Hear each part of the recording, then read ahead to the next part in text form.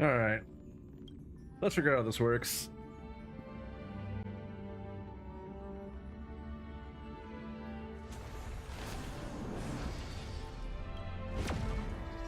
I suppose I should start with dailies.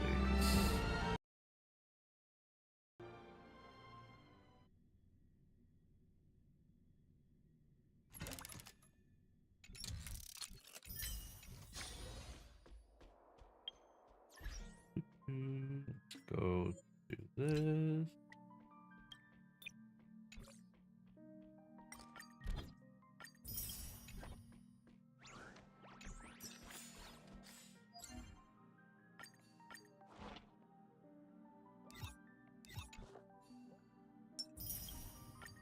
Uh, 12 minutes. Okay.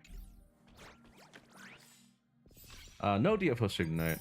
There is a lot to do, but I'm too lazy. I'll just play it tomorrow. What the? 51 days? God damn.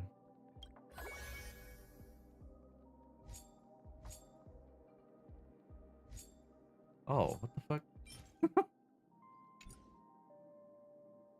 Just handing out nobility mats. You mean I didn't have to pre-farm everything? Well, I guess it's nice to have them on hand just in case.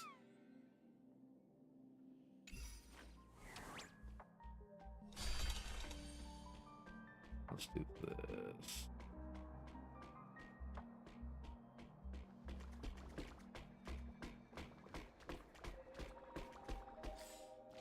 Let me get out of here.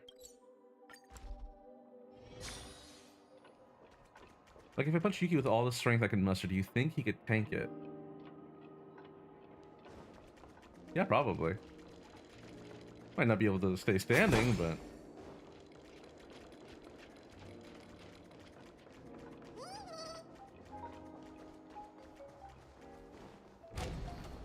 Oh, you know what? I don't have a chat overlay for YouTube. How's that work? How does that work? Do you have to make a new one?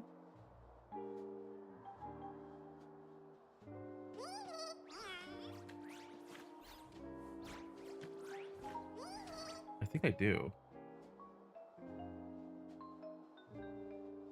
Ah, well, maybe for next time. I don't know how to do it right now, and might not even work. Gotta work harder in the new year. Yeah, I mean, but that's what it takes. I have no idea what to spend my Trailblaze power on. Power? My Trailblaze power. Trailblaze power. Yes, okay. My TBP. I did get Dahlia. I have not used her yet. Does she have any breakpoints? I forget. I think she did not.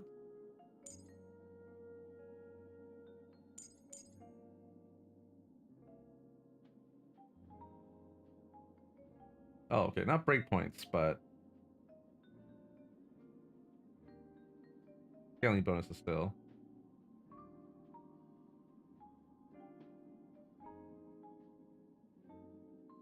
That's a lot. That's a lot.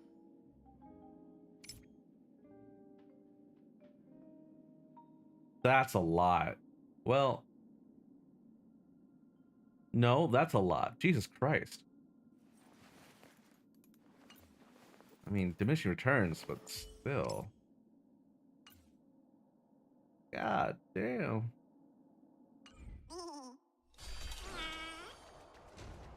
Okay, so I should probably build...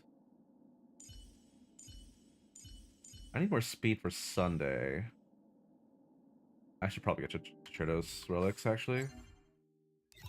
Probably what I need most.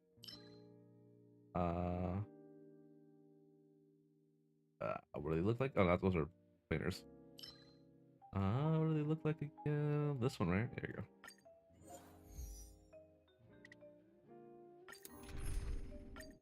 We'll just auto this. 天地を支える星々よきらめいて祭壇影供養され。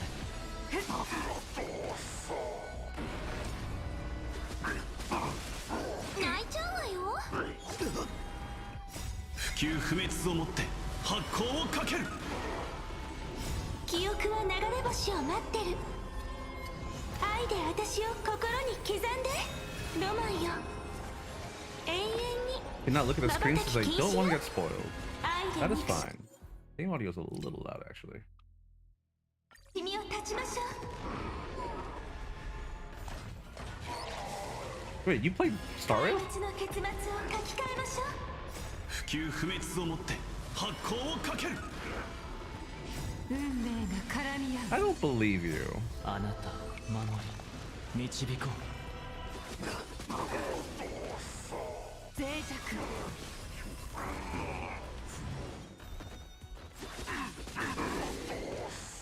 開示。 I haven't added. What the hell? I didn't know you played. What the fuck? 運命が Since 絡み合 when? う。瞬き禁止よ。ロマンよ。永遠に脆弱。 Wait, do I have you added? 今を永遠に。 Have I just like never like talked about the game with you? Is that why? 開示。 Since launch. Huh.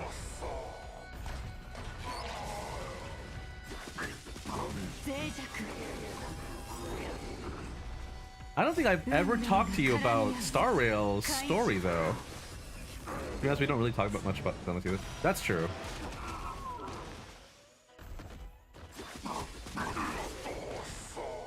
Wait, do I have you added in Star Rail? And I just never realized? I don't think I do. 開示。これが答えよ。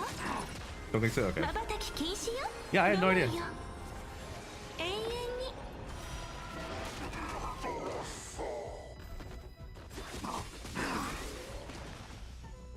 に。 Yeah, there's basically no point in adding. Well, actually, it helps to add people in Star Rail because you can borrow each other's characters and shit. But Zelda, there's literally no reason. Well, there will be a reason, but 今を永遠に。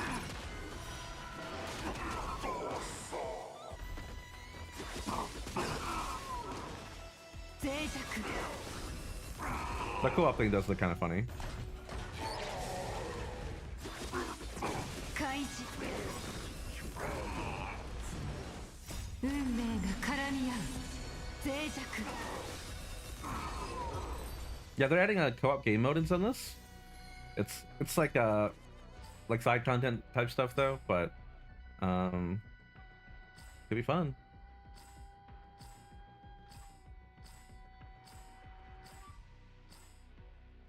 Wow, not a single useful piece. All right.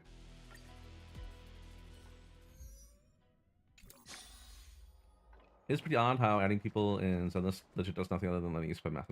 Well, there's that, but also, you know, the arcade mode or the arcade games. You can do that in co-op. Well, not all of them, but you can do that together.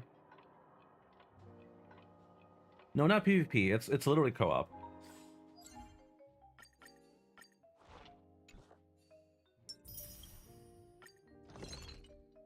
Now, granted, they haven't done an arcade event in a long time. I think so. It's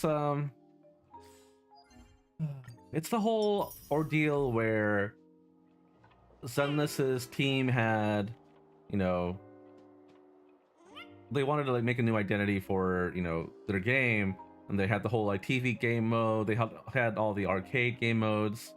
There was something else I'm missing, and I don't remember what it was, but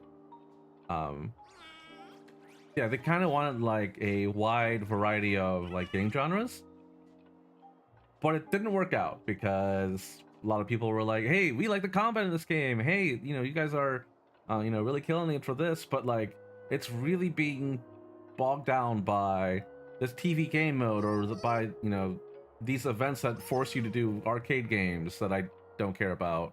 And it's like, you know, it's like optional content, but like if you put rewards in there, if you put Um, what are those called? Not Primo Gems, not Stellar Jades. Polychromes. If you put polychrome rewards in those events, then yeah, people are just gonna, you know, be forced to do them and it'll kind of sour their experience. So that sucks. But now they don't do those ever. And yeah, the game feels maybe a little bit, maybe not soulless, but it feels like it lost pieces of its soul. And it's like they're trying to like keep it together by, you know, focusing on combat. And you know, like they had the photograph event. I fucking love that thing in both Star Rail and Wuthering Waves. More so in not Star Rail, more so in Zenless rather. Wuthering Waves was okay, I guess. And like that's cool, but yeah, it does feel a little empty sometimes. It feels like there's not a lot of variety. I do like, however, that they have done the whole Bang Boo stuff with like the Bang Boo Fall Guys, and I don't know if you've done the recent event, but it's the Golden Mecha thing again, part 2, and it's a full-on Evangelion reference, which is like maybe not everyone's gonna get it, but it's cute, it's funny, it's not difficult at all. And some people might, you know, find it boring, but I liked it. It was cute. I really dug the aesthetic the game had at the start. Yeah, but it's again, if it was just like optional stuff, I think this is a hot take. Probably not a popular take at all, actually. Not a popular, rather very unpopular take. There you go. I didn't dislike the TV game modes. I think there was a lot of room for potential and for just creativity, and now that it's gone, all that has been just gone down the drain, and that sucks. That's my take.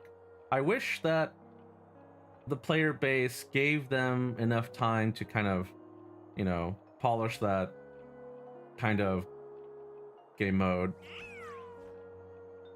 instead of just being like, hey, you should delete it. Like all the content creators were saying delete it, all the feedbacks and the surveys and everything, everyone was like, no, this game mode sucks. And I had mixed feelings at the start, and now I kind of miss it. Yeah, I fucked with the TV mode thing. It didn't really mind at all. Yeah, I mean, I think using it in the story is kind of hit or miss, but I think using it for like commissions and, you know, stuff like that was fine.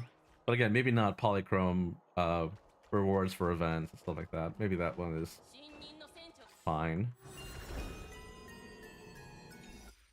Oh, let's battle pass off the event screen. I need to go take a shower. Get the hell out of here. Is there anything else I need to do before I start the story? I don't want to feel like I should probably save MOC to use Dahlia for. What is this? Oh. 8 out of question mark? What? It's over, isn't it? Oh, is it because 3.8 is in here too? No, it's in here. What the hell is this?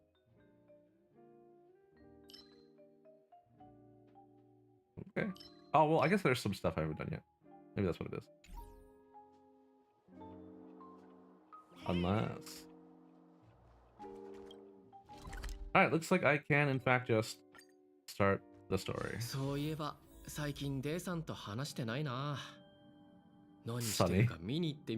I like how it's sunny in English, but in Japanese he says day. He calls him day. I haven't talked to Pom Pom in a long time. What's up, man? I'm back. Don't move. Did he just disinfect me? What the fuck was that?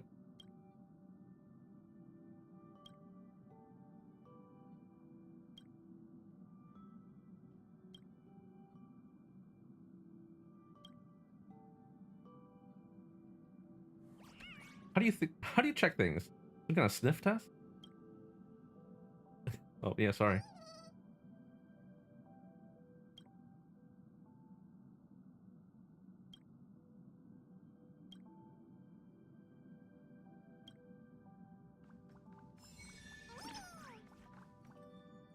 Thank you, Pop. All right, well, if you have not started Star Rail 3.8, I'm about to begin it right now, so we sure are in Penacony for some reason. Why? Pourquoi? How do we get here? Why did we come here?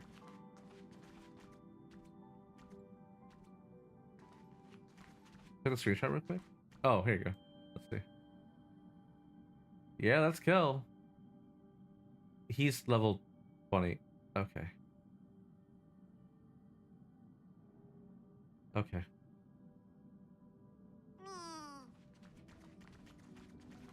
Remind me when Kel comes back to tear him apart, please. Thank you. Mods. Crush a skull. Hey, YouTube comment. Wally Rand, what's up, man? If that is your real name. Sorry, Twitch chat, you guys can't see that. Not cool enough. もしあなたにあったらメッセージを確認するよう伝えてほしいと。 Ooh, now it is a little quiet. Maybe I just turned up. No, voice is already pretty high. I think I just turned down music. Never mind. I'll put it all up. Let me know if it's kind of loud for you guys. したものは実は非常に重要な情報であるとも。 Code, what's up, man?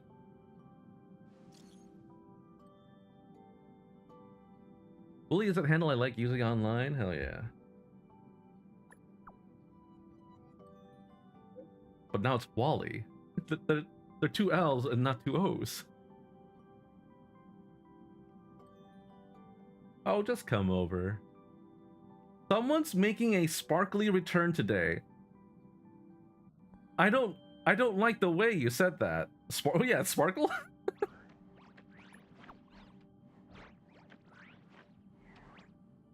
There's no follow-up, is there?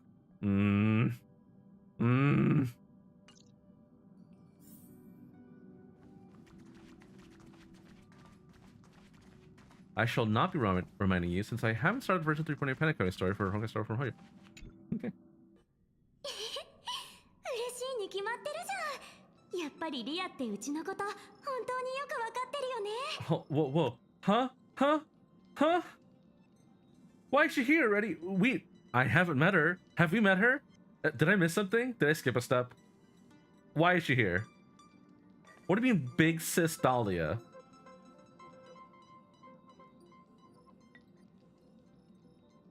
Also, Souls. That's fine. Get in my chat. Don't spoil yourself. I was drunk when I made this Gmail account, so it's misspelled. No! And you just stuck with it? You're like, yeah, whatever. I'll just stick with it. Unless you've been drunk this entire time. Maybe you've been drunk for 8 years. And you never realized. I do love my big hats. 次からはまた一緒に開拓できるって思ってもいいかしら。 What do you mean companions again? ええ、そのために急いで戻ったんですもの。でも、 Oh, wait, what? 残念です。私が留守にしている間にいろいろなことが終わってしまったようですがね。 Am I missing something?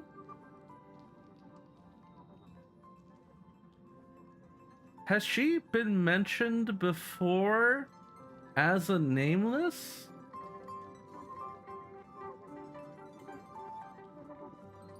I stopped drinking a while back. Good on you, man. Congratulations.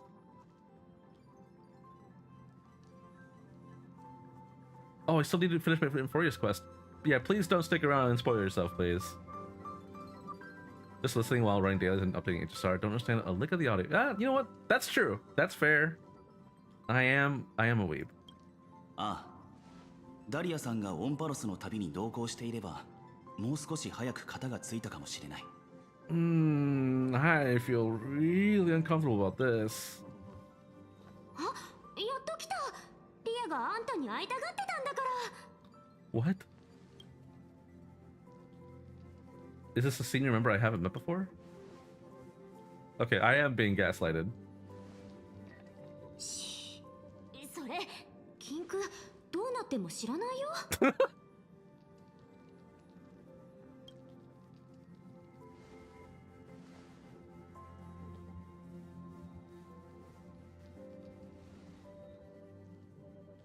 気を悪くしないでくれ。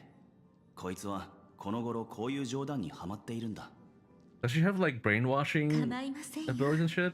覚えていなくても不思議はありませんもの。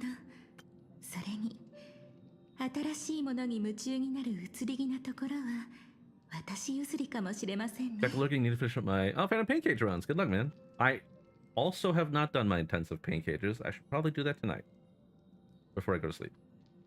Thank you for reminding me.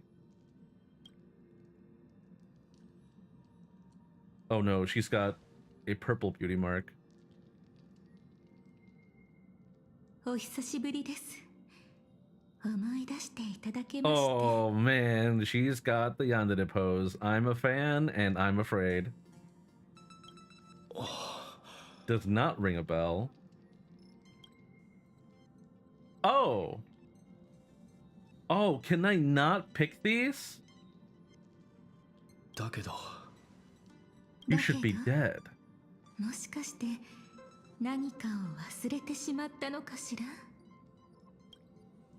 Something's not right. What did you do? あら、どうかされまして。 I haven't seen you before. Okay, I'm not crazy. お前は誰だ。 Alright, well, all of this. あんたどうしちゃったの？リアのことを忘れちゃうなんて、まさかオンパルスの後遺症？宇宙ステーションで性格の暴走を止めてくれた大恩人だよ。 No, she wasn't.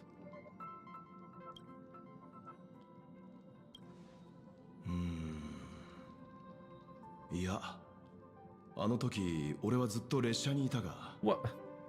そうそう。ねえ、あんた本当に大丈夫？最初に泉州に行った時、絶滅大君と戦ったでしょ？その時にとどめを刺したのもリアだよ。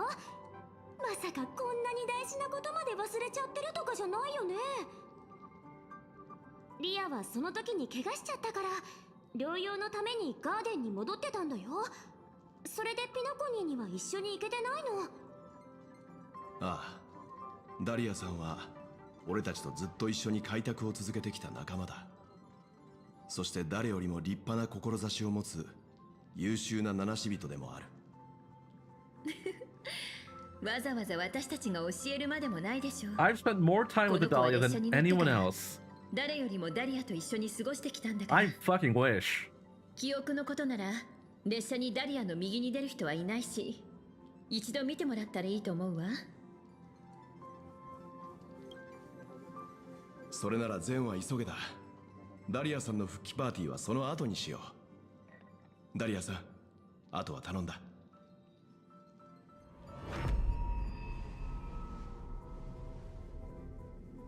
Huh.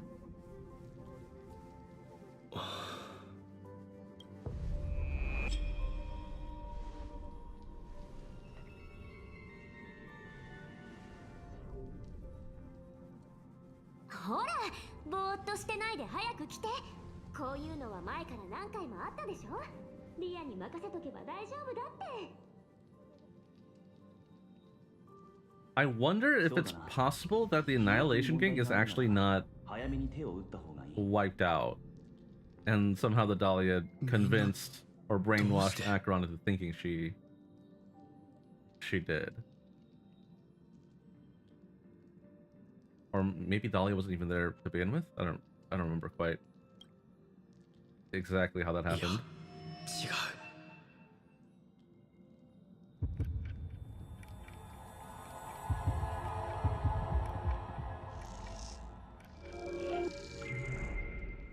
聞いて。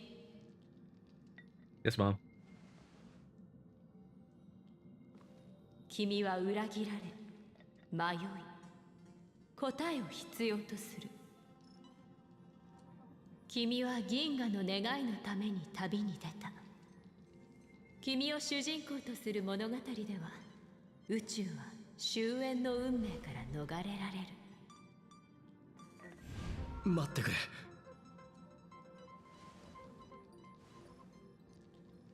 Oh man, she's even got the Selena thing with the blue gradient hair underneath the black hair. God damn. It has a name. I don't know what it's called. Okay, all な right. るほど。あなたは他の人とは少し違うようですね。その記憶もなかなかどうして手強い。誰かに守られている Oh, のか Big しら。 Lady. Not so close. ならもう一度やってみましょうね。 Okay, all right.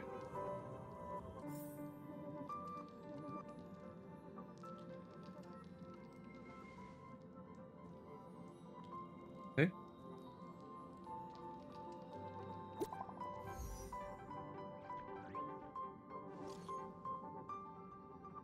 Is she leaving? Oh, Miss Black Swan is about to say goodbye to us. What? What do you mean goodbye?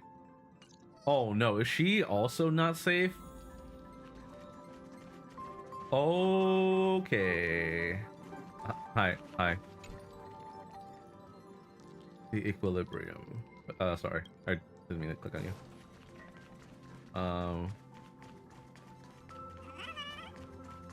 Okay. All right. Is she 運命 real? というものは迷宮のように What? 入り組んでいて、 Black Swan question mark? 時に記憶と似ているの。縁がある人となら、たとえこの銀河の端と端にいても Guys, wake up, you're dreaming. 遠くには感じられないものよ。きっとまたすぐに会えるわ。 Oh, she's a tail. あ、間に合ったね。ブラックスワンがね、急な用事ができてもう行かなきゃなんだって。もう少し遅かったら挨拶できないところだったよ。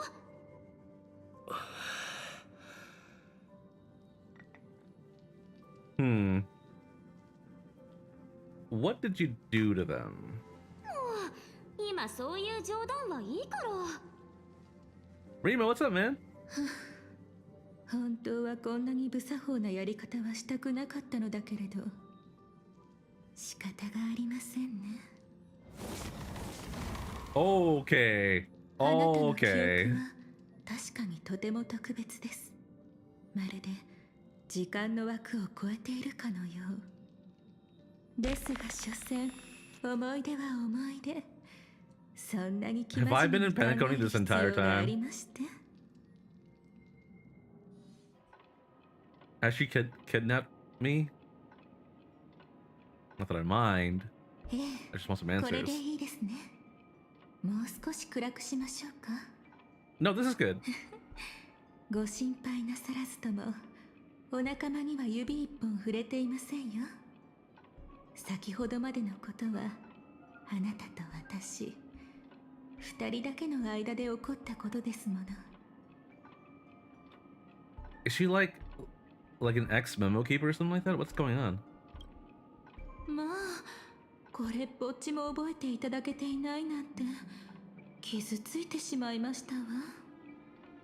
では改めまして、 She is a 私は memo コン keeper. スタンス。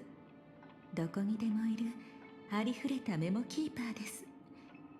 よろしければ皆さんと同じようにダリアとお Did 呼 we び know くだ that? さい。 Did anyone else know that? I didn't know that. You know, Hoyo still never gave me a reply to my voice acting request. Yeah, I'm glad they didn't. Oh my god, you could audition to be the new Welt. とある方法で私の心の部屋にお招きしたということにしておきましょうか。どこで誰が見ているかなんてわかりません。ですが、ここにいる間だけは気兼ねなく Oh man, the cat in the background is a little あな creepy. たにしかお話しできないようなとっておきの秘密をお教えできるのです。先ほどは失礼いたしました。親しいお仲間の姿を借りればいろいろとうまく運ぶと思ったのです。 Let me apologize. I thought manipulating You would make things easier. For who? そう焦らずに、私はそのために They 会い did に来た imply の that で she's す similar to から。 Black Swan. They have history. あなた Ooh, が I wonder if they 抱 actually える interact. その疑問にもいずれ答えが見つかります。さあ、第一の疑問から Oh, 始 you め know ま what? し That ょ sounds vaguely う。 familiar now, actually. ゆっくりと振り向い Did て。 that happen like in like the first third or half or whatever of Penacony with the phone? Was that who that was? ご自身の死をその目で見届けてくださいね。いかがですか？このような形でご自身の亡骸を目にするお気持ちは。分かっていますとも、かの七死人さんが死ごときに動じるはず What も do あり you ま mean せん just わ another ね。 day at the office? 特にあなたにとって死はありふれたものでしょう。ですがご安心を。これは現実ではなく、あなたもよくご存知の脚本が予見した未来ですわ。ある世界線ではあなたはピノコニーでこの結末を迎えるはずでした。ですが But she had ties with the 性 Sullen 格 Hunters ハ then. ンターによってとうの昔に阻止されていたのです。ですからこれは訪れなかった明日。言い換えるなら存在し得ない記憶ですの。 Hmm. How we're interacting right now, it's similar to Black Swan of the first Myriad Celestial trailer face to face thing down. Oh, right. At the table. Okay. You're right. Interesting. How do you know about the script? You seem to know quite a bit about the Sullen Hunters. 実際私もその一員ですから。 I don't believe you. 信じられないというお顔ですね。ですが私も他の皆さんと同じく多くを語ることはできません。こうして身を隠している間でさえも私たちは運命から逃れら I れない don't の think で I've す ever から。 heard of anyone で mentioning すが her. あなたなら性格ハンターが突然訪ねてきても驚かないだろうと思っていました。なぜなら私たち性格ハンターとあなた方列車の皆さんはそういう存在。請求列車は光を追って走り、その後ろに深く長い影を落としていくものです。私が会いに来たのはこのことをお伝えするため。あなたのピノコギーに関する記憶は完全ではないと。一部が何者かによって盗まれてしまっていますわ。 My memories are completely intact. They're not. I forgot like everything. 今名指しするのは難しいですわね。ですが事の深刻さに疑いの余地はありません。何者かがあなたにとても大事な情報を忘れさせた可能性が高いのです。とにかく私はお手伝いに参りましたの。終焉に関わるすべてを必ずや取り戻してみせましょう。 Oh my god, I can't believe we're finally going to the moon. そう思われるのも無理からぬこと。お利口なペットを飼ったことはありまして、そういう子はいつもこちらの気持ちを先回りしてご機嫌を取りに来るものでしょう。私の考えですが、記憶もそれによく似たところがあるのです。空白の存在に気づけば主の意志とは関わりなく、それを用心深く埋めてしまう。 That's true. That does happen. As far as I know, she spoke twice in the whole Penacony's patch. Yeah, I think it was the scene after we meet Acheron, or right before it, something like that. That might have been before Acheron, actually. Where we pick up the phone, we like interact with the phone, and we hear a bunch of voices. One of those might have been hers. And I think I remember Black Swan also being there, and she's like, "Yeah, don't worry about it." Or so I don't remember. It was so long ago. I might have to look into that later. 私は前に交わした約束の通り、あなたの記憶を呼び覚まし、銀河の未来を救うつもりです。その過程で、あなたの過去を少し覗かせていただくことになるかもしれません。私個人としては、それが楽しみで仕方がありませんの。怖がらないでください。妙な真似をするつもりはありません。It says don't worry. She says please do not be please do not be afraid. It's just strictly business? Why was it a question? What did she say? 怖がらないでください。妙な真似をするつもりはありません。I won't do anything strange. It's just 正当な手順を踏むだけです。yeah, okay. 少しで構いませんから。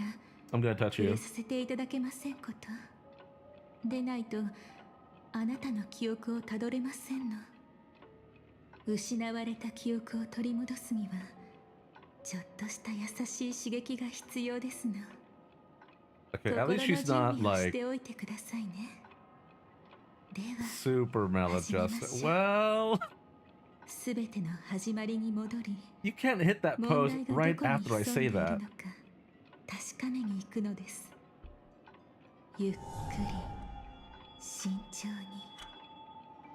記憶に飲まれてはいけませんが、迷う心配はありません。私の声と、この瞬間を I just got fucking shivers. Just got hit by ASMR. Jesus それが Christ. 道しるべとなって、再び私のもとへ導いてくれるでしょう。さて、何かご覧になりまして。Oh no! そのご様子では、 Seems like a rough あま start. り楽しいものではなかったようですね。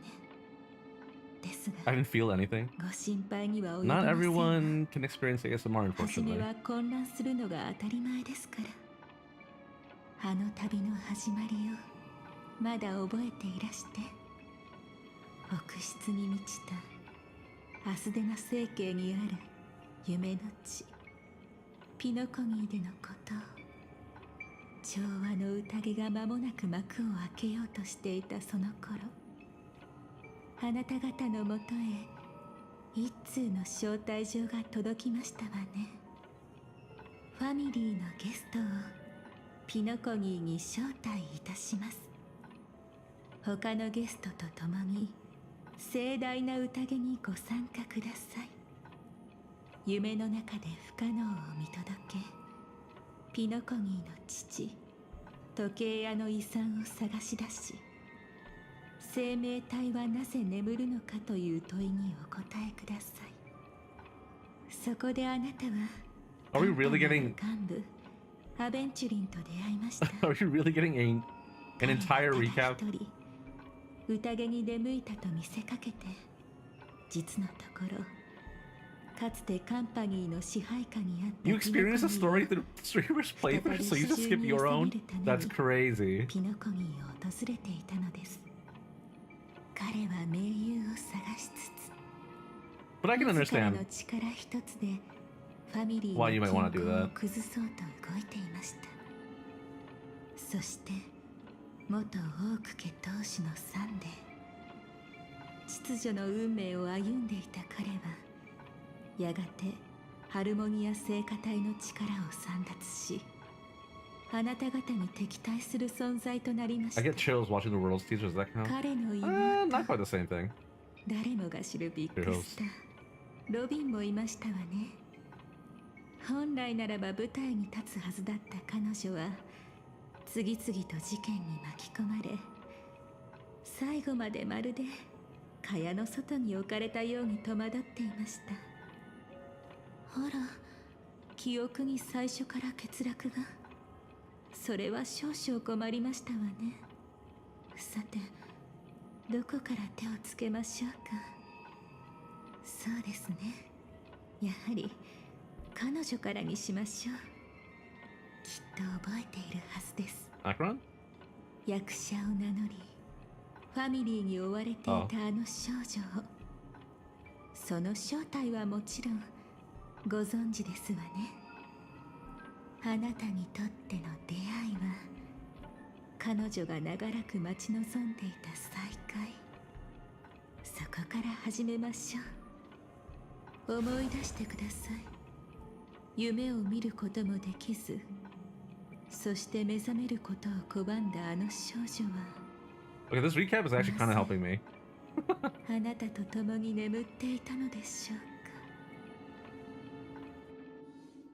うか。これが夢。 Oh shit. 何も見えない、何も聞こえない、暗闇以外何もない。わからない。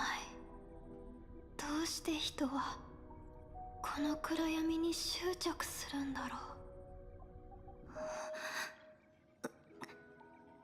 あんまり動かないで、すごく痛むはずだから。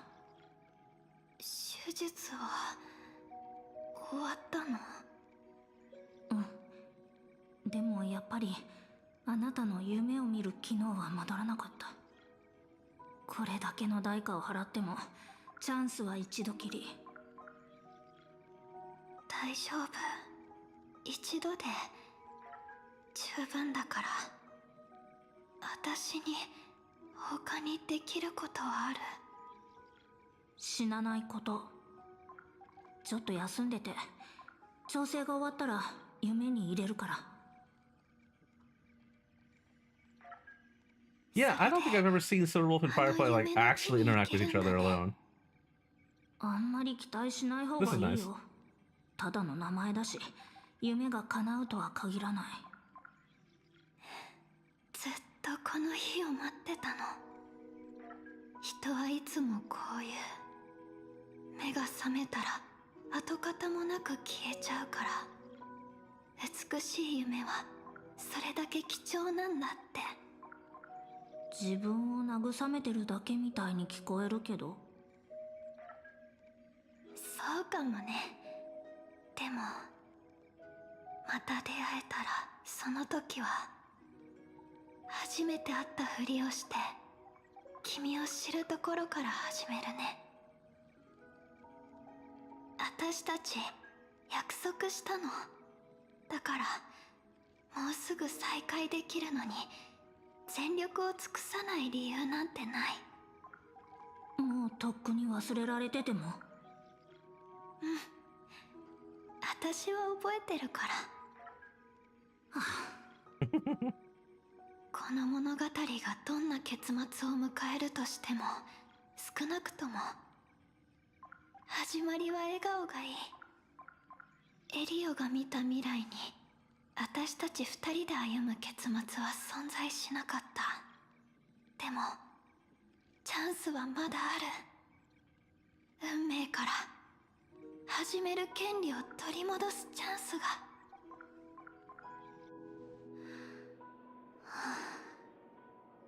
何考えてたの？ちょっとぼーっとしてただけ。夢は初めて見るし、まだちょっと慣れないけど、ここは現実とあまり変わらないみたい。自分が今も生命維持カプセルの中で寝てるって思うと、ちょっと不思議な感じ。現実と変わらないって本当に？まあいいか。急いで、請求列車がもう来てる。どう？ファミリーの監視は避けられそう？身分の方は問題ないと思うけど、ちょっと面倒なことになってる。用意した部屋まで行く途中で話すよ。Alright.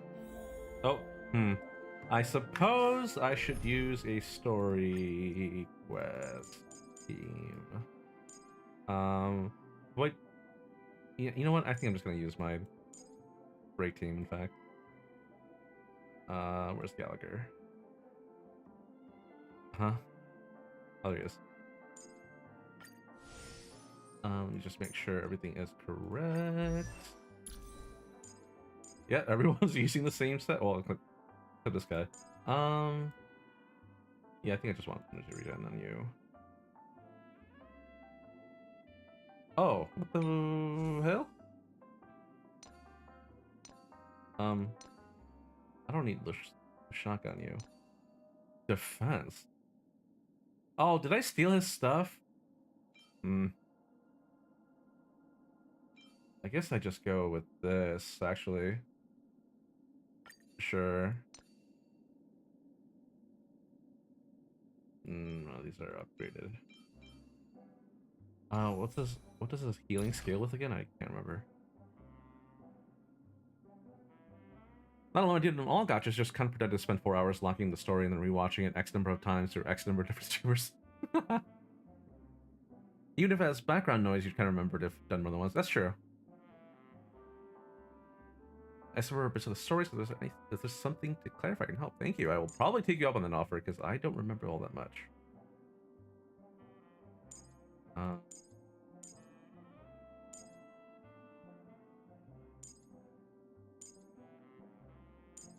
I see. It does not scale with anything but break effect. In which case, yeah, let's just go like HP or something here. I should probably just go energy regen if I can.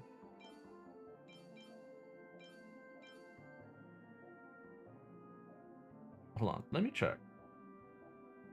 What do you want? I haven't actually like thought about Gallagher's thing.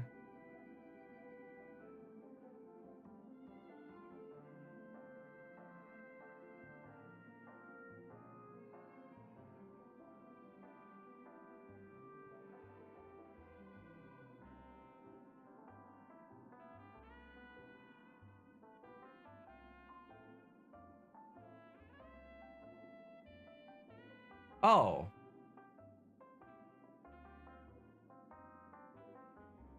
Huh.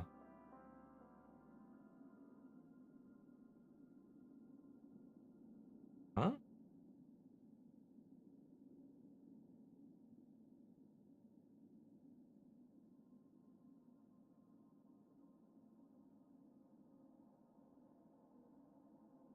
Yeah, okay. We just go for energy regen. I guess that's the only one. Give me break effect, or actually give me speed. That'd be really cool. Watch this. Well, I got break effect. That's not great. Oh, what's got defense on it? That's cool. And then we'll just go HP or defense here. If I had one, which I don't. Okay, I technically have one.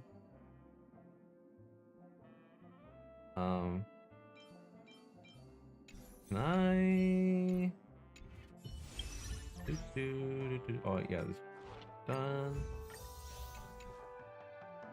Synthesize. I have not synthesized this set in a very long time. Here. Yeah, just make like 7 of them or something. What the? Oh, okay.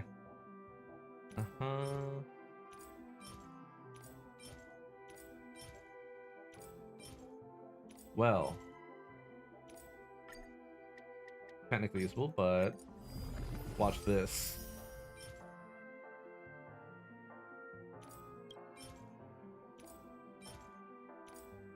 Well, I mean, no speed on that one, but I can use this.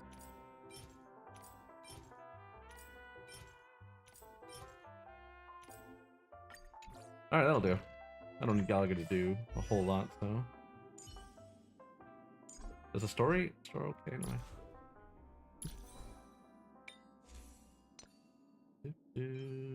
That one.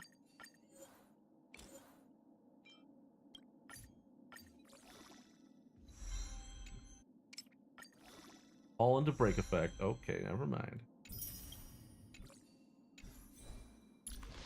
And you're using this one, which is fine.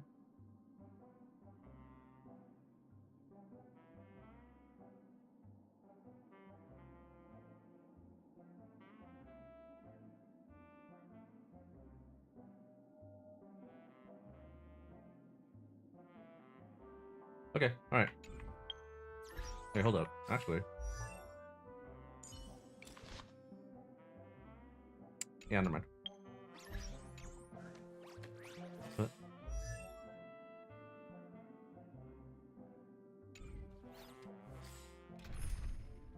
Do I have to use this one or something? Why is this? Okay, never mind. Just wanted me to click it. Okay.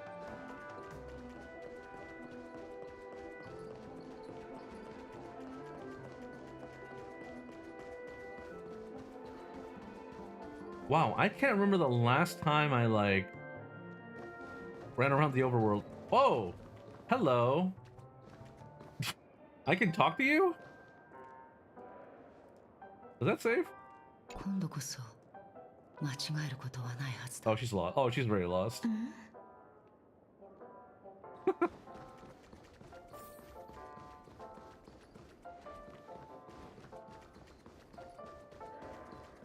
Okay.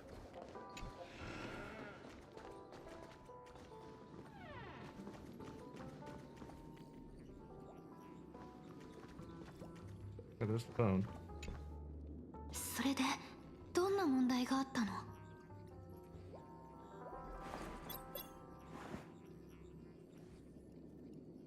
前もって雇った協力者をピノコニーに潜り込ませて情報を探らせてたんだけど、さっきその彼女から情報が入ったんだ。面倒なことっていうのは、夢の中でファミリーがほぼ全知全能だってこと。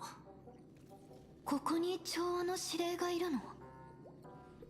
さあね、人とは限らないし、何かの現象かも。よくわからない。ホタルはどんな方法で潜入しても、どのみち脚本の通り絶対に見つかる。隙は作れない。数秒でいい。作れないわけじゃないけど、ホタルが強すぎるのが問題なの。ただものじゃないし、ピノコニーにとってあなたはとんでもない脅威なわけ。夢に入ろうとしただけですぐにバレちゃうよ。なんとか潜入できたとしても、ファミリーの追跡からは逃れられないってことだね。そう、武力行使をしても無駄。相手の縄張りだから死にに行くようなものだよ。リスクはあるけど策はあるよ。ファミリーは性格ハンターサムの正体をまだつかめてないよね。少なくとも分家はね。そこを突こう。ファイアフライ4を起動してホテルレバリーを襲撃するの。ここまでずっと様子を観察してきたけど、通常の警備で私は止められないはず。So violent. 騒ぎを起こしてサムを表舞台に立たせる。その後、私は最速でここに戻って混乱が収まらないうちにホタルとして無境に入るの。Rima, thanks for dropping by, man. Limbus Company content is probably going to take a while. I probably want to get to at least Canto 5 or 6 before I come up with or I write down any opinions on it. But I'll mention it here and there. I am enjoying the story so far. I just started, or well, I'm at Canto 3, but I haven't actually started it. Seki, what's up, man?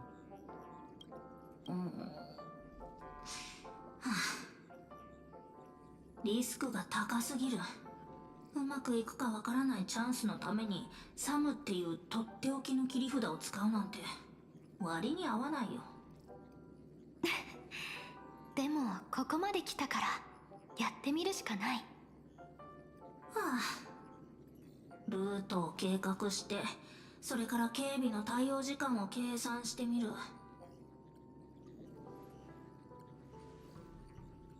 What a hard worker.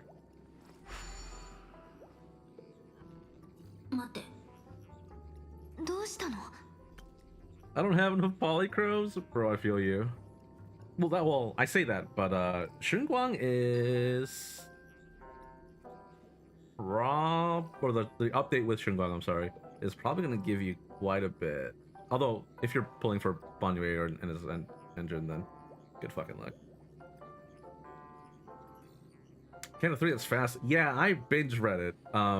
I do not understand the gameplay in Limbus Company quite yet. It is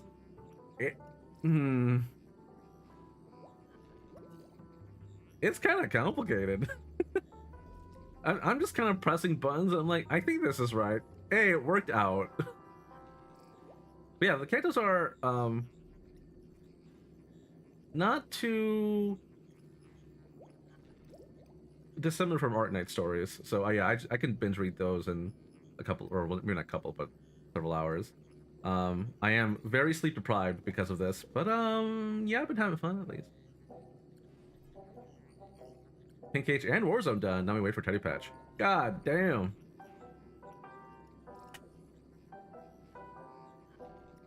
Focus encounters with speed in mind is a dark.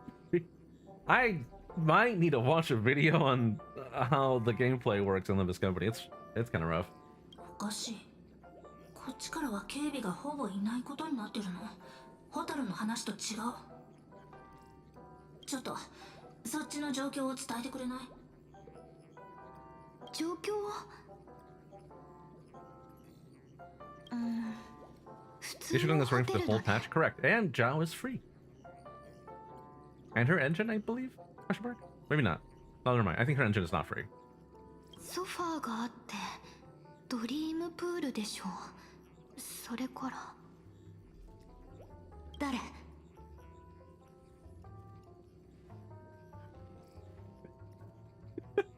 How'd you get in here? I thought you said you wouldn't get lost. 落ち着いて。誰もいるはずないよ。やっぱりそっちで見えているものとこっちで見てる監視カメラの映像は少し違っているみたい。I was gonna say if you give out free engine, good god, number's gonna be low.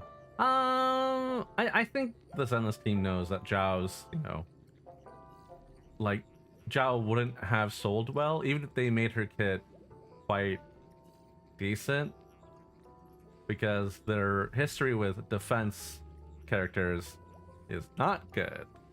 Because Caesar was kind of like, hey, she's gonna, you know, be really good going forward, and you know, is kind of a universal support.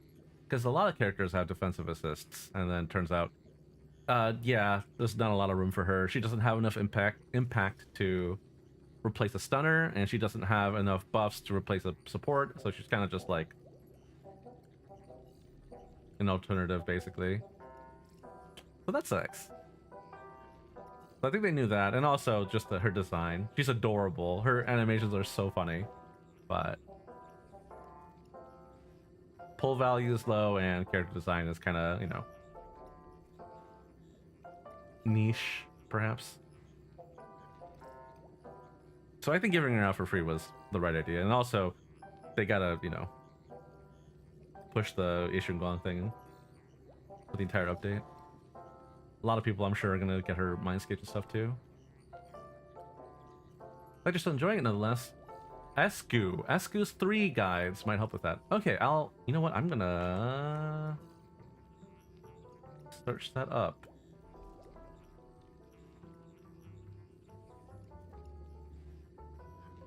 His channel's name is The Real Esgu.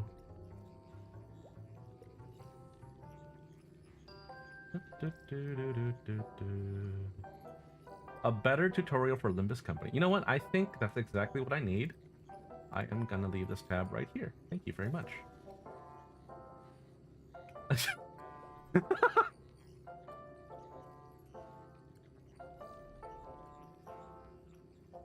I swear to God, bro.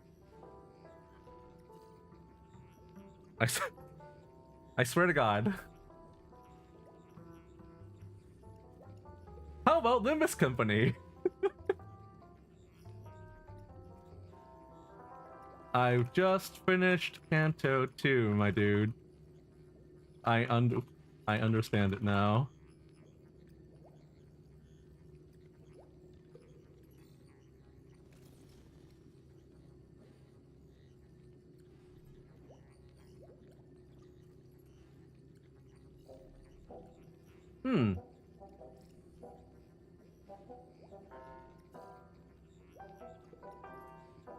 Oh, okay. I think I'm gonna have to reply to this guy later. I don't quite agree, but I see his point. Or their point.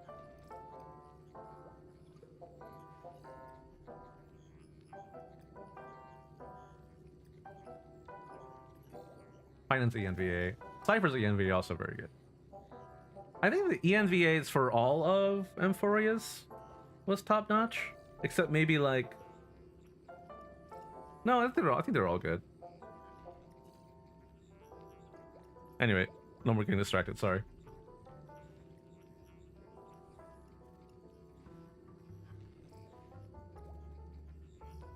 Sleep rations, yeah. It's rough. There's so many people recommending and praising Limbus Company. I knew it was popular. I knew people love the story and everything about it. And I knew a lot of people were glazing or have been glazing Project Moon for a very long time.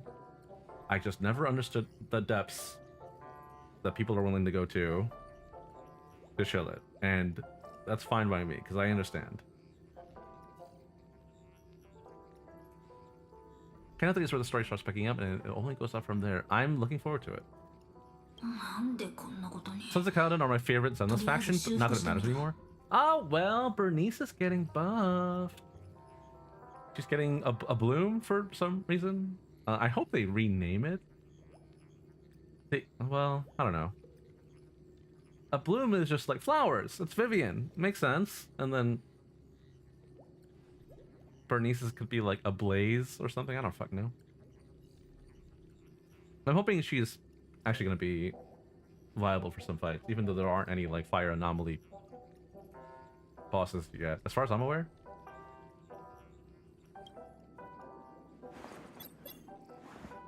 Yeah, Sons of Kaladin are great.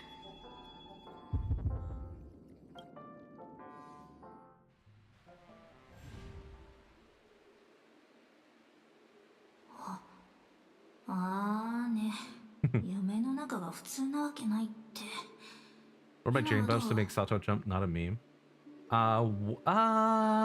Wait, that's the dash, or not the dash, the charge attack, right? The spin?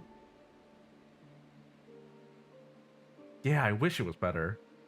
I wish it inflicted more anomaly and also, I don't know. I don't think giving full iframes for it would be fair. I think all they need to do is just shorten the duration of it by a lot, by like, you know, like cut it into like a quarter and make it do way more anomaly damage and not adrenaline, whatever a gauge is called, I forget. Just generate more of that and just have built-in iframes, and I think that'd be really good actually, personally. Yeah, that's thank you for the follow. What's up, man? Finally, someone else I can tune into that plays in JP. Yeah, I mean, English VAs do pretty good in Star Rail, but I'm unfortunately like I played in JP for far too long that it feels weird if I go into English now. But I'm a weeb, so you know. Sue me. Bye for real. Raymond, again, thank you for dropping by. This is my first time doing a YouTube multi-stream thing, so I'm glad it's working, question mark, I think.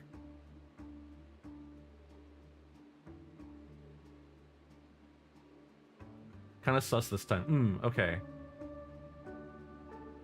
I have mixed feelings about the Sinner cast at the moment. Well, I mean, there's a lot of like mystery revolving around a lot of those characters, and I haven't learned about them yet. But I think I know. I think I understand why Ishmael is so popular in Limbus Company. That's gonna be fun. No iframe, but just make it fast to do more anomaly generation. Right, exactly. It's so antithetical to what's supposed to be a fast character. Yeah, it's the one thing in her kit that feels out of place, I feel. I think also her engine requiring dash attacks is weird, and or just a single dodge counter, but I don't know. I guess I'm used to it now, but I don't know. It just feels strange.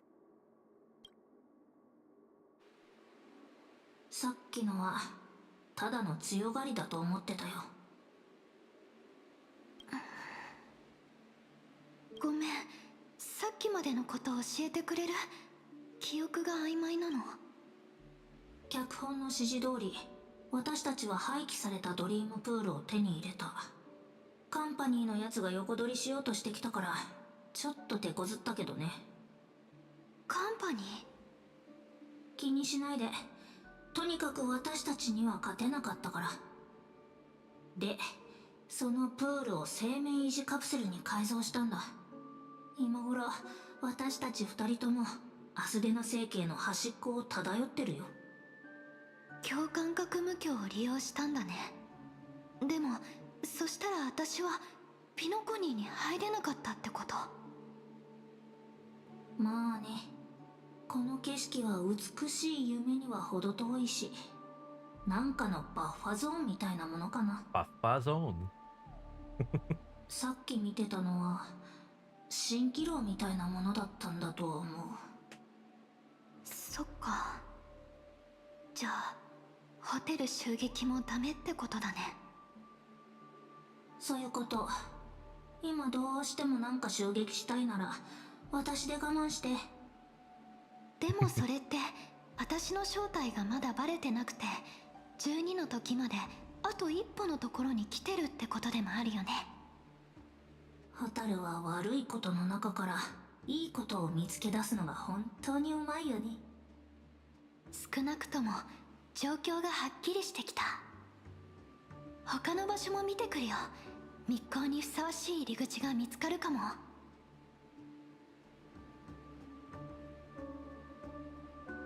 autoplay? Okay. 先に道を探しに行ってて、私はあの臨時の助っ人と連絡を取ってみる。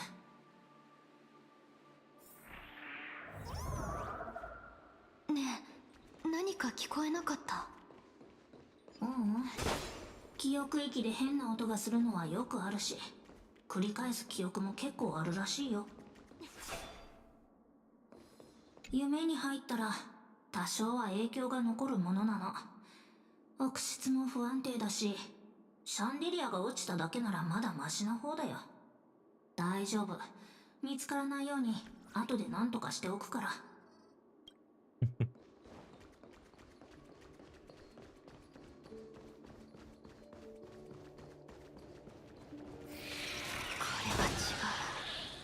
この音、絶対に間違いない。 Nah, he's friendly, don't worry about it. Look, they're just, patrolling. でもどうして？逃げないの？その必要はないよ。奴らのことはよくわかってるから。本当の繁殖とも限らないよ。覚えてる？この星系も昔結構大規模な虫害に遭ってる。つまりこれは過去の幻影ってこと？だといいんだけどね。もしかしたらミームみたいなものかも。アスデナ人の心の奥に潜む恐怖、悪夢みたいな。じゃあやっぱりこの無境はファミリーの支配下にはないみたいだね。ホタルの言う通りかもしれない。もう少しこのままやってみよう。こいつらの正体については試してみればわかる。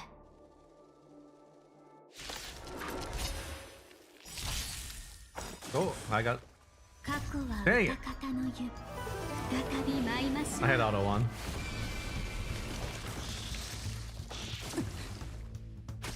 戦闘準備完了。被爆。待ちきれないのですか？ Oh. 服を分かちましょう。 Alright, what do you 呼吸が乱れてい do? ますわね。 Okay.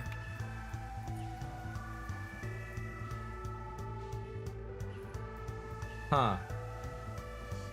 Okay, yeah. I mean, that sounds really good. 骨に刻んでください。よく見せてくれ。大丈夫。 Oh, yeah, I should probably do this. すべてが燃え尽きるまで。これはただの燃やし尽くす。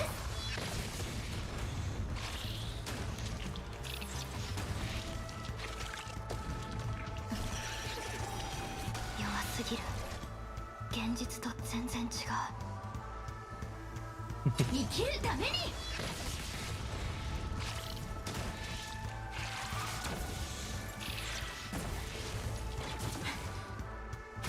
王流3。 Oh. 燃やし尽くす。 Oh, is their dance partner the only 残骸が one on the team that can get the free super breaks? That makes やっ sense. ぱり奥室が作り出した幻なの？多分ね。廃棄されたドリームプールが安いのも納得。ファミリーの庇護もない一般人がこんなところに来たって大変な目にあっておしまいだよ。ここからは用心した方が良さそう。幻がみんな雑魚キャラとは限らない。わかった。あと、避けて通ることもできるんだからね。虫に構ってやる必要なんかない。ホタルの悪い癖だよ。ごめん。でも見て見ぬふりはどうしてもできないの。Racism. みんなそうか。無駄だって知ってても過去のために何かしたくなるものだよね。それで気が楽になるなら好きにしていいよ。でもサクッとね。ありがとう。過去の記憶を振り返るのもたまになら悪いことじゃない A よ little ね。 on the nose there. 今回の出張はなんか気分が良さそうだね。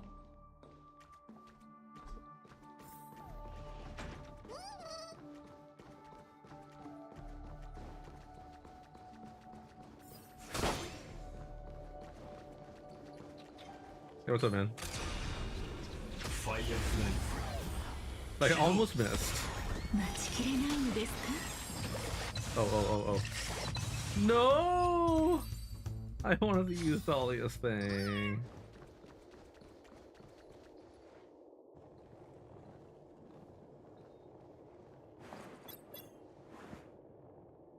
あ、助っ人から返事だ。ホタル、まずロビーに向かって。迎えを手配してくれてるって。でも気をつけて。あいつ仮面の愚者だから。もしかしたら。 Uh-oh. どうしたの？通信が途切れた。 Yeah, I had a feeling, but it sure was Sparkle. また。あれ？ Ah, shit, here we go again. どうして？ Oh, never mind, we're fucked. こっちに見向きもしない。もしかして逃げてるの？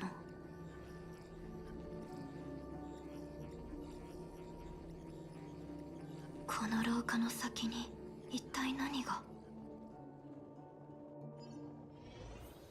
No, that's just Bob.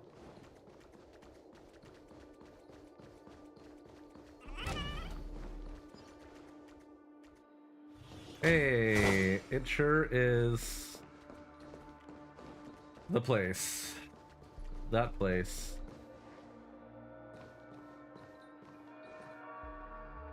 虫の残骸が。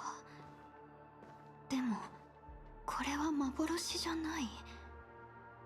もしかして他に誰かいるの？新地中の死因は高熱。それにこの傷跡。どうして？これはよく知ってる。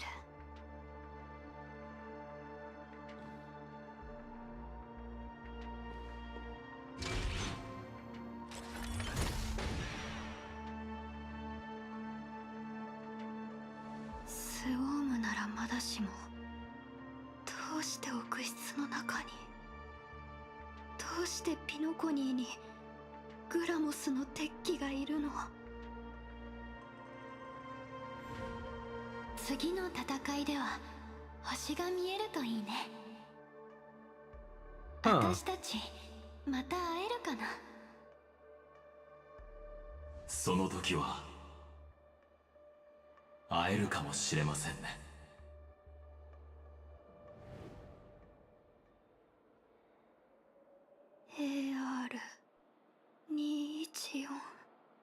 Ah. これが夢？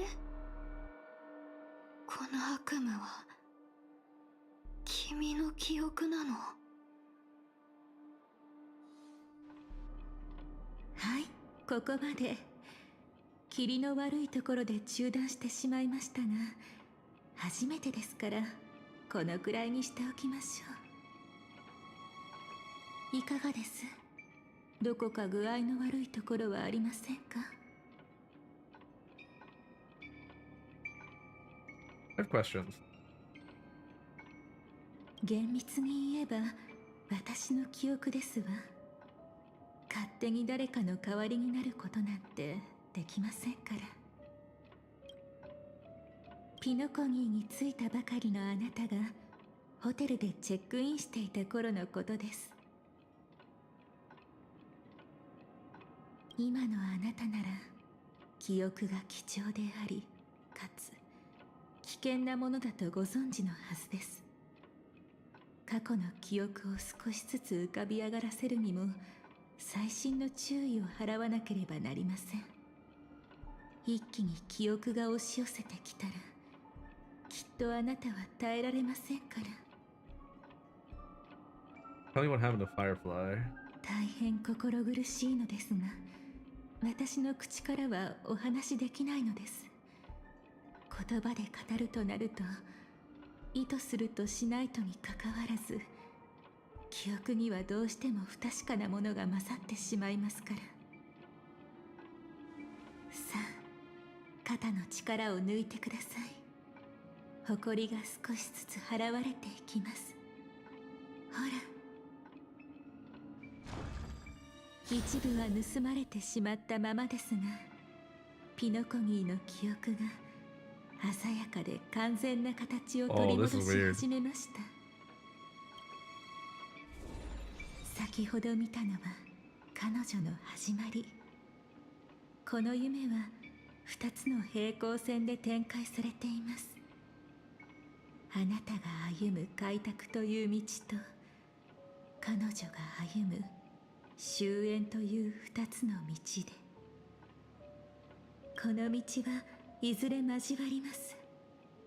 その時を迎えるため、私たちはできるだけ多くの記憶の矛盾点を見つけなければなりませんわ。彼女のこともきっと覚えていますね。誰もが知るロビンのことです。現実のホテルであなた方は早くも出会っていたんですよ。あなたが夢に入った後も、あなたが夢になれるよう彼女は調和の力で手助けをしてくれました。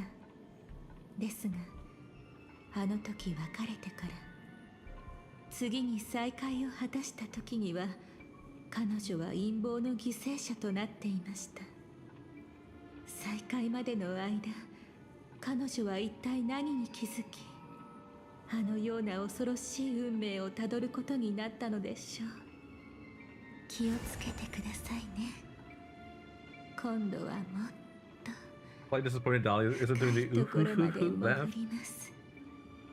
あなた or の the 記 kiss 憶 kiss とは kiss. 全く異なる過去へ。 I think that'd be a little too on the nose. It'd be funny though. I agree with you. ねえ、大丈夫？意外と何も感じない。ここは無境だから。こちらの客人は現 Oh, I 実 sure から haven't seen 無境 Sunday へ in の this outfit 変 in 化 a に while. 慣れていないようですね。ですが心配はいりません。そうした無重力感は初めて無境に入った旅行者に I miss when he よ looked くある classy and こと not です like, から you know, ロビン、 a slightly 私 homeless たちの man. 友人がこの美しい夢に順応できるよう手伝ってあげてください。ロビン、ええ、任せて。大丈夫。力を抜いて。すぐに終わるから。とはいえ、やっぱり思うように調律ができないわ。私も手を貸しますから落ち着いて続けてください。でも兄様、これは。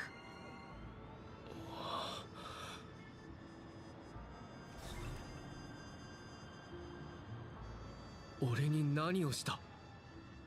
ご心配なく。彼女はあなたが無境の中で自分の体を自由に動かせるよう調和の共鳴を利用してあなたを調律しただけですから。ピノコニーの夢の本質は臆質が構成する世界。その性質を掌握しなければその中で自由に行動することもできません。ガーデン・オブ・リコレクションのメモキーパーを除いて普通の人間が臆質を思い通りに操ることは難しいのですが、ご安心ください。調和の調律の下では基本的に現実の物理法則に基づいて夢の世界の仕組みを理解することができますので。あ、これは失礼。また職業病が出てしまいました。私はこの人に教えたがる癖を改めることができないのです。It's so different from the son that we know now. 兄様はいつもこうだから。私たちはお先に失礼するけれど、あなたはファミリーが作った美しい夢の楽園を楽しんでいってちょうだい。じゃあね。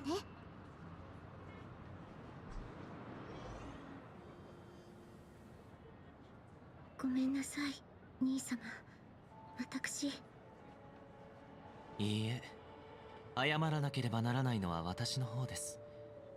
体調が優れないのを分かっていながら無理なお願いをしてしまったのですが。 Does he know? もっと早く気づくべきでした。声を失ったのはただの兆候であり、本当の問題は調和にある。そうですね。やっぱり兄様は気づいていたのね。あの手紙は今も肌身離さず持っています。Ah, yes. Dear brother, how are you doing these days? I intend to visit you in Dewlight Pavilion as soon as possible upon my return, and with the approaching Charmony Festival and your busy schedule, scarcely immediately. I've been shot! Since my return to the Pentagon, I experienced the peculiarity to my voice. At first, I thought it was caused by exhaustion illness. After consulting with doctors, they assured me my perfect health and dismissed my concerns. My voice was no return. Many private investigations using my idle time and rehearsals, of course. Unless the harmony of Pentagon is not pure. Discord lurking within has tuned my voice of harmony, which I believe to be what caused my vocal issues. I really realize that such levels of interference can only occur if other powerful exponential forces within the strings or the bottom is involved. This is an alarming discovery. A traitor has emerged within the family in Penacony, and it is highly likely that this person is one of the 4 family heads. I trust you implicitly, dear brother, because of our promise. With the Charmony Festival on the horizon, I fear this person intends to impede its progress or even use the festival for some ulterior motive. If only she knew. At any rate, I suggest you monitor the other family heads while prioritizing your own safety. You are the only true family member I have left. There is another matter that requires our attention. During my investigation, I learned what the memory zone mean death, and my further inquiries led me to believe that the culprit who directed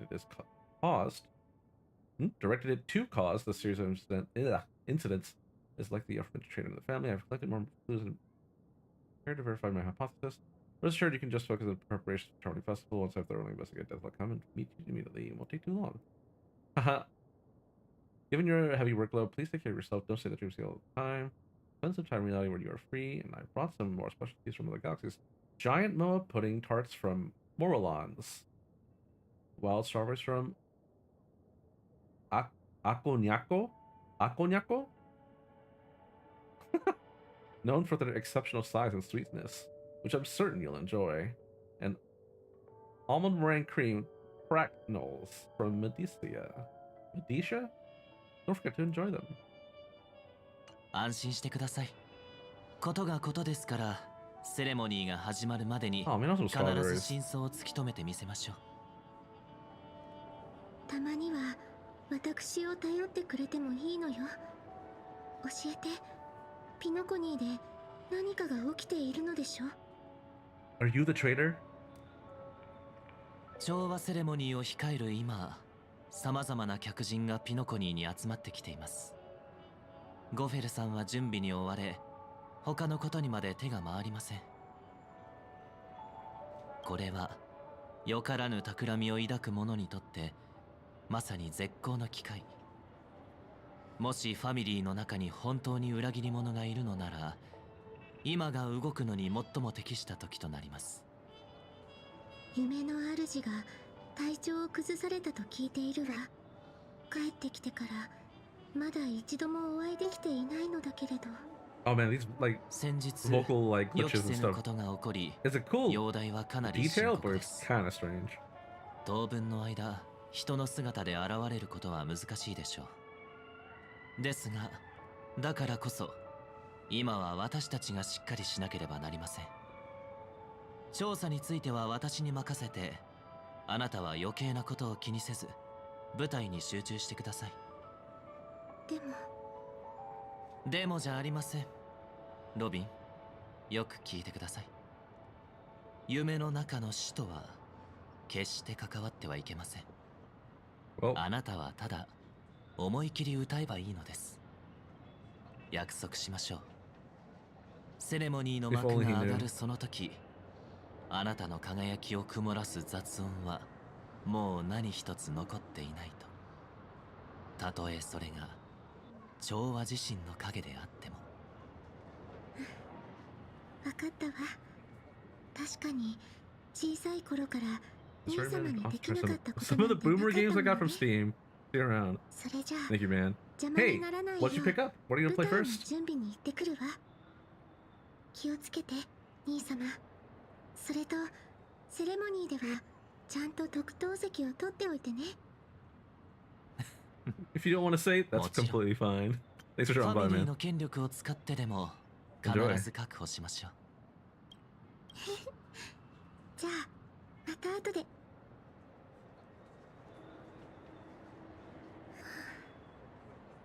兄様ったら相変わらず無理している。平気なふりをしていても分かっているんだから。朝露の館で見かけた時、明らかに手一杯で焦っていたもの。あの手紙を書いた時はまだ調律もどうにかできていたけれど、あれからどんどん調子が悪くなっている。きっと無境に何か問題があるんだわ。そうとしか思えない。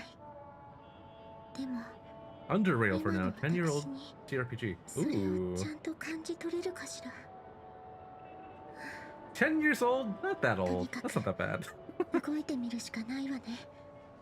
ただの思い違いであればいいのだけれど。 Well, yeah, have fun, man. Again, thanks for hopping in.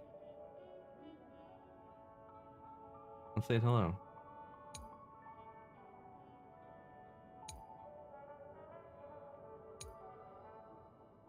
Oh. さ This っ is き a か little ら weird. 気になっていたけれど、近くにかすかな不協和音があるみたい。 Perhaps you need a little help. Yeah, I should probably just. Oh, it's still. It's still one of these things. Okay. Robin. I don't really want to use face shout here.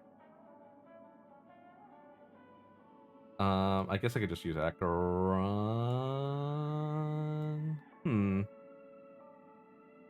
What do I want to do here? Yeah, let's do Acheron.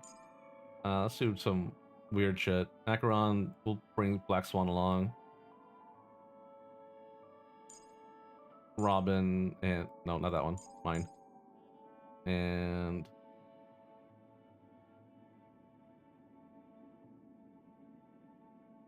oh wait, nope, that didn't work. Okay. Huh. We haven't met Hyacinth at this point. I guess we could go adventuring. I forgot. There we go. That's kind of a weird team, but that'll have to do. Mods are asleep. That's fine. That's not why I made them mods anyway.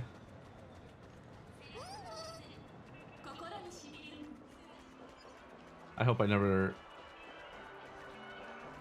have to deal with あの子からかし relying ら。 on mods. 逃がすかこの密航者め。ごめんなさい。手を貸して。 It's been a while. 何をすればいい？美少女を守るのは当然だ。 I can't possibly ignore a beautiful lady in trouble. What are you gonna think? お前ら Okay, we don't get her 共犯者がいるぞ。 reaction. Okay. ちょうどいい。まとめて捕まえろ。 That shot was really 偶 strange. 然じゃないみたい。ハウンドの方々もきっと私と同じように雑音に気づいたのね。今は出るのをよしておきましょう。もしあの子が本当に招かれざる客人なら、私にとっていい突破口になるかもしれない。もういい、お前ら。その辺に Oh, し I とけ。 miss Gallagher, man. 上官。ったく、お前ら何やってんだ。目を大きく開けて見てみろ。このお嬢さんは俺たちが探してる密航者か？この人は誰？知らないのか。茶色の髪、灰色のベスト。この方は調和セレモニーのためにファミリーが派遣した保安官だ。そうか。長官、我々は密航者を追っているところでして、この少女はとても怪しい。彼女に違いありません。バカ言え。もう一度よく見てみろ。目撃証言によれば犯人は銀色のやつだ。なのにお前らが捕まえたのは銀髪の女の子。銀色と銀髪を一緒だと思ってるのか？しかも客人と喧嘩までしやがって。もういい、さっさと行け。あとは俺が対応する。何かおかしい。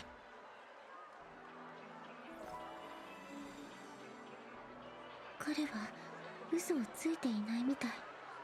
でもどうしてハウンド家の保安官が異常に気づかないはずないのに。安心してくれよ、お嬢さん。これはきっと誤解だ。こんな可愛らしいお嬢さんが Remember the 密 scene. 航者のはずがない。ありがとう。ギャラガーさんが助けてくれなかったらどうすればいいかわからなかった。なに、大したことじゃないさ。俺は他の用があるから先に行くが、何か困ったことがあったら近くにいる子犬を通して連絡してくれ。それじゃこの夢を楽しんでいってくれよな。ここの人たちは私の顔をよく知っているし、普通に尾行したら目立ってしまって難しいかも。別の手を使うしかなさそうね。もう少し近づかないと人目につきにくい場所は。 I wonder. Can I go back to that scene? 時間があるのならバニオに行くのはどうでしょう。 Oh, it brought me back here. That's crazy. Okay, anyway, just in case. Oh man, I don't remember what team it was. Here it is. Pop and give me Dahlia.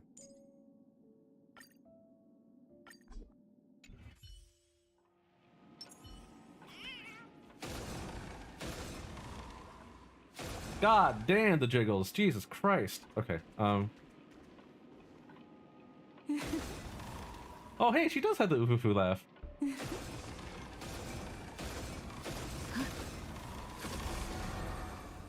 What is that? Oh, whoa. Oh, girl, you're a little creepy. 記憶を燃やしましょう。 We're burning memories. Okay. What does this do?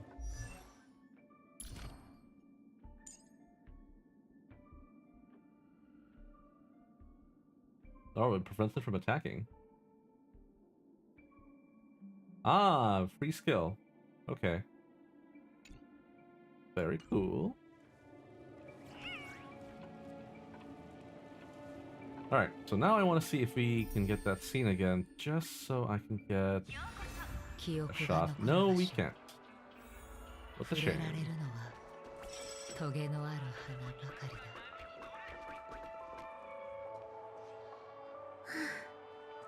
まだできるほどの力があるか不安だけれど。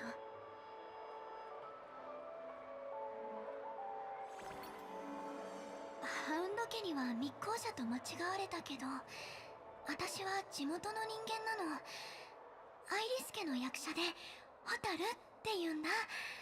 まあただのエキストラなんだけどね。できた。よかった。気づかれていないみたい。あの子アイリス家の役者って言っていたけれど、声からは共鳴が聞き取れないわ。そんなことより街を案内するね。行こう。もし私の勘違いだったら後でちゃんと埋め合わせするわね。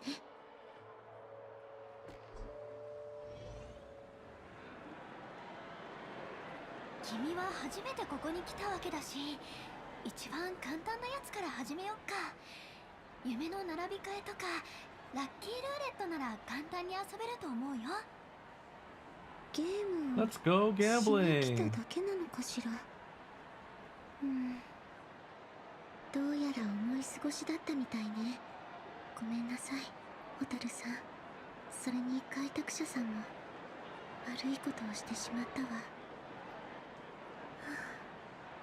無境を離れて現実に戻ってみようかしら。もしかすると状況を好転させる何かが見つかるかもしれない。もう時間がないの。あら、あの二人いつの間に別行動を？登場人物は揃った。お楽しみのところ悪いけど一応言っとく。あなたの最初の死を忘れないで。誰と話しているのかしら。それに死って。 She heard that from this far away? 今はその話やめとこ。私誰かにつけられてる気がするの。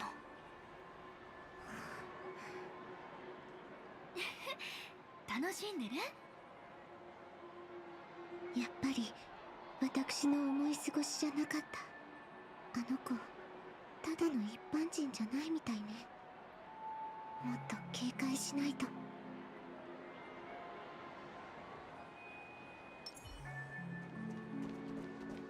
Yeah, let's get closer so we can listen in.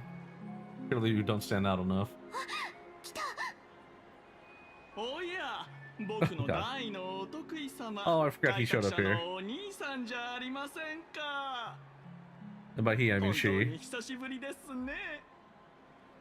あの方は開拓者さんのお知り合いかしら。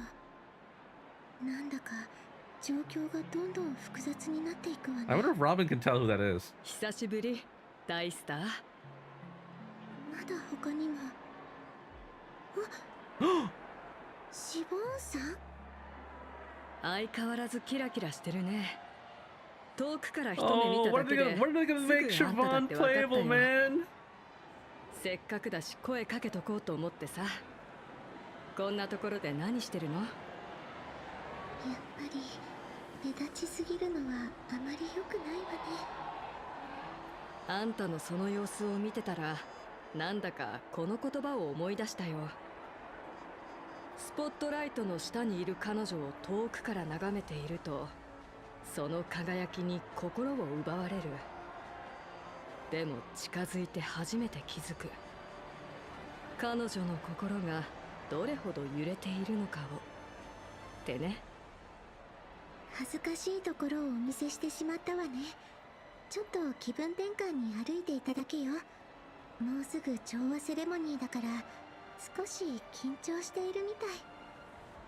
声のことは聞いてるよ。時間があったらバーナイトメアにおいで。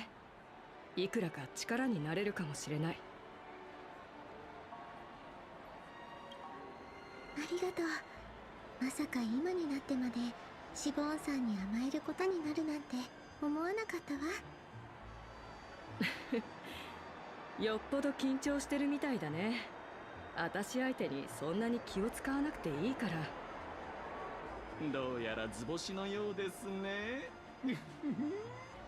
さあ2人ともこの散歩が大人の世界を体験させてあげましょう。そろそろ行かないと。時間を見て伺うわ。ただ今は一人になりたいんでしょ。分かってるって。それじゃ約束。 Oh, I already miss Siobhan, man. ええ、必ず。そうそう、調和セレモニーといえば、みんなの言葉を借りて言わせてもらうと、あんたは調和のために歌うんでしょ。覚えてる？あるツアーの前にあんたに一つ質問したこと。もうだいぶ前になるけど、答えは見つかった？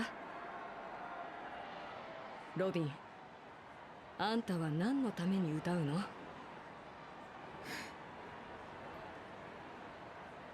えは見つかったと思う。でもそれは言葉で語るより歌で伝えたいの。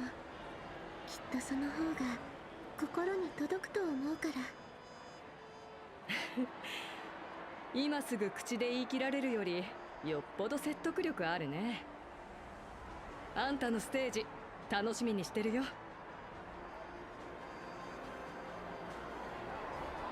Damn, she is fine as hell, man. ごめんなさい、シボンさん。本当はもっとゆっくり話したかったけれど、今はやらなければならないことがあるの。I know. We must defeat the Huns. だいぶ離れてしまったわね。どこへ行ったのかしら。 What is this? That's cheating.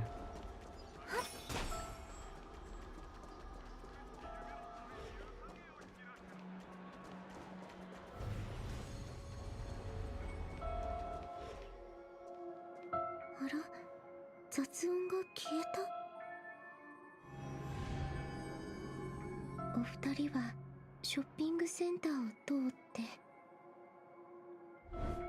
ピピシクラブまで行き、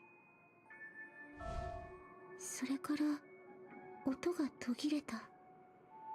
現実に戻ったのかしら。ううん、あそこに出入り口はなかったはず。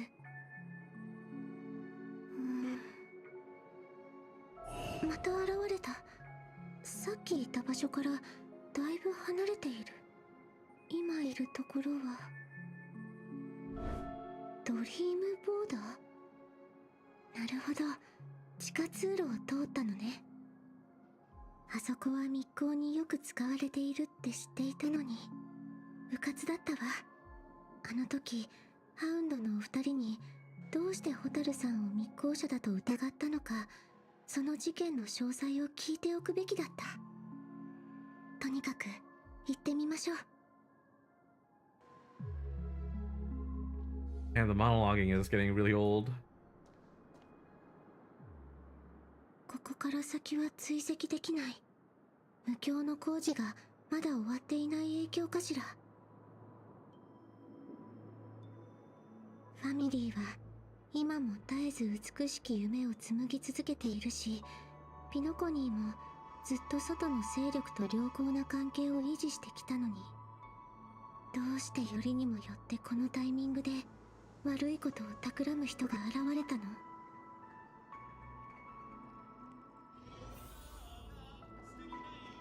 ？Oh god, I did not miss that song in the slightest.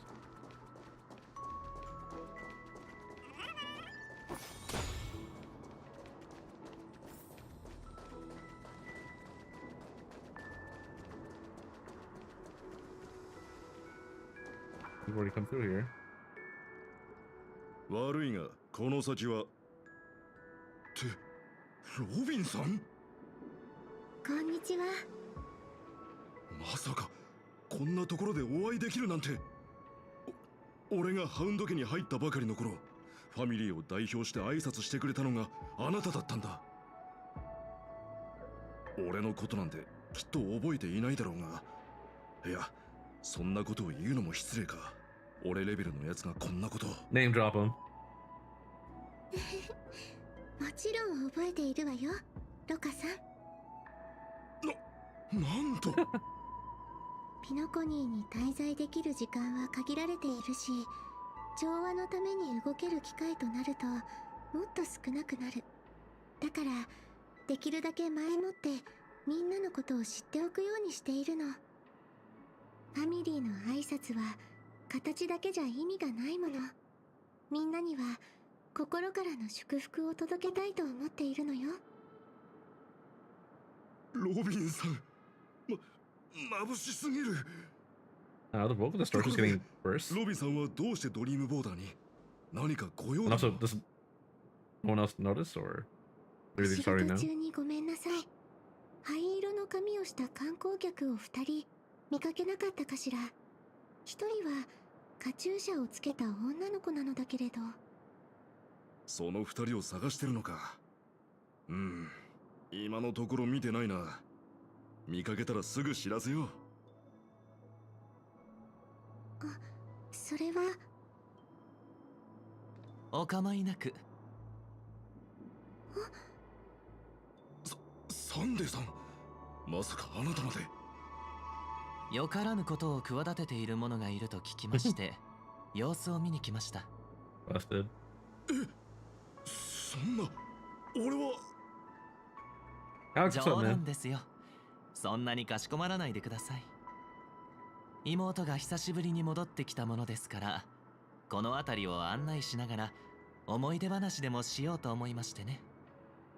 先ほどお聞きしたお二人は私たちが偶然お会いした客人です。落とし物をされたので探していましたが、すでに私からお返ししましたので、もうお気になさらずに。この先は工事中ですし、私たちはここで引き返しましょう。それでは失礼します。ありがとうね、ロカさん。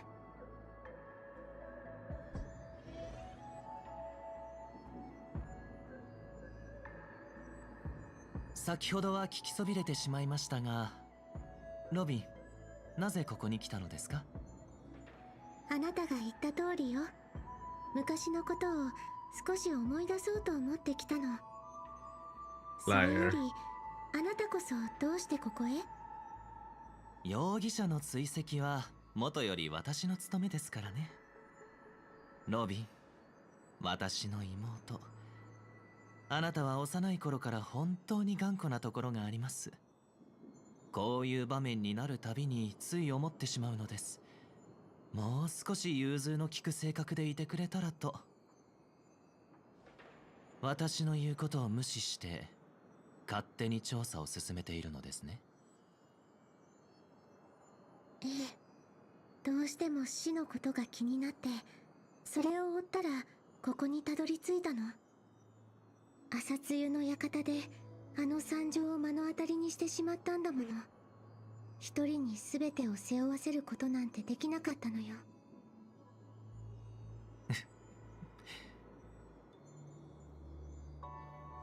そうですか。見てしまったのですね。美しき夢に身を置きながら死に連れ去られたファミリーの面々を。いいえ、テーブルの上に散らばった資料を見ただけよ。でもほんの少しでも余裕があれば、兄様があんな無秩序を放っておくはずがないわ。私も、もしあなたの口から真相を聞き出すためじゃなかったら、その傲慢で無礼ななりすましを一秒たりとも許さなかったでしょうね。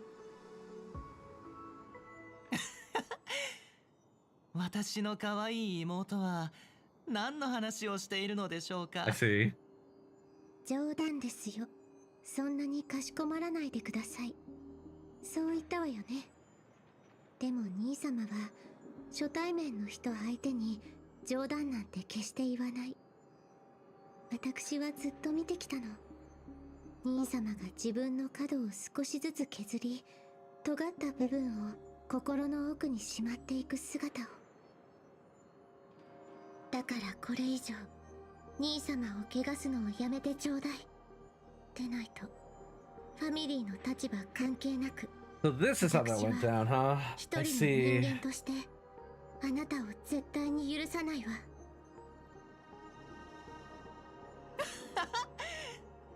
I hate that it's Sunday's voice actor. 気に入ってくれると思ったのに。だって本物より可愛げがあるでしょ。ピノコニーでクランの当主になりすますなんてどうなるか分かっているのよね。Yeah, she'll get away with it. ああ、小鳥ちゃんの話術にはまって口を滑らせちゃったのはさすがに誤算だったけど、でもまさか本気で花火を捕まえられるなんて思ってないよね。 Chicken winged 誰 girly. もできなかったんだよ。手箱ちゃんにできるとでも。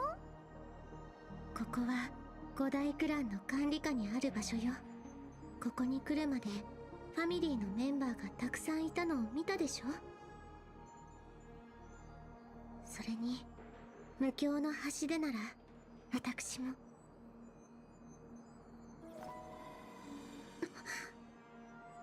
私も、もしかして失った力がここでなら戻ると思ったの？確かに君はとっても才能があるよね。だから調和セレモニーの調律師にも選ばれた。それに君はすっごく賢い。君の推測はほとんど当たってる。だけど一つだけ勘違いしてることがあるんだよね。声を失った小鳥ちゃん、こんな風に考えたことはある？美しき夢が変わったんじゃなくて、君が拒まれたのは君自身が大人になっちゃったからだって。仮面って長くかぶってると取れなくなっちゃうんだよ。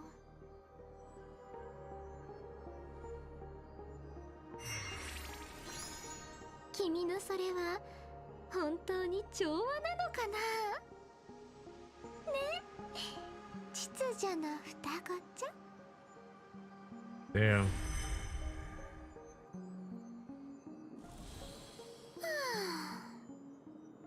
ロビンって縄張りを守るためなら命も惜しまない鳥って言われてるけど、案外君にぴったりな名前かもね。あ、そろそろ時間だ。アシゲちゃんの方はもう終わってるかな。花火、次の現場まで急がないと。 Robin did nothing wrong. 出発出発。 I hate that.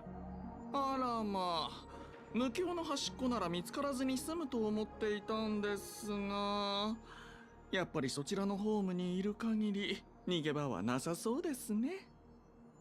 それでそちらの方に手を出したからお咎めにいらしたんですか？まあまあ、お急ぎではないようですし、とりあえず腰を下ろしてお話でもどうでしょう。さあ、教えてください。僕の何が欲しいのですか？ご気分はいかがです？少しお休みを入れましょうか。 No, I'm good. How's Robin doing? あの愚者に殺されてしまいました。かつてあなたが目にした殺害現場はもちろん偽物で、愚者によるまやかしです。もっともピノコギーには本当の死など存在しません。ですからロビンさんにとってあれはほんの小さなトラブルといったところでしょうか。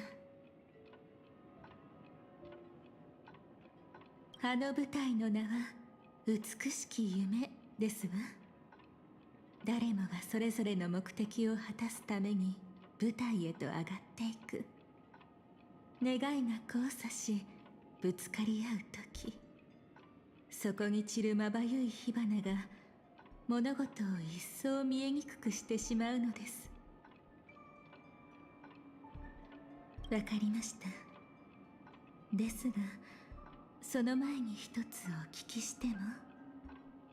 こうしてそれなりの時間を共有してきた今、私のことはどうお思いかしら。 What feeling? あなたがどこまで私を信用してくださっているかということです。実は私もあなたの記憶に登場していますね。Oh, there she is. Okay. それもピノコギーに関することで。 Depends on what you did. それで構いませんわ。では続けましょう。 Oh, are they actually gonna show us that scene again? 先ほどの思考をたどってもう一度深く潜ってみましょう。あなたがドリームボーダーで何を経験したのかは私も知りませんの。 Oh, she's asked Firefly about it. Maybe she is a Sunrun Hunter? I don't know if I believe her still, though. あなた方二人だけの素敵で忘れがたいひとときだったのでしょう。彼女の表情がそう言っていましたから。そして花火さんも楽しむためだけに来ているのではありません。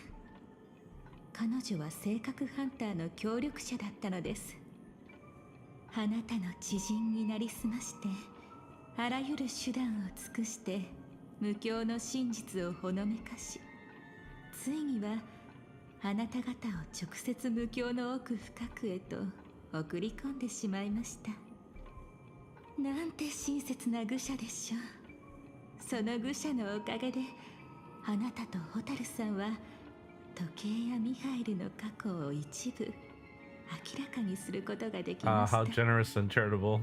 ですがその中には危険も潜んでいたのです。記憶行きミーム、死へ向かうのは何者。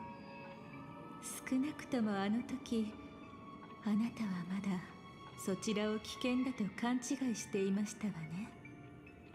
そこに現れた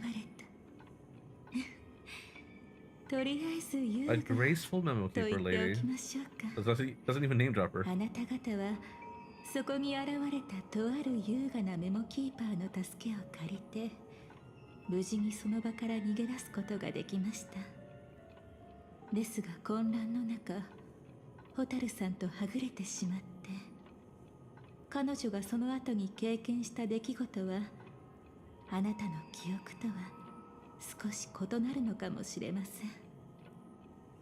私もあの場にいたのです。また会いましょう。さあ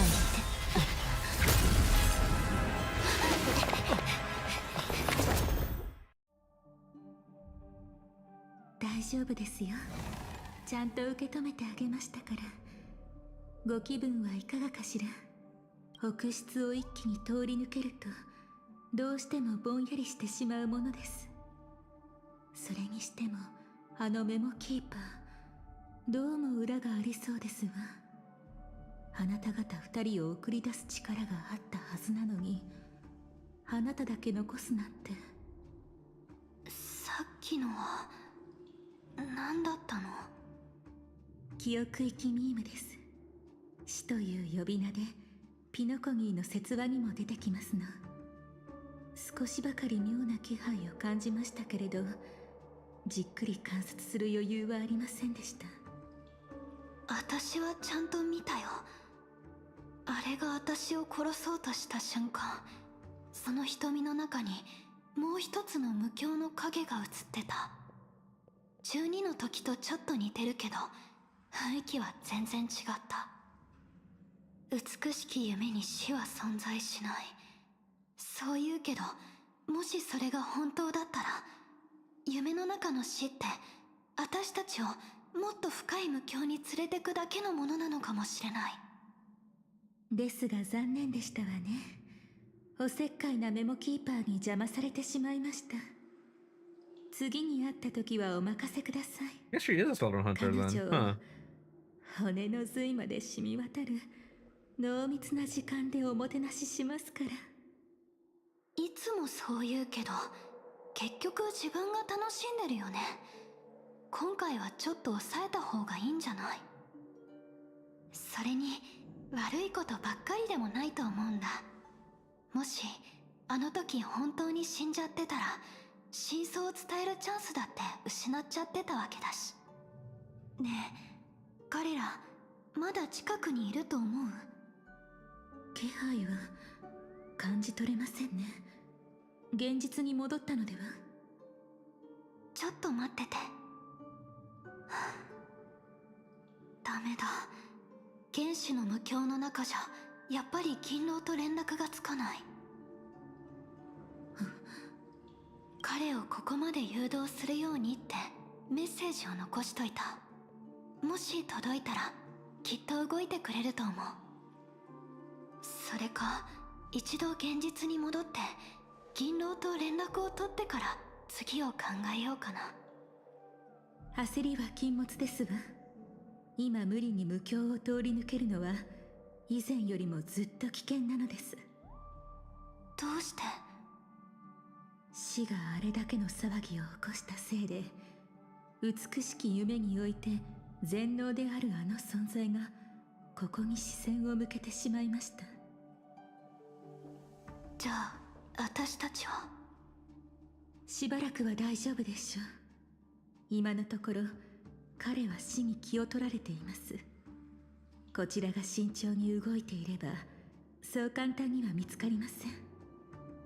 むしろこの無境のどこかに彼に対抗する手段が眠っているかもしれません。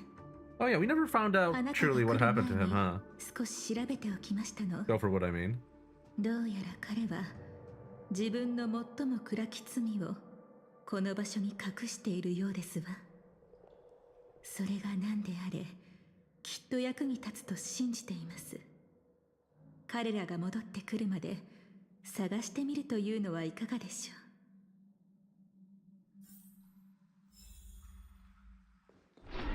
Let's do this. あの記憶生きミームですわ。油断しないでくださいね。 Is this something I have to do? That supposed wouldn't hurt.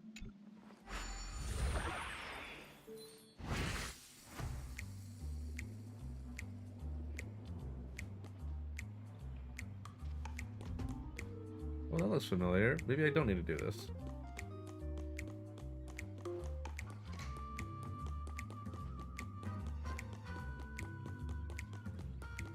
Yeah, I don't see any chests or anything like that, so... Back we go.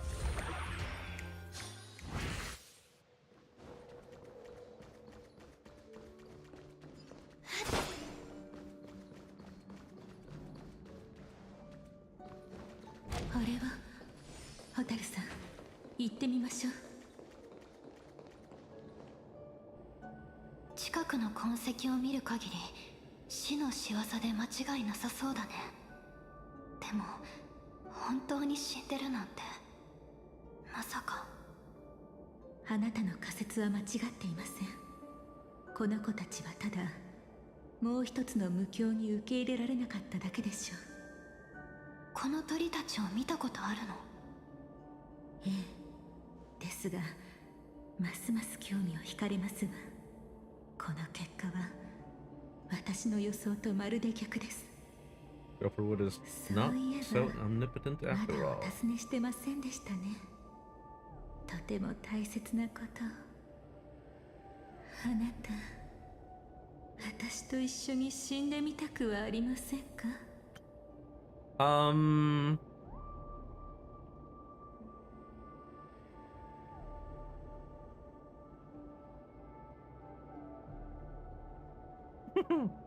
Okay. 今日大丈夫かな。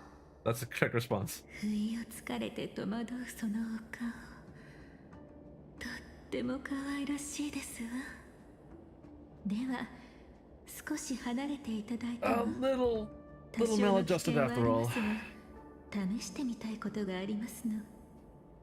もし私に何かあっても放っておいてくださいね。 Ooh, that animation was a little too snappy. 何を。やっぱり何か分かったの。この鳥は夢の主ゴフェルさんの化身です。あの方は美しき夢において全能のはず。その彼を前に死が抗う力を持つなんて本来ありえません。先ほどは彼にも十分感じ取れるほどの力を放ってみました。普段なら私たちは即座に命を奪われていたはず。なのにこうして無事でいます。とても面白いですわ。なんかどことなくジンと似てるよね。特に死ぬかもしれないって Yeah, they'd be a good 時と match. か。 Perhaps. 私は解放に安堵しているわけではありませんよ。むしろ一生に一度きりのスリルを楽しんでいますの。一度きりか。私もそうだったらよかったな。でも本当に夢の主なのかな。確か彼ってずっと昔の暴動で体が焼き尽くされちゃったんだよね。今は夢の中でしか生きられないはず。ええ、ですが彼はただの不憫な人ではありません。長い年月の中で自身の存在をピノコギーの隅々にまで溶け込ませてきたのですわ。夢の主、その名は無教の支配者という意味ではなく、彼が無教そのものを Oh, I don't like that 自身の wording. 第二の体と I し am た not こ a とを fan of 指 that している wording. のです。極端な状況に置かれれば、彼はピノコギー全体を灰とすることだってできるでしょうね。そこまで非常な方ではないことを願うばかりです。じゃあ急いだ方が良さそうだね。焦る必要はありませんわ。私たちは今のところ無事ですし、彼が手を出してこないのはしたくないからではなく、手を出したくてもできないからかもしれませんよ。近頃ゴフェルさんはお加減が優れないそうで、12の時に一度も姿を見せていません。そして無教の奥深くに自らの最も暗き罪を隠したと言われています。それもつい最近。つまりその罪を隠すために相当な代償を払ったから、全知全能の力に欠陥が生まれたってこと。ありえるかも。時計屋の遺産と関係してたりするかな。その見込みは薄いかと。何しろ最も暗き罪ですから。まあ遺産が一つではない可能性もありますが。さあ行きましょう。この目で確かめればきっと全てが明らかになりますわ。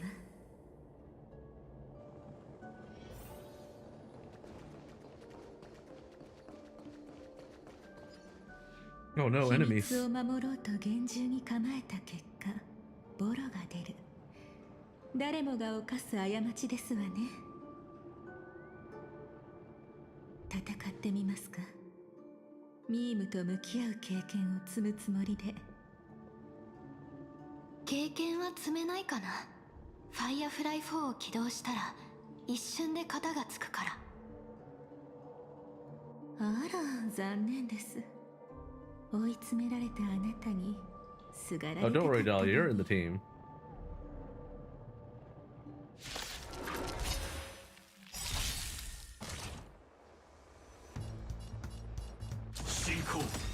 裏切るのですか？手加減はなしです。服を分かちましょう。記憶の墓はもうフィナーレはなんて美しいの。 Okay, Lilith. All right. 骨に刻んでください。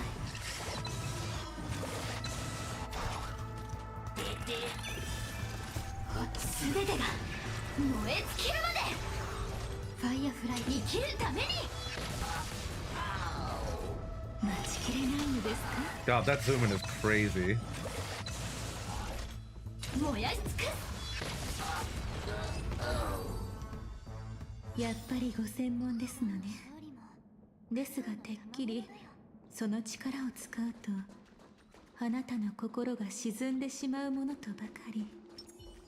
沈まないよ、今もこれからも。ここが入り口なの？いいえ、そう見えるだけですわ。この裂け目はどこかへ通じているわけではなく、記憶を封じる錠前ですの。その鍵は特定の記憶を乗せた光塩水です。ゴフェルさんはメモキーパーの協力を得たご様子。その光塩水が手元にない以上引き返すほかありません。他に方法はないの？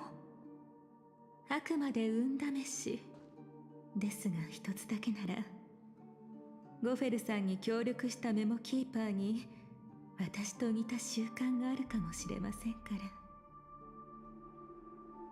探してみますね。とはいえあまり期待はなさらないで。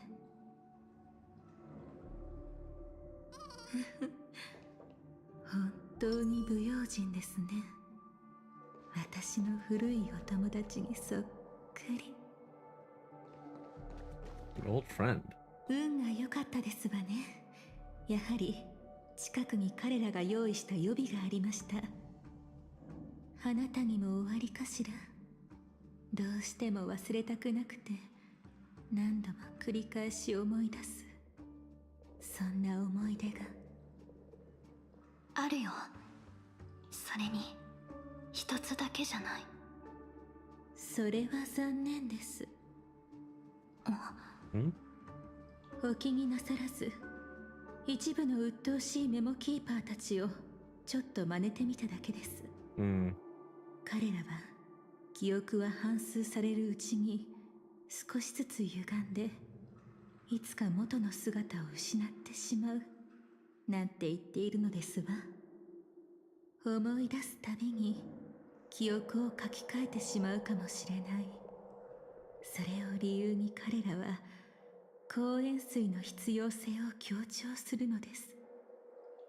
本当に哀れ。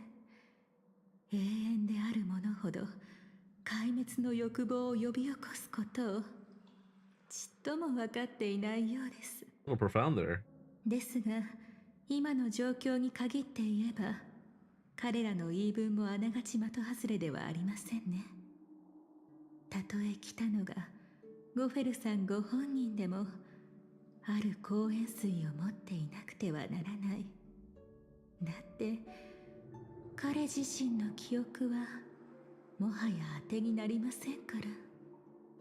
そしてこの予備こそ、そうした状況を避けるための手段というわけです。でもさっきから何も見えてこないけど。あら、ごめんあそばせ。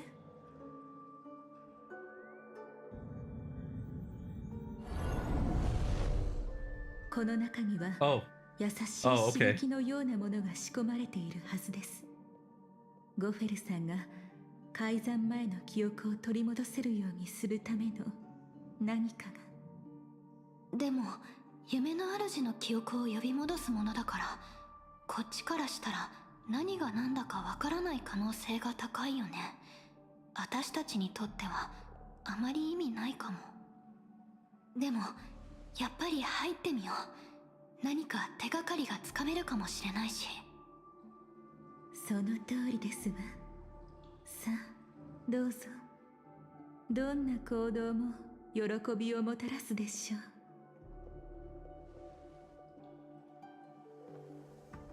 それから代価も。楽園はやがて浮世へ脱する。夜明けは訪れれば白昼に落ちていくだろう。この世の黄金なるものはいかにその輝きをとどめん。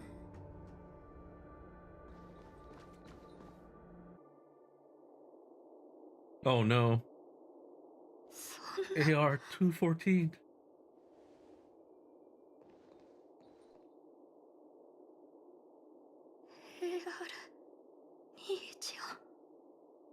本当に君な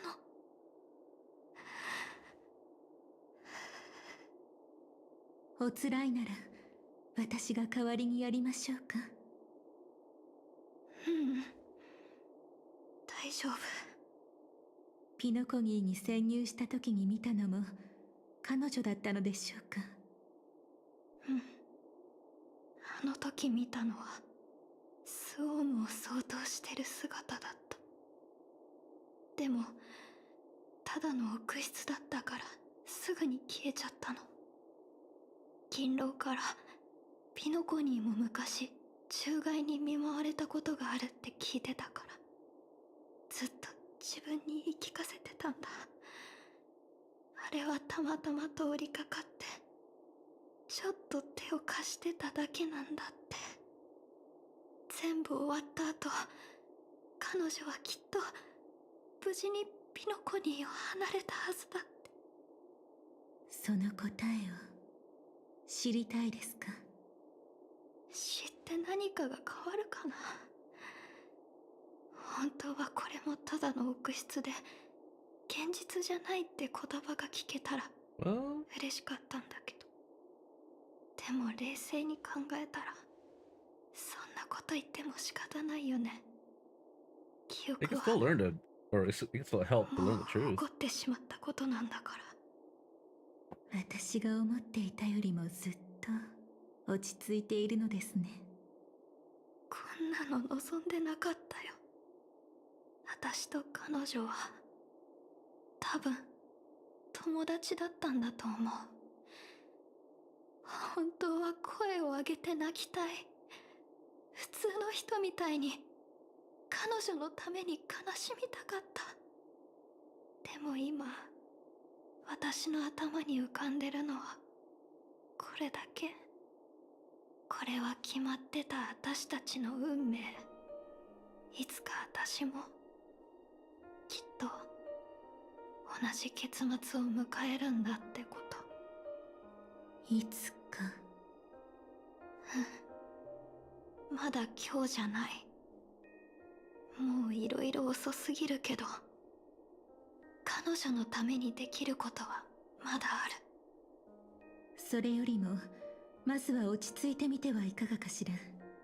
心苦しいですが、これは臆室ではなく、紛れもなく本物のグラモスの鉄器です。どうやら彼女はピノコニーで最後を迎えたようですわ。ピノコニーにたどり着けただけでも十分驚いてるよ。それはグラモス軍旗が理由ですか？彼女はどんな軍旗を破ったのです？違反者どころじゃないよ。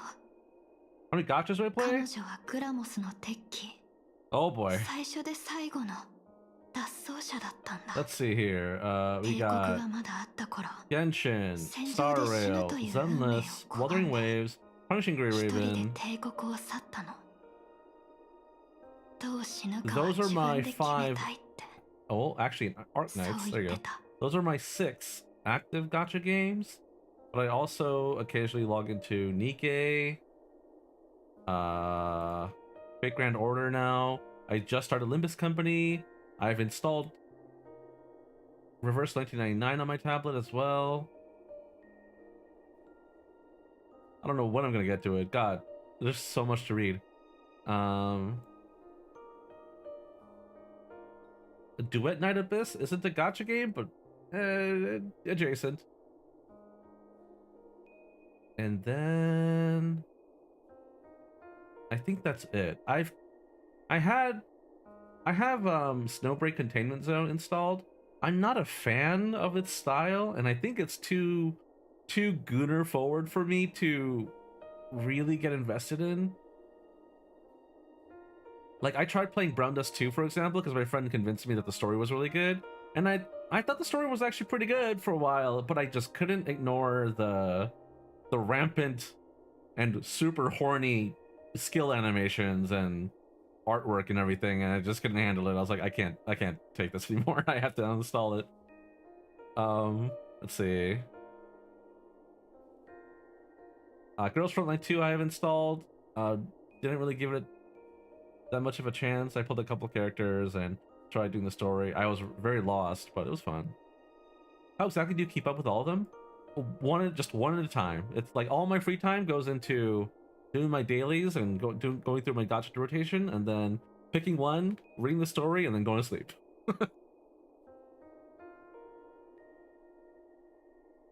It's not easy. 短いけど、ちゃんとしたお別れもした。 But over time, I have definitely kind of 私は just 彼女を止めなかった。 realized that I really enjoyed reading. 止められなかった。 Like growing up, I didn't read a lot of books グラモ that ス帝 much. 国を離れた時点で、彼女の命が急速に失われてい But as I く。 got older, I realized, like, yeah, you know, maybe I do like getting absorbed into a book or a game's world, etc. Have you played Honkai Impact 3rd before, or is HSR your intro to Honkai series? So I actually started with Star Rail, and I finished Belobog and Shenzhou, and mid Penacony I started Honkai Impact 3rd because my friend. Oh no, I'm sorry. Right before Penacony I started Honkai Impact 3rd because my friends were talking about it. I also wanted a little bit of like backstory, perhaps. A lot of Easter eggs, for example, a lot of connections, a lot of, you know, quote unquote XPs and stuff. And then when Amphorius was teased through the trailers and all the drip marketing and stuff, and I realized that was all the flame chasers and stuff, that's when I went back to Honkai Impact 3rd and continued the story and finished all of part 1. Or well, I finished part 1 in the middle of Amphorius, technically speaking, but yeah, I really wanted to go through all the flame chaser stories and before I started Amphorius. And I don't think like it was necessary whatsoever, but I do think it was helpful to learn the kinds of characters that, like, say, like Finan and Kevin were. Finan and Kevin were not really alike at all, which is good, but because I knew what Kevin was like, I think Finan's story hit a little bit harder for me. Maybe? Hard to tell. I have not played through APHO or any of the 1.5 stuff. I have not started part 2 in Honkai Impact 3rd, though. I also did not very much what do you call it? Participate maybe in the actual gameplay. I don't have like any of the meta characters outside of Kiana of Finality. And the Bronio one, I can't remember. Herrscher Reason, I think it was. Yeah. I feel like 4 is my limit. Art Knight's my main, by the way. Yeah, I want to say right now my main games are Art Knight, Sunless Zone Zero, Punishing Grey Raven, Star Rail, and then Genshin is kind of just something I enjoy. Oh, I'm sorry, and Wuthering Waves. And then Genshin as a 6th one is kind of just something I enjoy on the side. I don't usually like read through the stories as they get released, or at least I didn't for a while. Like I was still stuck in Sumeru when Fontaine was released, for example, and I just kind of slowly caught up.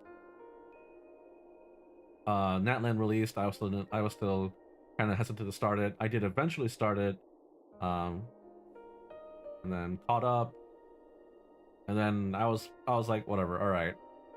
Tension's kind of just okay. I don't really need to continue playing this. I would still do my dailies almost every day. Not quite, almost.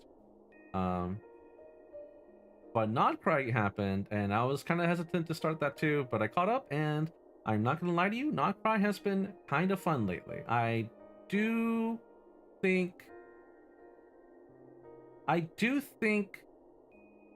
Not Cry is probably gonna be my favorite story in Genshin, and will ultimately be what makes me continue playing the game, even if Enfield comes. Even when Enfield comes. I am not a Star Rail, Simon, but thank you for the YouTube stream. Oh, Juicy Brown! Thank you for hopping in. Which just aids in web form? It can be. There are some things in Twitch that I wish was on YouTube, but I think I realized that, yeah, it probably is a better idea to just multi-stream. It's hard to pick another 3 with so many that I like. The story, there's TGR, HSR, Homecoming Factor, and Riverside 9. Oh, yeah. Yeah, it's rough. There's really not much else I could say. It's really hard to like keep up with all the story. Like, for example, in Arknights, I haven't been able to like actually like keep up with all the story. There's a lot of stuff I haven't read. There are so many operator records I still haven't read yet. I don't think I've even gotten to like half yet. I switched to YouTube because the ads would default. Oh, yeah, you sure did. You dropped the one line here in Twitch, and then now you're on YouTube. That's cool. Hey, glad it's helpful. Actually on Nimbus 2. Oh yeah. Oh hey, so you're playing 6. Oh no, you're not. I'm sorry, you're not playing 6. You just like those. But you're a little overwhelmed. That's fair. I think FGO though is that the thing with FGO rather is that you can just binge read through the story pretty quickly, and like for example, when I was reading through FGO story, it was just like, all right, I'm done with work, did all my other gacha dailies, had dinner, played games with friends, and then I'm about to go to sleep. I'm gonna read FGO until you know, I can feel like my attention span kind of waning away. And I would just slowly read through the story like that, and a chapter like Lost Belt 3, for example, I read in about 4 days, and that was fine. Whereas like Lost Belt 4, Atlantis, I read all of that in one single day because I was enjoying it so much.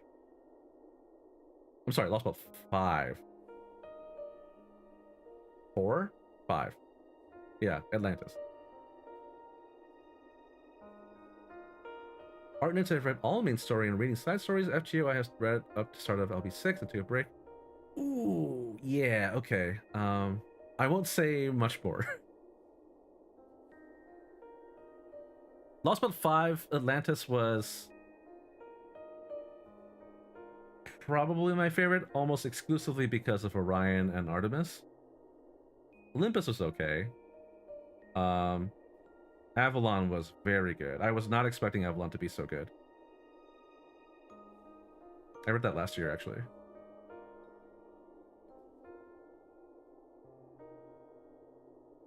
But yeah, FGO isn't something you need to like log in every day and read, you know, literally everything. I skipped a lot of the interlude stories, for example, because there's just, you know, not a lot of things I needed to learn about these characters, etc.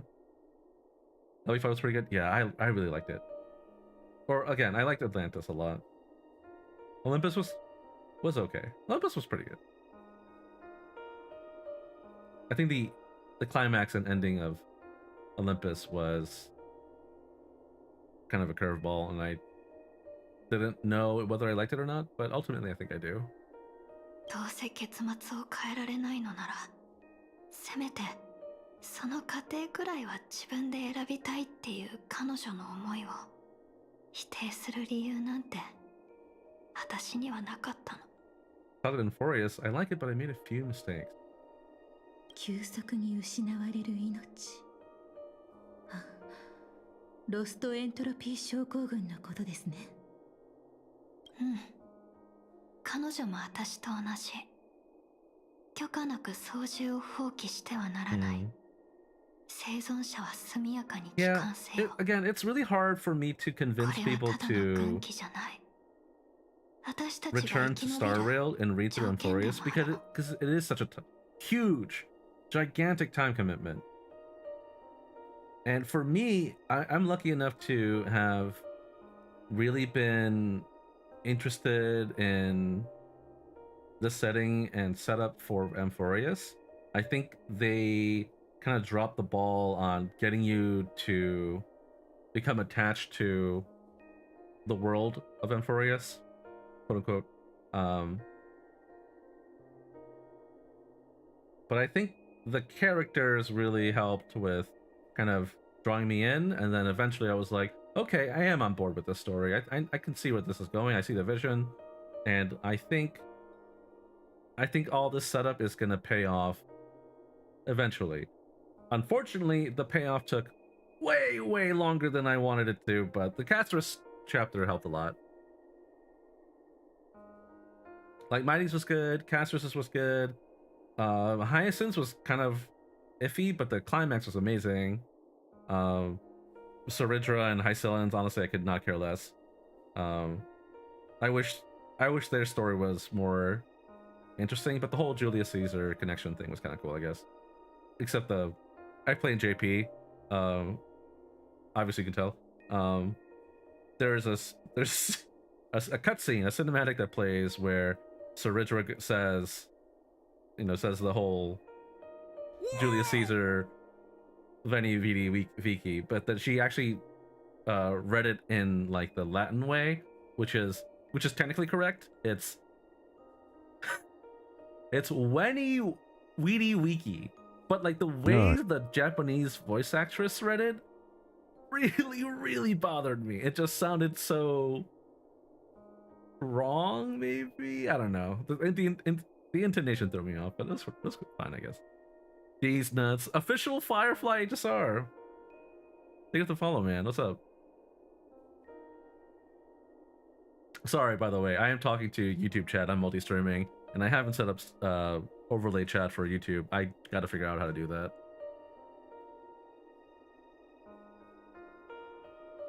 Whenever we get around to Lost Spot 7, it's gonna be a trip. Yeah, I mean, Lost Spot 6 was already so good. I really like David. David is my favorite crypt, or I think he's my favorite crypter. Peroncino's also pretty good.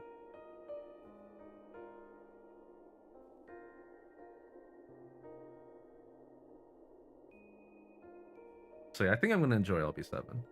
I'm not sure if I'm really on board with a theme, but I think I'm gonna enjoy it. David is a funny guy. I don't know if funny is the word I'd use to describe it. Or maybe he is funny and I just don't know it yet. Mayhaps. Play through straight up all main story, so side missions that were main story focused were skipped. I see. That's fair. He's very extreme. Yeah, I absolutely get that. Yeah, sure.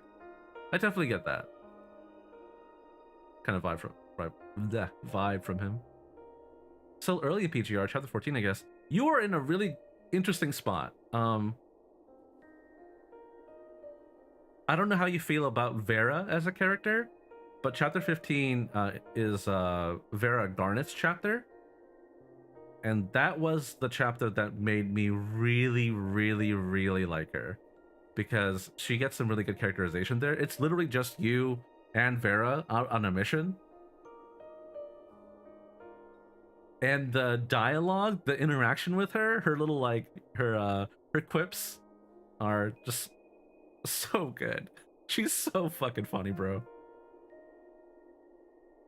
You'll see what I mean. There is a particular interaction that happens that I still quote to my friends every so often because it's just so funny. Woof indeed. Frog Smexy, thank you. I do love the Worry Frog. I'm probably gonna have to retire it eventually, but the Worry emotes are very good. Also, it frightened me when I realized he was walking around this entire time in a trench coat over a sweater. How's my man not dying from the heat? Magic. Maybe he's got some, you know, I don't know, some spell that keeps him cool. I don't fucking know. ファイヤーフライ4を操縦するとき以外、私は休眠カプセルにいなきゃいけない。じゃないと、ロストエントロピー症候群がどんどん進行していっちゃう。その病の原因について見当はついていますの？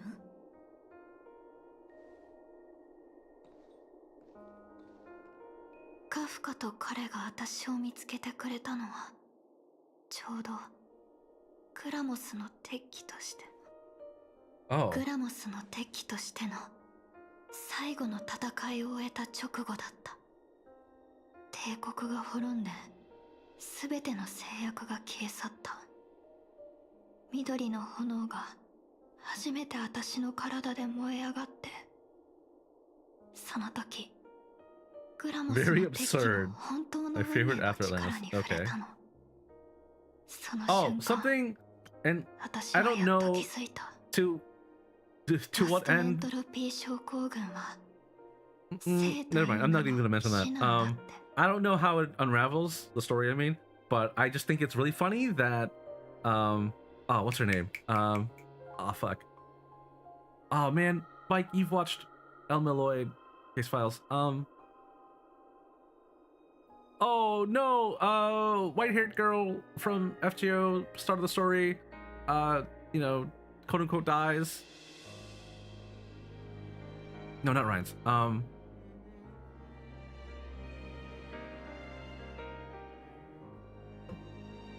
Olga, yeah, Olga Marie, there you go. I know she shows up, except in, you know, or rather a form of her, as the alien god or whatever.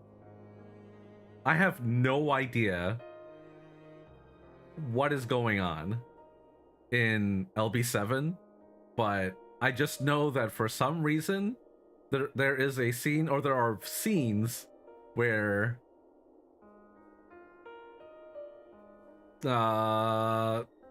yes, we're effectively flirting with her, and I don't know how to feel about that.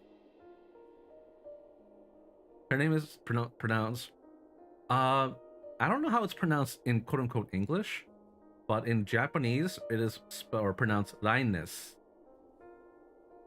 like lines, but with an R. Rines. Been pronouncing it Rains this entire time. I mean, that could be correct. It's a weird name. Let's see.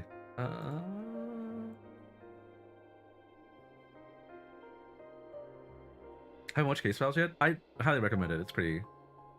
If you like the Fate universe, I think it's very good. It's more less fantastical and more, what do I say? More grounded in reality, but still magecrafting in there, of course. Rhinez is apparently how they did it in the English dub. Okay. Oh god, 8 more notifications on YouTube.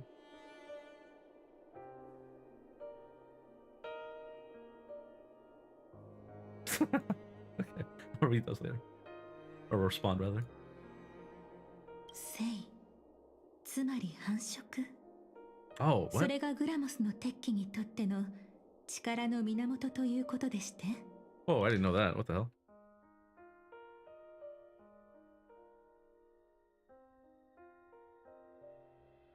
Main reason that makes me lose track with HSR was the relic system for my first class over FPO. Here's count, not nice, our first count. I imagine how I felt seeing HSR. Relics, there are many guides online. There are video guides. There's like Pridewin. Yeah, you can follow those. Some characters have like requirements or breakpoints that need to be met to activate, you know, their passives and stuff like that. But apart from that, it's just figuring out what characters you like using and building a team focusing on that character. Like, say for example, you know, if you have Firefly, you probably want Dahlia, you probably want Fugue, you probably want Lingsha, but then you also have to consider the fact that there are alternatives.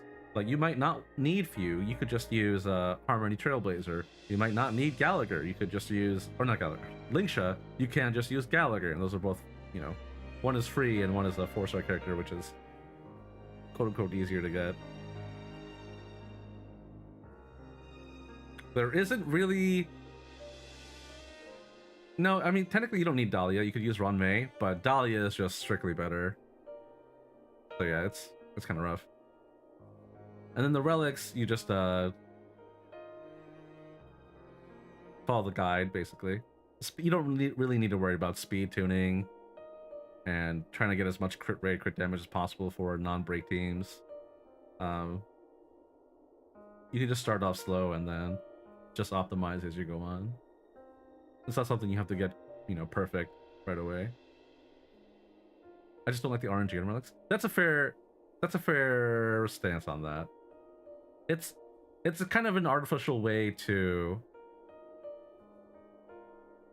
maintain player retention. They want people to, you know, feel like your daily resin, your daily wave plates, batteries, trailblaze power, whatever, your fatigue, your stamina, has a use, has value. So they want you logging in every day. And that's just, you know, unfortunately how it goes for gacha games, because just getting everyone to log in every day increases the chance that you'll spend money. Just from a marketing perspective, that's just a really, really easy way to boost your revenue. So there's that. But for a lot of games, it's not that much of an issue. For example, Zenless Zone Zero, you could just not play for like an entire month, come back, and then you just have a shit ton of quote-unquote stamina that you can just blitz through. It'll take a long time, but I mean, it's something you can do, for example. Whereas in Genshin, there's a cap, and there's no like backup. You have to log in to some degree. So that sucks. But yeah, if you can't log in every day, like, or even just log in regularly for a gacha game, it is absolutely way more difficult to keep up and optimize and build your characters, your teams, etc. So I get it.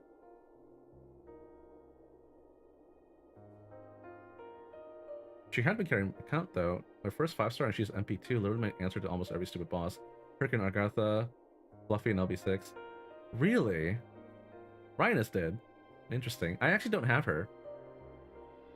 I'm a simpleton. I do all the loop teams. I do quick looping, arts looping, buster looping with the Koinskaya.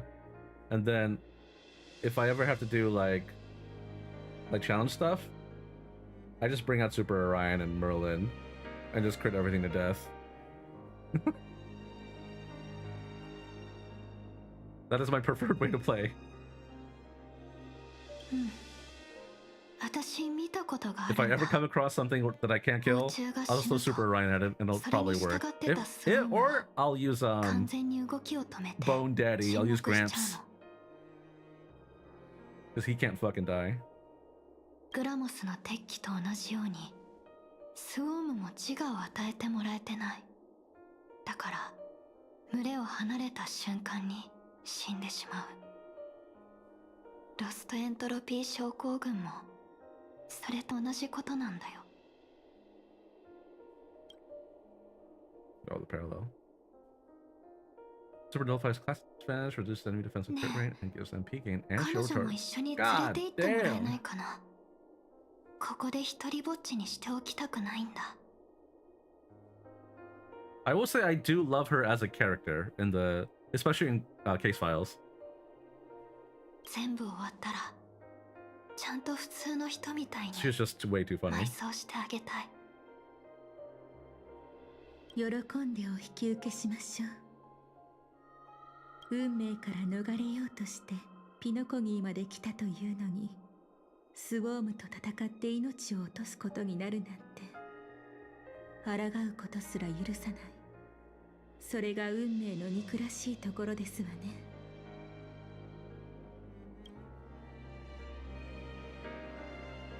彼女のお名前は？別れた時にはまだ名前はなかったよ。昔の私と同じ。でも Oh my god, この she's 世界を quote 去っ unquote た時、 nameless. 名前でも生きる理由でも何でもいい。彼女が何かを見つけてたらいいなって心から願ってる。 Oh my god, you just give her one. そうですね。ところでゴフェルさんはなぜ彼女をここに残したのでし For ょう。 years of change of playing, I still don't have 彼が waiver. 何かをOh 企んでいるとして no, も、 I feel that, bro. それが繁殖と結びつくとは考えにくいと思い I don't know ま if す。 you watched my video, but yeah, I shared that I didn't get waiver for 4 entire years. And I checked I checked my the Discord server where we talk about FGO, and I just typed waiver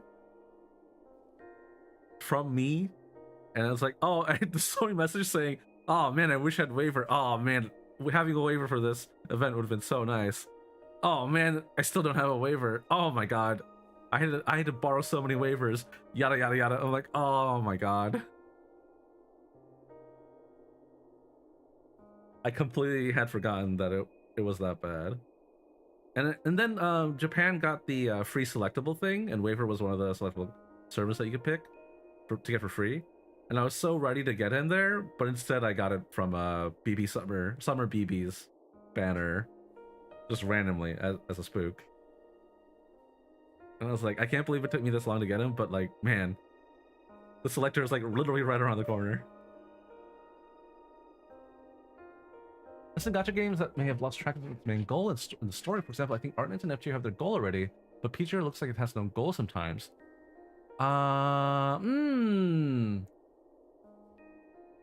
Yeah, so PGR story is kind of just like, I don't know if you know anything about Zelda Zone Zero, for example, but like, there is the end goal. There's like a goal of, maybe figuring out the mystery, solving the mystery of what happened to the main character's teacher, and that's their entire goal. But the premise of the main story is they're just going about their daily lives and trying to, you know, find clues and shit, but they're still just, you know, managing a video store. There are also proxies that work behind the scenes, helping people out, and they make more money that way. And obviously having more money will, you know, let them focus more on finding more clues and hiring other people to, you know, investigate stuff for them and stuff like that. And it's just them meeting other people through all of those things, all their jobs, all of these situations, and, you know, finding leads here and there and following that lead and seeing where it goes. That's the entire premise right now. The overarching story doesn't really exist. It's just kind of like a map, but like half of it is empty still, which I think is like, some people don't really like that because it feels like there's no direction in the story and you're just kind of like being dragged around by a bunch of, you know, characters and factions. But I like that because it feels more like it doesn't feel like you're reading a film script, like a movie script. It feels more like you're just kind of tuning in to see, you know, what's going on over here, and you're just following a group of people and they're, you know, like a slice of life kind of anime, for example. Like, it's okay that, you know, Clannad doesn't seem to like have a story. That you're just following these characters and seeing how they develop and, you know, grow up, etc. And for PGR, it's kind of like that, but way darker, where, you know, hey, it's like post-apocalyptic kind of dystopian kind of environment. There is this punishing virus going around, and it's, you know, people are dying, machines are getting infected, and therefore more people are dying because of that. There's no real like safe space on Earth, so people have to go to space, but there's not enough room up there, so there's a lot of people still down there suffering. and it's kind of just in a constant, you know, battle against the punishing virus. But there are a lot of risks involved. So it's just humanity's struggle against this disaster, this catastrophe taking over the world. And the entire story is just baby steps from the perspective of a commandant, of a captain, basically, a team captain and his squad, their squad. Yeah, just fighting this virus, trying to save as many people as possible and whatever, but, you know, or just solving problems in general. But as you go on through the story, you'll learn more and more about the virus itself, and also the Ascendants that, you know, have kind of tuned into the power of the punishing virus, or at least aligned themselves with it. And then they start bringing in more like less sci-fi, or they start blending sci-fi with fantasy, which a lot of games do. Zenless does this, Star Rail does this, PGR does this, Art Knights does that a lot. And you'll see a lot of, how do I say? You'll see a lot of themes in PGR that feel like it's too fantastical, but they always kind of like ground it in kind of like a, you know, dystopian future reality.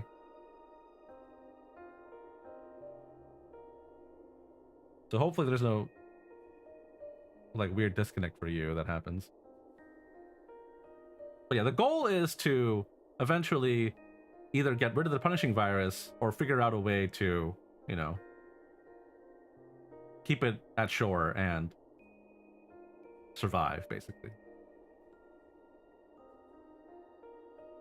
But again, it's a very like broad kind of thing, so there's no clear direction. It's just people struggling to survive. That's really it. Star Rail Quest, the main story. This is like a segue story. This is covering some loose ends and plot holes, perhaps is the way to put it, from Penacony, from the 2.0 story. And they're kind of like recapping things and kind of like teaching you about things that happened that we didn't really know about.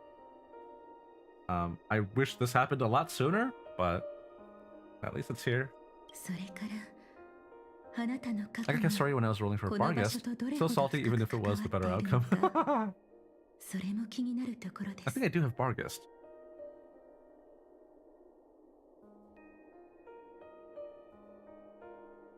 わからないことが多いけど、彼女の体には致命 But hey, 傷 Castor に is なる really ような good. 傷がたくさんある。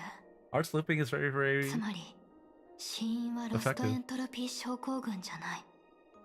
こ I れは asked 確かだよ。 because I really don't like how some side missions are main story missions, but that can be skipped. In Star Rail, yes.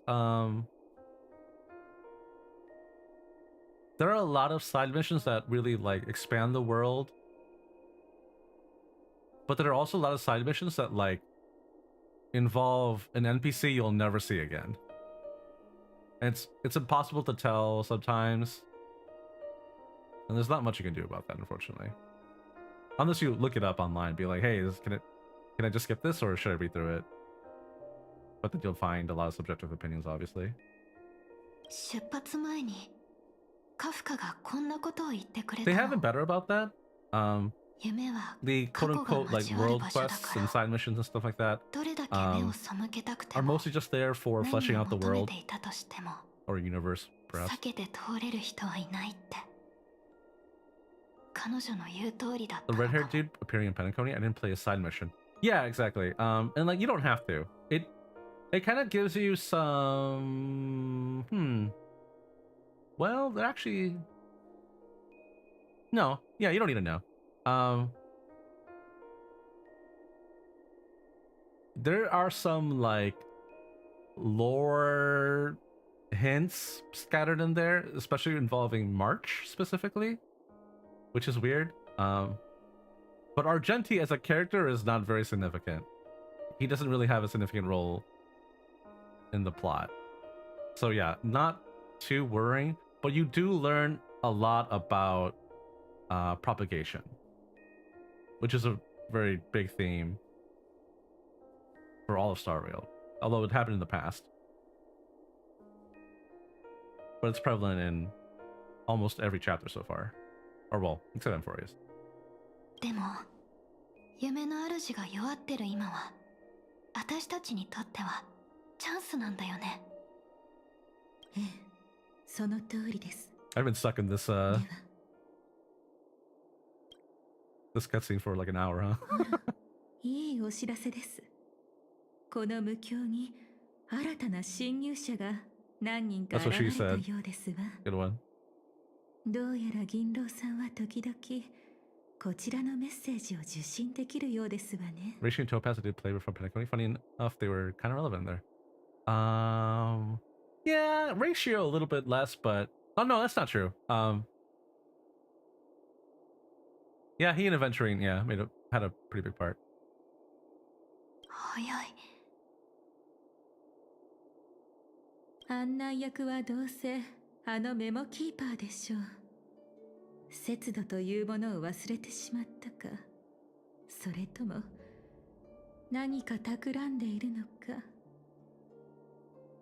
とにかく見に行ってみよう。I would say that Blue Archive getting a PC client really makes it a sting that FGO doesn't have one, since the two are pretty similar games. Yeah, that, and also FGO doesn't let you have what do you call it? It only lets you have one. What's the word I'm looking for? There's a way to put this, and I don't really know how to put it. It doesn't let you access the same account from different devices, and that kind of sucks.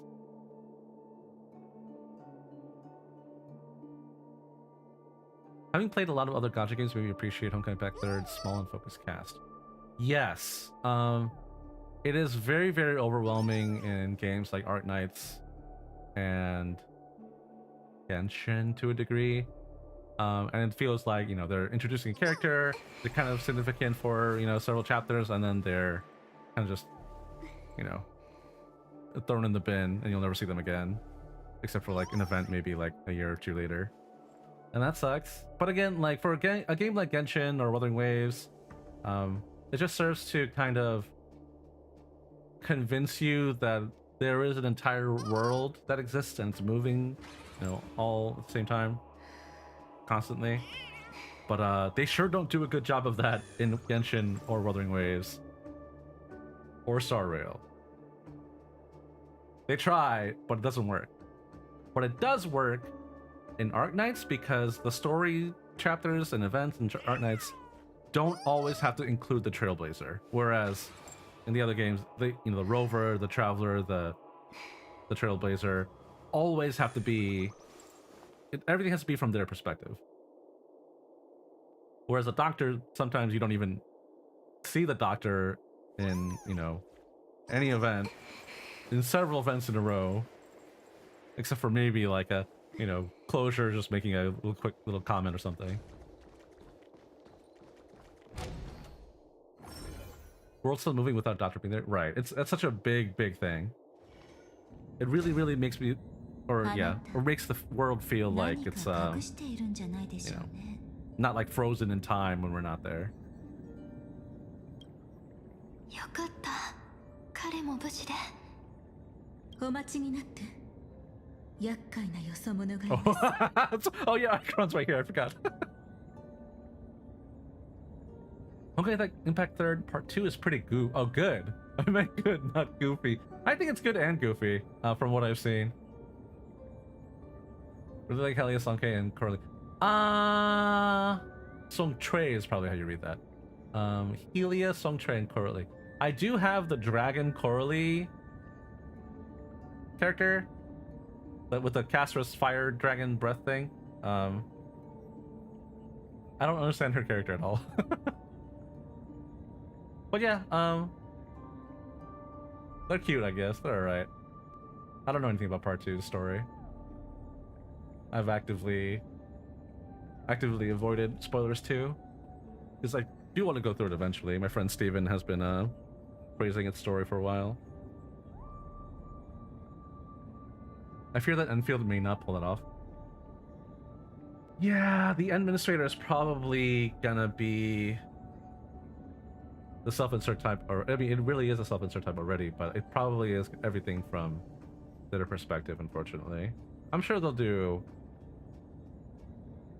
some scenes without us, but it depends on what the overall goal of the story is.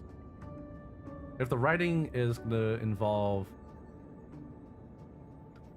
the goings-ons of like all the regions on the Talos 2 or whatever it's called, then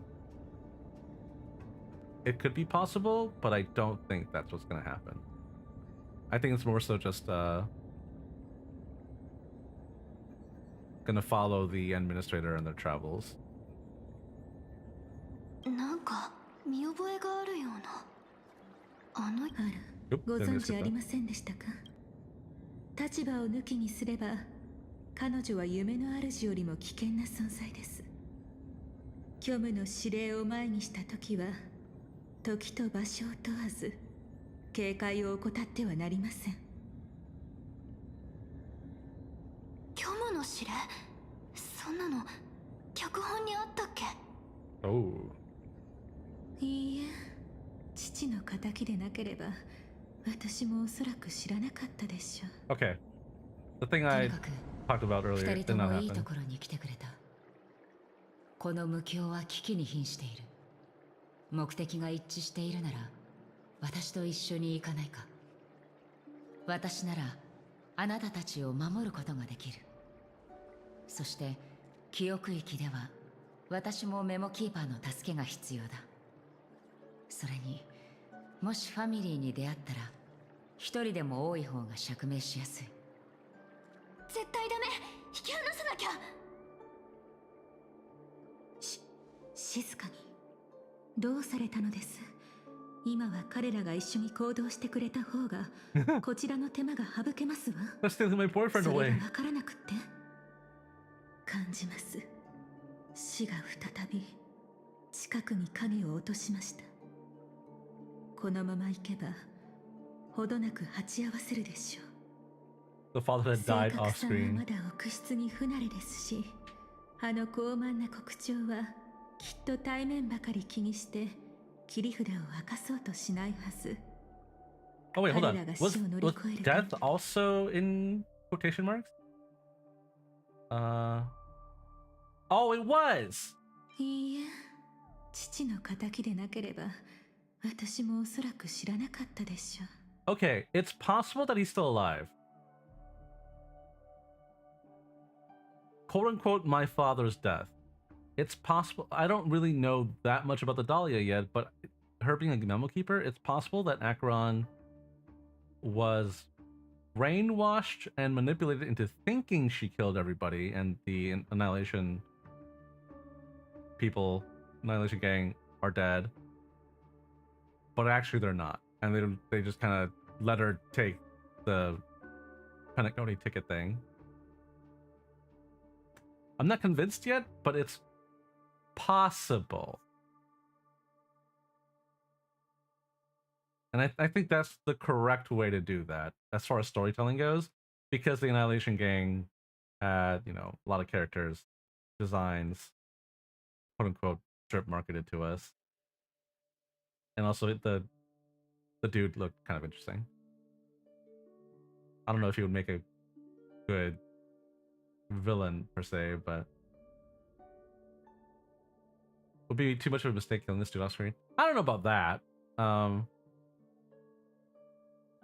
But it'd be cool. It'd be cool to see like the entire Annihilation gang just showing up at a random point. I don't know, stir the pot a little bit. Be like, you thought we were dead.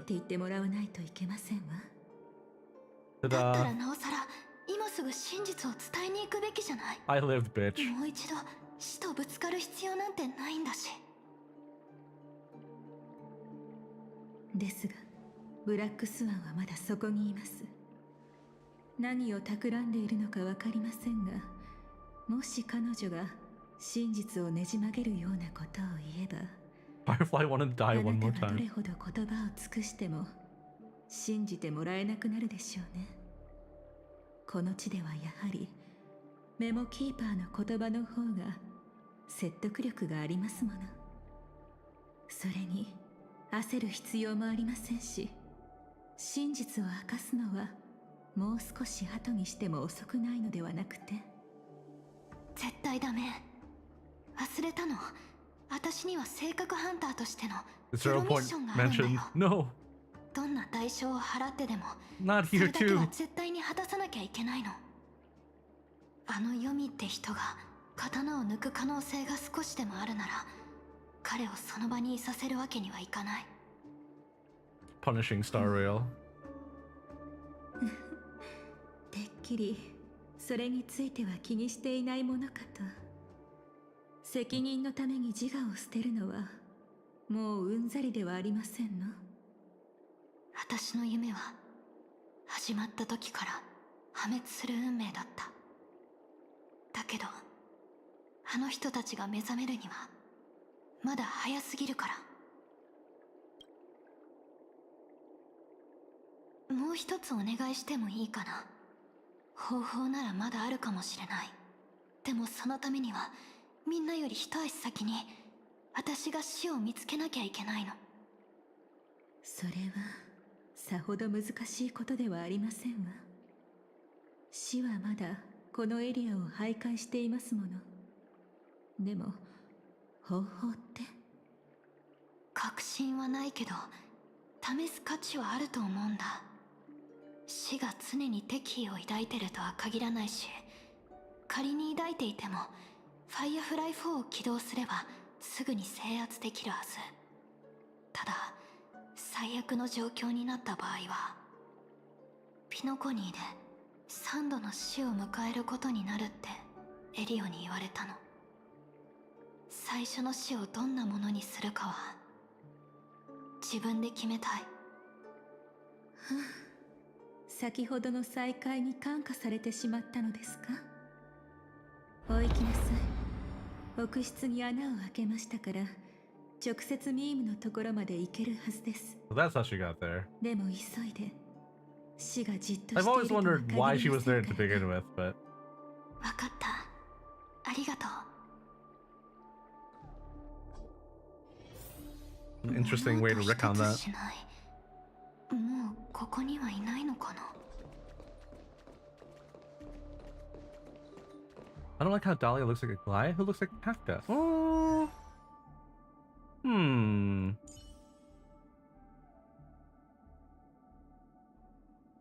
Well,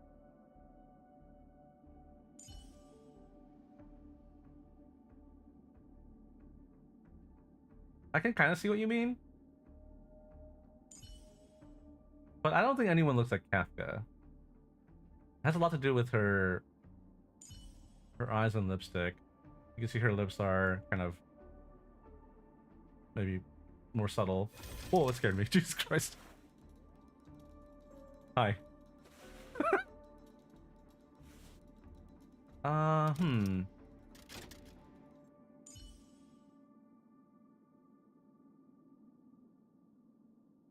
Yeah, I can see what you mean, but it is ultimately reused models, yeah. And they just use different features like these cockroach horns, the beauty mark, the subtle smirk, the angle of the eyes. You can see like Aglaya's eyes, for example, are more like flatter, but Dahlia's eyes are kind of it looks like she's like squinting a little bit, and the Kafka's eyes are a little like kind of like also squinting but a little more round, but the pupils are like foggy almost because of her ability or whatever it is. Ability, is it an ability? I forget what it is. Her power. I think they're different enough.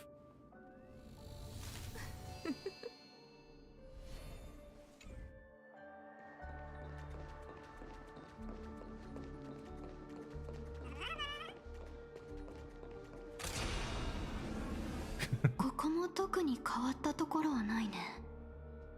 違う、ここだ。一気に決着をつけよう。 That's your part 2 finale in a few hours of lost photo speed. 気をつけろ。 Oh shit. 近くから危険な匂いがする。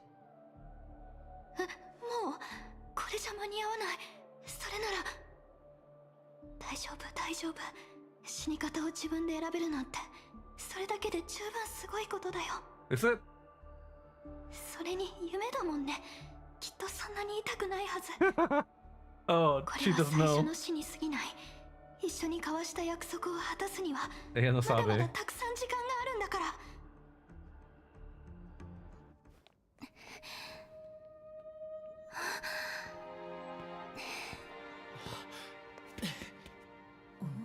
Huh?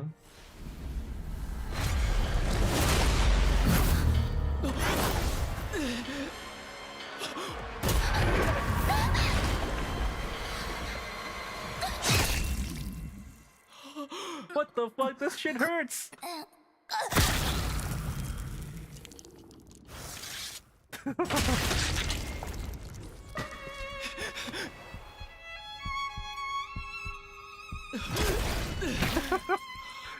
Now that we see her thoughts before that happened, that's just so much funnier.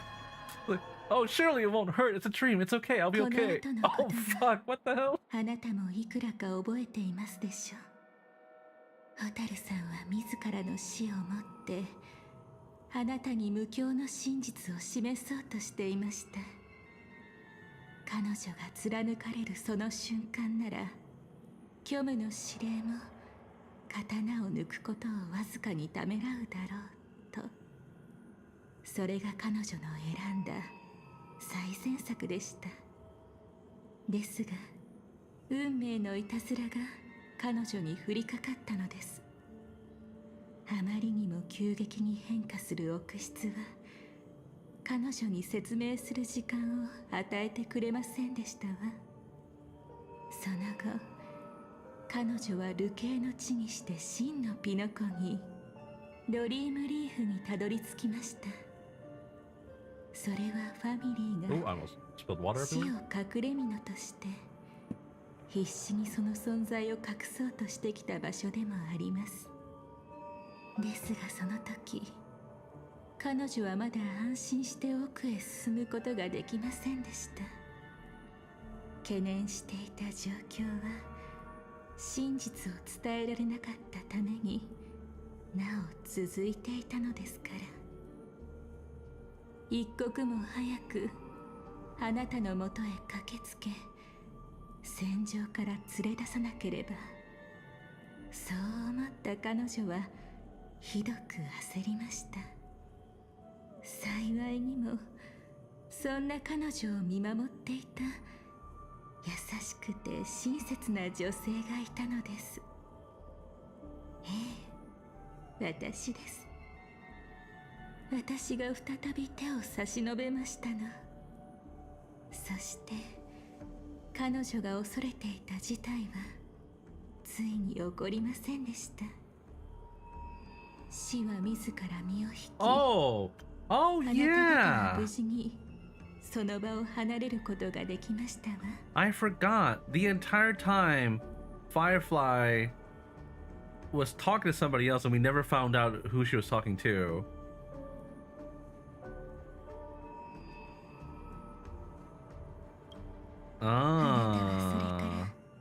ブラックスワンの導きのもと I should go back and see if I can ホテル pick up さん any の死の真 clues 相を there in the 探ろう dialogue. としましたね。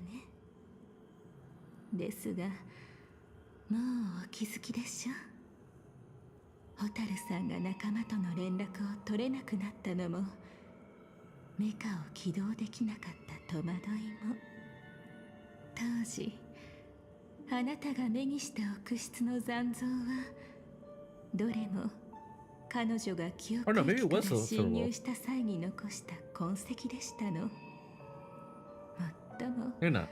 それ自体は大した問題ではありません。 Oh no, she ブ could. ラック She スワン couldn't が contact her. 犯 Never した mind. ミスは結果的にホタルさんへ十分な時間をもたらしたのですから。再びあなた方の前に現れた蛍さんはもう一人の自分の姿へと変わっていました。あの一戦は運命の渦を巻き起こし、多くの方々の道が交差することになりました。そしてあなたがあの Lots of 場を去 content った kind of going. Yeah, 後、 I heard the same thing.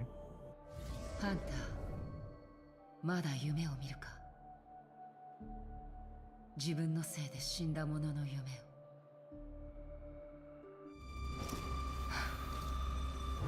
私は今でも夢に見る。引け、まだあなたの番ではない。私の番ですか。巧妙な偽装はたくさん見てきたが、外見は隠せても心は隠せないものだ。あなたも例外ではない。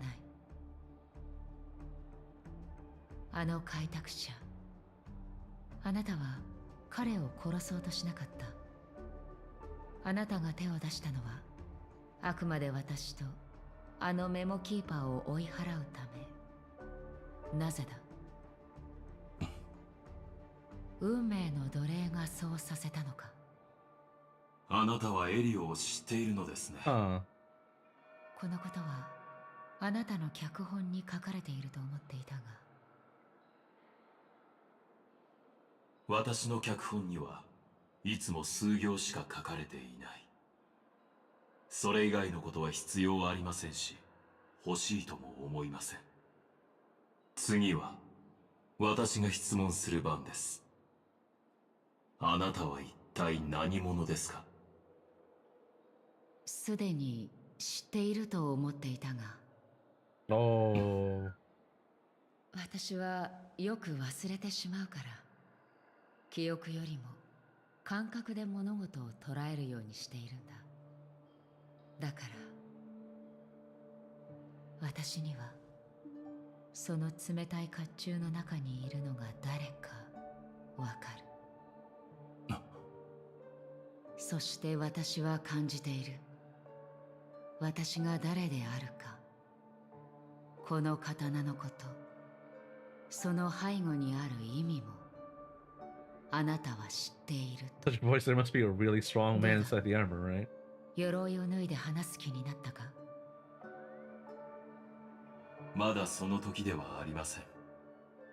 迷える自滅者、あなたは知りすぎています。言っただろう。 I wish Sam was a dude. 私はよく忘れる。心配する必要はない。それでこれからどうするつもりだ。あの開拓者はブラックスワンに連れて行かれた。彼を探しに行くのか。その必要はありません。あなたには教えても構わないでしょう。ピノコニーに関してエリオが私に与えた指示は一つだけ。それは請求列車に共に大いなる遺産を負わせること。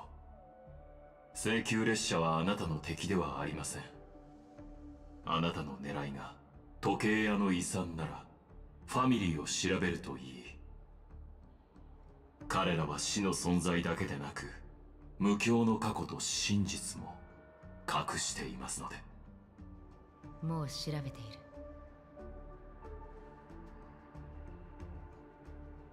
別れる前に私からも一つ助言を送ろう。どんな道を歩もうと私たちは最後には必ず死にたどり着く。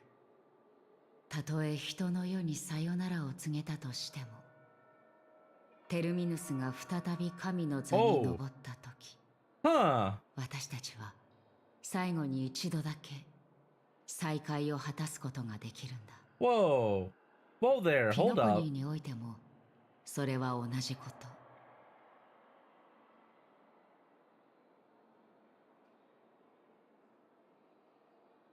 Oh, I have mixed feelings about this.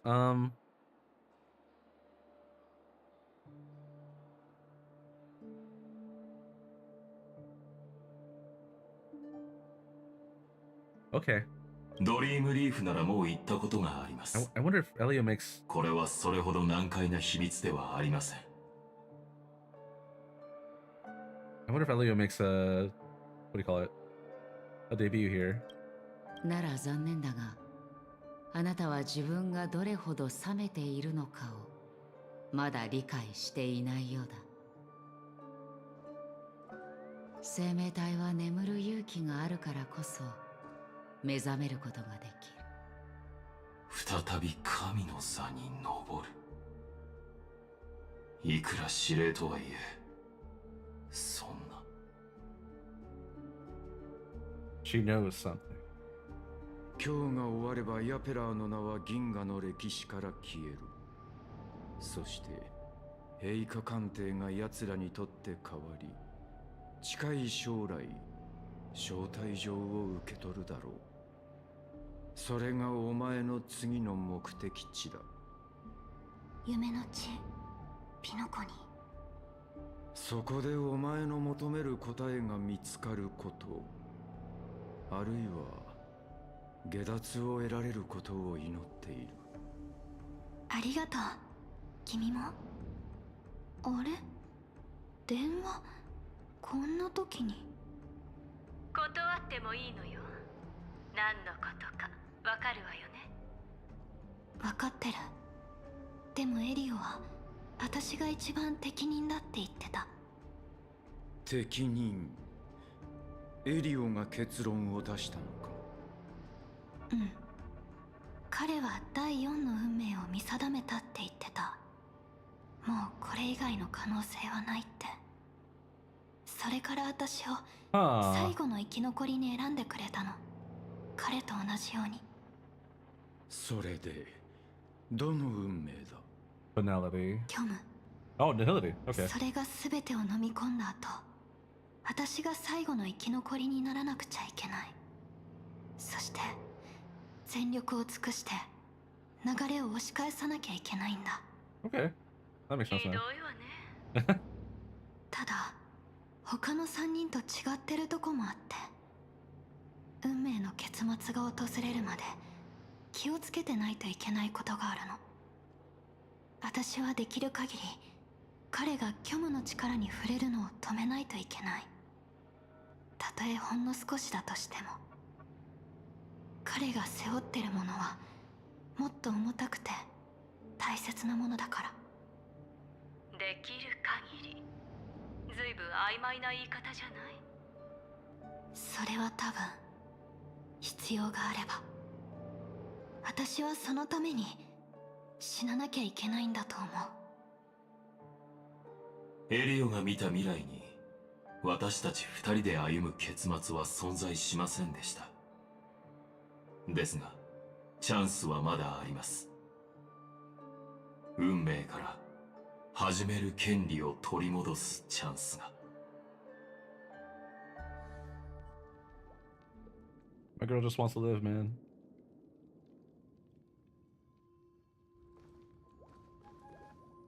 What the? A chest? 世界のあなたの客室は意外と質素だった。あなたの外見と同じようにね、ヨミさん。労せずして手に入れたこのオルゴール、アナイアレイトギャングが受け取った招待状。あなたに関する記憶はあなただけのものじゃない。私が知っていることは多く、遠い未来のことも予言できる。ちょっとした手を使えば死者に口を開かせることだって The できる。 dead can be made to speak. Oh man, that line is ア actually ナ pretty イア good. レイトギャング。あなたに出会った後に行方不明になった亡命者たち。彼らに一体何があったのか、私が明らかにしてあげる。 Maybe they'll reveal here that the Annihilation King actually is still alive. 12のメモリ、12の無境。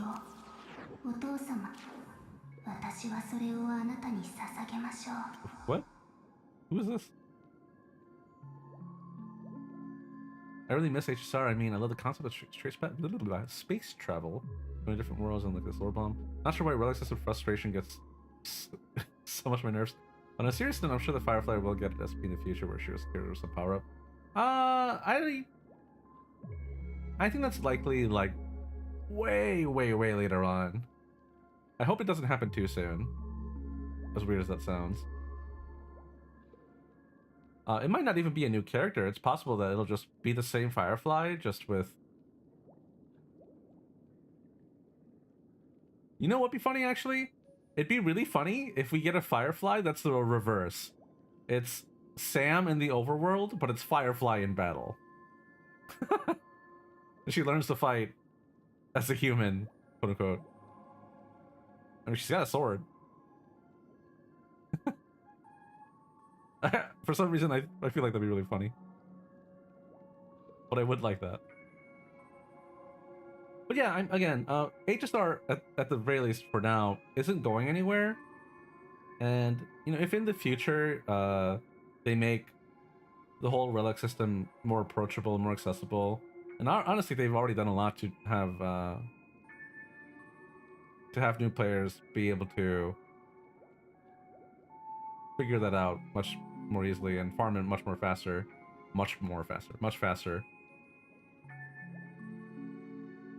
But yeah, I mean, they can keep on making improvements, and maybe by then it wouldn't really get in the way of your storytelling experience, your reading experience rather.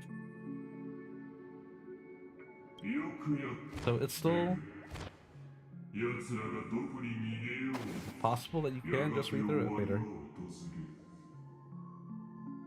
Especially if, you know, you ever have a lot of free time and you feel like binge reading through it. ぼんやりとしてるけど、これはアフリートの声。アフリート？もう一人は彼の子供かしら。最初に招待状が渡された時の記憶ね。すぐに途切れてしまった。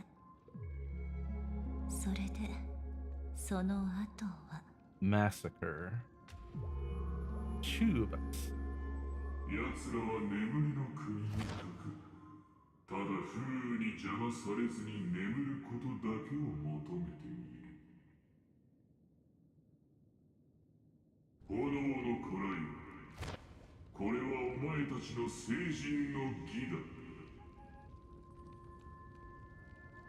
こいつが出るまでもね、私だけで十分だ。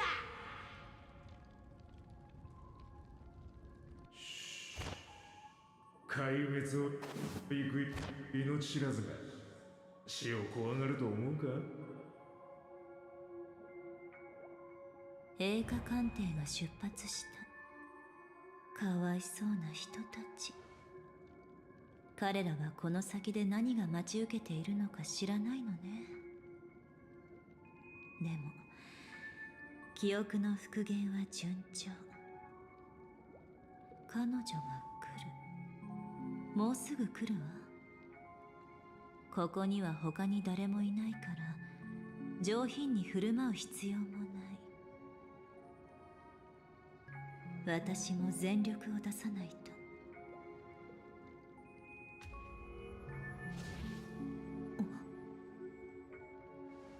Oh, the beans. Oh. Was she blocked? Oh, it's just all distorted. Or blank. この後の記憶は空白？まさかそんな。このオルゴールがヨミさんの手に渡り、彼女によってピノコニーに持ち込まれたのは事実。そのはずなのに、その途中で Dahlia probably burned it away. Otherwise, Black Swan would know that the Annihilation King is still alive.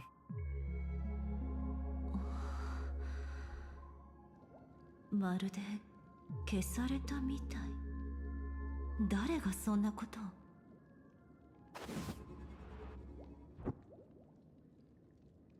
あなたは誰？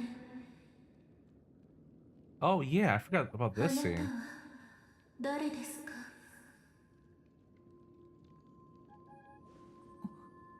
これは And she recognizes too, right?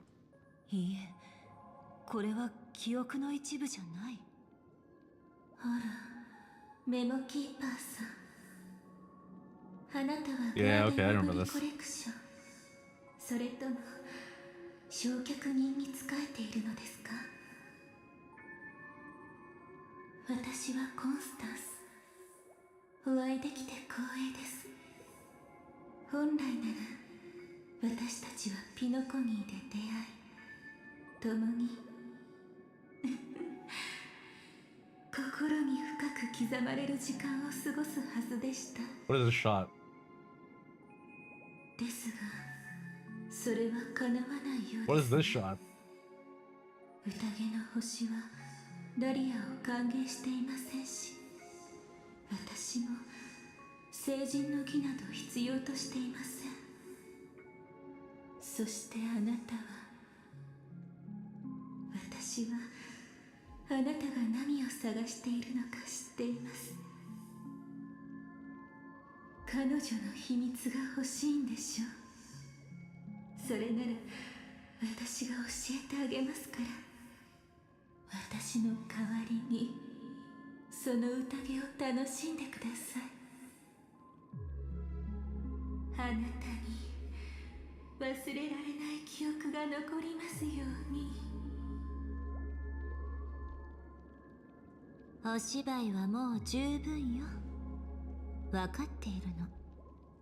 あなたは遥か彼方にいるわけじゃない。原始の記憶域で私の感覚は至るところで阻まれていた。ファミリーの仕業だと思っていたけれど、まさか同僚に邪魔されていたなんてね。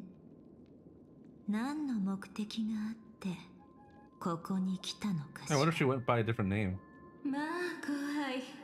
随分と無遠慮なおっしゃりようですこと。追い詰められていらっしゃるのか、それとも典型でもありまして。映画鑑定のコンスタンスがここに来る理由なんて聞くまでもないかと思いますけれど。それこそがあなたが見せた隙よ。見知らぬ焼却人さ。アナイアレートギャングは派手に活動する組織。そのメンバーももちろん隠されていないわ。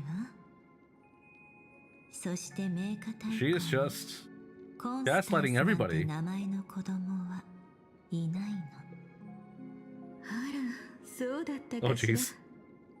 もし私があまりにも気まぐれなせいで感動されてしまっただけかもしれませんよ。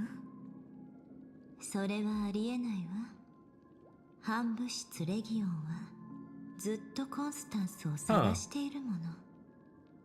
それならあなたたちだって似たようなものじゃなくて、ガーデン・オブ・リコレクションは私を消すために14回も追跡をさせましたわね。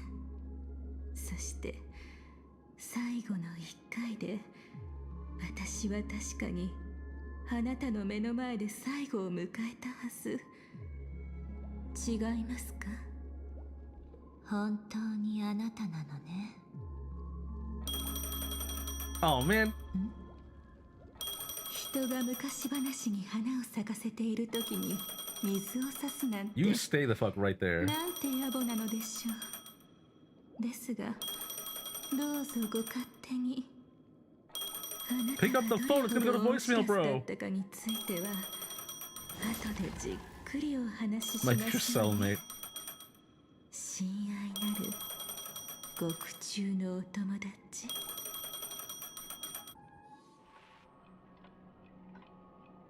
あら、その表情はこの瞬間が訪れる今まで緊張していましたの。怖がられているのではないかと。1242K1. Good evening. How are you? I was always anxious about the moment, always afraid you might find me frightening. Lady, that's already happened since we met. That's pretty terrifying. あなたがそれをお望みなら Hey, yo. 私も今のあり方を貫き通しますわ。それとも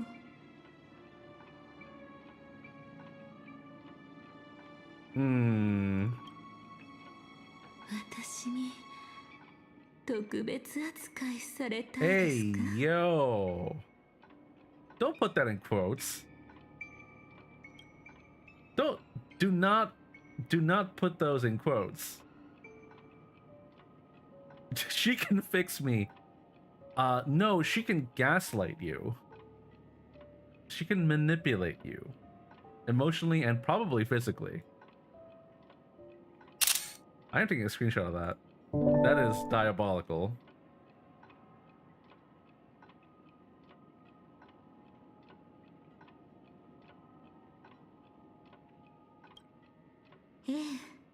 Even better. あなたが思うよりも重要なことだったのです。 I too would like to indulge in her double standards. This is exactly why I didn't want her to put that in quotes. それが悪い結果にならないよう、性格ハンターはあれほどの力を注がなければなりませんでしたわ。ええ、それもかなり親しい間柄です。あの時はあんなことを言いましたが、誤解しないでくださいね。死闘を繰り広げる二人がお互いの首にナイフを突きつける瞬間は、ありふれたダンスの相手をしている時よりも相手の心に迫っているものです。 This lady's got some screws loose. I think that was obvious, but like a lot more screws than I thought. Never mind, let's continue. Okay. わかりました。 Why are we still here? Why are we listening to her? 交差点へと目を向けましょう。 That is a very big hat, yes. あれからしばらくしてあなたはブラックスワンの意図を知りました。あなたは彼女によってアベンチュリンさんと引き合わされることになります。彼女はカンパニーと取引をしていましたの。カンパニーはピノコニーを取り戻すため一時的な同盟者を探し続けていたのです。アベンチュリンさんは誠意を示すために彼が見つけた愚者によって偽装されたあのロビンさんが殺された現場をあなたに見せました。ここから彼の大博打の始まりです。彼は命よりも大切な奇跡を砕くことさえいといませんでした。そして計略を巡らせたサンデーさんを欺き、すべてを投げ打つ賭けに出るチャンスを手にしましたわ。驚くほど大切なものをかけた彼は思惑通りに指令の人たちを受け、それによってファミリーが必死に隠し続けてきた秘密が明らかになりました。その渦中にいたあなたもさらに深いところまで巻き込まれていきましたね。けれどそれはあくまで生きている者の物語では、死者の世界はどうなっていたのでしょう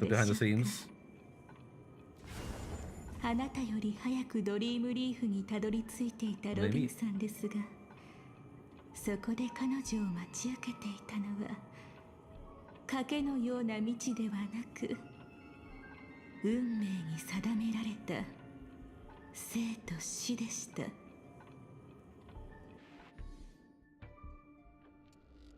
お兄ちゃんの言ってることよく Guileless わからな girl. い。小鳥が飛ぶこと Oh に no. なぜって考える必要があるの？ Not the return of the Charmony dove. 空に返すかどうかを決めるのが僕たちなら、その責任も負わなければならないよ。ゴフェルさんみたいなことを言うのね。でも決めたわ。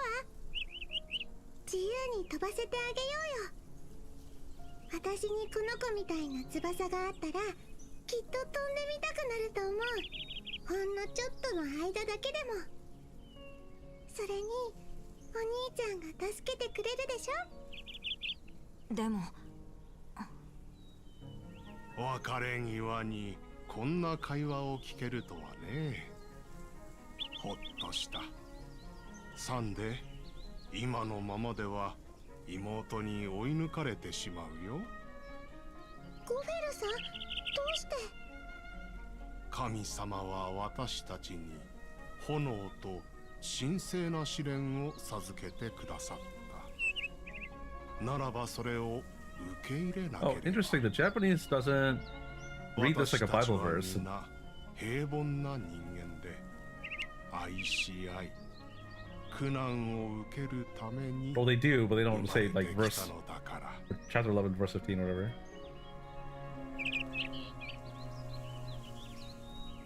I've always seen HSR as the future of Honkai Impact 3rd, where they fill the gaps in between from both sides.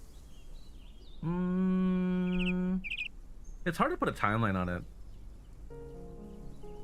Because it feels like everything is actually closer in time than you'd expect. I'm just curious about what Hoyo's plan between HR3 and HSR. Like, HSR lore actually appeared in... Yeah, like, for example, Sparkle appeared in Honkai Impact 3rd. It was like supposed to be just like a quote-unquote collab event, but like it was like an actual story. It was like actually kind of involved. I have not played through HPHO, but I have heard a lot of things about it.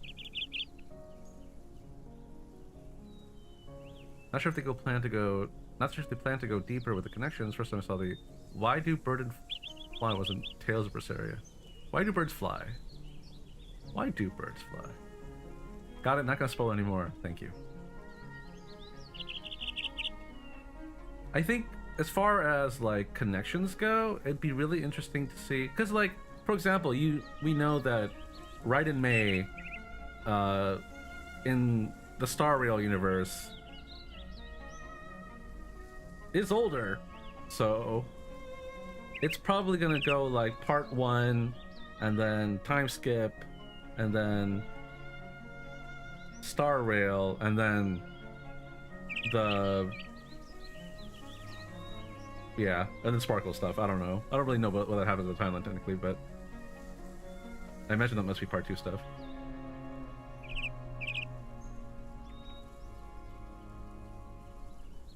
Part 2 into APHO into HSR, but yeah, it shouldn't be too far timeline wise. Yeah, okay. Yeah, that makes sense to me.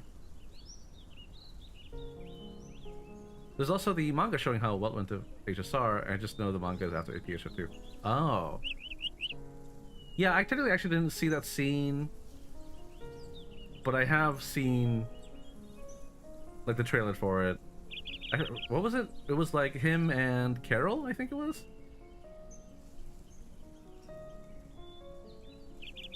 And then not March, definitely maybe not March.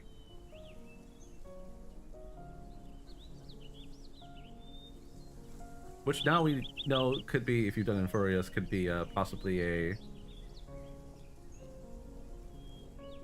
fragment of Huli. I don't know who that is though, so I know she has a name. But yeah, a lot of questions.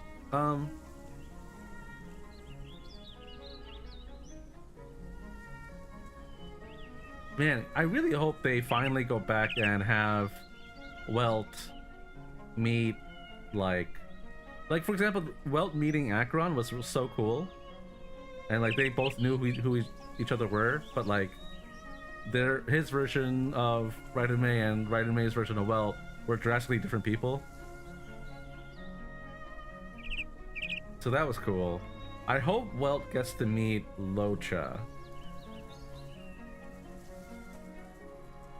Because we know. Oh man, what's his name? What's the thing, divine thing that takes the form of Otto in Honkai Impact Third? Oh fucking hell. Codex? No, that's not it.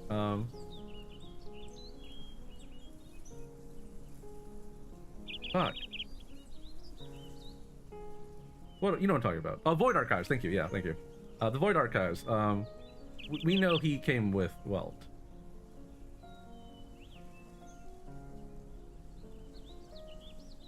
And then something happened. Oh, I don't know. And then now we also have a Clanker Bard Tender that has the voice of Otto / Void Archives. I mean, that might be him. We don't know. Maybe he's a part of the Astral Express. Maybe. That would be interesting to find out, actually.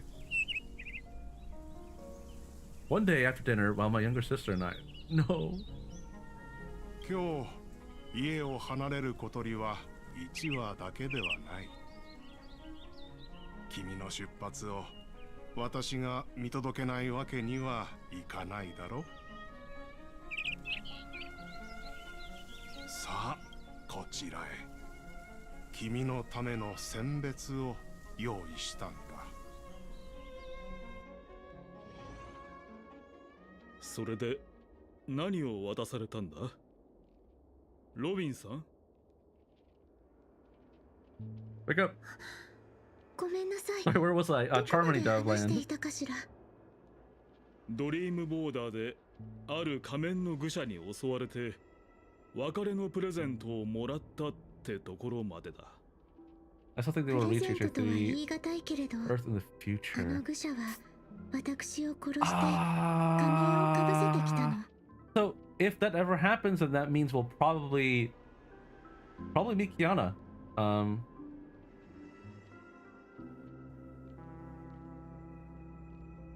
Because it's likely that Kiana is an emanator of finality in the Star Rail universe. Or well, if the Star Rail universe and the Honkai Impact Third universe overlaps or becomes connected.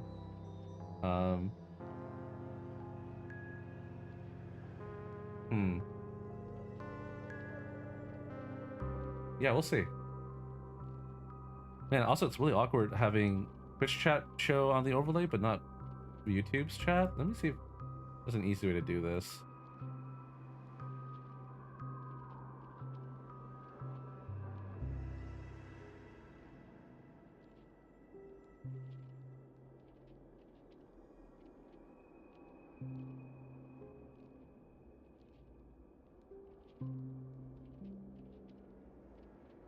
Nani? Nani?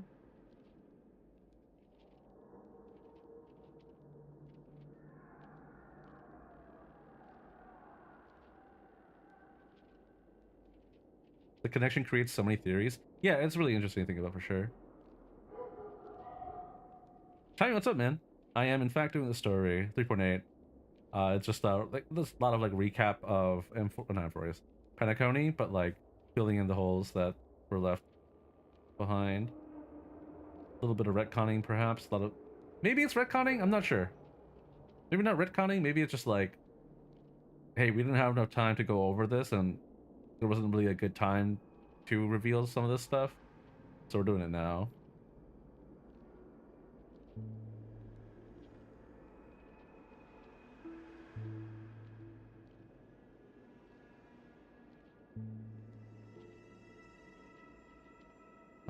Oh, apparently multi-chat overlay for OBS is not something I should do, question mark? I might have to look into this. Alright, so I'll not bother with it right now. That's a cool. でもドリームリーフで目覚めた時には消えていたし、何の影響も感じられなかった。君のそれは本当に You'll say it is, but I don't know. It feels that way. Cause you, I was trying to catch up with あ Wua. の言葉には別の意味があるのかもしれない This けれ can ど。 wait. This is, I don't think this is that important. I think it's gonna be a segue into 4.0, but それで not really that あん much. たの調子はどうなんだ？ Maybe at the end of it. 少しずつ良くなってきているわ。 This sure ドリー isn't ム going リーフ anywhere. でも調和が広がっていることは確かだし、ファミリーの裏切り者たちの影響も受けていない。でも声が出なくなることについてはまだ調べないと。もしかしたら私は気づかないうちにずっと仮面をつけていたのかもしれないわ。手伝いが必要なら遠慮なく言ってくれよ。ありがとう。ここに慣れてきたのもミカさんのおかげね。でも外の様子を知る方法はないかしら。ドリームリーフは隔離されているけれど、兄様の状況を確認したいの。簡単さ。人の集まる場所に行けばいい。案内しようか？いいえ、一人で行くわ。ありがとう、ミカさん。All the sad young men.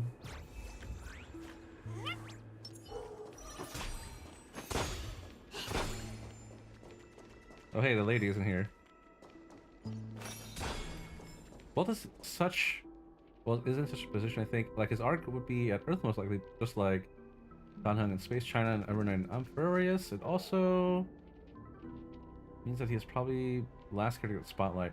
Yeah, which is why I think Star Rail taking us to Honkai Impact 3rd's Earth won't happen until probably like the end of like the quote-unquote main story.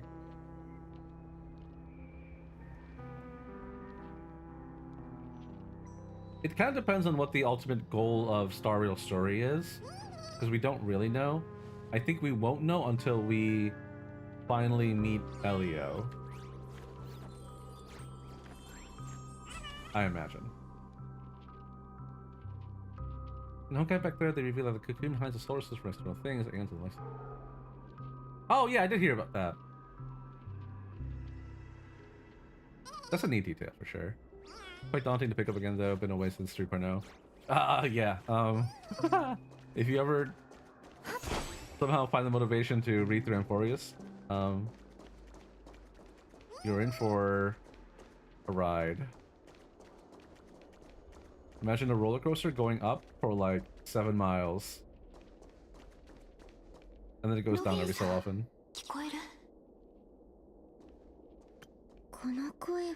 Yes, Chimey, I am streaming on YouTube. I'm multi-streaming right now.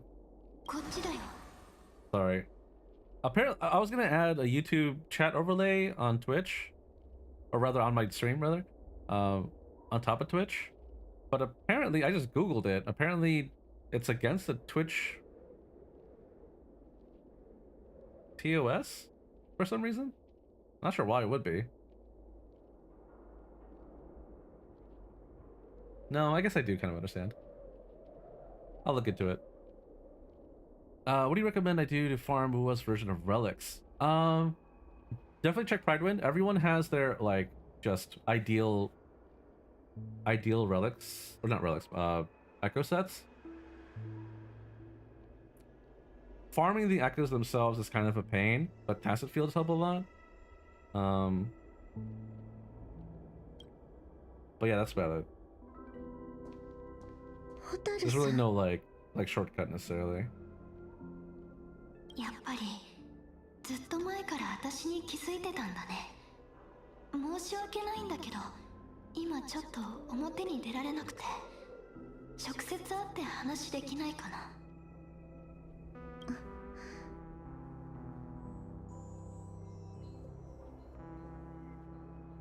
率直に言うけれど、あなたを信用するだけの理由がないわ。I expect that. わかってる。でも罠じゃないって保証するよ。どうしても理由がいるなら。I think it proceeds to be Kiana XP. I wouldn't be surprised. I would hate that, especially since we know that he's voiced by Shimono Hito in Japanese. That's a guy. That's a well. I mean, it could be the fake voice. Like, no, that'd be weird. Why would they give Kiana 2 voices? Also, it doesn't even make sense because Kiana doesn't speak anything like Elio, nor does Well, you know what? I guess it could be possible. Elio's like a gender bent Kiana.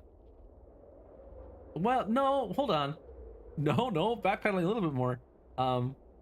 We know that Star Rail's Kiana is dead because of Acheron. We know that from Acheron's history or whatever backstory, she had to kill her best friend or whatever, which was probably this universe's Kiana.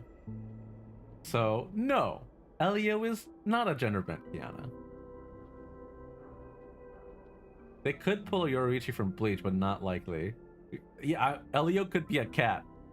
For all I know, Elio could be a cat, and then just turns into a really big busty Kiana. I don't fucking know. You're right. That is absolutely possible, but I hope it doesn't happen. for many reasons. We just know Nanook is going to be the big bad guy to fight against, and then they can pull a twist anyway. That's what they want us to believe, but I'm not really convinced that that's the case. Like, obviously Nanook is, you know, destruction, whatever, gotta destroy everything. But I think there is gonna be a few twists. Oh, I didn't read the very next line. They can pull a twist anyway, yeah. I think there are gonna be a couple of twists. I think it's possible that not just the nuke, but many other paths are gonna be at odds with the Nameless, the Axel Express, etc. A lot of things could happen. We have no idea where the end is for this game story.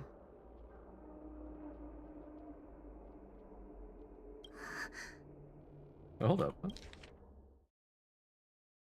Okay. Background could be more of a reflection of Pinkman back there's previous eras May. Because if I remember correctly, the one who she offed is an XP of Kevin, but Kevin is also technically a gender bend of Kiana. Not a gender bend of Kiana? I wouldn't call Kevin a gender bend version of Kiana. Just like an ancestor type thing.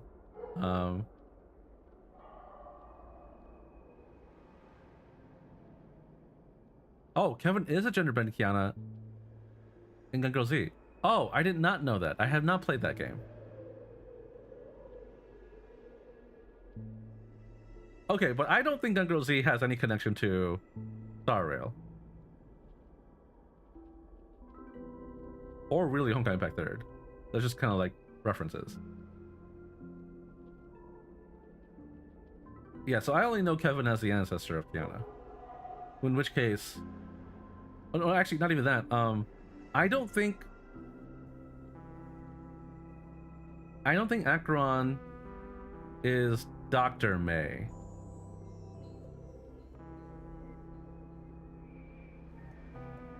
Yeah, no matter how I think of it, I don't think that's the case. She has no relation to... Like, I mean, I thought like Ron May was actually an XP of Dr. May, which she kind of is, but she isn't. That one's kind of messy. Yeah, we know Raiden Bosen Morime is Acheron's name. Yeah, that's just very telling. But also her conversation with Welt is also very telling too. Like, that is just this universe's May. Raiden May, rather.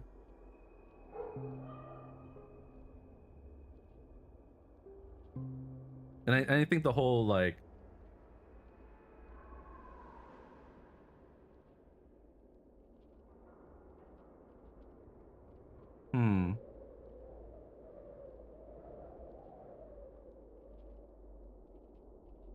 Huh, hold on. Are you sure about the whole XBF Kevin is the one who died thing? Because I don't think so. I think they were trying to get at it was Kiana. Except they're like Onis or something. Nanook is gonna get Nanook all over the universe. I don't know, he's kinda just chilling. I like the theory of him being a cat from that one video. Yeah, maybe. From that one screenshot. Yes, this Japanese VA was on Acheron's trailer, if I remember correctly. Huh. I need to go rewatch that. It's been, well, like a year. More than a year now, right?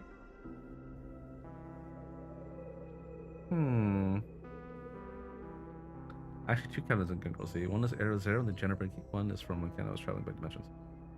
Oh, okay. Okay, now we're getting to like alternate universe shit. That's a little bit different.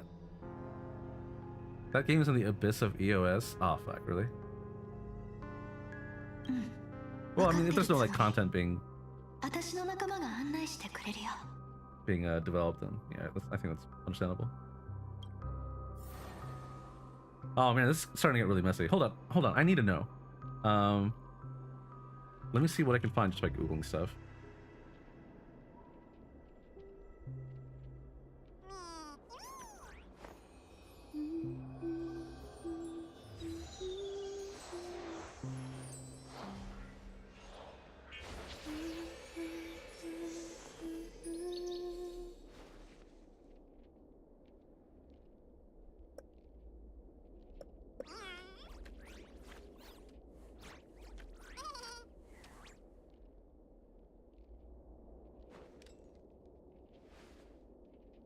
Oh.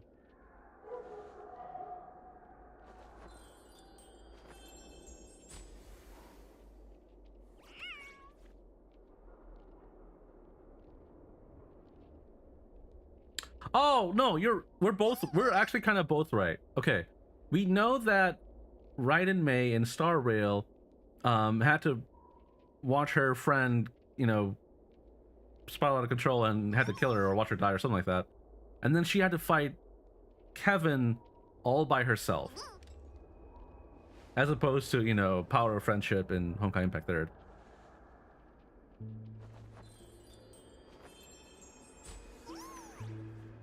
But this is speculation because in the dialogue, Acheron is like, I had a friend that I was very close to, and we like fought together. She was like my best companion or whatever.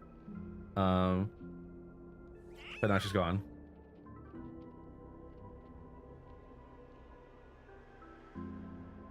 That was more than Power of Friendship, but okay. Yeah, I was just kind of exaggerating, but you know what I mean.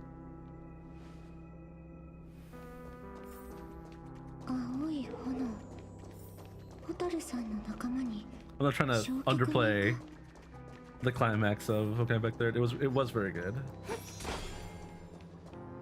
Very compelling too.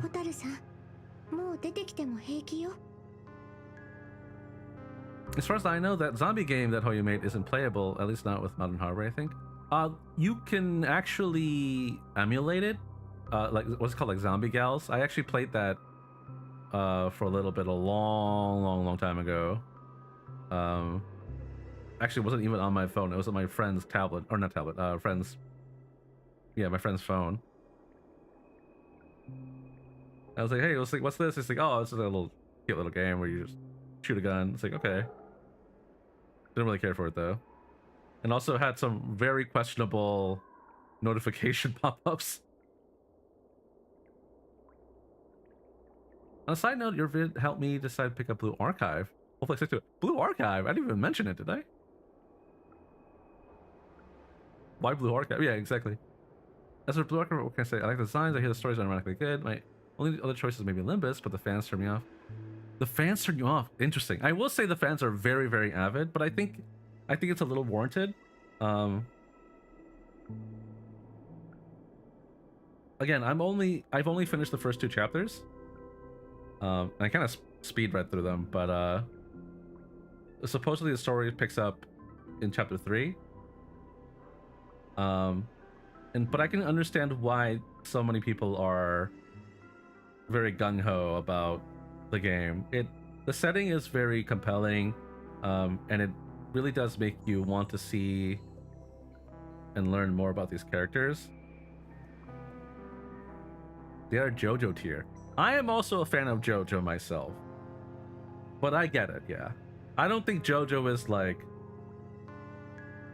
like a masterpiece with a perfect score in every category, like many others tend to believe for some reason. But I do think JoJo is still peak, for example, with some exceptions.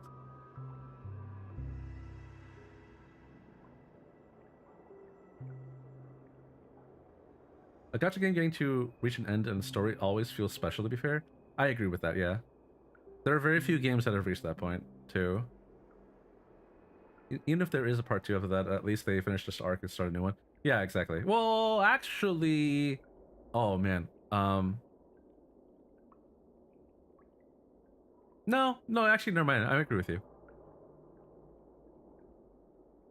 JoJo fans and how they act is where I draw the line. Again, give and take. Some fans are, perfectly well adjusted. Some fans are like, obsessive and maybe even maniacal, but I get it. I think Limbus Company is absolutely worth a read if you're into like the gritty kind of dark kind of setting, and you really enjoy exploring the themes of like, humanity and the depths of like mental illness and stuff like that too. I think Limbus Company is really good for that. But it's kind of heavy. No, I'm sorry. It is very, very heavy. It's certainly not for everybody.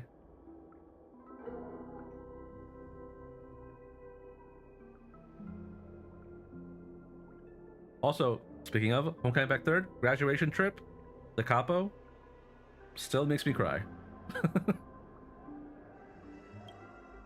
I'm so glad they gave that singer, lyricist of the capo, a chance to sing her own song.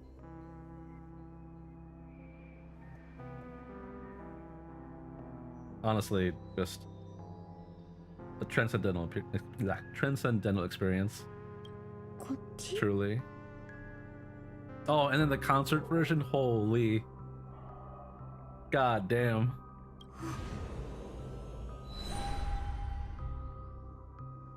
Oh, my eyes. Oh, why is it lasting so long? Load faster. Okay. さすが調和の長寿ですわ。これほど濃い浴室を通っても影響を受けないなんて。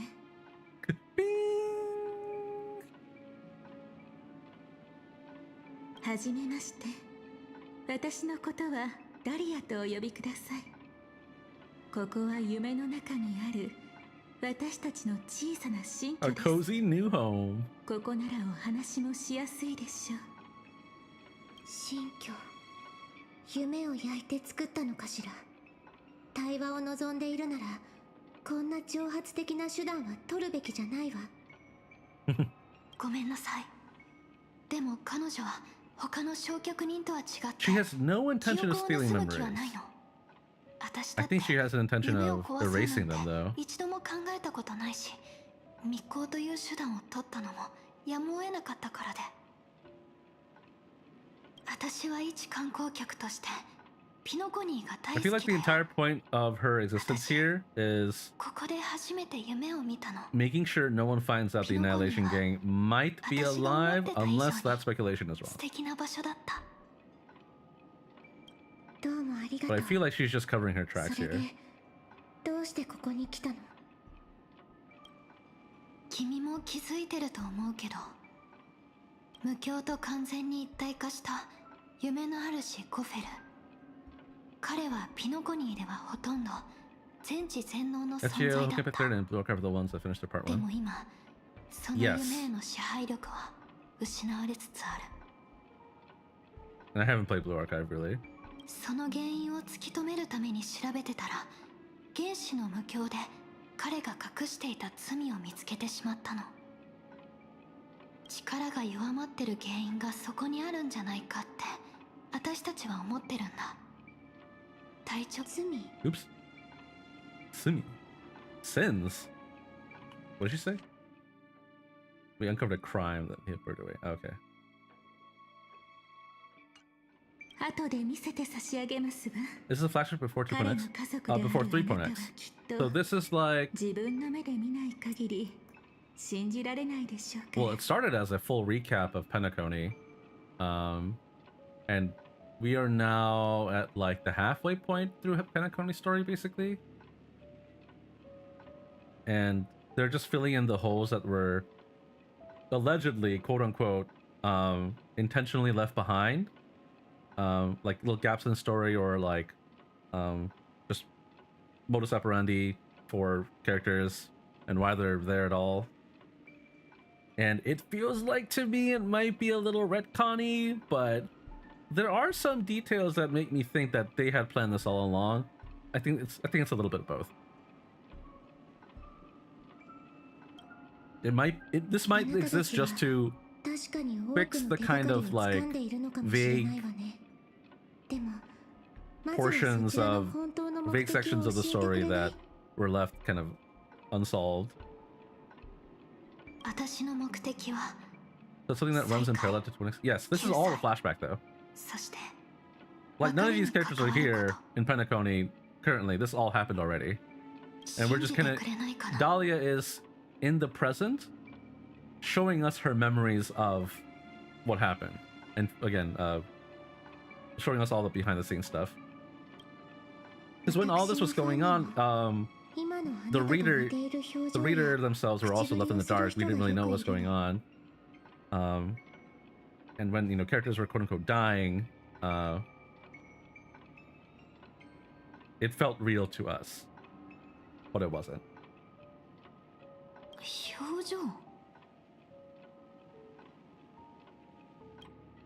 Gonna go sleep now, and IS6 Darkness is a nightmare. I did start it to get Radiant, but I am afraid of the higher difficulties later, yes. Good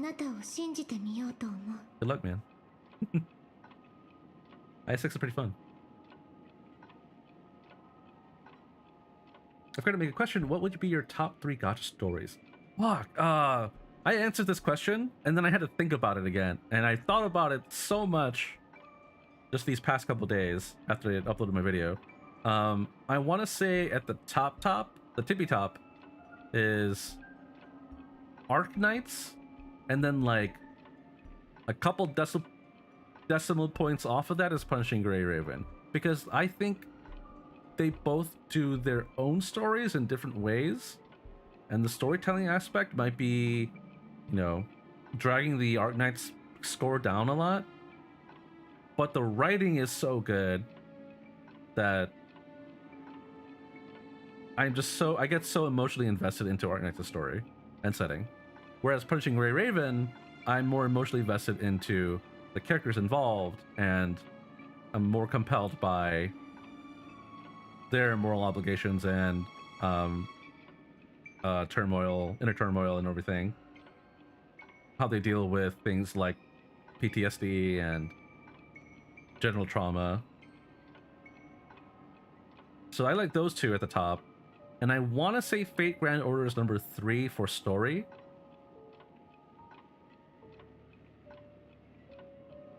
But that's also mostly an emotional investment into the characters, and less so about the overarching plot. I don't really like the overarching plot all that much, even though I think the cryptors and the whole Lost Belt thing was really cool. I think the concept of the story is not that complicated, and the whole like alien thing doesn't really grab me. Maybe it will in Lost Belt 7 though, I'm not sure. But the cryptor stories and all the servants involved are really good. And then, if not FGO, I think Zenless is up there for me, but only because it's not complicated and it's just like a feel-good kind of story that sometimes punches you in the gut every so often, but you can take it. It's not gonna make you keel over. It's gonna like, ow, that kind of hurt, but like, I'm fine. So very like guilt-free kind of entertainment, if that makes sense. It's just a fun experience, but not like super deep, you know, prose and stuff like that. Surely PGR Chapter 17 is not traumatizing. Boy, have I got news for you. I still cry deep inside, I promise you. It's pretty bad. It depends on how much empathy you can generate. Generate is kind of a weird word for you. Or weird word for that, sorry. It kind of depends on how much sympathy / empathy you have for some characters involved, and even for like nameless NPCs or faceless NPCs rather. But the amount of detail they go to, or the amount of detail they use to have you feel a certain way, really hurt me. I don't even think it gets explained a lot in LB7. Yeah, that's exactly what I'm expecting, but at the moment, it's kind of like, I don't know what any of this is. Did Pichu ever get voice acting in the story? I stopped at around chapter 9, I think, with the purple guy with the greatsword. Wow, you stopped at like, that's, I believe, chapter 8, actually. Let me put it this way, Adashi.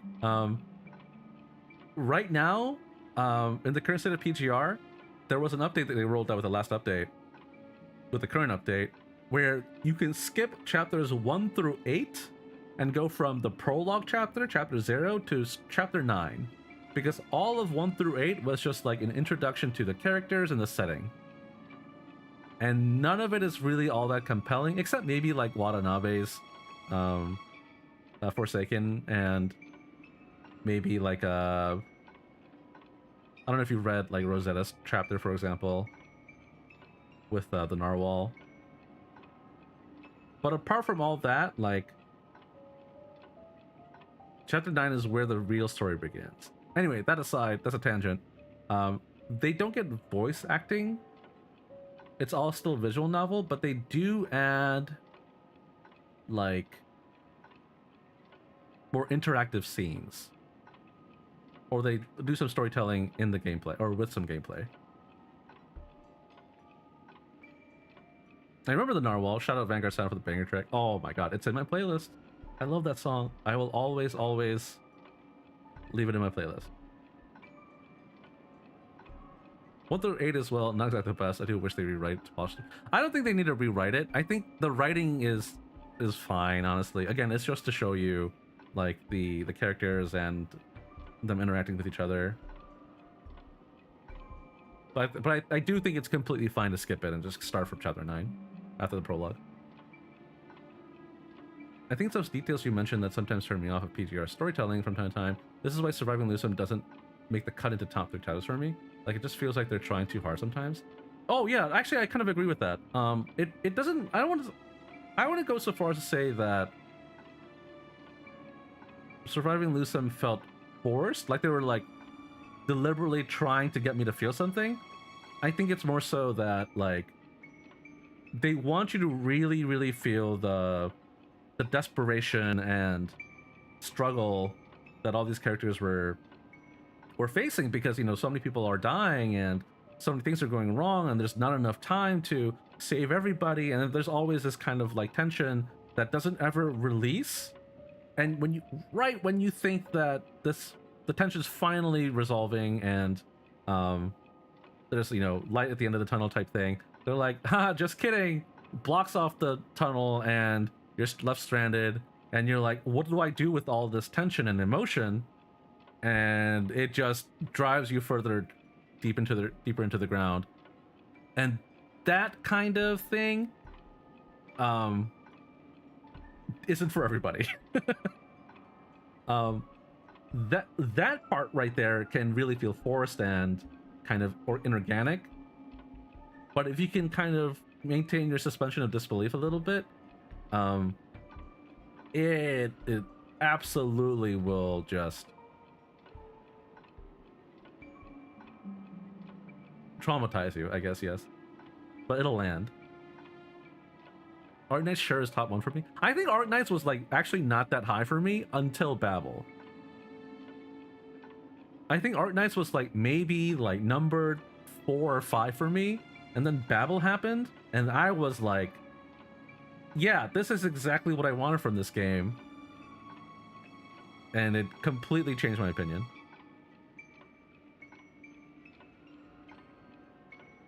but I agree with you. Surviving Lucid actually isn't one of my favorite chapters. And I've only just finished Epitaphs. To be fair, Epitaphs, Watanabe's chapter is still fresh in my mind, so I'm gonna be way more biased towards it. I think that one might be my number 2 chapter. I think for now, Cradle Parade is my favorite chapter. Watanabe's Watanabe Epitaph chapter, and then I want to say Spiral of Kronos is probably my next favorite chapter. Chapter 21.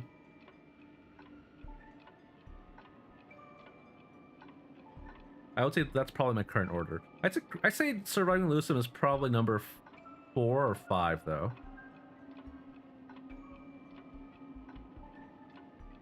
But yeah, I'm a sucker for like really like heart-wrenching, emotional stories, and you're always constantly like struggling to, you know, find a stance to, you know, set your feet on.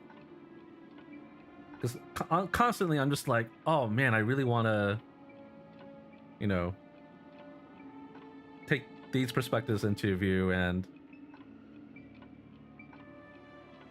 I don't know. I'm just always conflicted. And that really works for me. That's really effective for me because I'm fucking stupid. I'm way too easy to manipulate. Babel is like considered the best story for most of the fandom. Oh yeah, absolutely, and completely deserved. Still remember the memes about the lore? Yeah. I remember when Babel landed for the West. You know, like half a year after China. People started reposting the Chinese comics and memes and stuff, and they're like would translate to English, and people were like, "Oh, so that's what this was about." And then I remember there being a comment underneath one of those comic strips, and they're like, the original artist wrote down, "I had to make this as a way to cope."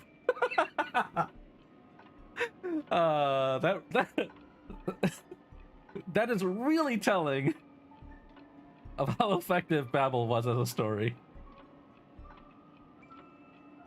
五大クランのリーダーともあろうお方が掟一つとは随分と質素なものですね。それ以来、私は調和の運命を歩み、公人としてその力を行使してきた。Again, I can show you, Teresa is my, or was one of my main screen lobby characters, and whenever it cycles to her, I cry. If you are caught up on Arknight's story, you will probably understand why Calcit is one of my other ones. 夢の主と一つになった12の時で And then another one is Bagpipe, because English Bagpipe was just way too funny. けれど、なぜかドリームリーフでは影響が出なかったわ。もしかしたら、あの時彼が指し示した運命は調和ではなかったのかもしれない。Oh.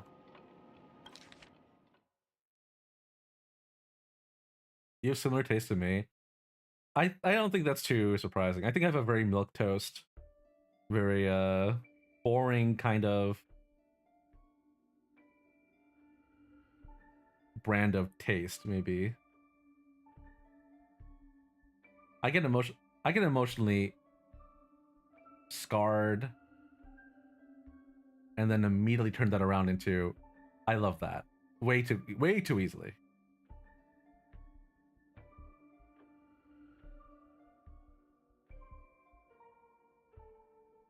Yes, I love a good strategy. I love a good tragedy. That's why PGR and Art Knights are so high up for me. Monster may actually be less. I didn't get Monster. I couldn't get her. I missed, I think, 4, 5? I think 4. I missed 4 6 stars. Trying to get Monster and I gave up. I didn't even try to get the pity anymore. I just stopped. But I mean, I could just buy her later or something like that too, so it's fine. One day. Surely she'll just spook me. She wasn't limited after all.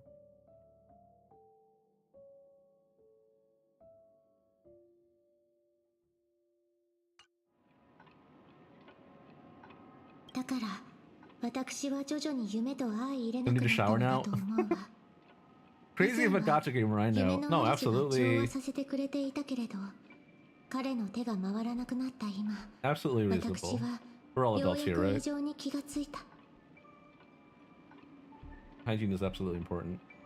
なら、夢の主はどの運命を歩んでたの？手がかりが少なくて、まだわからないわ。でも多分、秩序じゃないかしら。ありがとう、ロビンさん。おかげでいろんな疑問が解決したよ。Oh, what? We have different conjectures 彼 here. が歩んだ運命については、 Of that? 別の考えがあるの。何かしら。私に Finality. ついてきてください。あなたの目で見る時が来ましたわ。Logos is also based. Logos is one of 3 operators, I think, that I have M9 and level 90. Yes, Logos is probably top 3 for me as a character. Mostly because I'm a sucker for his, like, you know, pen magic stuff. I love that archetype in, like, any setting, in any story. It's so badass. Oh, wait, I can talk to you guys. ありがとう、ロビン That is さん。 not who I meant to talk to, but it's お fine. かげでいろんな疑問が解決 That し is all stuff that I've heard. Probably this is... 私についてきてください。 Okay, yeah. Alright. I bring so light to turn a Calcid and monster every squad. Hell yeah. Oddly enough, I rely on the fish team because it's fucking broken, but also because it's really funny. その大半は Sorry, 私たちには Abyssal 関 Hunter 係 team がありま specifically. せんが。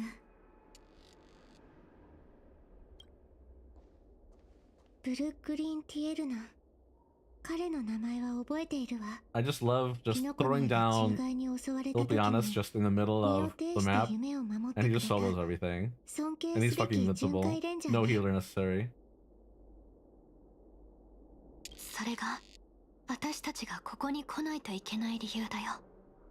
私た The ちは Dream Master sided with 夢の propagation. 主がファミ Oh, リ you ー know を what? 裏 That 切った makes a 後 lot of sense. I don't know why I didn't 繁殖 consider に that. 寝返ったんじゃないかと思ってるの。そんな。 Ascalon design also pulled Ascalon. I think she is M9 as well, but she's not level 90. 歴史というもの I は was looking forward to Ascalon for すでに過ぎ去ったものですが、 so many years. 人々の記憶は記憶域に沈殿し続けますわ。 I was fucking ecstatic when she was finally released. その方法さえ手にできれば、私たちは時に穴を開けて混沌から過去をサルベージできます。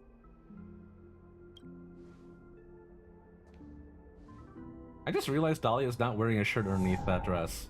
Or like a, you know, 浴室 you know what I'm talking about. Oh, what the fuck? スウォームが災いを引き起こすたびに無数の犠牲者が出た。名前が残った人もいれば忘れ去られた人、 Oh, you got さら Alpiana. に Congrats. 裏切られた人もいる。 Abyss Hunters complete. Hell yeah. 何を私は敵ではありません。 Oh, fuck. ああ、わかっている。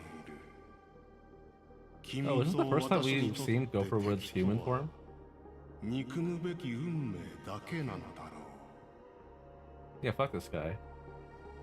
ではなぜ落ち着きなさい。もがいても苦しむだけだ。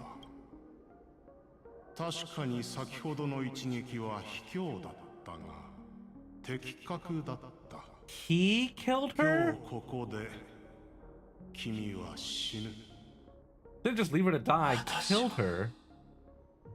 ここの中外と戦っていたのに。そうだな。スオームが猛威を振るう中、通りすがりのグラモスの鉄騎が見返りも求めず戦場に身を What the fuck, man? 確かに称賛に値する。 I mean, I've already hated this dude and propagation, but this is fucked. This shit is fucked. だが考えたことはあるか？ We need to go sleep, maybe decide what gacha to keep up with. Hell yeah. その後さらに中 More 外 reading. が深刻化したのか。 Good luck, bro. Thanks for dropping by. Have a good night. And hopefully I'll see you some other time.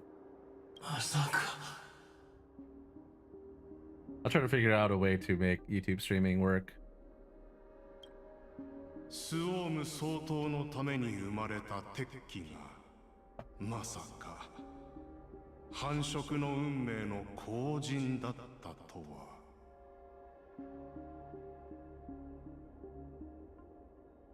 What?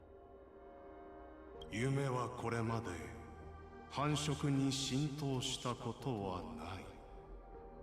それを持ち込んだのは君だ。そして君の死だけが Oh, I wonder if that's actually true. それを消し得る。そんなこと私がここを離れ二度と戻らなければそれで死ぬわけには死にたくありません。だからだ。あの一撃は卑怯だと言ったのは、君の秘密を探ったのは夢のためだが、君を撃ち落としたのは永遠を見た後に生まれた私の欲のためだ。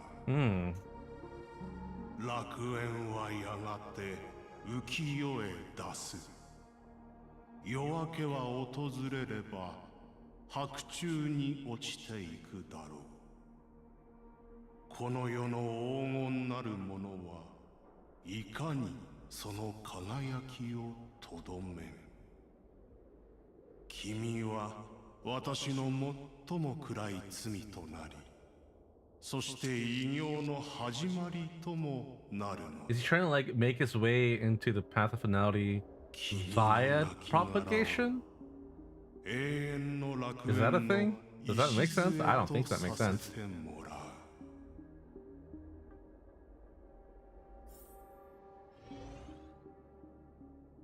What is going on? 奥室についてはあなたもよくご存知のはず。この記憶が作り物かどうかは判別できるでしょう。永遠の楽園の礎、それはあの時彼女は自分の運命から逃れようとしてた。でもピノコニーでスウォームが発見された時、彼女は見て見ぬふりなんてしなかった。たとえスウォームと戦って命を落としたとしても、それは彼女が運命に負けたことにはならない。だってそれは彼女自身の選択だったから。彼女は普通の人間と同じように優しい心の持ち主だった。彼女はあなたの友人なの？うん。たまに人事じゃなくて自分のことみたいに思えたこともあったよ。起きてしまったことは変えられないけれど、本当にごめんなさい。どんな目的があろうと、夢の主に誰かを犠牲にしていい権利なんてないわ。全てが終わったら、結果がどうであろうと、彼女の身にあったことを人々に伝えると約束する。彼女は夢に刻まれるべき存在よ。ありがとう。でも一つわからないことがあるわ。夢の主が繁殖の力を求めたとして、なぜ彼女を殺さないといけなかったのかしら。銀河にはまだスウォームが残っているはずなのに。それこそあなたに来てもらった理由です。夢の主にどんな目的があるにせよ、調和セレモニーの開幕を間近に控えたこの時期にさまざまな行動を起こしたのは決して偶然ではないでしょう。そしてあなたは調和の歌い手として彼に選ばれました。理由を知っているかどうかにかかわらず、あなたは重要な存在であるはずですわ。そういうことね。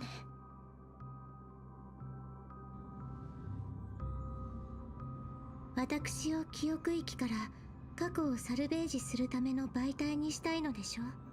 私は何をすればいいのかしら。一時的にあなたの記憶の一部を預からせてください。Is that safe? それを記憶域に投入すれば、私は奥室の流れに沿って通路を焼き開き、過去の光景をサルベージできますから。成功するか否かにかかわらず、あなたの記憶は必ず元のままお返しします。焼却人が記憶に触れることを許せ。 Thank God you could just say, oh yeah, sure, why not? 無理を言ってるのは分かってる。もし必要なら調律で私たちの意識に保険をかけてもいいよ。そうすれば悪巧みはできないから。 How does she know about that?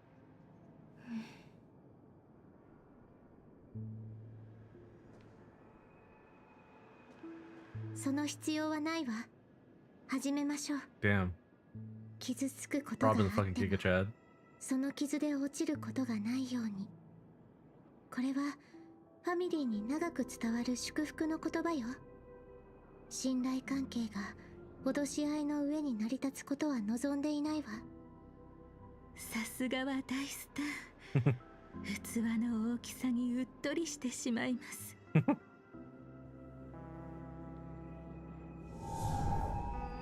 できました。運が良かったですね。あら、これは虫食いのある多くのOh. 何か分かったの？ある災いの一幕を開けてしまったようです。見に行ってみましょう。 Something Oak family. 嘘ばっかりね、あなた。メモキーパーという身分を利用して彼女たちにどれだけ嘘をついてきたのかしら。忘れられないひとときをもう一度過ごしたいようですね。ですが今は場をわきまえてください。あなたの相手をしている場合ではありません。あら、それは性格判定 Oh, を she 演 isn't じる one. のに忙しいから。誰のことを言ってるの？お見事ね。蛍さん、もし私のアドバイスを聞いてくれるなら現実に戻ってみてくれないかしら。 Oh man, I have questions. 銀狼さんに本当の仲間 Just run が by during a 誰 study なの break. That goes well now. Have fun with streamer. よ Thank く you, thank 聞いて you. みてほしいの。 I will do my utmost. Thank you for dropping by. Have a good night. あなたは相変わらずおせっかい焼きですね。Okay. あなたたちは一体何者なの？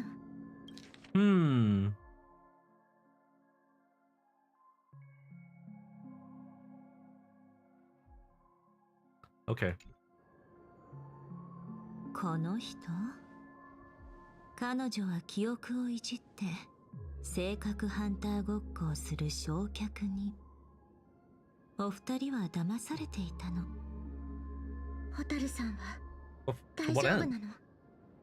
記憶域の乱流に迷い込んでしまったかもしれないけれど、彼女はただものじゃないから心配いらないわ。一時的に足止めされるだけ。私はあなたをオーク家に連れ戻しに来たの。あなたの身を案じたサンデーさんに無境であなたを探すよう依頼を受けて、それからこのダリアという人を決して信じないで。たった一つの記憶を頼りに記憶域から特定の過去をサルベージできるなんて。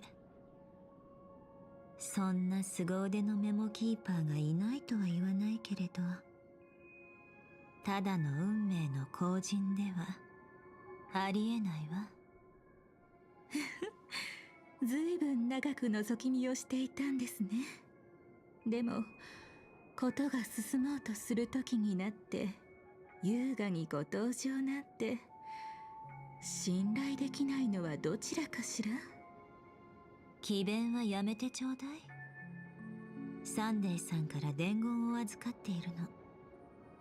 私の身分はそれで証明できるはずよ。伝言？それこそ笑ってしまうほど信頼できないものでは。確かめてみればわかるわ。伝 Two 言 words. は Fuck you. たった一言よ。ハーモニーピジョン。Oh. No. No.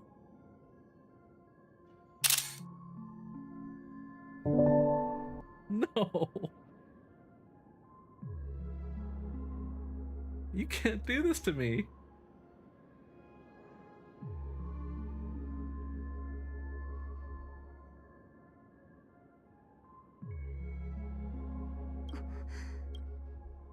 事情はわからないけど、これで伝わるとサンデーさんは言っていたわ。確かによほどのことがない限りこれは信用に値するわ。カンパニー請求列車、それにファミリーの依頼まで引き受けたんですか？本当に人気者ですわね。でもどうして死に急がなければならないのです？あの時ヨミさんの秘密を残しただけでなく、あなたの命を取らずに立ち去ったのに、もしかしてそんなに私と再会したかったのですか？ひとえにあなたがダリアだからよ。どんな騒ぎを起こすつもりか見ておかないと。ずっと疑問に思っていたの。運命の奴隷が裏切りのサガを持つあなたを受け入れるはずがないって。なら性格ハンターという話はどういうこと？まずは安全な場所に戻りましょう。お話はその後でゆっくり。彼女は危険すぎるから油断は禁物よ。ありがとう。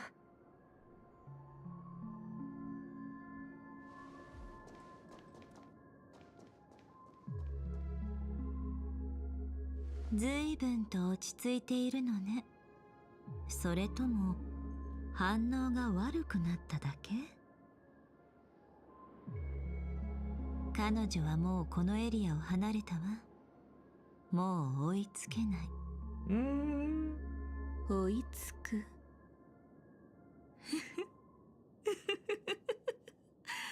彼女を追う？どこにその必要が？高慢な国長さん。もし私が彼女の記憶を奪っていないとしたら、私がさっき彼女にしたことは何でしょうか？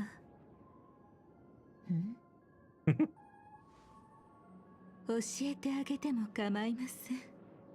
私は彼女の記憶に焼却人の炎を残しました。What the hell does that mean? 炎は静かに広がり、じきに私を見た記憶をすべて焼き尽くすでしょう。彼女は Holy Inception. ここに来たことはないと思い込むはずです。彼女の心に芽生えた疑いもいずれ消え去ります。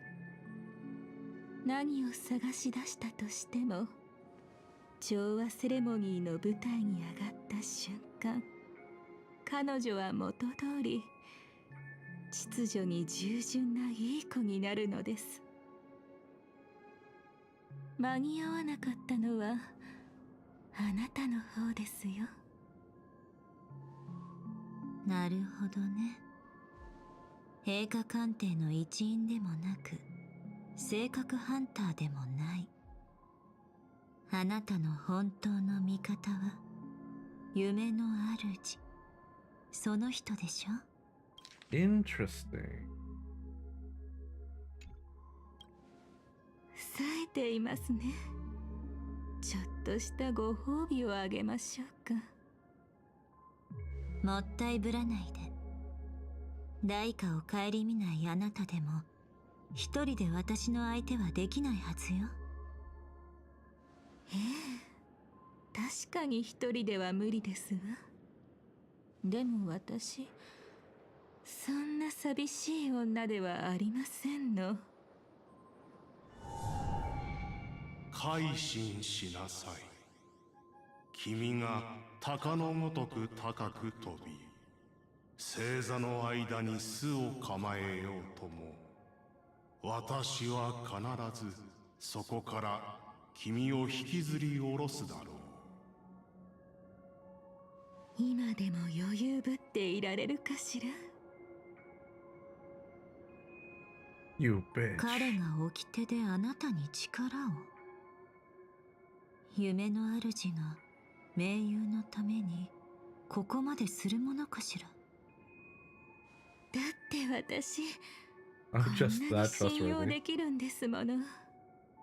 彼がこうしてくれなければ、私は普通のメモキーパーよりはるかにうまく奥室を操ることも、ましてや性格ハンターの記憶を改ざんすることもできなかったでしょう。残念だけれど、喜ぶあまりボロが出たわね。今の無境で私はあなたの脅威ではないけれど、私が離れようとするのを止めることはできないわ。随分と薄情な物言いですね。なら試してみましょうか。花を捨てるのは簡単でも、手についた残りがは Oh man, すぐに that's は cold. 消えませんよ。私、しつこい女なんです。もう一度会っても何一つ変わりませんわ。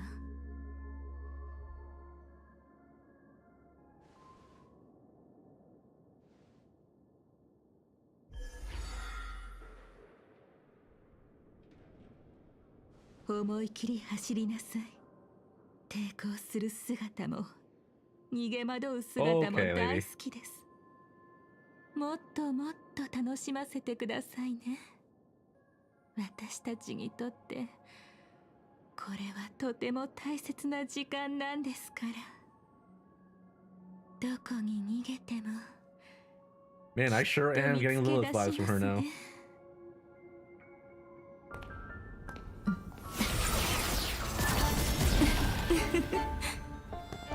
これだけの多勢に無勢、あなたの負けです。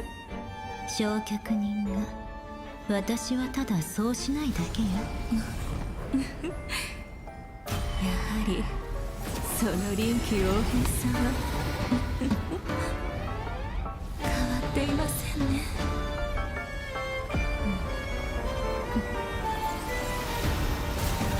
Oh my eyes. Huh? Hold up. You can't just do this. Oh, but is this why she found out? どこに行くの？せっかくここまで苦労して演技していたのに、もう少しおしゃべりしていかない？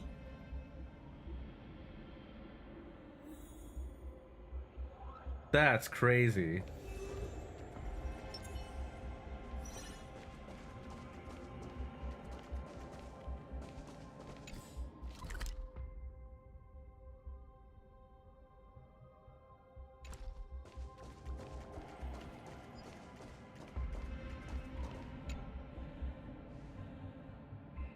あなたの一番信頼できる点は、決して信頼されてはいけないこと。それについては変わっていないわね。でもいつ気づいたんです？ゴフェルさんが分け与えた力。 Okay, so maybe she's not evil. 私への束縛でもあったということに。夢の主の盟友と認めた時ね。その時からあなたの本当の意図を疑っていたの。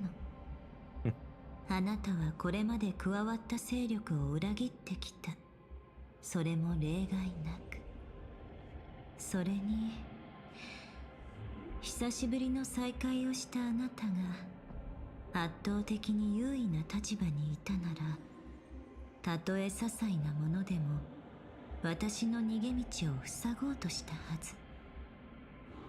でもさっきの戦いでわざとらしく見せた隙はお粗末だったわ。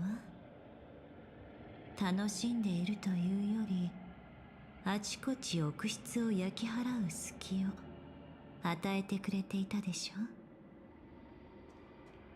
あら、そうでしたか。演技ではなく本気であなたをたっぷりいじめたいところですが、あいにく束縛がある限り自由には動けません。ゴフェルさんに不利な行動は一切取れませんし、彼の秘密を漏らすこともできませんわ。ですが今でもあなたと心が通じ合っていてよかったです。ずっとこうしてお互いの気まぐれを信じてきましたものね。It's really hard to tell. そんなことがないといいのだけれど、あなたと関わったことでガーデンの注目を引くのはごめんよ。あら、前の仕事に戻ったのかしら。悟りを開いたとでも言っておくわ。あなたには永遠に理解できないでしょうけど。さあ、本題に戻りましょう。あなたは夢の主の束縛を受けてまで彼から何を得ようとしているの？こんな芝居を打って私の手まで借りて自由を手に入れたのは夢からどんな記憶を盗み出すため？もちろん壊滅です。冗談はやめてちょうだい。その運命はとうの昔に捨てたはずでしょ。あなたは相変わらず可愛い人ですね。では過去の出来事を見せてあげましょうか。今回だけですよ。陛下鑑定のことが気になるのでしょ。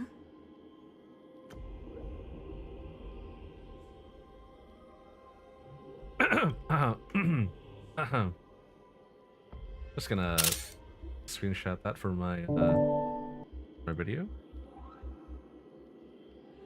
Definitely not for my personal use, I promise.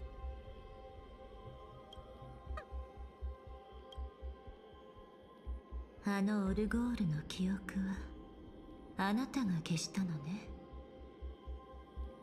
ええ、ただその瞬間を記念として残すためにあの時の気持ちを覚えていたくて、それからよく見てください。 Oh, so this isn't Amphorius. Thank God. Okay. That had a lot of implications if it was. そのものももうどこにもないのです。その爪痕、運命からはとうに離れたはずよね。なのにまだ壊滅の力を使えるというの？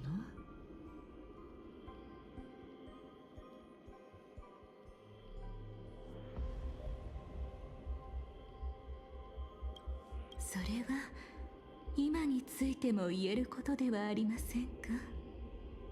ガーデンを裏切ってなお私はあなたに記憶を見せられるのですから。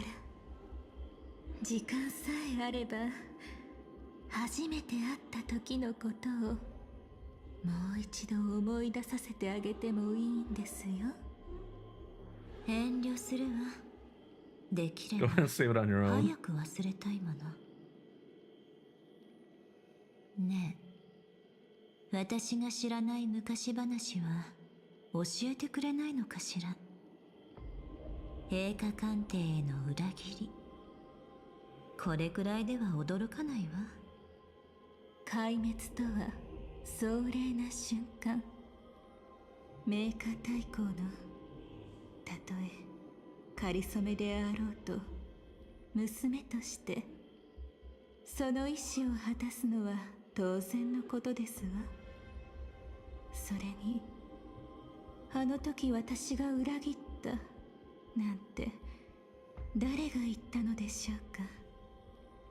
ここに来たのも名家太后の意志を完遂するため。お父様はこうおっしゃいました。ピノコニーの真夜中を枯れさせ記憶の墓場だけを残すようにと。つまりピノコニーの記憶に関わるものすべてが壊滅させるべき目標というわけです。ですが奥室の世界である Why is she playable? 協力者もなしにそんなことはできませんよね。夢の主との協力は危ない橋ではありますが、これ以上の選択肢もありませんでした。そうそう、記憶に関わるものすべてにはあなたも含まれていますわ。運が良かったですね。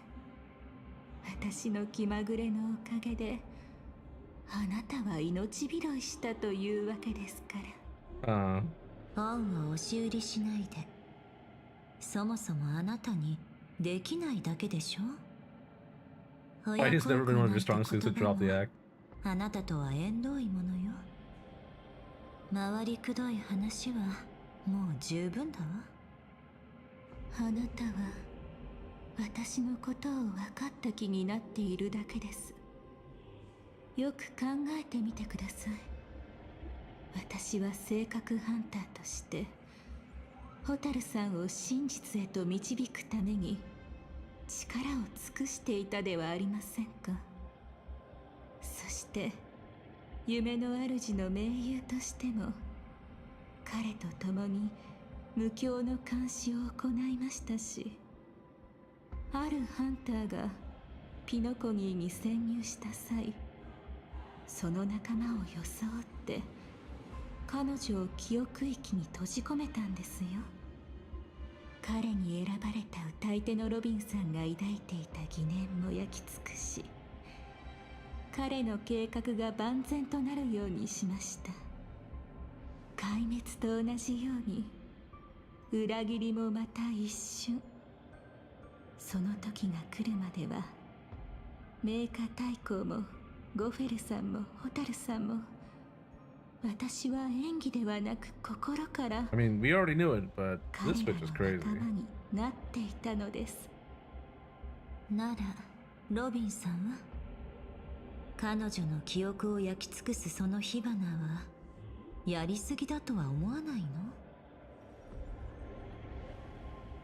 あらまあ、無境の端っこなら見つからずに済むと思っていたんですが、やっぱりそちらのホームにいる限り逃げ場はなさそうですね。それでそちらの方に手を出したからお咎めにいらしたんですか？まあまあお急ぎではないようですし、とりあえず腰を下ろしてお話でもどうでしょう。さあ教えてください。僕の何が欲しいのですか？そう構えないでください。私は成り行きに従ってあなたが事を済ませやすいように彼女の力を少し抑えただけです。あなたはきっと恩を忘れない人。そうですわね。私、脚本というものに興味があるんです。性格ハンターの協力者さん。ロビンさんは今にあの火花の意味を知り、私に感謝することになるでしょう。なんだか楽しみです。性格ハンターでなくても今回は私にも運命を裏切るチャンスがある気がしますわ。ですからもう知ったかぶりはやめてください。それに私の本性は裏切りではなく強欲ですよ。致命傷でも受けたのかしらそれとも不治の病か何か？死に際でもないのにこうも素直になるなんて信じられないわ。だって他でもないあなたに話しているんですもの。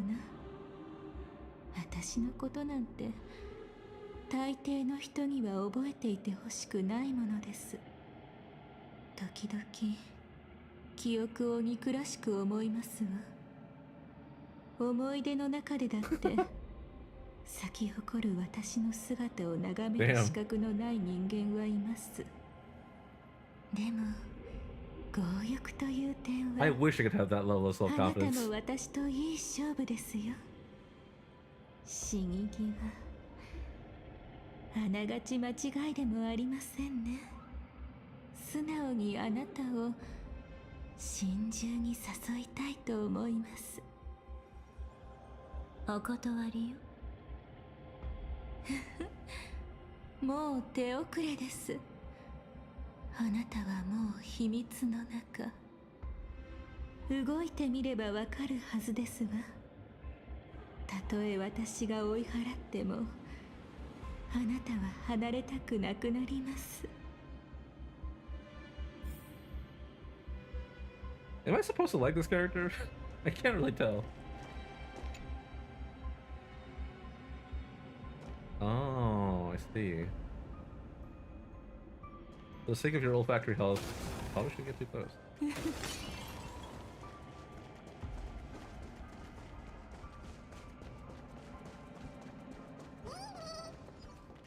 なるほど。虫食いのある多くの株。あの時の話は嘘ではなかったのね。多くはもともと虫食いになりやすいものですから、不思議なことでもないでしょう。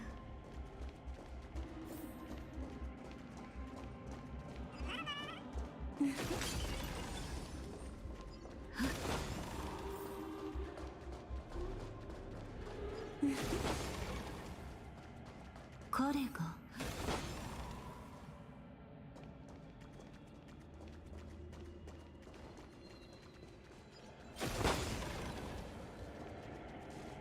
Who exactly am I? What are you doing here?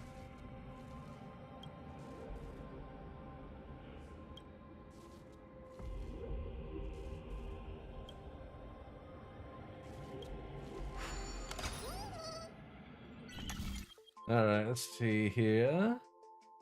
Which move? Okay.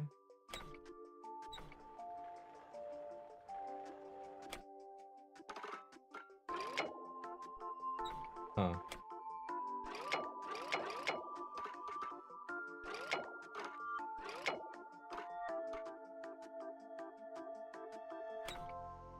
What?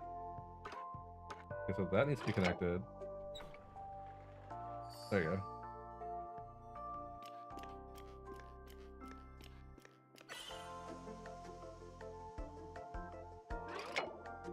Can I do...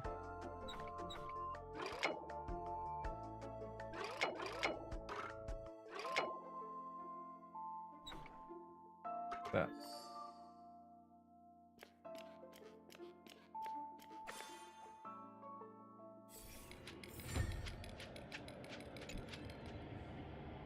TikTok.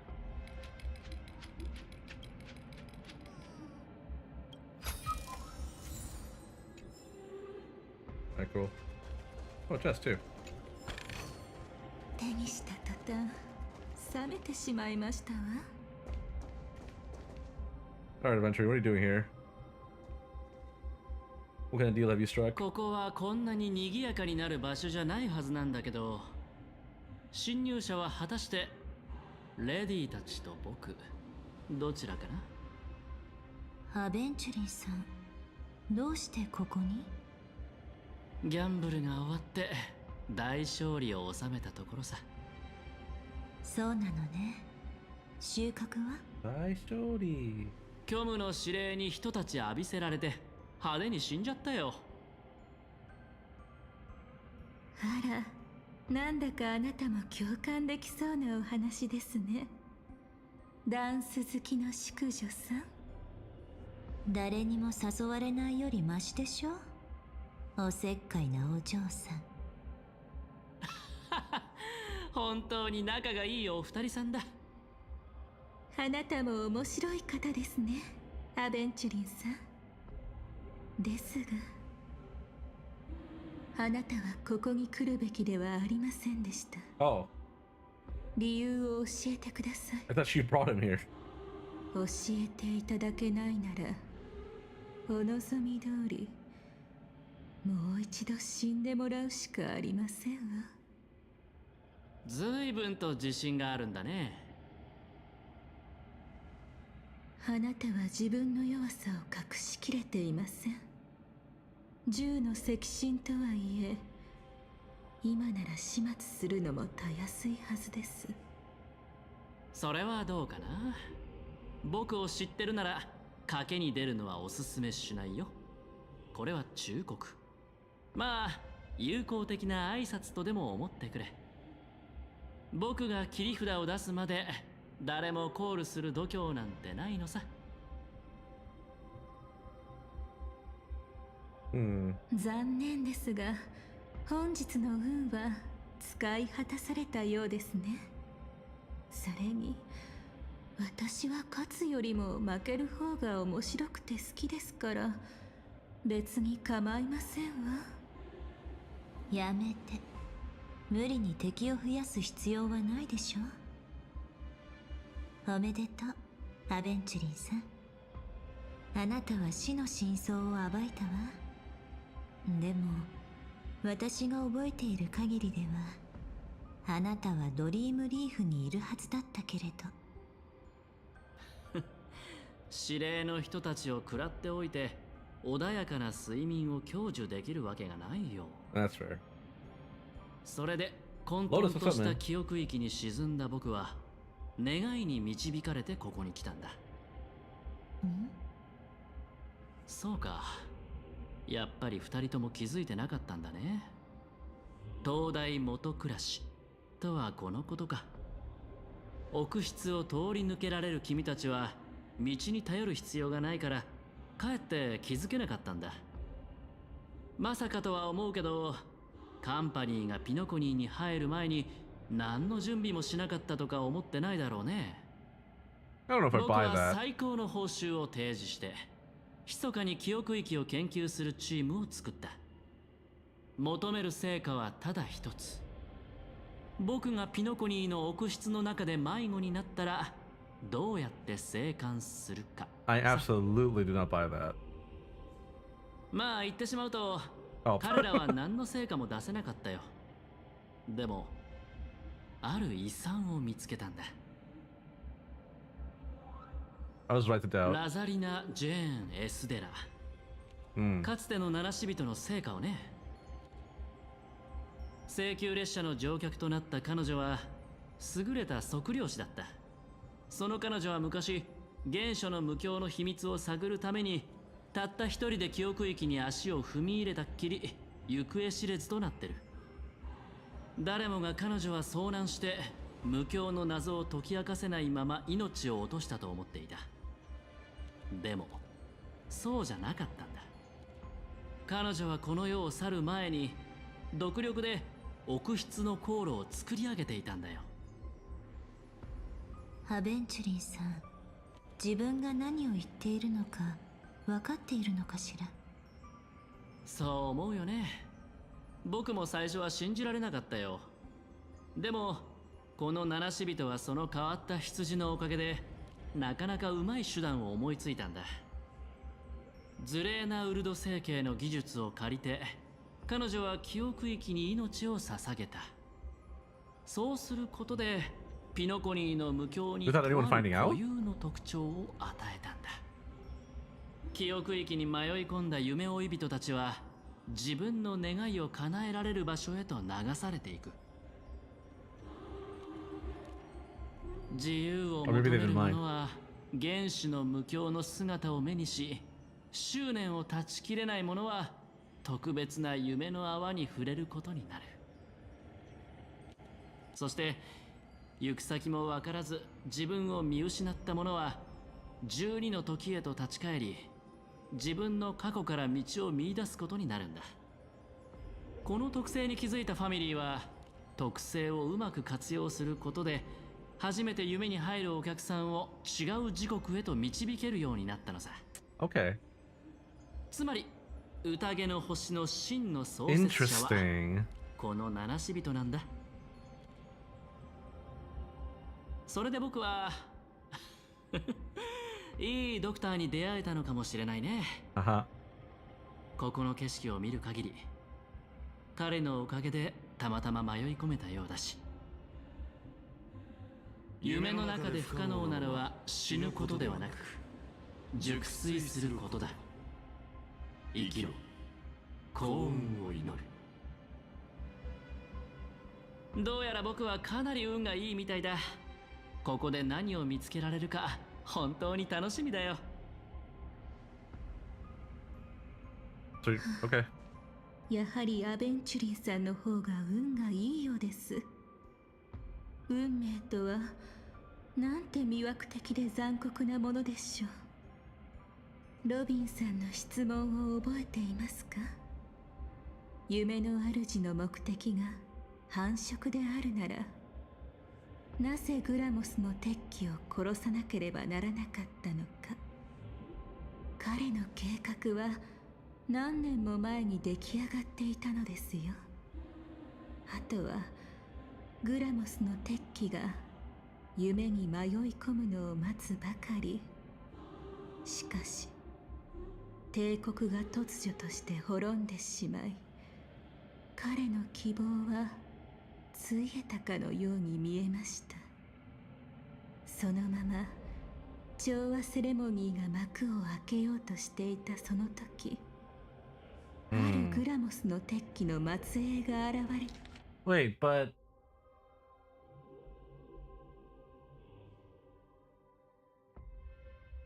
how would we? Oh, whatever. たのです。How would you have known? すべての歯車が再び動き始めました。 Why was he interested in propagation in the first place? 夢の主はホタルさんが繁殖について調べることを恐れていません。Don't Don't say truth and then have facade as Ruby text. What does that mean?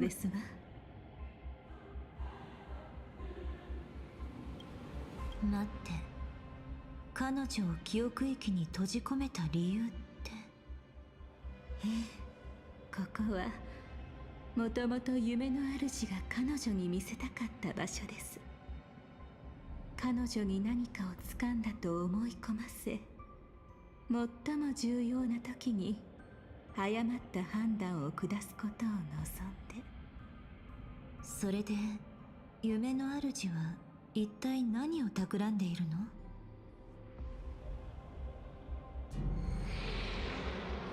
それはどうでもいいことですわ。だって彼を止めるチャンスなら Oh, that's nice. もう逃してしまいましたもの。たとえその本人を捕まえたとしてもかい？ええ、彼は最初からどこにも More 存 games 在して TL'd い in な English か or った translated の in で English すか should ら。 have Ruby text. 彼は無境 When に閉じ込 suitable, めようと yes. した時に But 自ら sometimes they を need to be 4つの explained, 初 I めの think. 掟と変えました。 Oh wait, I missed that. I'm sorry. 神様は私。 Shut up for a second. From the very beginning, he never existed anywhere at all. When he attempts to merge the dreamscape, he transforms himself into the four primordial divine laws.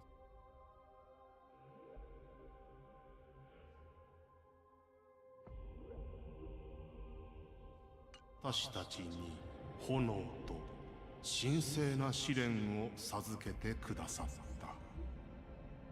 ならばそれを受け入れなければ、私たちは皆平凡な人間で、愛し合い苦難を受けるために生まれてきたのだから。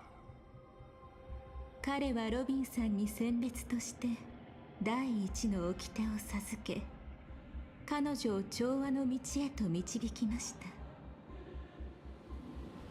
改心しなさい。君が鷹のごとく高く飛び、星座の間に巣を構えようとも、私は必ずそこから君を引きずり下ろすだろう。第二の掟は協力者である私に与えられた力であり、同時に私が軽率な行動を取れないようにするための束縛。そして第三の掟は、楽園はやがて浮世へ脱する。夜明けは訪れれば白昼に落ちていくだろう。この世の黄金なるものはいかにその輝きをとどめる。その力については私もまだ確認できていませんわ。彼の話によれば、全てを注ぎ込んだ凄まじい一撃だとか。最後の一つは？それを知る人はいません。 Oh, okay. Nobody knows. 体調を崩したと言って姿を見せなくなってから、束縛が効いていた時も、協力者である私にさえ彼から連絡が入ることはありませんでしたから。これはあくまで推測ですが、おそらく間違いないでしょう。彼はついに最後の掟を完成させたのですわ。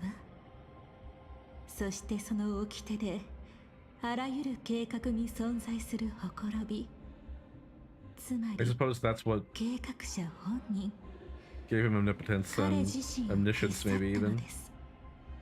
計画が動き出した瞬間には、ゴフェルさんは自らが信じる正義に身を捧げていたのでしょう。 Interesting. そして宇宙の公害がいつか夢の中で再現されるはずです。ついにこ Oh の boy, I 時 can't が wait to 来 go ま fight した。 some bugs. 騙されたことへの不満、記憶の矛盾による混乱。あなたの今の表情はほとんど私の想像通りですわ。Whose side are you really on? 全員です。名家大公の意志もゴフェルさんの計画も成し遂げます。そして間違いなく正確ハンターの真相究明にも手を貸しました。そんなに怒らないでください。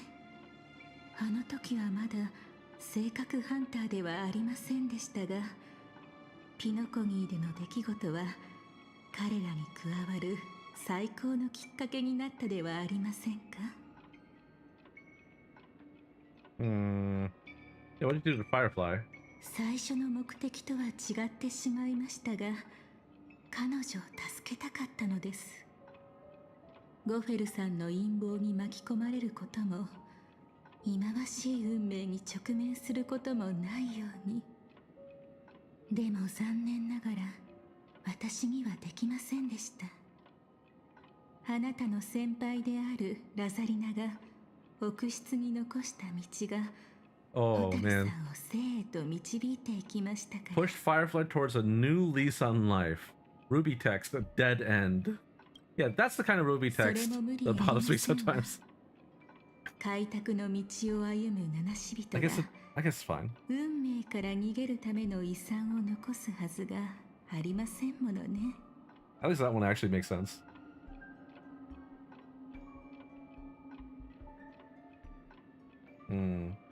What's the deal with the Dream Master?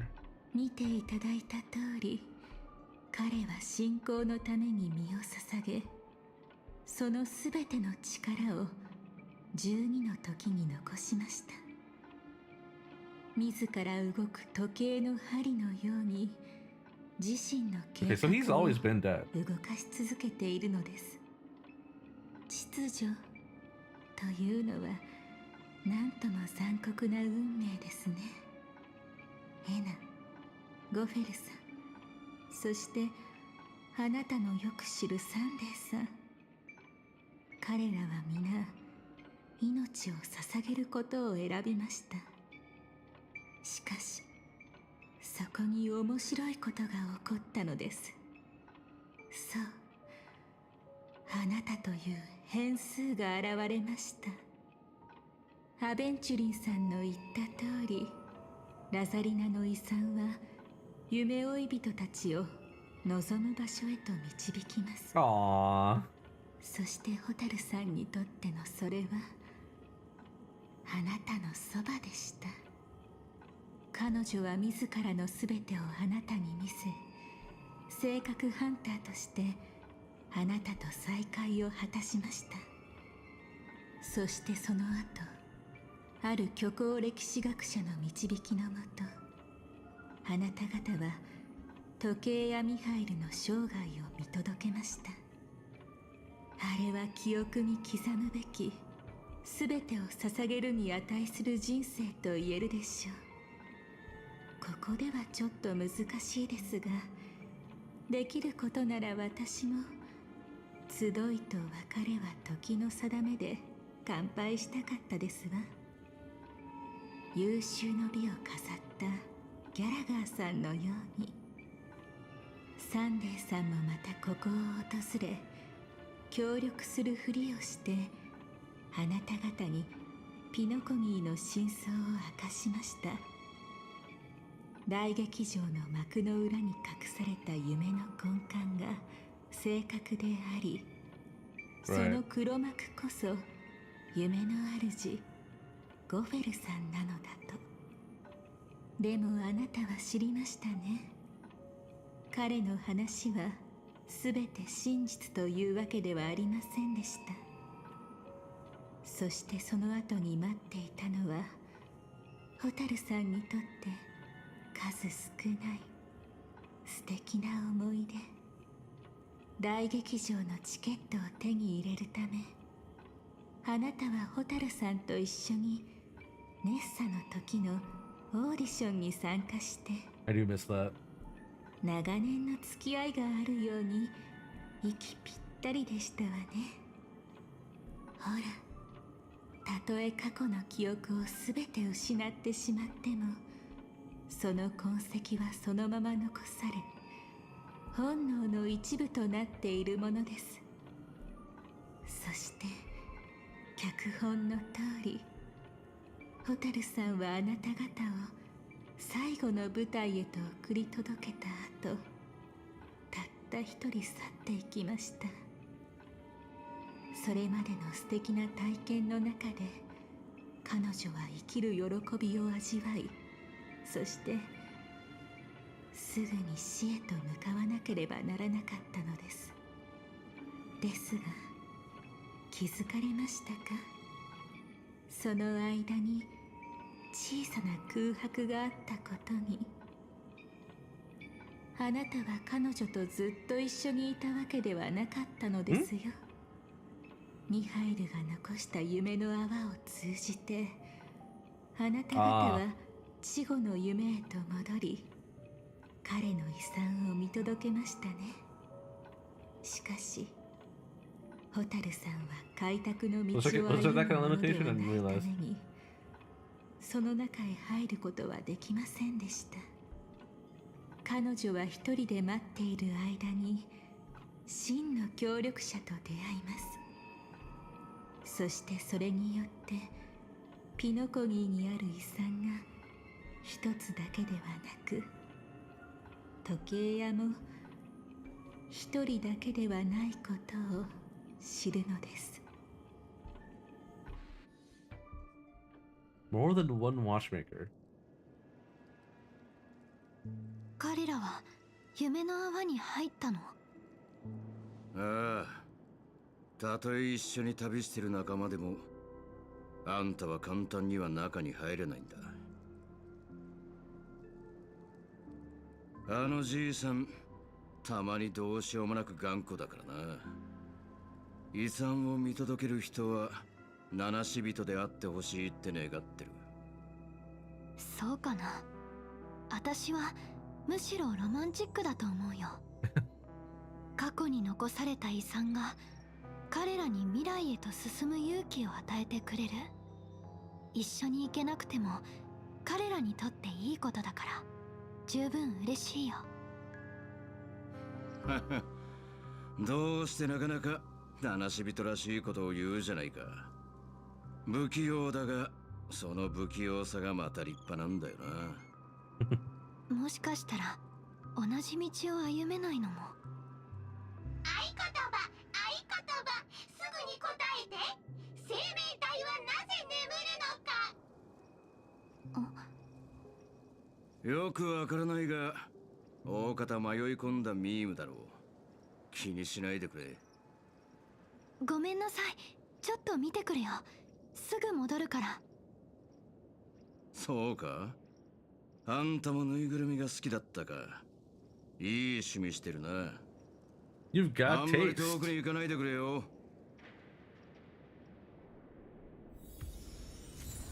Do I have to? あのじいさん。Oh, okay. All right. What do you got for me? What the fuck? Why does the lighting change? 合言葉、合言葉、すぐに答えて。生命体はなぜ眠るのか。夢から覚めるのが怖いから。よし、身元確認完了。ようこそエージェントメカタイ君。次の接触ポイントへ向かってね。連絡者がそこで待ってるよ。ここまでする必要ある？設定を壊さないで。命令を実行してちょうだい。Gotta stay in character.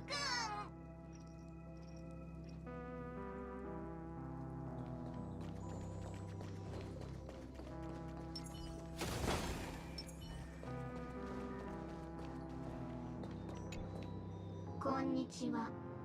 エージェントスタージャンパーを瞬殺する超火力の身元を確認できる情報をお願いします。Who? メカタイ君はかっこよくない。 Wasn't cool enough. だから花火が買えちゃった。仮面の愚者、ここは君が来ていい場所じゃない。それはずーっと騙されてて、本当の味方が目の前にいるのに今でも気づいてない誰かさんが悪いんだよ。味方？あれれ？まだ気づいてないの？あのメモキーパーは君を裏切ったじゃない。嘘でしょ？銀狼は一度も花火のこと話さなかったの？協力しようって誘ってきたのは向こうなのに。ファミリーが夢の中では全知全能っていうのも花火が見つけた情報なんだよ。今さら知らんぷりする気？君の情報、カフカに言霊をかけてもらったから私の認識は改ざんされないはず。夢の中だと違うのかな。ピノコニーへ向かう前に確かに銀狼から生命体はなぜ眠るのかと質問する者に気をつけてって言われたよ。でもそれだけじゃ証拠としては足りない。そう？じゃあ君は夢の中で三度の死を迎えるって言ったら？どうして今まで一度も情報交換してくれなかったの？意地悪したと思ってる？花火みたいな愚者が夢の中でメモキーパーに追いつけるわけないでしょ。いつもあとちょっとってところであの人に連れて行かれてシュッて消えちゃうんだから。あのコンスタンスって人は一体何者なの？夢の主の手先だよ。でもただのいい子ちゃんじゃなさそうだった。Damn, she's in the know 花 too. 火ともこっそり取引してたし。Oh, I see. That's why.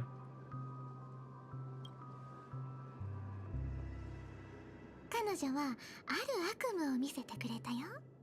夢の主のすべての陰謀はそこで実行されるんだって。Oh, that's a little worrying. So remember that Sparkle was in Honkai Back Third? That right there was a hint for something to come into HSR based on what she did in Honkai Back Third. Oh no.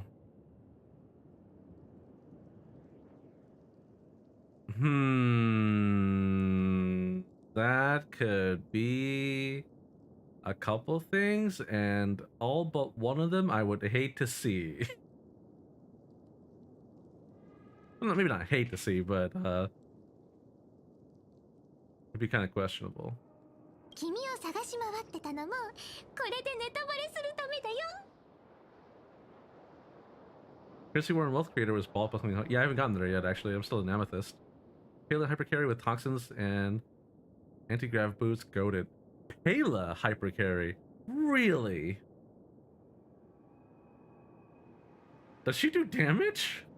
悪夢ってどういうものなの？ただで教えないとダメ？ Oh, I guess she doesn't have to.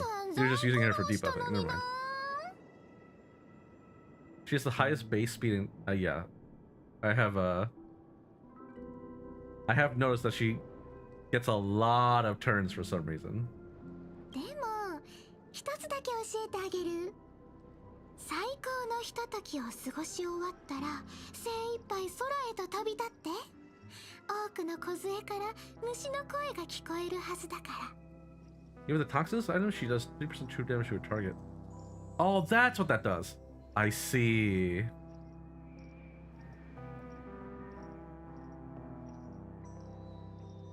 何を言ってるのかわからない。そんなの信じられないよ。あのね、花火は君たちの協力者であって手下じゃないの。誰かに騙されたからって花火にまで疑いの目を向けるなんて見当違いだよ。思ったより早く帰ってきたな。成果はあったか？ええ、今度は私たちが道を切り開く番よ。ごめん、また後で。でもありがとう。少なくともいい情報が知れたよ。いい情報？どこが？ Even she's surprised. 最高のひとときの部分。Ah, how dramatic. そして今、夢の主の計画は時計の針のように動き始めました。運命も宇宙の公害を再現する。夢の主にとってそれにどんなメリットがあるというの？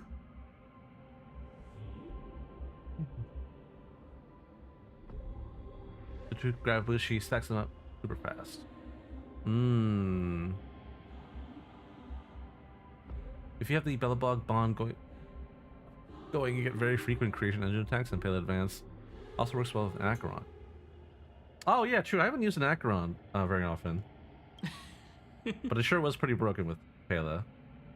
神々の戦いの時代を彷彿とさせるな。 Also, hold up. I'll be right back.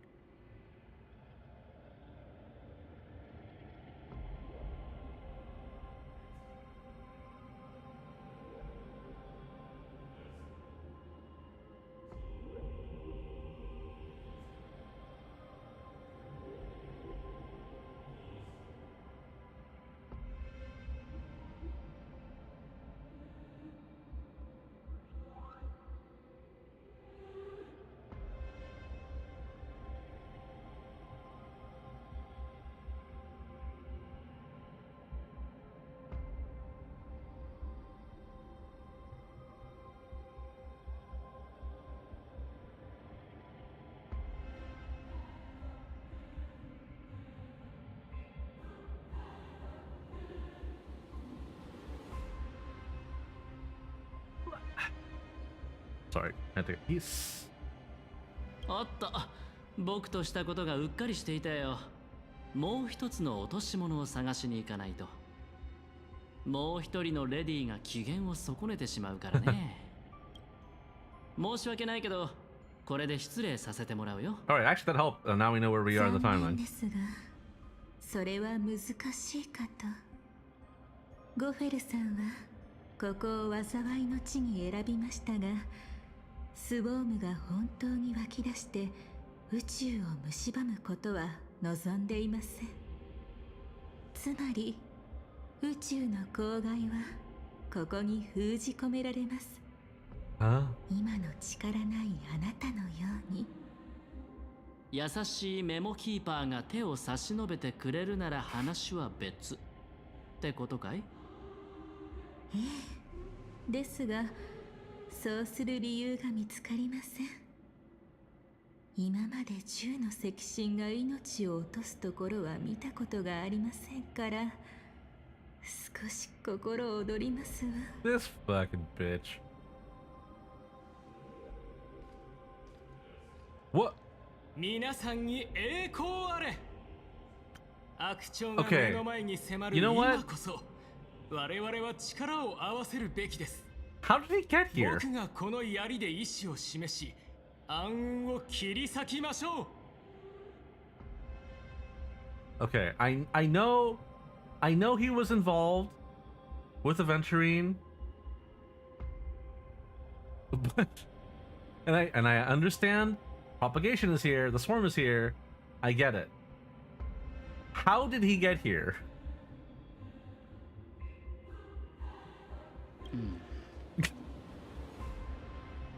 誰だい？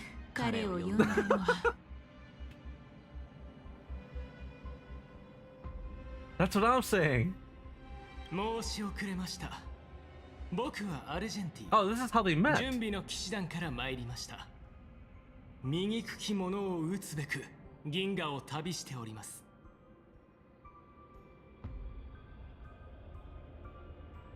2% minimum target HP and graphic stacks so much speed. Machine getting 3% true damage, so yeah, lots of damage potential. I didn't even thought of that. I never actually used that item, actually.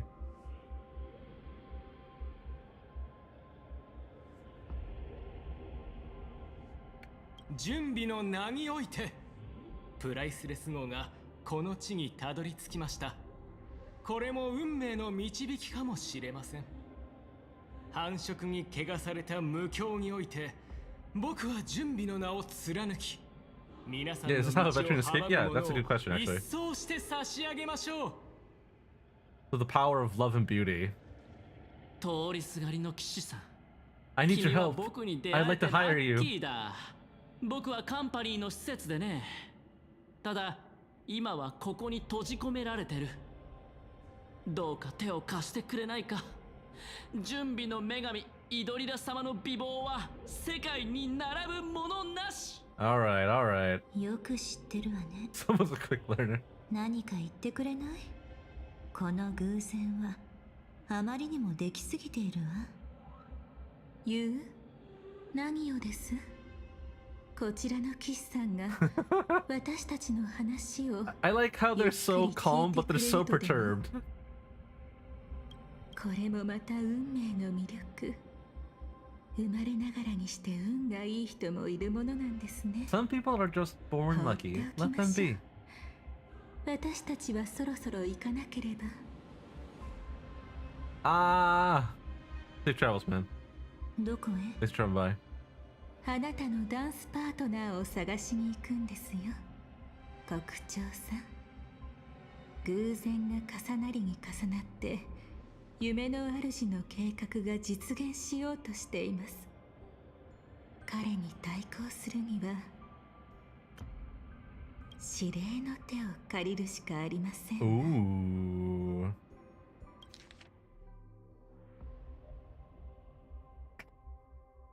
Ooh. Alright, I guess I have to switch to an Acheron team. 性格、ピノコに。 Honestly, I would be surprised if Argenti ends up in animator beauty because he just does things with little to no effort. Well, I mean, if he wants to be an animator, there would have to be an Aeon, right?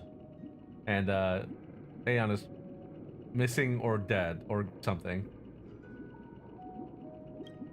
つまり調和セレモニーで勝 But 敗を決 maybe めよう one って day, こと？ maybe he'll get his wish. 多分そういうことだと思う。いずれにしても請求列車として正確の存在を無視することはできない。それにピノコニーの未来を開拓することはミハイルたち先人の願いでもあるもの。最高のひとときを過ごし終わったら精一杯空へと飛び立って多くの梢から虫の声が聞こえるはずだから。もう終わったんだね。そっか。ならそろそろ出発しないと。一つの世界の意志を利用してアイオンを誕生させる。この戦いは単なる力のぶつかり合いじゃない。ピノコニーの未来のためにも君たちだけを舞台で戦わせるわけにはいかない。君たち？どういう意味？ホタル、うちらと一緒に行かないの？ホタルが言いたいのはもう一つの戦場に向かうってことだと Yeah, 思 they う。 never really did show where she was headed. 出発前に運命の奴隷が教えてくれたの。この旅で私は忘れられない収穫を得るだろうって。 Probably because he's the first Hoyo character I saw to have some form of full armor. ほんの数行しかなかった。 Yeah, which is like not really fitting 無視できないものだった。 considering the setting. だってその中の一行に That's fine. 私は夢の地で死を3回経験するって書いてあったから。3回？きっと鍵括弧がついてるんだろうな。1回目は死に等しい苦痛で、私の体は眠りの翼人に貫かれ、そこから全ての物語が始まる。脚本は必ず現実になるけど、どういう形式かはそのページを開くまでわからないんだ。でも宴の星が与えてくれた死は十分に慈悲深いものだった。1回目、私は死に方と何を変えるのかを決めることができた。これから来る2回の死も同じような結果を得られるように精一杯頑張るつもりだよ。ホタル、覚悟はできてるの？もちろん。できてなかったらここには来てない。改めてお礼を言わせて。請求列車を助けてくれて本当にありがとう。現実世界でまたあんたに会えることを願ってるわ。さようなら。みんなの開拓の旅が永遠に終わらないことを祈ってる。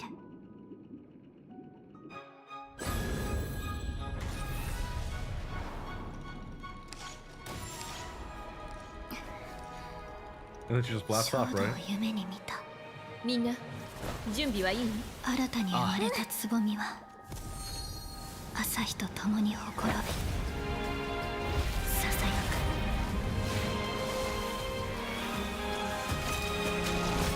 ホタルよ、生きるために死ぬのだと。現実でまた会えることを願ってる。Yeah, I sure remember that.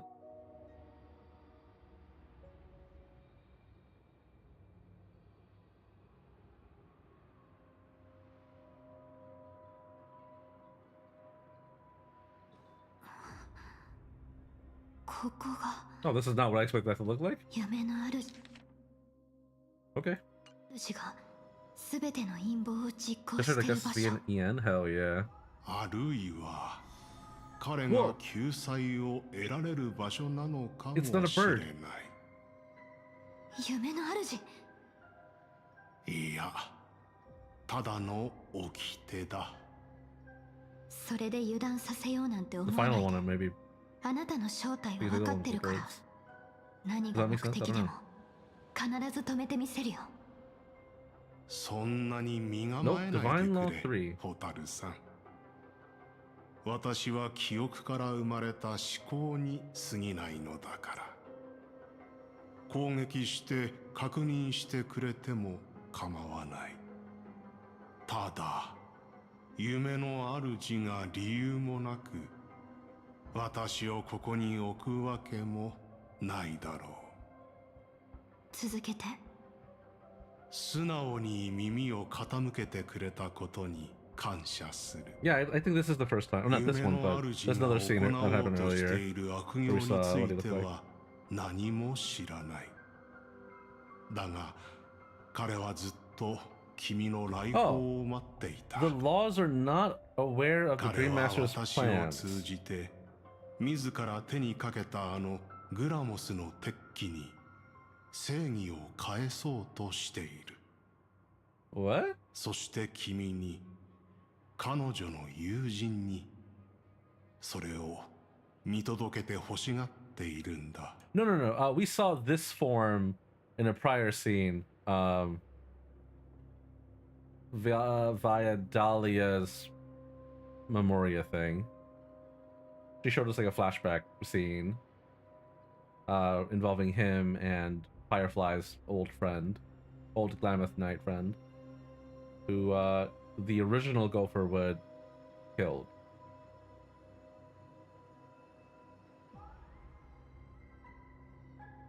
Fun fact, Gopher Wood was the type of wood no one used to build the arc, so considering how him and Sunday went to save people. Yeah, I remember reading about that. He hopes to restore justice for her, and you, her friend, are meant to witness it. Did he regret his actions or something? Because he felt like it wasn't necessary? I wonder what.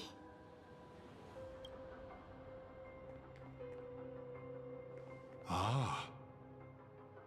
この場所はよく知っているから案内しよう。これは君にとっても意味がある。 He looks so plain, but then not at the same time. I like the small detail of his wings being damaged and scarred. But yeah, he looks pretty あなたの bland. 道案内がなくてもできることだと思うけど。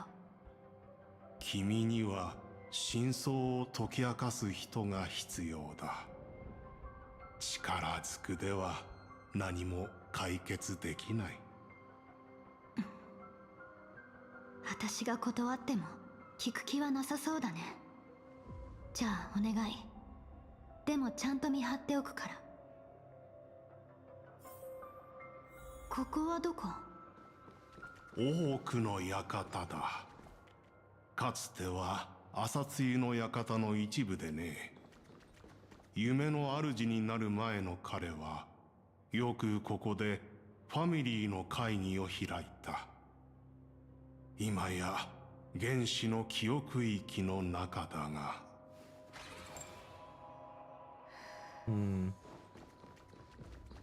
Ooh, chest.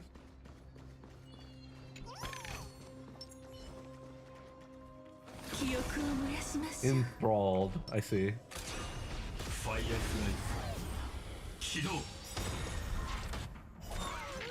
Bye.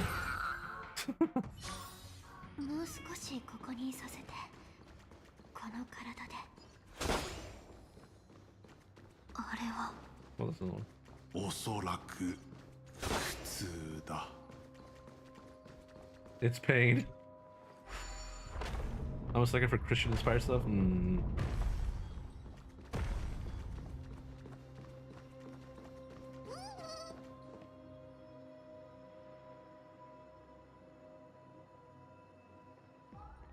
ここってもともとこういうインテリアだったの？夢をその手に収めた彼は、たとえ狡猾な悪人であろうと、夢を追い求める者を拒まなかった。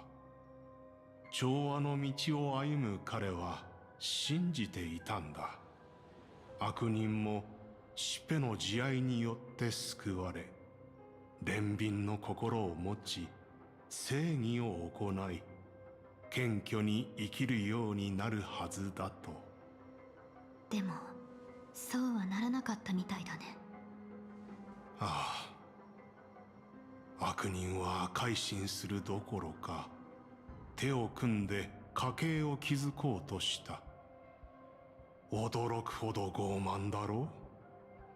それを実現するためにわざわざ銀河の向こうに使いをやって本家の許しを求めるとは思わなかった。結局彼らの恥をさらしただけだったが。もしかして暴動はそのせい？そうだ。だが幸い彼はオーク家と心を一つにしていたおかげで命は取り留めた。だがそれ以降、夢から出ることができなくなってしまったのだ。それから間もなくのことだ。館がこのような装いになったのは、自分への戒めってこと？信じている者が招いたのがこの悲惨な結末なら、それに執着する必要はない。これを心に刻むためだ。私も今はその気持ちわかるかも。私もなぜここに存在しているかが分かってきた気がする。あの時ゴフェルは岐路に立ち、調和が本当に正しい道かどうかを考え始めた。だが彼の欠けた記憶が彼がどの道を選んだかを明かしてくれることはなかった。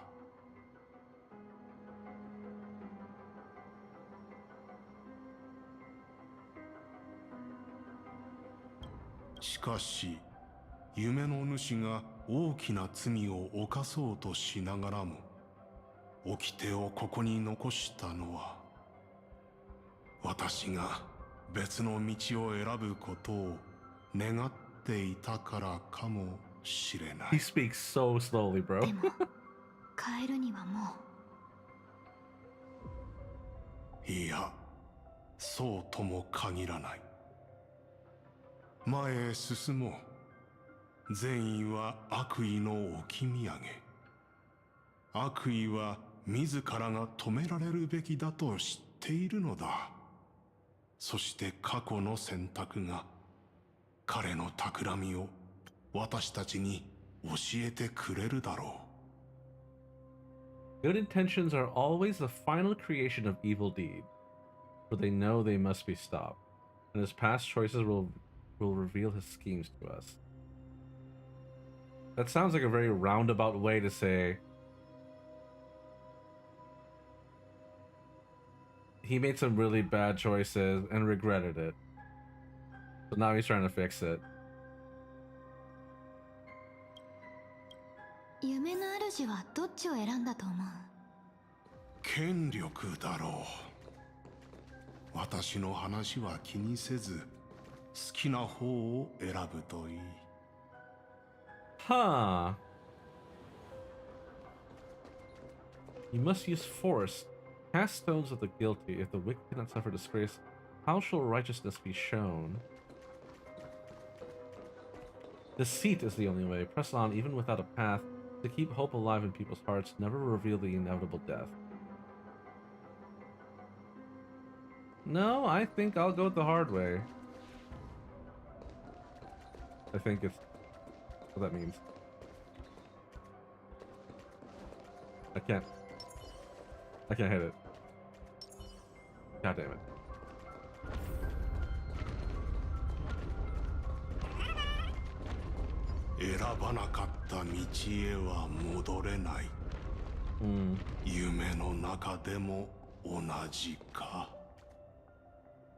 The road to hell is paved with good intentions type saying? Almost. Except the opposite. But like the opposite doesn't work, right? The road to heaven is not paved with bad intentions. That's not how that works.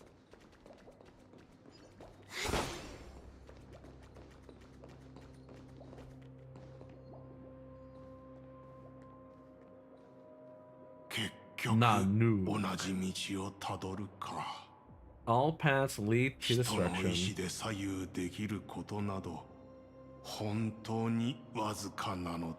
Okay, maybe this is why this section, this entire story had to come after Emphorius. Because they really wanted to show you the whole everything leads to destruction type thing. これは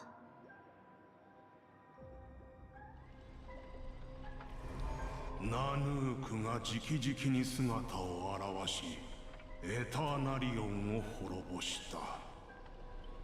宇宙を揺るがしたこの件については、私も承知している。この辺境の地まで、わざわざ本家の使者にお出ましいただく必要はないはずだが。我は罪を言い渡しに来た。Awoken mode. お前が犯した罪を。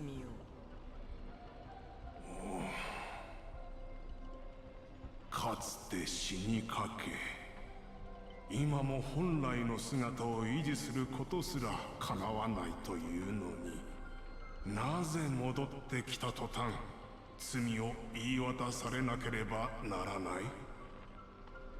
お前は自ら罪を認めたではないか。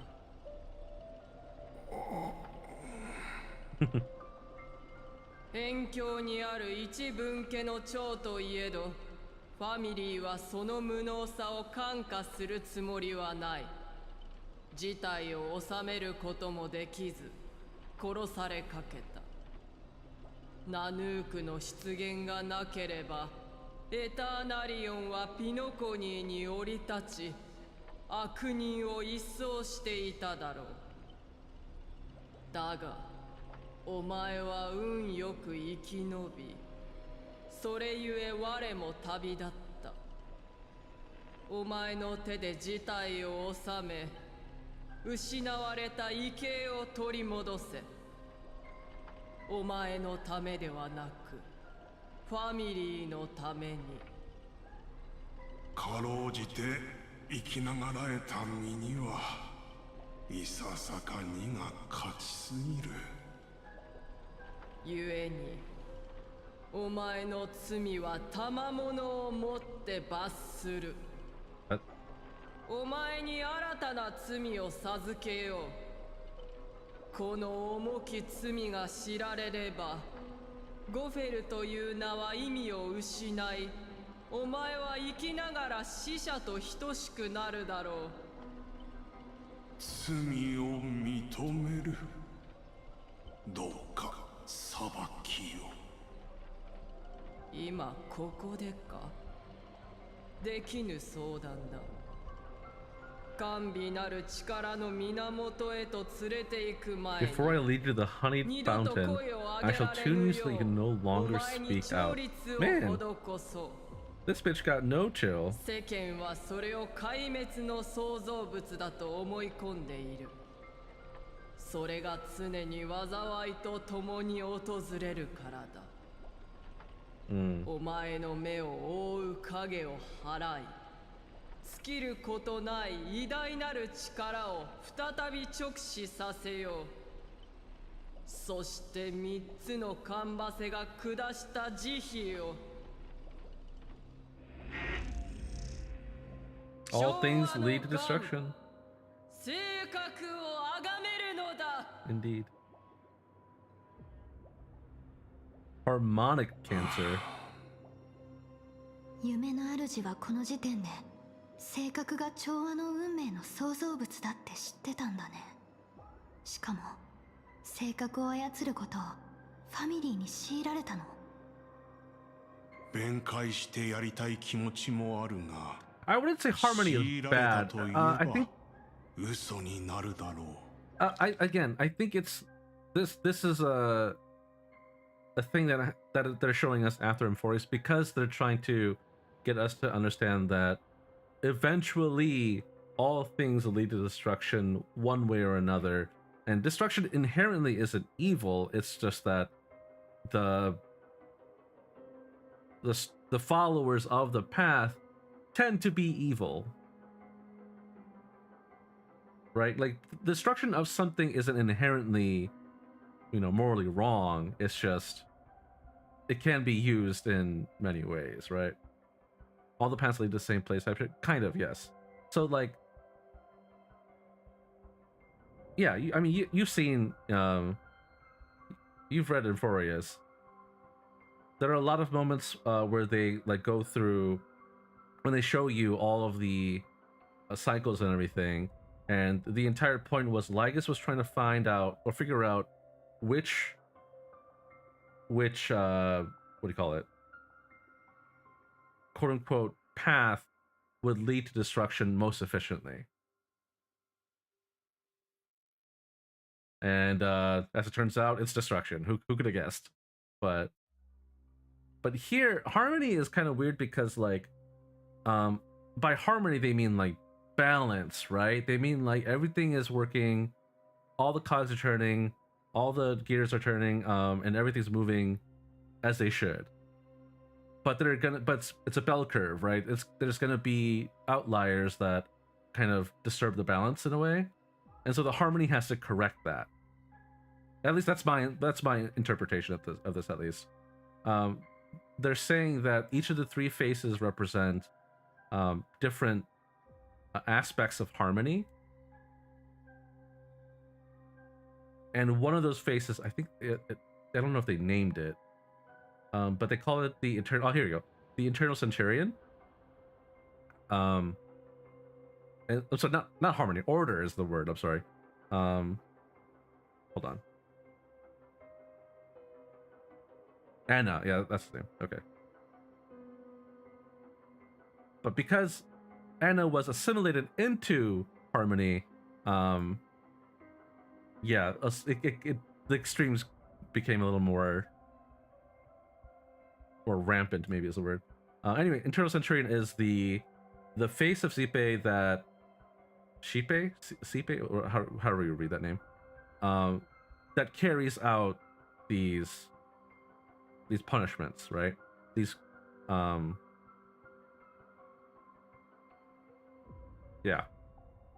keep the balance. It is Shipe, thank you. That makes sense. And so basically this family's envoy is here to deliver punishment because the Internal Centurion is not here.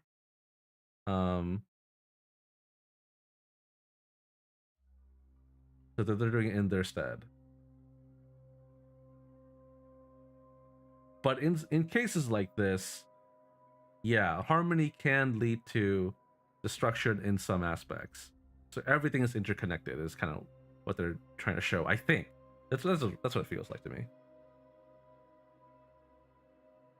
So Enna still exists, but just like has a form of Shippei. No. Shippei has basically devoured Enna. They've been assimilated. They've merged together. But Shippei is the what's the word? Not primary, but what is the word I'm looking for?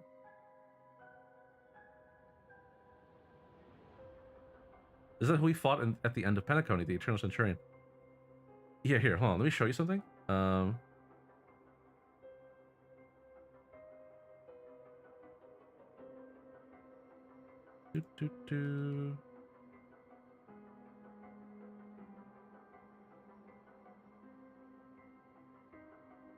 Here it is. Islanev, also known as the Eternal Centurion, is one of the... Oh, I'm not showing you, I'm sorry. Oh, there you go. Okay. Islanev, also known as the Eternal Centurion, let me zoom in a little bit here, is one of the 4 harmonic strings of Shippei, the harmony. Harmonic strings being embodiments of Shippei and emanators of harmony, and you can see there are 4 of them. When Islanev is summoned, it typically indicates that someone will be punished. It is said that Islanev only shows up for the family's wars, uniting them into a cohesive force, and that everyone he destroys ends... Oh, it's a dude, I didn't know that. Ends up getting assimilated, becoming one of the family.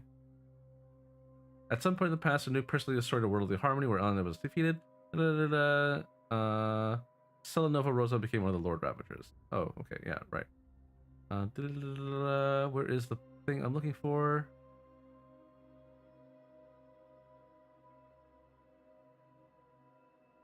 I guess they're not going to show it here.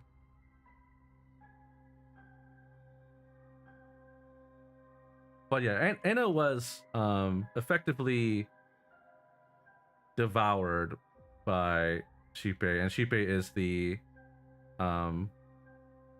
wow, what is the word I'm looking for? Like primary. The man, what is that word? There you go. They absorbed End of the Order when the former set into an Aeon due to the colliding past nearing the end of the storm disaster. So there was too much overlap, basically. But they're the dominant. That's the word. Jesus Christ.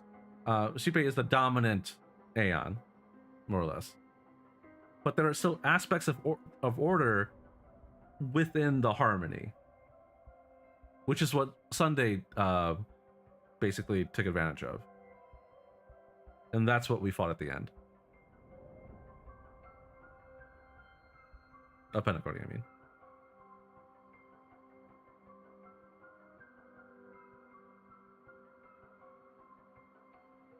I think I'm missing a lot of details there. I'm not like that well read on it, but that's effectively what's going on.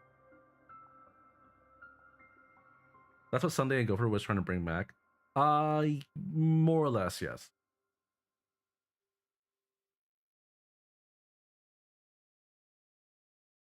But I think the weird thing here is that because Gopherwood was basically framed, more or less, like he made some mistakes of his own, and then they decided to deliver punishment. Instead of just the punishment, they gave him a Stellaron.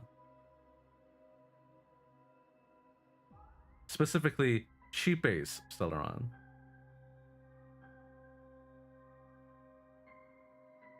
Which now means the Stellarons can come from Aeons.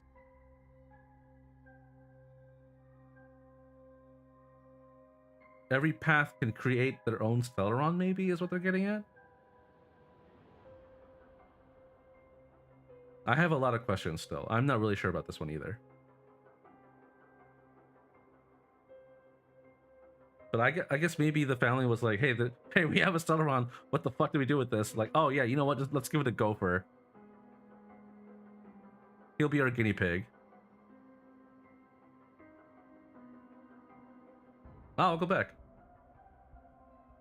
I thought that one Lord Ravager was the one that made Stellarons, that one that countered Harmony. I think they're getting at that there's more.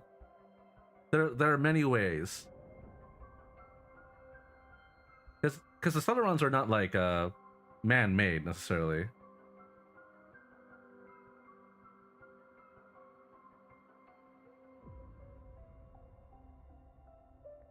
Now I don't know if Harmony is the only one that can make Stellarons. You know what? I wonder if I could find that out. Because that seems like that's what they're getting at here. Did the Dream Master already know that back then that the Stellaron was actually a creation of the Path of Harmony? Seems to imply that it's not the only way. It's just everyone can make one. All paths lead to destruction type thing. And the Stellarons are like, quote unquote, physical. Physical? Are those physical? Embodiments of that philosophy or concept rather. Okay, I just found the Stellaron page on the wiki. Stellarons are mysterious objects that spread across the universe by Shipe, the Hand of Harmony, as their harmonic cancer. Due to the spread like a cancer spread, nearly cancer. Huh. Okay. I guess I'm wrong. Unless they're gonna expand on this later.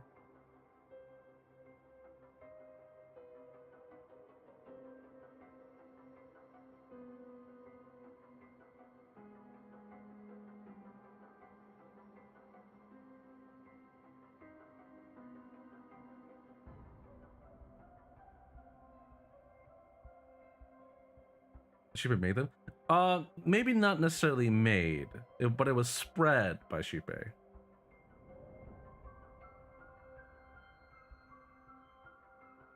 Like, this could very easily be like the Harmony's way to, again, strike that balance. Make sure no one society or world or whatever disrupts that balance, right? Not necessarily like a culling, but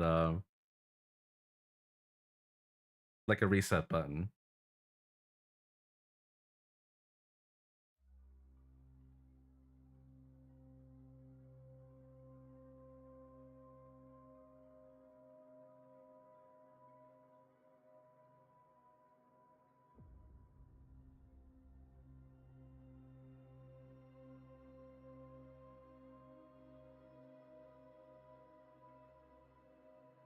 Yeah, there's a lot of questions here. Stellanova, we know that Stellanova didn't make the Stellarons. All we know is that Stellanova is the one just throwing them around, just spreading them around all over the universe. But we don't know the origins of the Stellaron as far as I'm aware.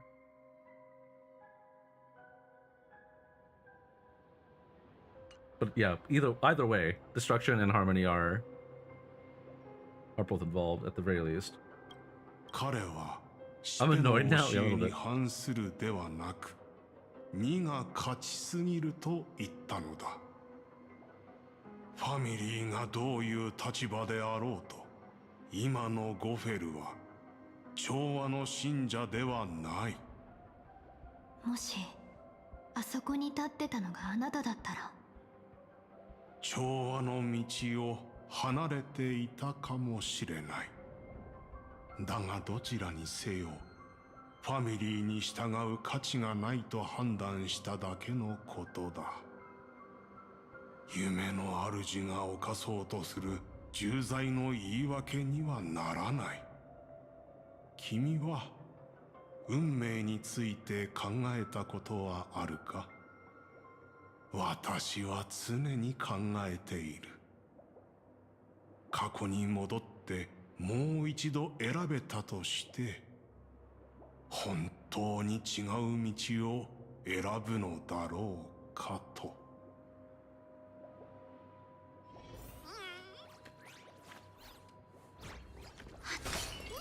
And I have questions. Can I talk to this? No, I can't. Okay.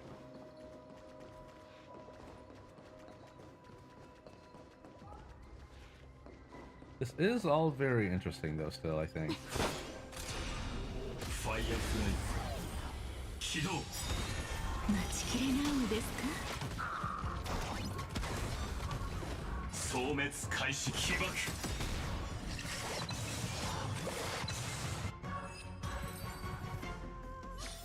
See, this is why I like Star Rail. Like, it makes you believe these things, and or like, you know, you feel like, oh yeah, this is the one big baddie that we gotta get rid of, and it's like, well, no, everything's kind of interconnected.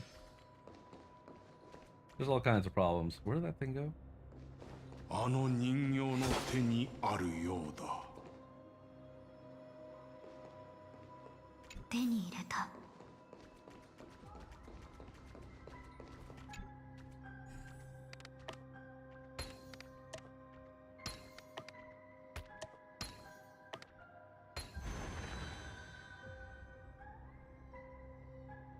Fuck that.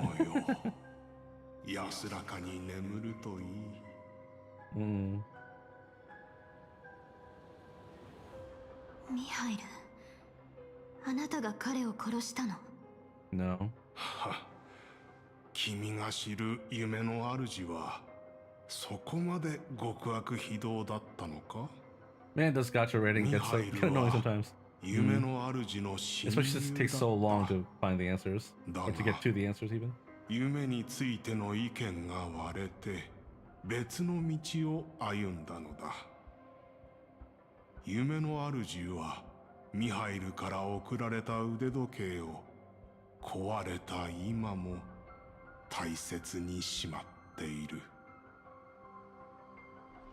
友よ、私は国会のために来た。死についてどう思っているのか聞かせてほしい。私はそれを一度経験し、またこの世に舞い戻った。君がもし同じ幸運に恵まれたとして、Time and place. Yes, sir. 違う道を選んだだろうか。私の目には君は定められた死に直面していなかったから希望を抱けただけのように見えている。私を恨んでいるか、ミハイル。シペの第三のカンバセを明らかにしようとしたが、私は間違っていた。それは繁殖ではなかったのだ。だが、運命の慈悲深さをきっかけに、Yeah, now that we know this, 私は気づかされた。 now I can understand why Gopher would have thought propagation was 公害がもたら involved. す恐怖によって繁殖は人々の秩 Oh, here 序 we へ go. の渇望を呼び覚まし続けていた。宇宙の公害が猛威を振るった時こそ秩序がかつてない栄華を極めた時でもあったのだ。 The propagation was able to continuously evoke people's prayers for the Order through the fear brought by the Swarm. When the Swarm disaster ravaged the universe, this was also when the Order reached its unprecedented peak. But after the Swarm disaster, everything was resolved. That's when Order overlapped with Harmony and was assimilated. しかしその後、デウムは自 Yeah, ら here you go. 神々の戦いを引き起こし、自身の破滅を招いた。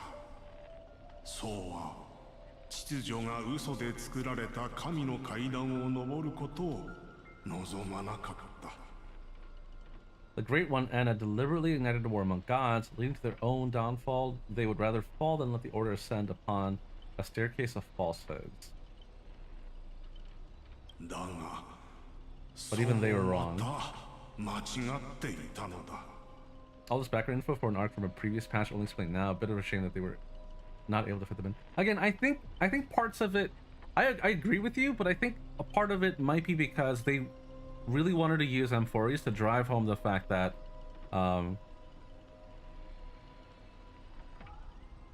we really thought that paths, all the paths were like separate things, but Amphorius showed through Lygus and his experiment with Amphorius that all paths eventually lead to destruction through entropy or whatever it means. デウムは正義を世間に返そうとしたが、人々が願ったのは正義ではなく、恐怖からの解放だった。 The Great One wished to restore justice to the mortal world, but what people prayed for wasn't justice, it was freedom from... ミハイル、君は私を許してくれるだろうか。僭越なる行いをもって神の過ちを正そう。 I would sooner believe elation will lead to destruction just because of how it's being a silly little being.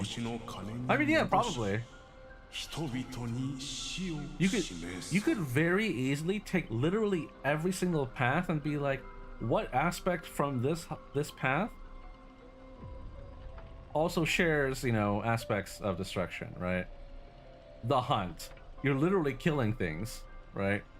You're getting rid of things. There's destruction involved, probably. Destruction is probably an option too, you know, hunt something. Preservation, like, hey, you need to preserve, you know, the integrity of this society, of this planet, of these people. What's the best way to preserve them? Destroy the other side, the opposing side. Like, yeah, there are all kinds of ways to go about it. Harmony, strike a balance, get rid of the, you know, the thing that's causing issues, destroy them, and then restore balance. What about permanence? Yeah, let's say something. So yeah, permanence, first of all, is gone, effectively. But also, yeah, you could probably argue, maybe this was a little bit of a stretch, but let's say anything put your state of permanence at risk, right? You want to live forever, but now there's suddenly something that puts you and your people at risk. How do we go about dealing with that? Destroy the opposing side. It's always that. It's always destruction.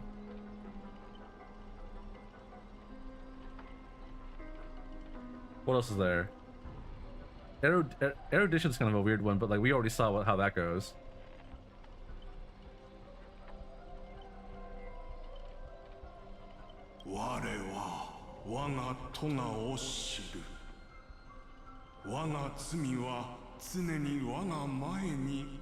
Remembrance is a weird one, though.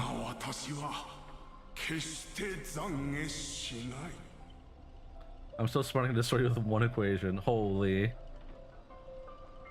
Overload your brain. So maybe finality would be a better fit compared to destruction. Yeah, which is why finality is already a theme in this chapter. Which they haven't gone back to for some reason, and I've been waiting for it this entire time, but they're trying to hint at something here and they just haven't got to it. Maybe they won't until Dahlia makes an appearance, I'm not sure. But they've mentioned Terminus ascending to godhood once again.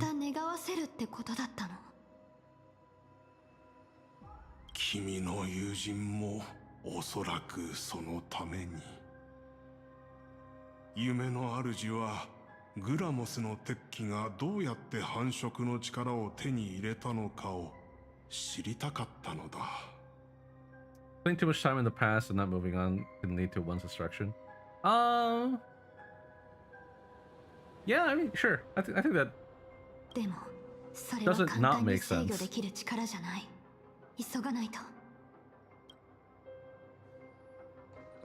Maybe a little bit of a stretch, but paradise have I wrought, yet men discern it not. They don't even know the world's on fire. In the fairest place, they seek for sorrow, but they deem none worthy of felicity. What? That doesn't sound like harmony at all. Should the swarm disaster recur, the order will surely return. Yeah, so that's what he wants, or wanted. If propagation rises again, then order would have no choice but to make an appearance again, or so he wants at least. Listen, I don't think I'm not a writer. Yeah, I don't either. I don't think, and I am also not exactly a writer. 私たちの目の前にあるのは彼の最後の選択。あなたがもう一度選ぶことを彼が望んでいるとしたら、あなたはどっちにしたい？君は君の判断に従うといい。私はもう一歩を行く。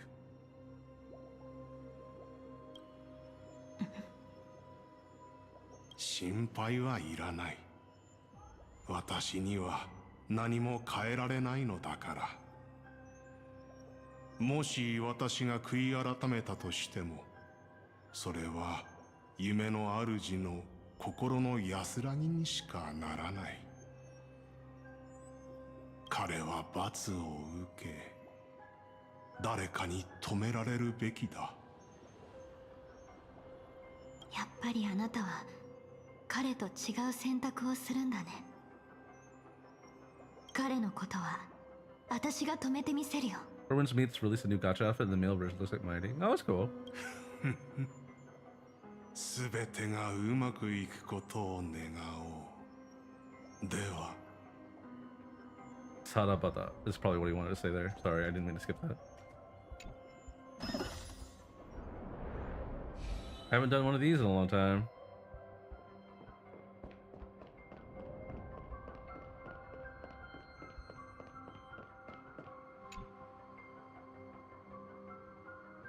Oh, okay. 繁殖に再び火の雨を降らせ、死の悲鳴を響かせよう。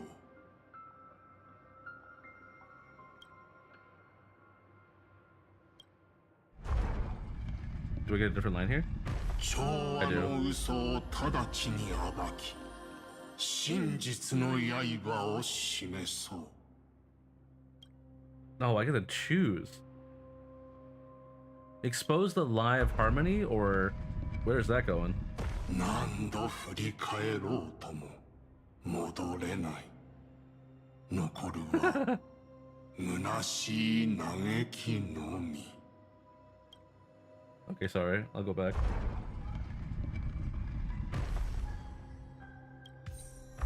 Why do birds fly?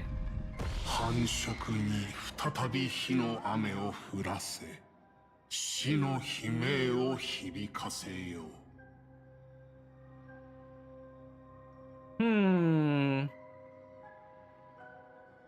What a quandary.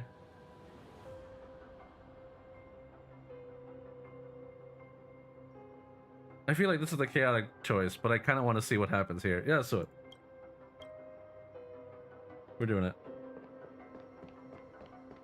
This is not the morally correct choice, but it could be funny. Isn't this cool?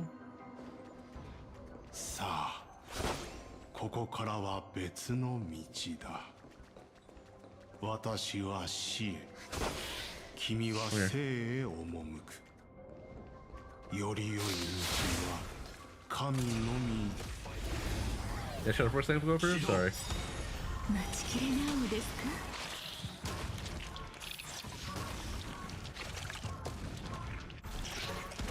消滅開始起爆。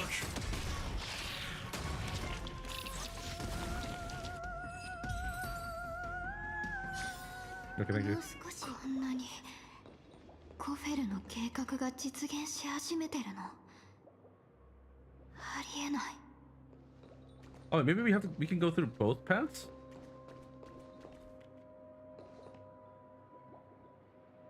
Perchance? Fire Knife 起動。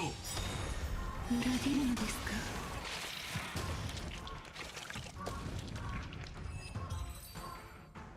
More or more jade. もう少しここにいさせて。この体で。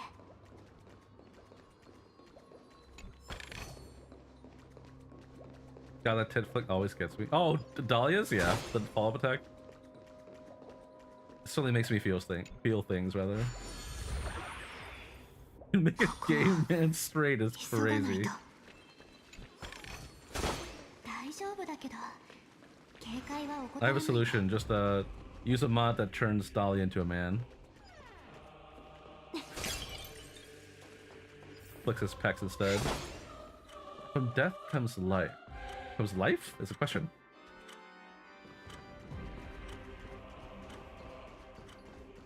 TikTok.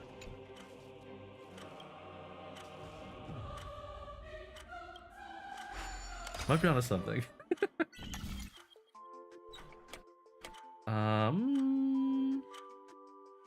Oh, this is weird. Oh, I see.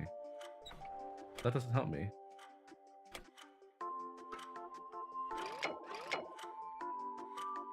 How do I get... How do I connect this? Ah. No, stop. Oh, okay. There we go.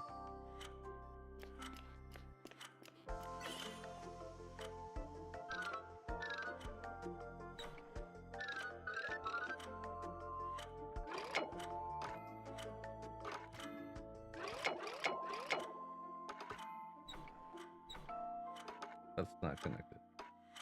But that also does not work. Oh, it does work. A true ally. Something like that.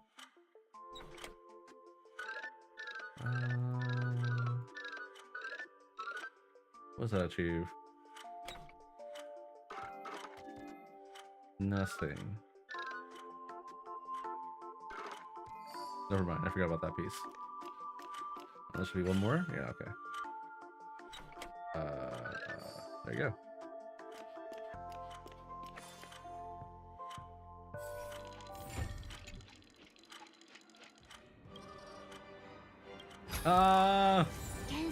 Safe travels, bro. Thank you.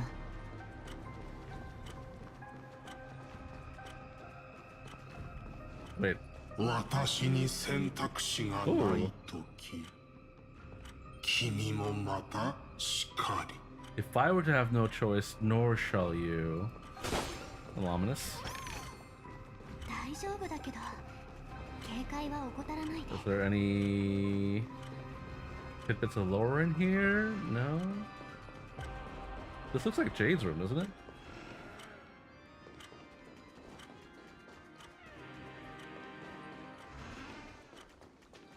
Oh my, okay.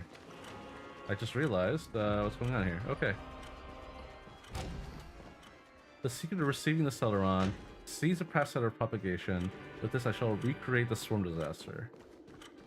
And welcome the arrival of the Great One. So I don't know if you know what you're doing here. 間違いない。ここだ。 This is the place.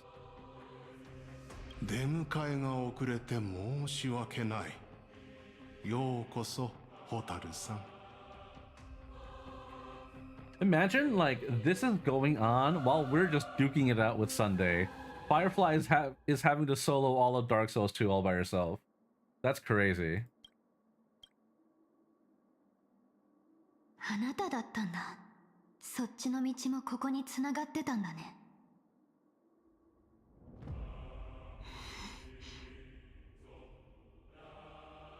これは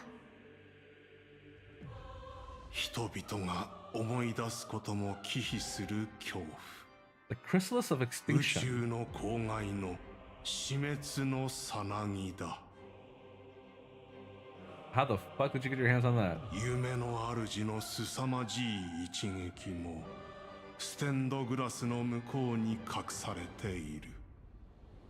さなぎが破れた時、宇宙の公害は再び引き起こされる。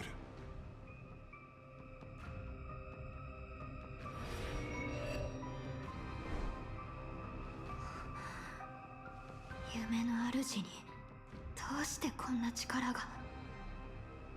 彼を止めないと。君が止めるべきは私かもしれない。やっぱり。 Here we go. 私が彼の代わりにケリをつけよう。この思考と窓の外の力を合わせて完全な掟となる。掟？ここまで見てきたものはどれも君のために見せたものではない。私のため、私が君に正義を返すためのものだった。どこが正義なのかわからないけど。君も運命について考えたことがあるだろう？運命なんて何の言い訳にもならない。たとえ結末が決まってたとしても、そこにたどり着くまでの道のりは自分で決められるはず。それは自己欺瞞だ。その道のりすら君は何一つ変えられていないだろう。私たちは何度やり直しても同じ選択をする。あの時すでに私たちは過去によって形作られ、それこそが唯一の正しい道だと信じ込んでいたのだから。Considering we hadn't get any for 3.0. 君の未来は君が置いてきた過去によって決められていたのだ。運命から逃れようとした君の友人も結局は定められた結末を迎えた。今この瞬間の君もそうなる。でも今日あなたが出会ったのは運命を変えてきたもの。ならば君に憐れみよ。ハンター、私が知る限り運命を変える方法はただ一つ。真の願いを捨て、自らの意志で歩むのをやめることだ。そうすれば確かに君の運命は変わり、世界の行く末さえも左右されるだろう。だがその瞬間、 They should sample 4-star. Hell 君 no. は自分自身を葬ることになる。 I'm gonna tell you what I want 生きながらの死 and と what I も think. 言えるだろう。 I think the 4-star sample we know is all a fake personality, a fake character. It's all a facade. And I think the true sample is, like many people theorize, an emanator of elation of Aha, but more so, I think it's a completely different personality. I think he's way more, maybe not sinister, but unforgiving. So I think he's gonna have a complete personality change when that reveal happens. If that reveal happens, I guess it is still pure speculation after all. But there are a lot of hints. 運命に抗うために犠牲を払う覚悟はできてる。誰もが屈服を選ぶわけじゃない。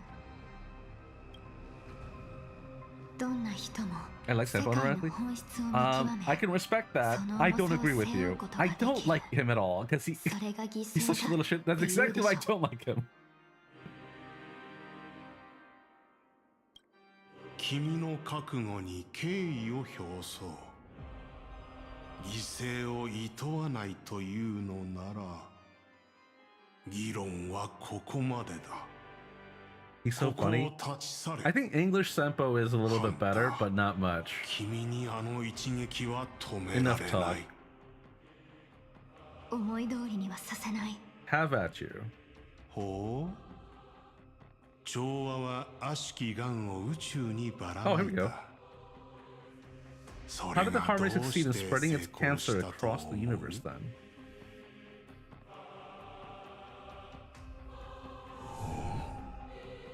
あの焼却人は本当の仲間じゃない。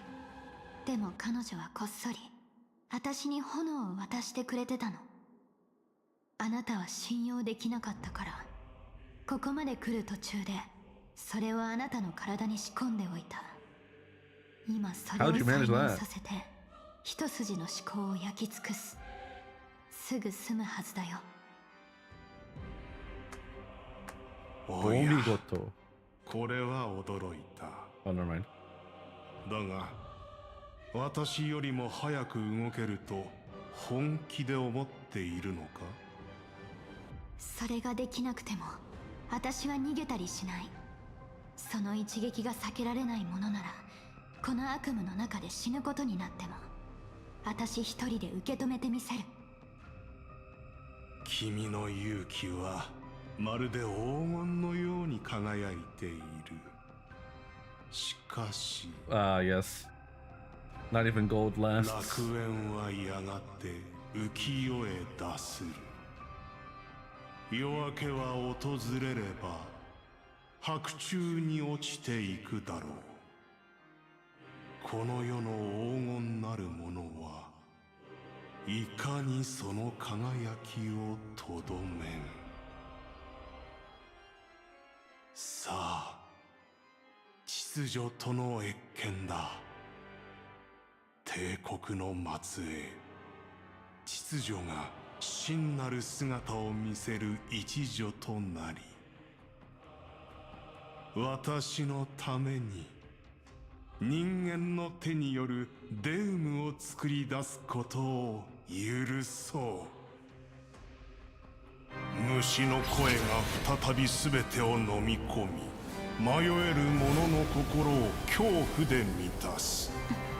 その代わりに憤怒を招こう。生きる者は死ぬ定めにある。それでも私は今まで通り生きることを願う。私ならできるよね。だがあの七が降臨したのは君が真っ先に選んだからだ。生きるという道を。Huh? I thought I was gonna fight something. あなたの最後の懺悔は私の予想とは違うものでした。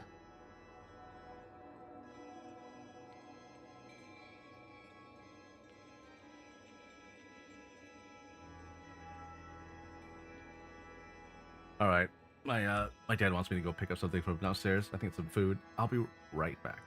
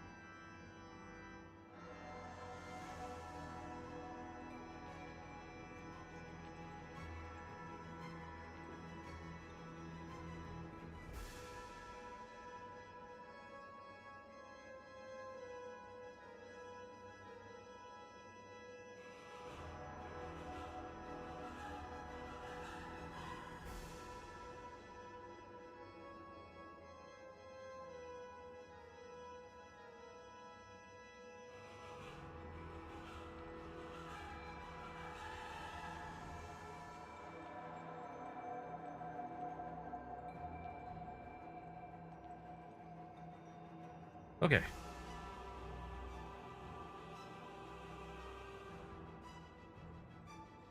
How does Sambo get in contact with the tavern and stuff if Felabog was in the Ice Age for like over 100 years? Oh, well, the IPC wanted to take over, remember? They wanted to buy the planet. So it's not like people couldn't, you know, find it. People have trailblazed that planet before, after all. But the Stellaron was causing issues and, you know, everything went to shit. And there's no society, then, you know, why go there and try to do trade?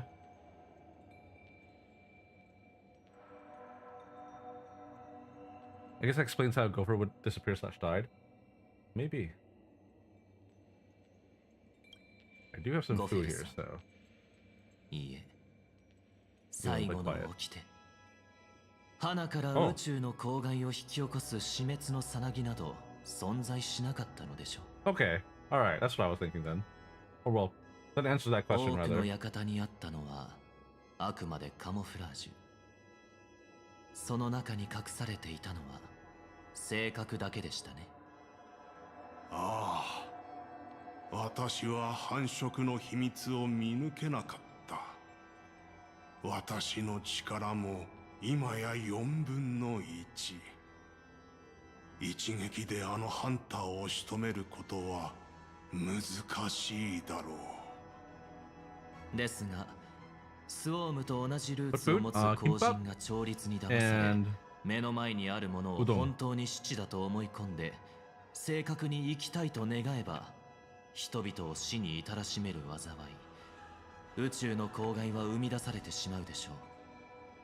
彼女の生きたいという願望がこの世に死をもたらし、その死がまたこの世に生をもたらす。しかしなぜその成功を確信できるのでしょうか。すでに性格の秘密を知った私にとっては確信するまでもないことだ。たとえ彼女が動かなかったとしても、その一撃は時機を得て降臨し、性格を爆発させていただろう。夢見る者たちはいずれ気づく。自らを殺そうとする力は調和から生まれたということに。だがそれは所詮最後の手段。私が決して認めないことはあなたもお分かりでしょう。もう手遅れだ、我が子よ。針は真夜中を指し示している。顔を上げて群生を見てみなさい。なぜあれらが残酷なのかわかるか。その理由は最後の掟にある。これをもって我々オーク家は全てを君に託そう。星々は皆のものだ。だからこそ誰のものでもない。万人をことごとく愛しているということは誰をも愛していないということだ。おしゃべりはここまでにしよう。さあ始めなさい。オーク家の107,336の魂はこの瞬間を何度も夢見てきた。開幕の時が近づいている。行くといい。調和の権力を奪い、君の報いを明らかにするために。Man, what an interesting character. I hated his guts before, and now I'm just like, okay, he was kind of cool. あなたの掟は認められません。たとえ誰のものでもない空にある唯一の星となったとしても、それは決して残酷なことではないのです。星々が残酷なのは自らを燃やすだけでその熱を人々に分け与えなかったから。天に2つの太陽はいりません。必要ならば私が太陽を撃ち落とします。いくつもの星が白昼に輝くなど許されるはずがないのですから。楽園は必ず完成します。真夜中ではなく正午に。ディエス・ドミニの最初にして唯一の掟は totally hits different now that we know 私は the 空高く context. 飛び天上の太陽となる。すべての命は我が光の中で生き生きと育ち、すべての罪悪は隠れることができなくなるでしょう。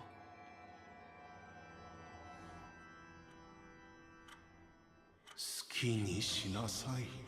私も選択肢がないわけではなかった。してはいけないことをしたいのではなく、ただ損得感情に縛られていただけなのかもしれない。My fiance buys kimbap from Trader Joe's. It's pretty good. It's with tofu though. They don't have any meat options. Do you know any good kimbap in the area? I really like email. I've been craving for a while. The only place I know is in LA. Kimbap and bibimbap. More often than not, you are best off just going to places like H Mart or any like Korean market, and they'll usually have like bibimbap sets. But most Koreans just buy the ingredients and make it themselves. The only types of bibimbap that people generally like go out of their way to get, and like at a restaurant, for example, are the ones that are in like stone bowls. Oh, I forget the name of it, but in a oh man, what is the name? Whatever. You know when you like make rice, you have the bits at the bottom that are like burnt a little bit. You get that effect in a stone bowl. Bibimbap, and it's called torsot bibimbap. Those are very good. But I'm not Korean. Right, but you can very easily find like a list of ingredients that go into a bibimbap and just get the ones that you like burdock root. I forget what the name of that brown root is called, and like spinach, carrots, green onions, etc. Hasn't he loves it? Okay, yeah. Those are like worth getting at a restaurant, but like the basic ones and stuff, I would say kind of a scam. 私も時計屋になるべきか。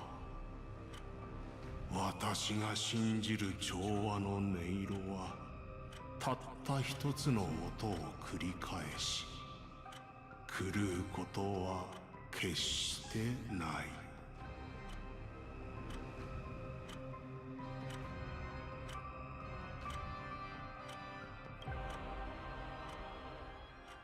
人に生まれる時があるのなら。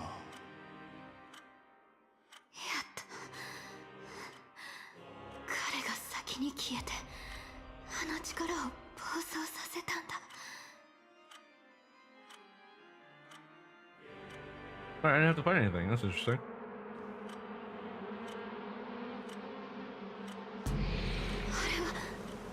Never mind.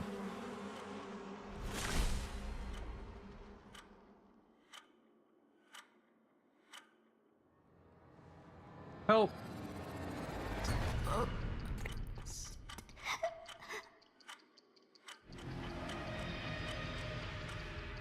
Oh! 死ぬ時もまたしかり。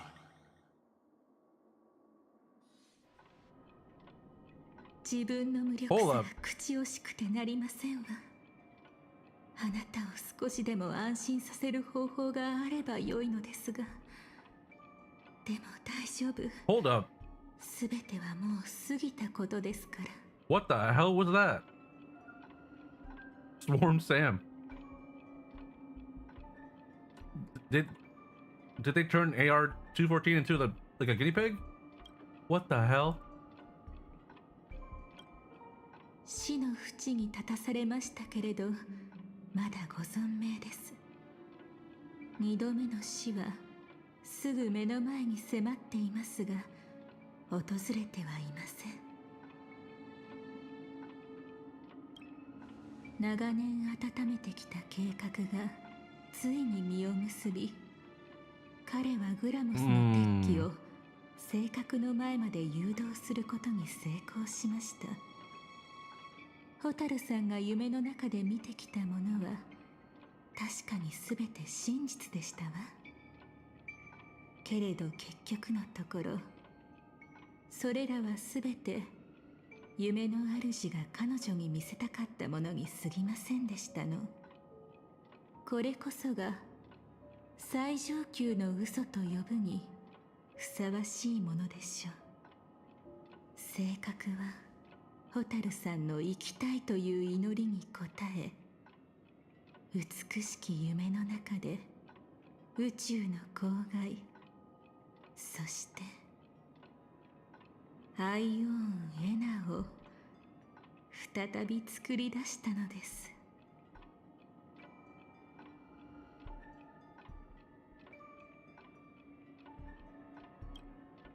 ええ、夢の中でですけれど、いかに正確といえど本物の郊外を完全によみがえらせることはできません。夢の主にできたのは、夢見る者たちの恐怖を呼び起こすことだけでしたわ。ですが次の段階を考えると話は大きく変わってきます。エナの夢はすでに星系全体を覆い尽くしており、宇宙の郊外が現実のものとなるのも時間の問題だったのです。繁殖がすべての夢見る者たちの原初の恐怖を呼び覚ました時、人々は本能的に秩序を求めます。そして秩序の運命が広がると、やがて銀河のすべてが一つの夢へと溶けていきます。それからピノコニー大劇場であなた方はサンデーさんとの決戦に臨みました。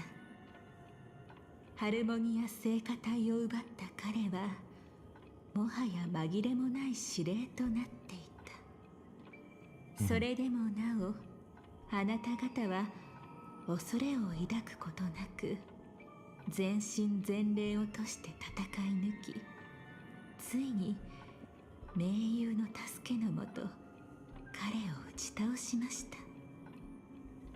しかし戦いも挫折も勝利も、そのすべてはサンデーさんが紡いだ幻に過ぎませんでした。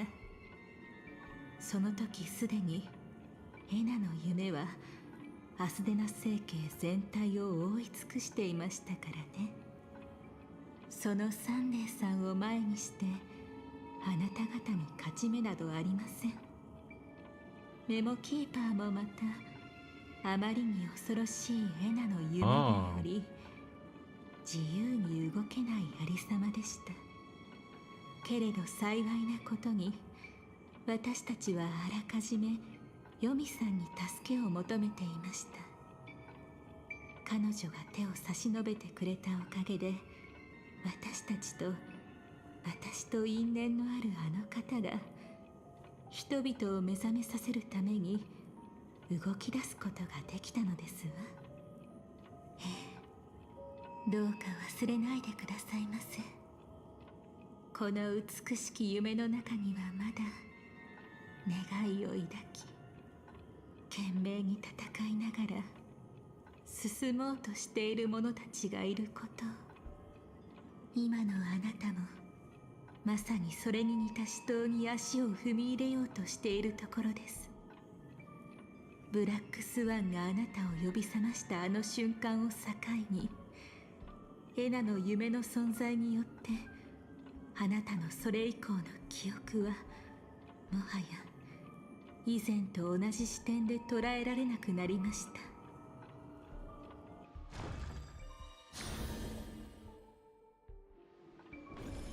けれどこれはそれらが偽りであるという意味ではありません。物事というのは見る角度によって全く違う姿を見せるもの Oh です man, から。 I've had that. I've used this theme in my writing. こんな風に考えてみてはいかがかしら。鏡に映る Ever 自 thought 分 about を whether 見 we've て truly seen our authentic selves in 本 a 当に mirror? 自分を見た Like と言い切れるでしょうか。 the thought of how do you know that you look like what the mirror shows? That you look like what the picture the camera has filmed shows? You can never truly see your own face.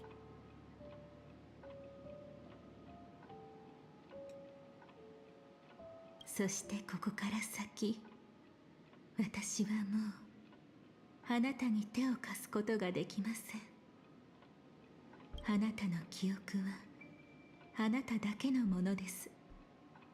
運命が私の干渉を許してくれるのもどうやらここまでのようですわ。思い出をどのような形にするかはあなた自身が決めること。人は見たこともないものを夢に見ることはできません。人々が夢から目覚められないのは、それが彼らのまだ手放せない過去をもとに紡がれたものだからですわ。今のあなたがそうしているように過去を受け入れてこそ未来へと進む力を得られるのです。ホタルさん、私、性格ハンター、そしてこの世界も Oh, that's cool. この気持ちが緊張なのか、それとも胸の高鳴りなのか、自分でもよくわかりません。けれど確かなのは、あなたは特別で唯一無二の私の期待にふさわしい存在。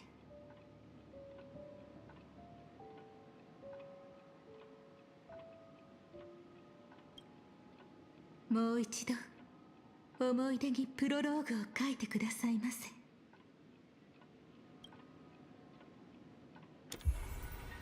I still don't understand Dahlia's MO. What is her 時の goal? 怪人の中で再び運命に火をつけるのです。 Oh, is this something that happened and we forgot about it? No way.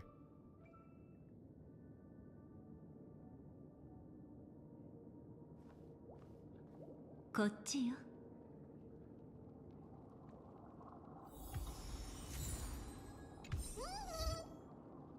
The past is the future's reflection.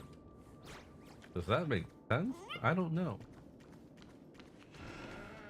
That sounds backwards. また一人。 Hey, this is familiar. よかった。ありがとう、ブラックスワン。これでやっと安心できるわ。 I'm awake. The deja vu is strong with this scene. 今はまだ状況が飲み込めていないだろうが、できる限り説明しよう。ただ、すべてを説明する前に、一つ理解しておいてもらわなければならないことがある。ここは無境と現実世界の狭間。エナの夢から目覚めた人々がいる場所だ。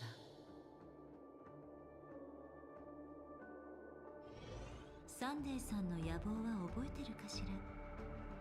彼は性格、オーク家の10万人余りの医師、そしてピノコニーのすべての人々の願いを利用して調和の力を奪い、秩序を再び世界に降臨させようとしていた。残念 Why な is she so がら quiet? 真実はそれだけじゃない。アスデナに入った時から私たちは性格の影響を受けていたんだ。今思えばあなたと私があの見知らぬ無境で出会ったのは思考が乱れ始める前兆だったのかもしれない。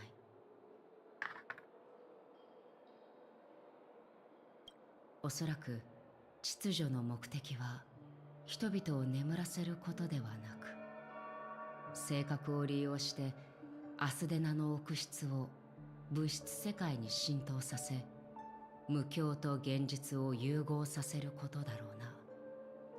誰もが自分の意識ははっきりしていると思っているが、その精神はすでに秩序の殿堂に入っている。それもエナの夢の恐ろしいところね。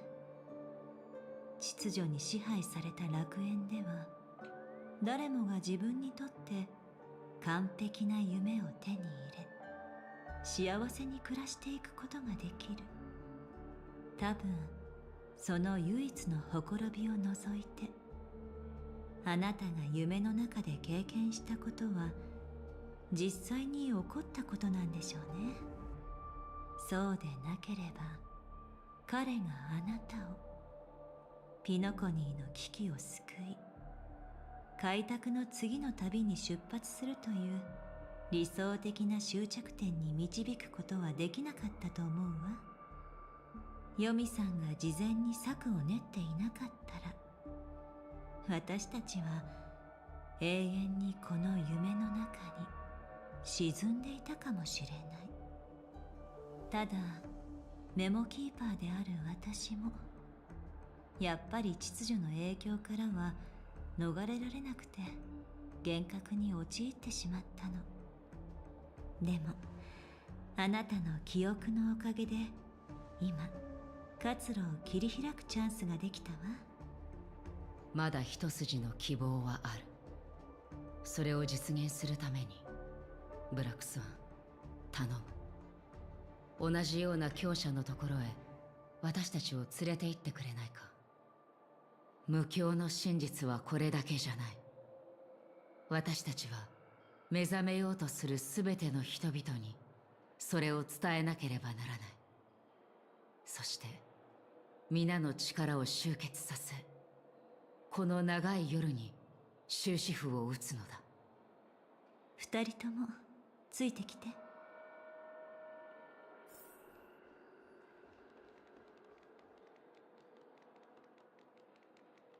Do we just have to fight Sunday again? Surely not, right? 落ち着け。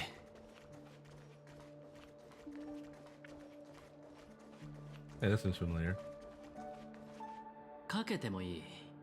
僕が抵抗しなくても君は。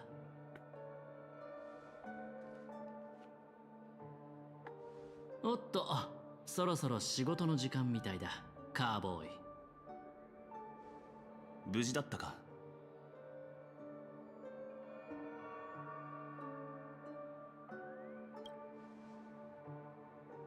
あるメモキーパーが探している。俺たちは今できることをしよう。ああ。僕たち随分と縁があるみたいだね、マイフレンド。君も眠りが浅いタイプかい？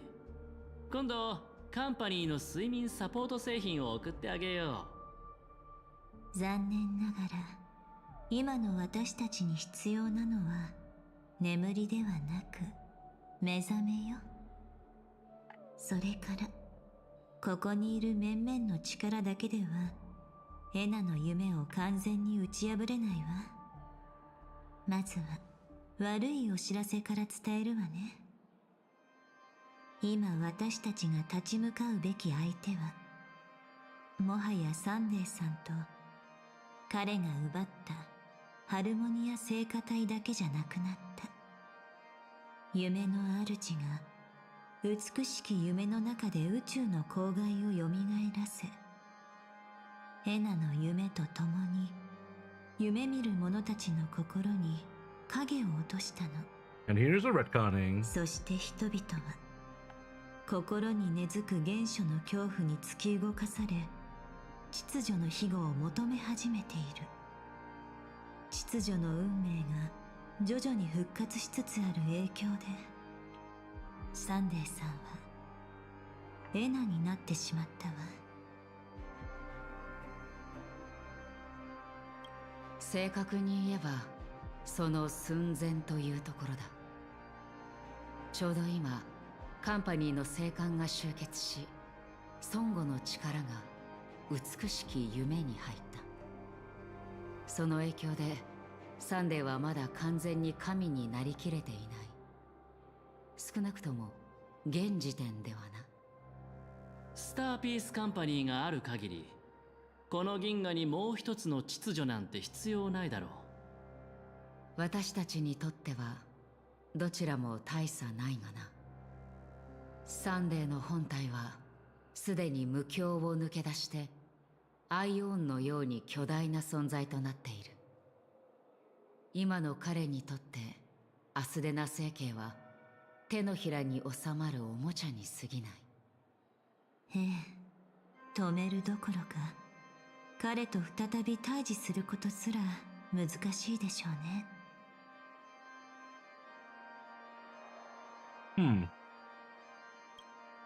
鍵はやはりエナの夢だ。恐怖と美しき夢。彼らはこの二つの嘘によってのみ夢見る者たちの童顔を集めることができる。結局のところサンデーは無理やり引き上げられた偽りの神に過ぎない。だから人々を目覚めさせ、エナの夢を打ち破ることができれば、その神格もおのずと消え去るだろう。だが今の美しき夢は極めて複雑だ。ブラックスワン、この先の説明を頼めるか。私はどうも物事をよく忘れてしまうのでな。時間がないから手短に話すわね。私たちを閉じ込めている無境は3層に重なっているの。その1層目はサンデーさんが掌握するエナの夢。 I don't think we saw this before. これは夢見る者たちに美しい幻を見せて人々を溺れさせている。次にあるのはドリームリーフを含む原始の無境。宇宙の郊外はまさにそこにある多くの夢の中で再現されているわ。しかも恐怖を養分に秩序がどんどん力を増している。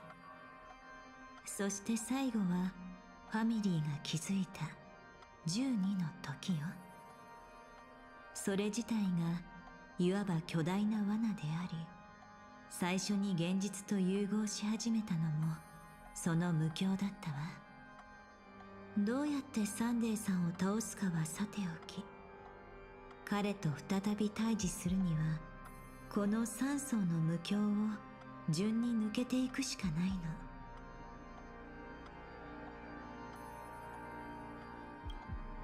残念ながら私たちはまだ第一層、つまりエナの夢にいるわ。自我を取り戻せてはいるけど、まだ夢を見ている状態。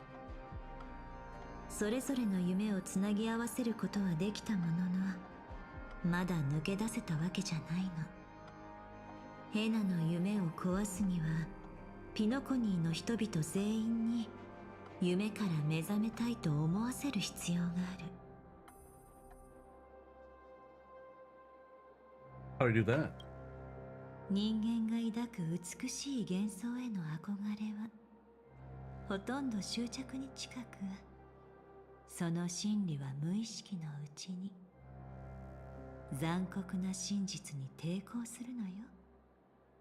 私だってわざわざ彼が完全に無防備になるよう準備を整えて、彼自身に真実を明らかにさせることで、ようやく目覚めさせることができたんだから。でも、ピノコニーのすべての人となると、それほどの規模の人たちに同じ意志を持たせるなんて、とんでもなく難しいことでしょうね。だがそれでも黙って見ているわけにはいかない。これは計画の第一歩だ。ガーデン・オブ・リコレクションの助けを借りて、あなたたちのように強い人々が徐々に夢から目覚める。 I kind of want to skip stuff, but I feel like I'm gonna miss a detail maybe that they added that wasn't here before. だがこれほど大きな無境を前に、数十人では数が少なすぎる。短時間で数十万、数百万単位の自由意志を目覚めさせるために、他の方法を考える必要があるな。どうやら血明玉鳥を使うしかなさそうだな。Nope。いや、その必要はねえよ。先週同盟を動かすまでもねえ。一生に一度しか使えねえ宝物は大事に取っておけ。数千、数万の自由意志？んなもん。Let's go Rangers！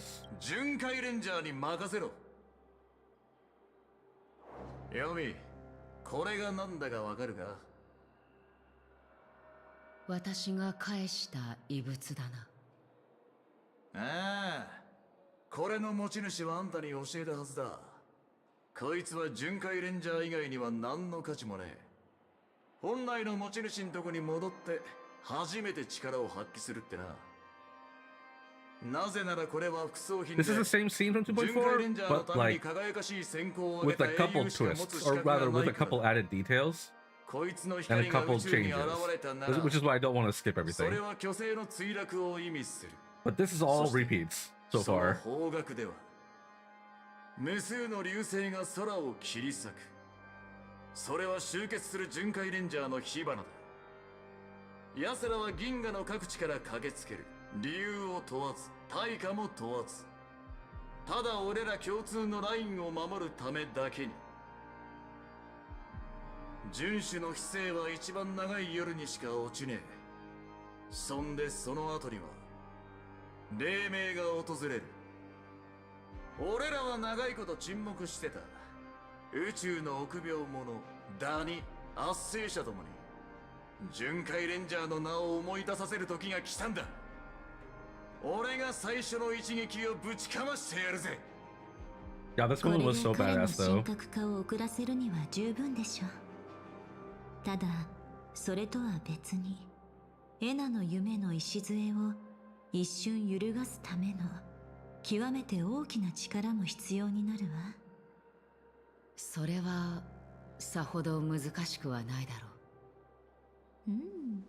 つまり、最後はやっぱりあなたの出番ってわけね。確かにそれが合理的だわ。たとえ偽物だとしても、それに対抗するには司令の力が必要不可欠だもの。司令かどうかは関係ないかもしれない。これは全く別種の習慣だ。皆のために全てを尽くし、悪しき神を打ち果たそ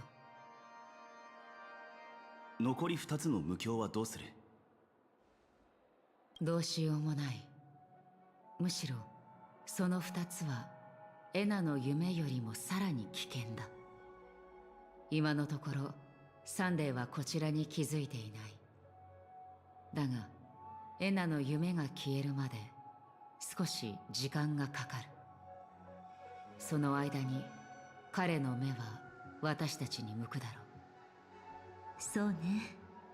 次の無境に行けばアイオーンの力に直面することになるわ。なのにその前にはもう手札をすべて使い果たすことになる。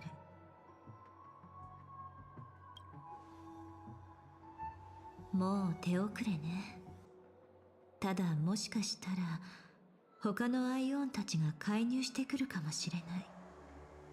そうなると宇宙規模で神々の戦争が起こることになるでしょうけど、秩序はシペのカンバセの一つなのに、調和はエナの最短を見過ごし介入してこなかった。そこにはきっと深い事情があるに違いないわ。それにエナの夢もそんなに甘くない。実際私とコンスタンスが手を尽くしても、今ここにいる面々を集めるのが精一杯だったの。だからこれ以上の助けは期待できないわね。Yeah, like this stuff right here. Like Constance いずれにせよ wasn't here at 木 all. は一瞬 Yeah, supposedly all 私 those たちが memories 自 were 力で何と erased. かするしかない Very tiny resistance here. つまり生に But す now が she's る giving 者 it は back to us, 死 I に guess. 死に立ち向かう者だけが生き残るってことだろ。うん、気に入った。 There she is. これだけ？まあいいけど。 Minors are not allowed. ピノコニーだけじゃなくアスデナ星系全体がゲームオーバー状態なの。なぜ性格ハンターが？銀狼さんはアスデナ星系の辺境にいたのに巻 Yeah, き込まれて that's しま why った I'm の saying で it す。 feels retconny. 彼 Even 女 though 一 it's like 人見つけ technically た not. だけでもう息も絶え絶えですわ。ずいぶん大胆な投資だね。じゃ聞かせてもらおうか。それだけのリスクに見合うリターンは何だい？残り2つの目標は性格ハンターが何とかする。 That's simple, 私 huh? たちの協力者が今12の時で調和の神に選ばれたもう一人を探してるの。うん。それはロビンのことかな。ロビン？そう。彼女は自力でエナの夢を脱出して、その上まだ眠ってる人たちに歌を残したんだ。人間には強い人と弱い人がいるけれど、開拓が英雄の使命であるなら、調和の責任は強きをもって弱きを助けること。ピノコニーの救世主はピノコニーの人々自身でなければならないの。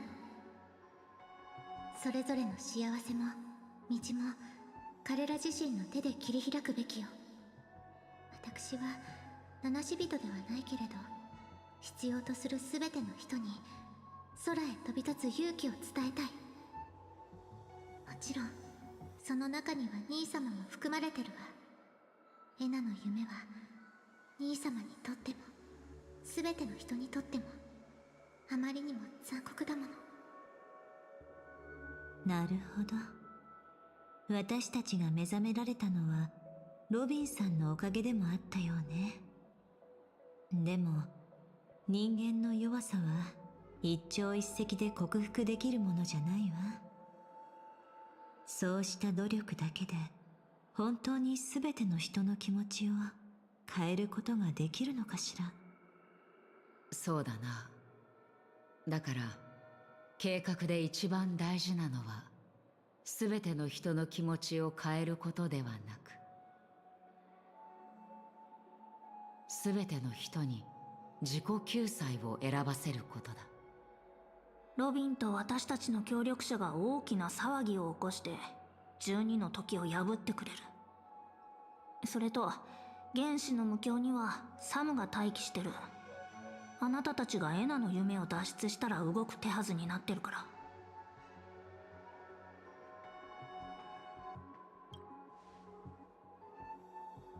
聞いても動揺しないでね。 Don't panic. I'm gonna tell you what's happening to Firefly. She's gonna die. 逃れたかった全てと向き合って2度目の死を迎えるの。でも彼女の結末がどうなるかはあなた次第。あなたたちのために2つ目の無境を破った後、彼女はまだ完全には消えてないエナの夢に落ちることになる。もしあなたがサンデーに勝って彼女を夢から目覚めさせることができれば、この死もまた夢で終われる。けど失敗して夢が現実と完全に融合しちゃったら、彼女の死も現実のものになってしまう。 I won't let her die. まだ根本的な問題が解決していない。サンデーさんにどう対抗したらいいのかしら。私たちが3層の無境を抜けた瞬間、彼がこちらに視線を向けるだけで、それまでの努力が全て無駄になってしまうわ。メモキーパーさん、お忘れかな？多くの夢の中で僕はこう言ったはずだ。切り札を出すまで誰もコールする度胸なんてないって。そして今こそそのカードを切る時だ。ミスを2つ指摘させてもらおう。1つ目は君たちの認識の誤りだ。夢の主の計画の中心地まで乗り込んだこの僕がカンパニーに知らせるために手を尽くさないわけがないだろう。艦隊が動いたのは元より正面衝突のためなんかじゃない。夢の中にある孫悟の心に土台を築くためさ。もう一つはサンデーの致命的なミスだ。彼は奇跡を押収すべきじゃなかった。むしろ最初から僕を追い出すべきだったんだ。僕とのギャンブルはいつだってそう。賭けの席に着いた時点で相手の負けはもう決まっているのさ。翡翠色の光は今も無境の奥で眠っている。しかもその解放には所持者の立ち会いを必要としない。それがどうしたというのです？たとえ銃の赤心の力であろうと、アイオンに近い存在を脅かすことはできないのでしょう。言っただろ、この銀河にもう一つの秩序は必要ないって。夢の主の計画は確かに抜かりなかった。だけど公害の恐怖を前にした時秩序に助けを求めようと孫悟に助けを求めようと、結局は同じことじゃないか。Right, kind of a stretch, but 解放された people 奇 want to be 跡は saved. That makes 夢見る sense. 者たちの欲望を吸い上げ、孫悟の約束を与える。そして人々にこう唱えるよう導くんだ。すべてを琥珀の王にってね。ピノコニーの運命規模で Out of 完全に nowhere? 奪い返す。 Well, I mean, それがカンパニー I の like 真 Jade の a 狙 lot, いか。 okay? どうかしたかい？他人の信仰を軽んじているとでも思ったのかな。でもね、これこそがカンパニーの信仰。冷酷かどうかなんて関係ない。大事なのは利益につながるか、それだけさ。宇宙の公害はかつてと同じ終わりを迎えるだろう。アスデナに響き渡る鉄槌の音は運命ごと秩序の力を奪い反撃するんだ。そうなればサンデーも君たちに構ってる余裕なんてなくなるはずさ。でもそれで琥珀機のページがめくられることはない。その鉄槌の音はアイオーンの怒りではなく人々の反撃の角笛だからね。うん。その時は耳を澄ませて聞こう。計画が成功すればサンデーさんの神格を剥奪できますわね。ですがその時にはもう私たちに戦えるほどの力は残っていないでしょう。ですから。Yeah, yeah, I got it.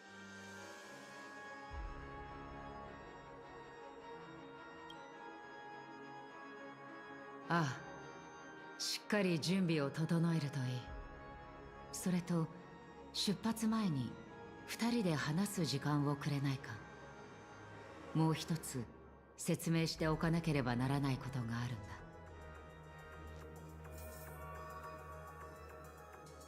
んだ。Oh.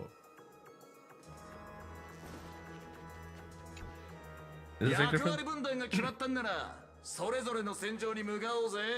さあ、大仕事の始まりだ。俺の言いたいことは口にせずともわかるな。行ってこい。 I can lie, this is a lot of yapping. Yeah, if you watch my video, this is what I mean by no sense of urgency. The perception of time is so warped in sections like this. We spent like probably 30 minutes just huddled here together and talking and like strategizing, which is, to be fair, necessary because it's a very complex problem and we need to figure out how to do it flawlessly. But they speak so slowly. 僕たち前々から性格ハンターには興味があったんだ。全部終わったら一度話し合ってみないかい？話し合うどうせ賞金狙いでしょ。this is new. ほっといてくれる？まさか。それとも賞金の額が不服でその話がしたいのかな？だったら10億上乗せしてあげるよ。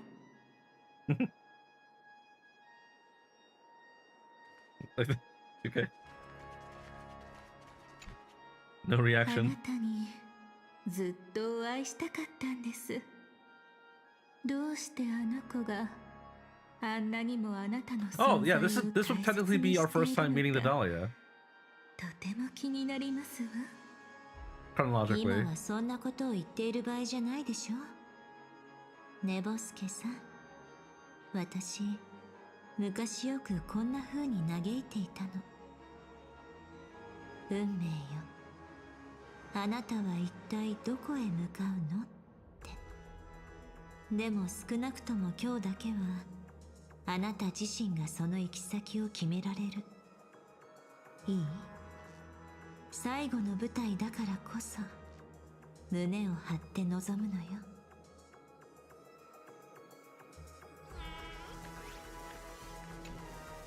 この盛大な宴はもうすぐ終わる。ここは最後の舞台への出発点であり、かつてはピノコニーのすべての物語の出発点でもあった。それで準備はできたか？ Yeah, let's do it.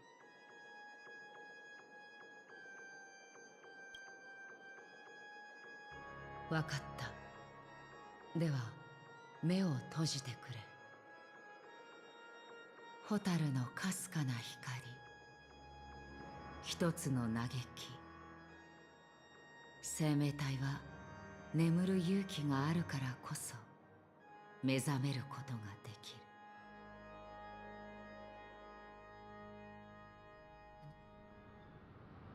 Oh. Oh, okay. Didn't expect this. 私、目が覚めたのかしら。すみません、ロビン。あなたにだけは全てを知ってほしくなかったのですが、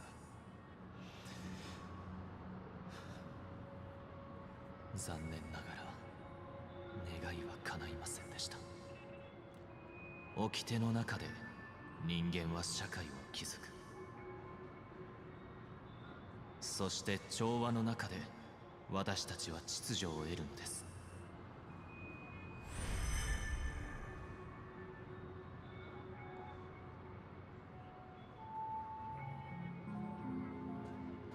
結局兄様は秩序の美しき夢を私たちの楽園に持ち込んでしまったのね。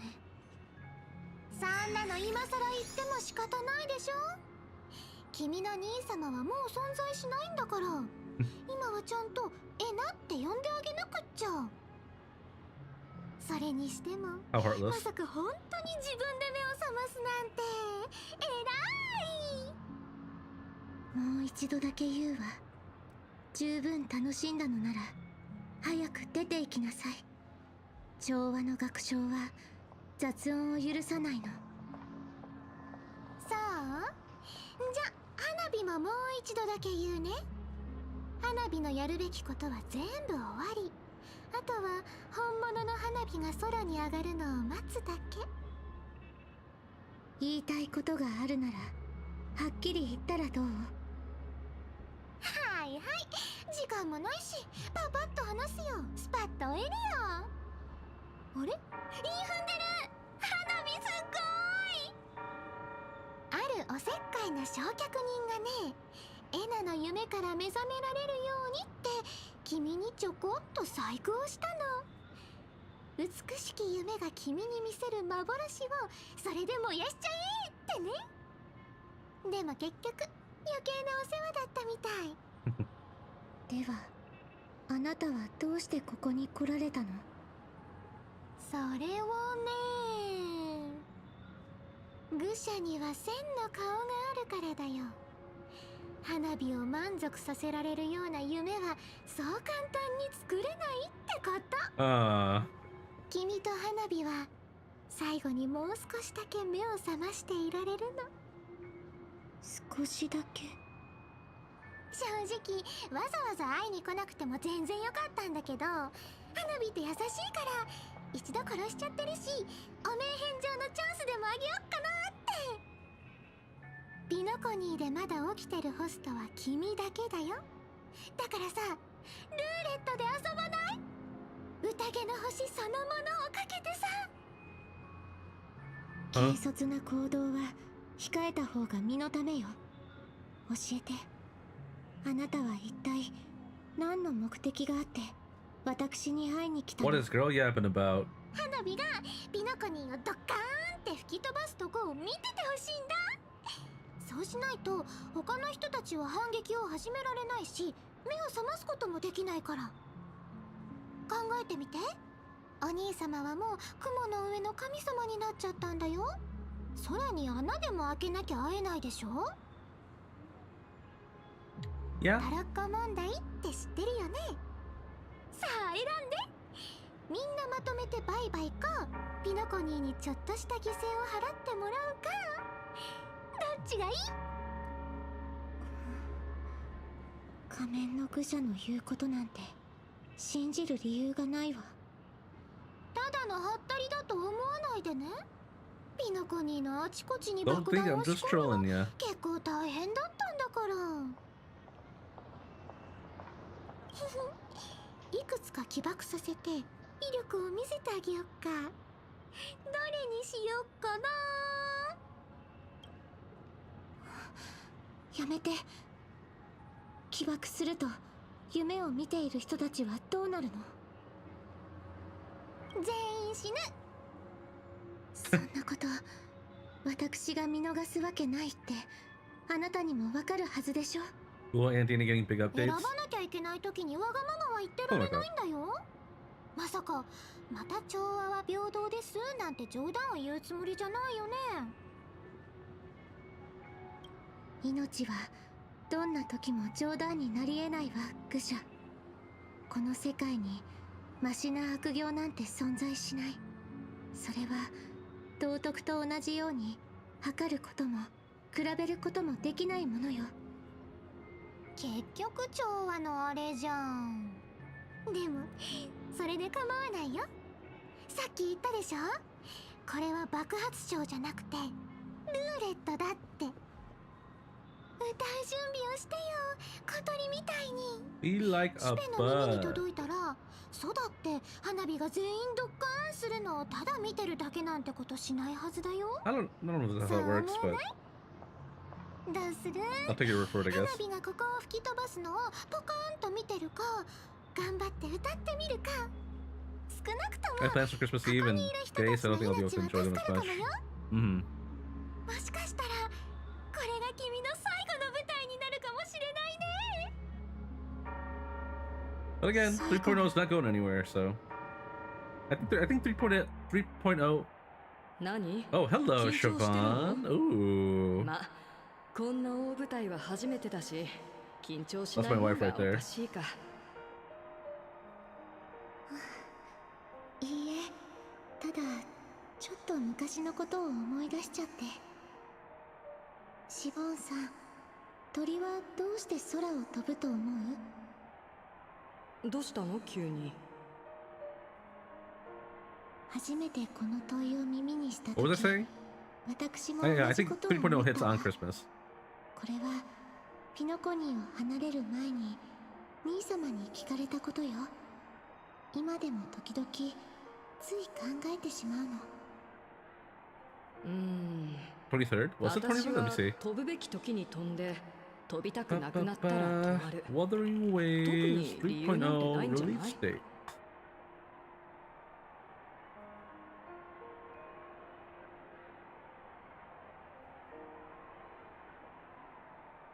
What do you mean December 12th? Oh, that's a special broadcast. December 25th. On Christmas Day. Although, that's Christmas Day in China, maybe? シモンさんの答えは Therefore, the 24th for 私 us. と似ているわね。以前 That might be the case. 何のために歌うのかって尋ねてくれたでしょ。私にとってこの2つの問いの答えは同じだと思うの。でも最初は違う答えを持っていたわ。歌いたいと思ったのはある特別なきっかけがあったから。小さい頃、性格が故郷に落ちてきて目の前のすべてを一瞬で消し去ってしまった。反応する間もな Yeah, かった I wish we had Rekka already too. とも何をしようとも手遅れだったでしょうけど。 I thought for sure we would get him in the Emphorius update. 母様 Just like a random event. 私と兄様をどうにかなだめようと鼻歌を口ずさみ始めたの。その話聞いたことあるよ。あんたが歌の道を選んだのもそれがきっかけだってよく言われてるしね。でもそれは違うの。その出来事で Oh, what? 歌を憎むことはあっても好きになることなんて絶対にないわ。ずっと長いことこんな風に思ってきた。災いが起きた時、歌は何も変えられない。世界で一番役立たずなんだって。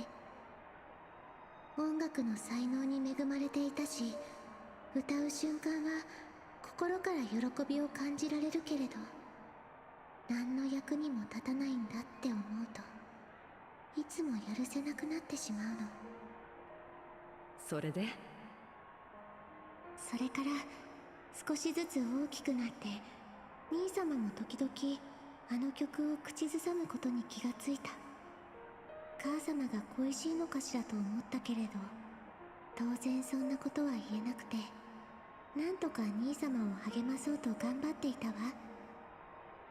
そしてあの時の兄様の答えを知って、私は何のために歌うべきかを知った。もちろん直接教えてもらったわけじゃない。でも考えるきっかけになったの。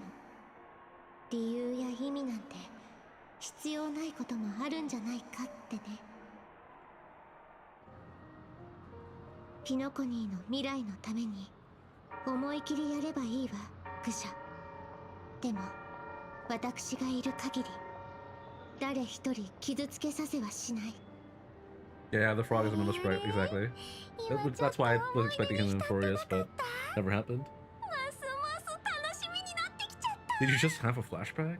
これが最後かもしれないよ。もし死んじゃったらみんなに君の結末をどんな風に覚えててほしい？ Oh, I should get tired. 彼女の生涯は鳥のように優雅で穏やかだった。今その唇がわずかに開き、羽のような軽やかな嘆きを漏らした。こんなのはどう？気に入ってくれた？無意味に飾り立てるのはおやめなさい。歌に必要なのは真心だけよ。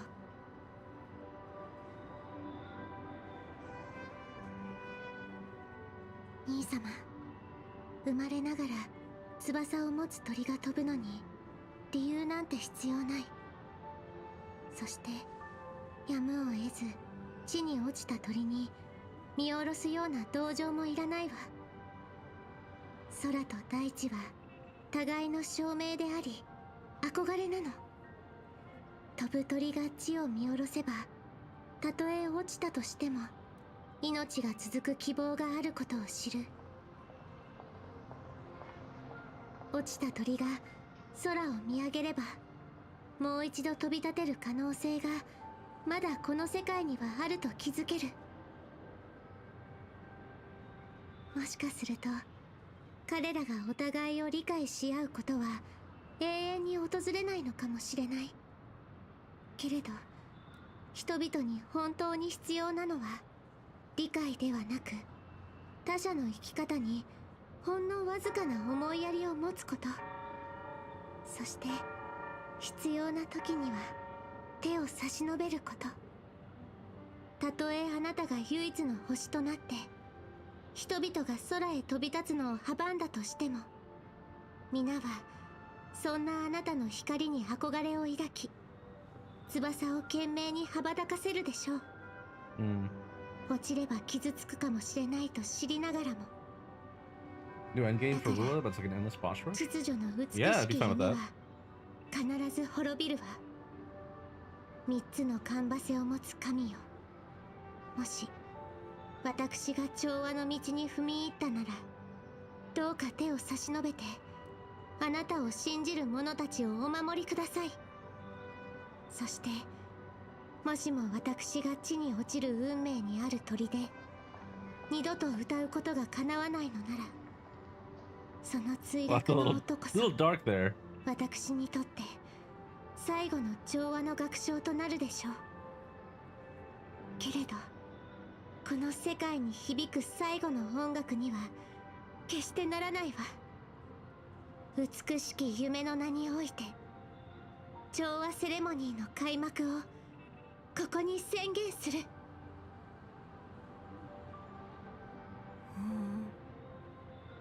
お兄ちゃん、お家が恋しくなっちゃったの？たとえそうだとしてももうどうにもならないよ。でもそれってお母さんが昔歌ってた歌。だってどうにもならなくたって僕たちは歌うことができる。自分に歌える歌を。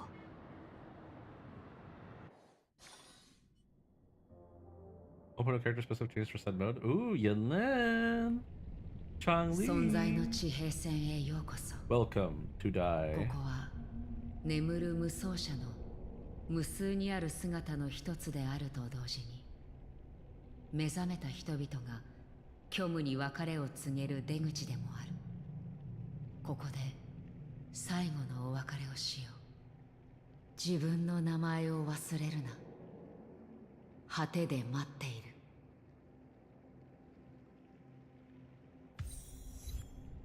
Flying requires no reason. 皆が記憶を大切にし、お互いを支え合っていけますように。この世界のすべて死んだ後、 Oh, dang it! I walked too fast. 彼女に会えるといいな。そうすれば僕もただの人間だって分かってもらえる。 Can I leave? I missed what she said. Oh, whatever. Probably not that important. 人はどいつも家族といられて腹減ったら Home cooked stew. 笑いいつか訪れるだろう。誰もが幸福。皆が互いを抱きしめ合い、出会う人それ。俺たちの願いをお前に託す。どうかそれらの願いを未来の日差しのもとへと連れて行ってください。 Oh, that's so cool that they're not like virtual, like holograms. They're here like quote unquote in person.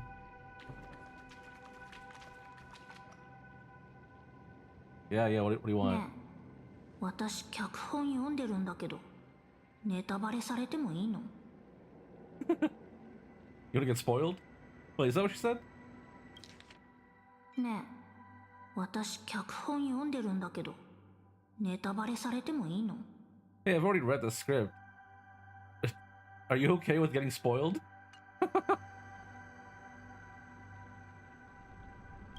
眠るのを怖がらなければ絶対にね。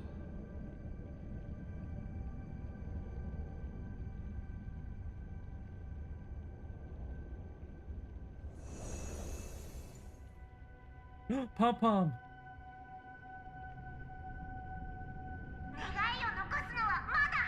Good luck driving the train. into the boss. だからあんたもうちらを信じて。開拓の旅はこんなところで終わりはしない。きっとみんなで目を覚ませるわ。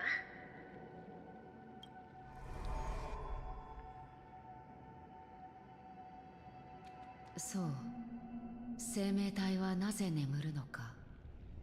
私たちはまだその答えを見つけられてないが、もうこの夢から目覚めようとしている。あるいはそれが答えなのかもしれないな。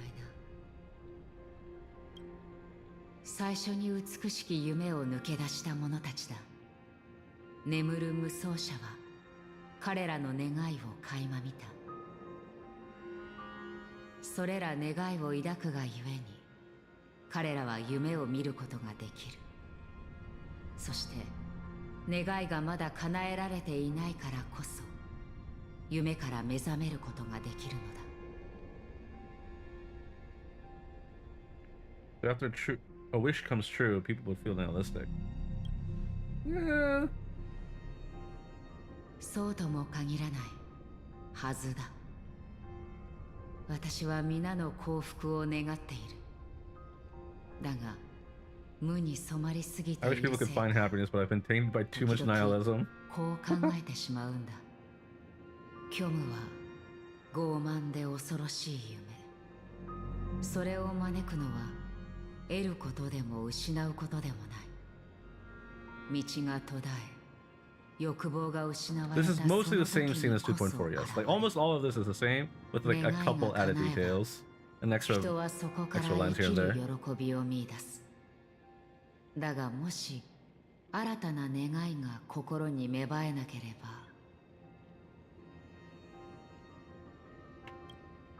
ああ、 Not sure why they took this route 虚無の影の for 後ろには the story. きっと世界で最も激しく輝く光源が存在しているに違いない。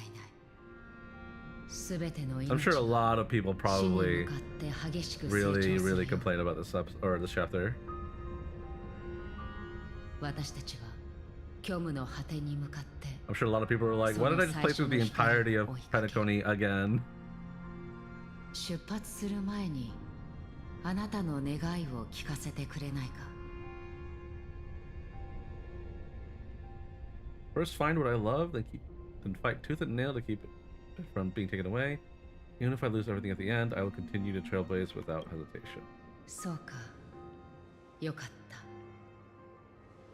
重要なのは答えではなく、あなたが決断を下したということだ。 I think they just feel like they could have done more on 2.x since this version trying to fix, so to speak. Yeah, right. And rather, they even mentioned that they had to cut a lot of content out, and this is probably them putting those details back in now that Inforius is over, because they don't have to stick with that schedule anymore. What about your wish? 私に残されているのはただ一つの名前。それは本来の私であり、今の私がなりたい人だ。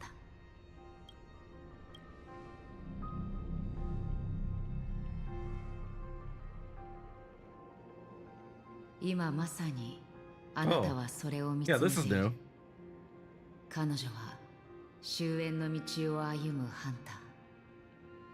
運命に抗うために自らの願いを捨てなければならないものだ。だがあなたたちがどんな道を歩もうと、その終点には必ず死があり、最後の再会を果たすことになる。準備はいいか。少し前彼女もここに来ている。この機会に見届けるといい。彼女の決意を。そして So what I want to see here is us 虚無の引力を振り切る。 from Firefly's perspective, fighting the boss there, and then getting snippets of the fight against Sunday from her perspective. That'd be really cool. I really hope we don't have to fight Sunday again. Although I did really love that fight. 私死んじゃったの？本当に？その手前です。ここを越えればあなたは本当の死を迎えることができます。あるいはここで引き返すことも可能です。教えてください。あなたは何者だったのか。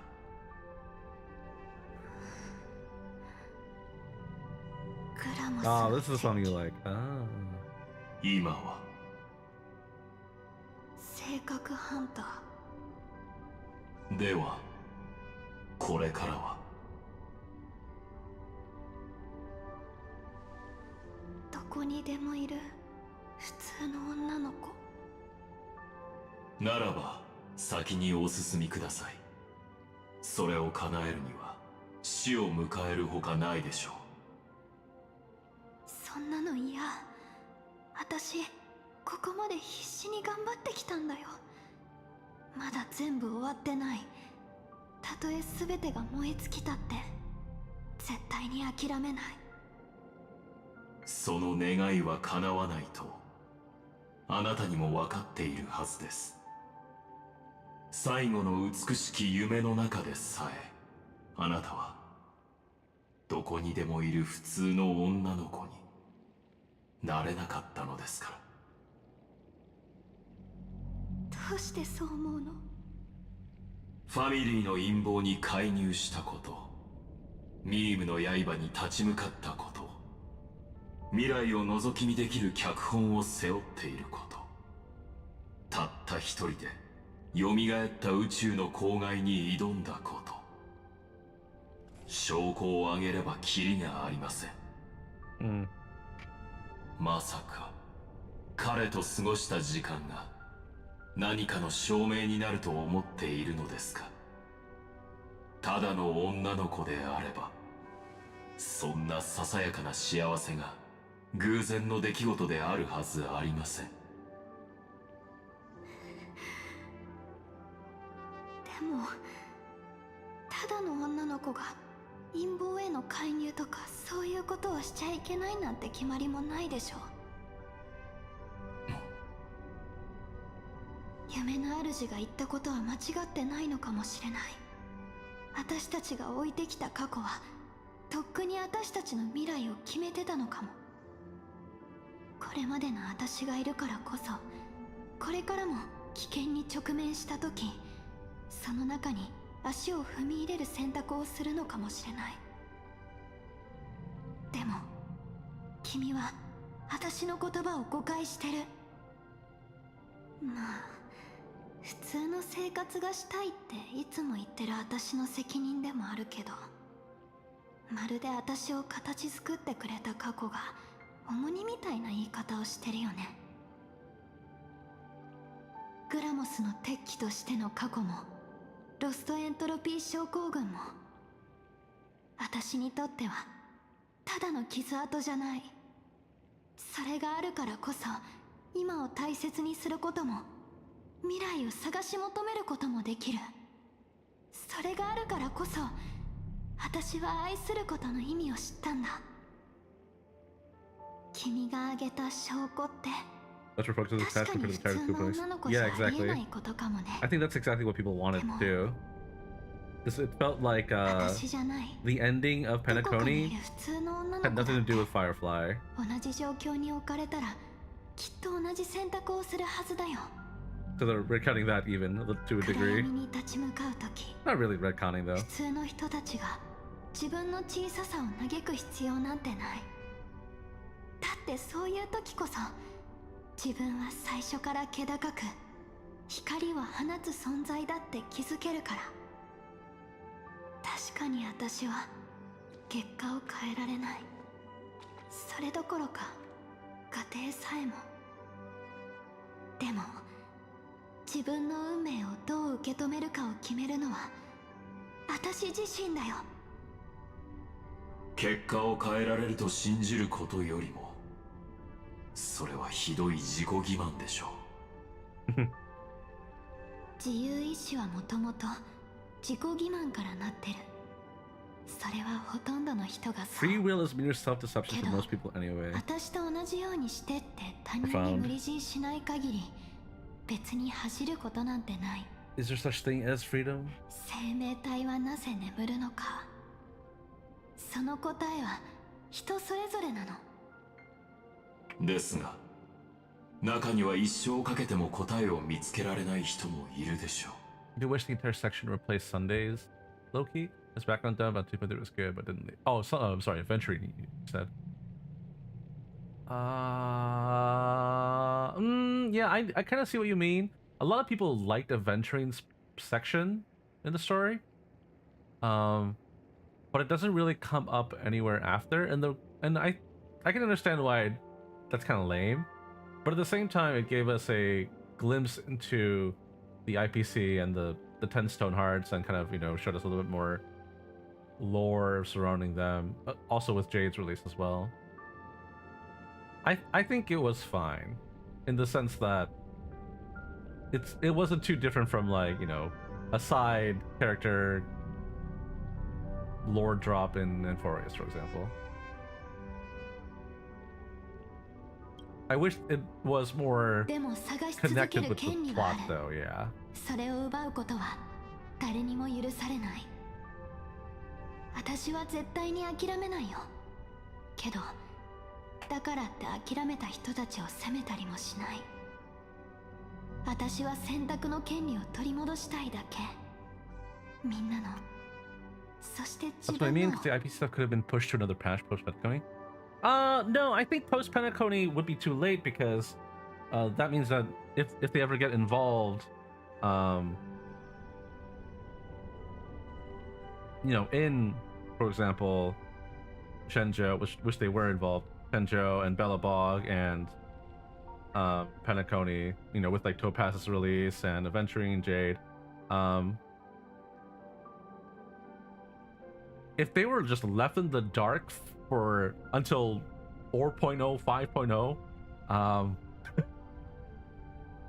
we constantly only have like breadcrumbs to like really be able to learn anything about the Stone Hearts. But now that we have had all those companion quests and missions and like learned about the characters, it kind of humanizes those characters as opposed to just, you know, seeing them as like greedy agents of the IPC, right?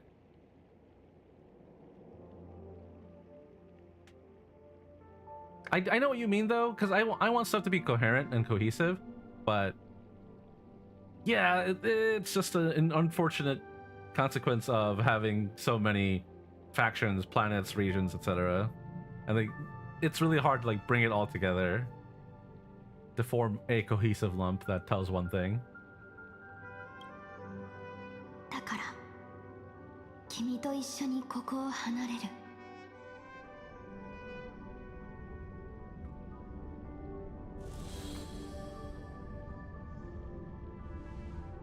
たとえ昔の力を取り戻したせいで、私の死が早くなるとしても。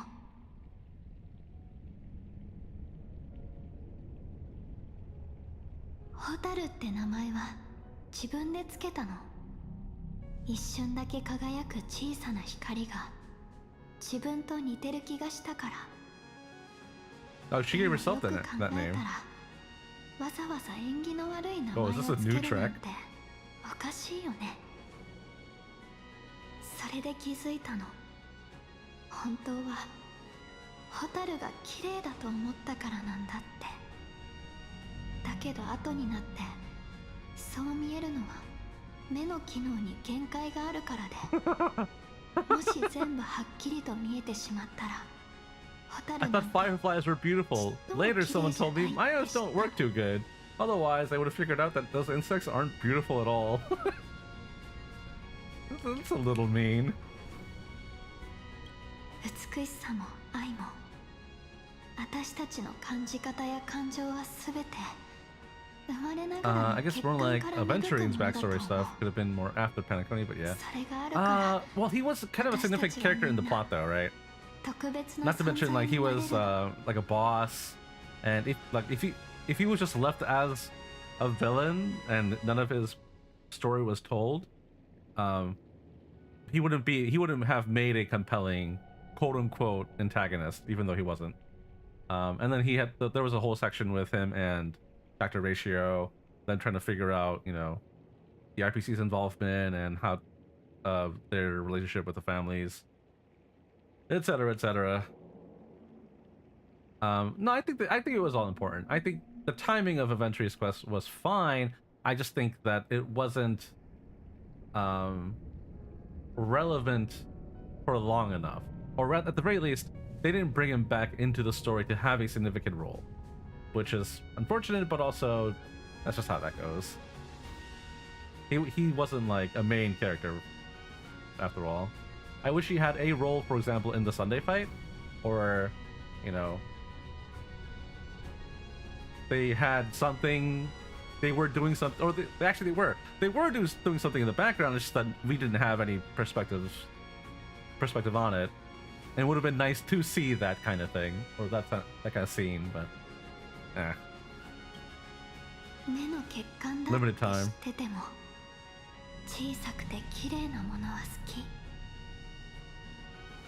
Damn, they're really trying to sell you on Firefly again, bro. That's crazy.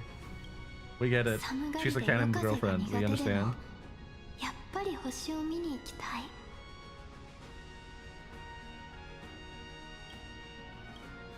ケーキを焼くのは大変だけど、それでも作りたくなる。Oh, that's so cute.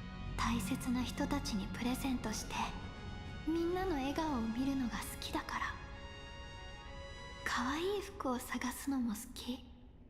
誰かに見てもらいたいからじゃなくて、着てると気分がいいから。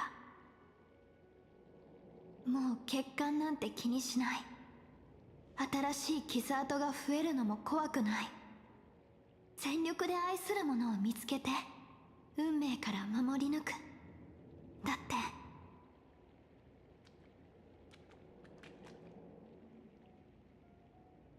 Didn't lead too much after 2.3 since he disappeared. Yeah, he did show up later, but yeah, again, not a lot of focus on him. And it's kind of like their way of being like, all right, he's had his time in the spotlight. Firefly, Acheron, etc. the main characters. 私はこの身で周りのすべてを照らすの。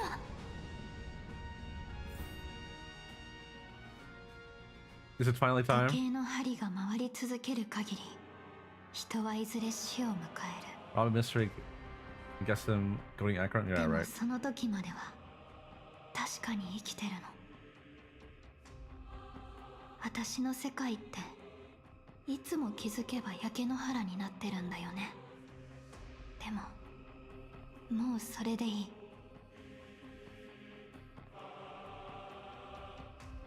Oh, damn. 私が燃え続けてさえいれば、そこにあるのは怪人じゃなくて燃え盛る炎だから。コマンド、ディスメンバー。Hey, yo! 昔はね、君のことが羨ましかったの。災いとして生まれたのに、それに苦しむこともなく生きられる君が。Gundam coded. でも今 Yeah, は I'll agree with that. 君の方が私に憧れるべきだよ。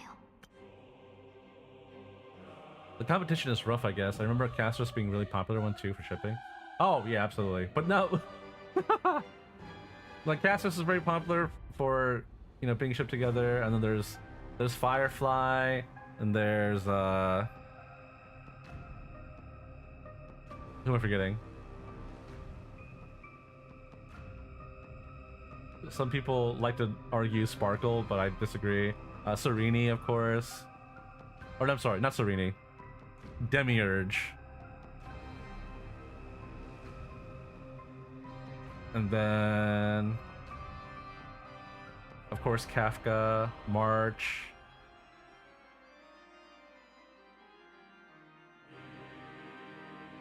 I want to say that's it.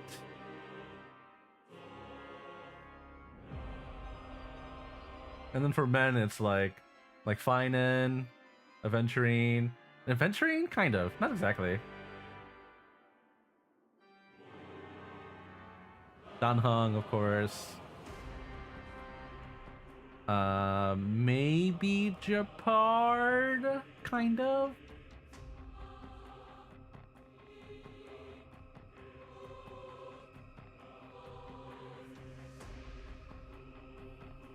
Yeah, I think that the list ends there. 死にたくないし、戦うのだってもういいや。でも、運命がそうしろっていうのなら。My opinion is just fine in Danheng. That's fair. 絶対に逃げない。Yeah, adventuring is kind of a weird one. 夢の中はいつも焦土だった。花が咲いたことは一度だってない。それでも私は燃え続ける。灰となり生まれ変わるまで。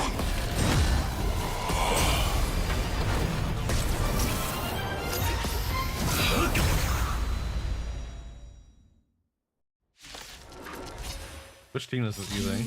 Okay, alright. 出した答えなら今度は彼の代わりに Oh, it's like a remix. 私の答えを聞いて人々が棒を抱くのは死を知らないからじゃない。いつか死ぬと知ってるから変わりたいって願うの。 Oh, I like this. Alright, what am I doing? Juvenile's thing is in rapid evolution state. Select a character and there's something to fight against it. Oh, yeah, okay. I got a solo, bro? Oh, what? Oh, hold on, let me look at this first. 200% break effect.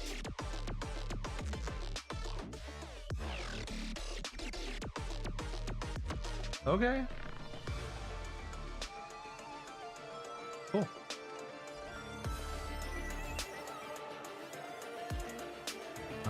Let's see here. Oh yeah, what does this do? Oh yeah, I just want to do this right away, okay. Oh yeah, let's slow this one down.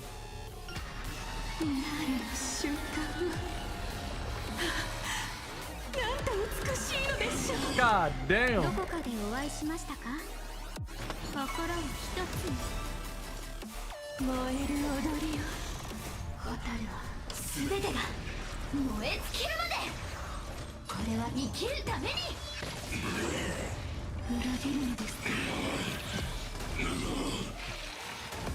タコは再び舞いましょう。 Oh, that actually is a lot of break. What the hell?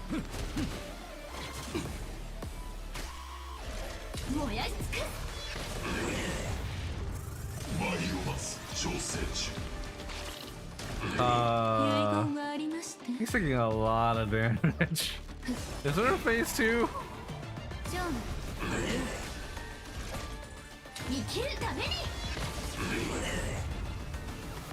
No? No!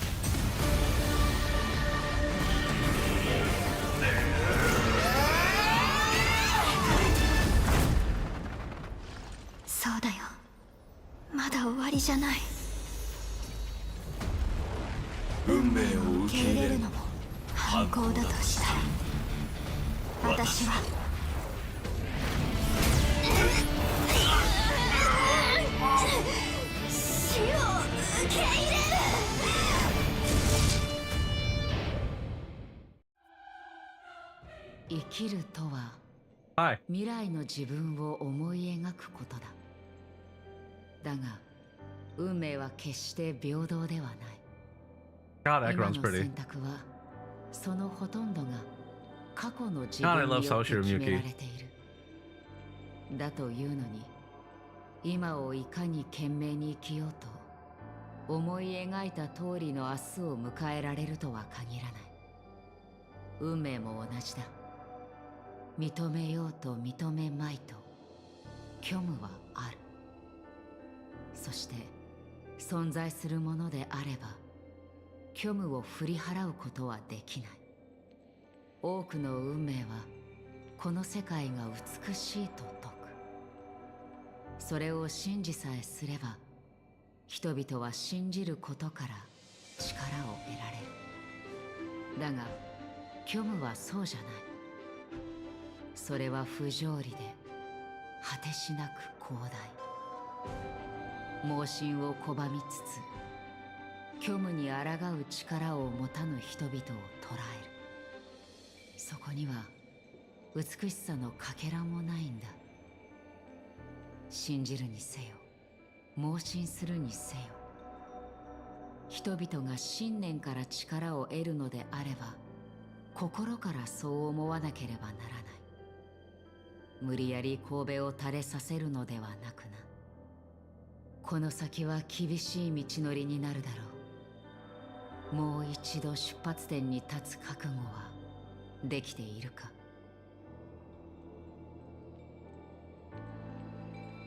I will end this long night. I want to go to sleep. そうすればあなたたちはきっと太陽の下で再会できる。死が彼女の最後の夢を終わらせていないことを、そしてあなたが人々を目覚めの世界へと導く。 More Firefly content and more games I made for her. Agree. Makes her break rate again. これから訪れる夜、 Oh, you gonna see this again? あなたは挫折を味わう。 Oh, different now though. Oh shit. 悲劇を目にするだろう。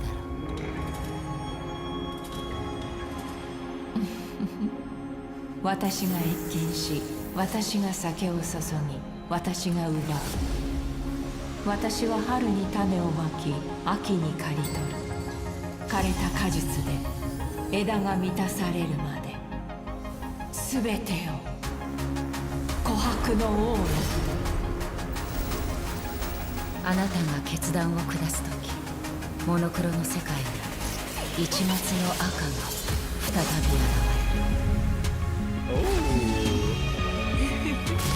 れる。Hey, yo.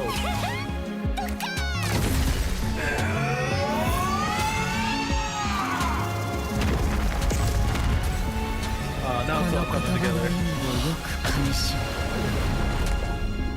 目覚めの世界へ帰る。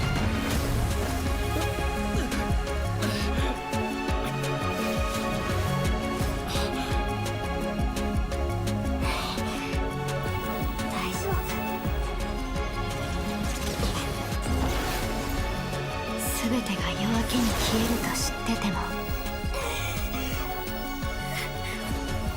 夢から覚めるのはもう怖くない。みんなの私の開拓の権利を取り戻して。私たちが探していることはそこにある。 Morning. Wait, we fight him again? No way. Wait. Let's go. 夢はもう終わりよ。ピノコニーの未来を決めるのは秩序ではなく人々の意志なの。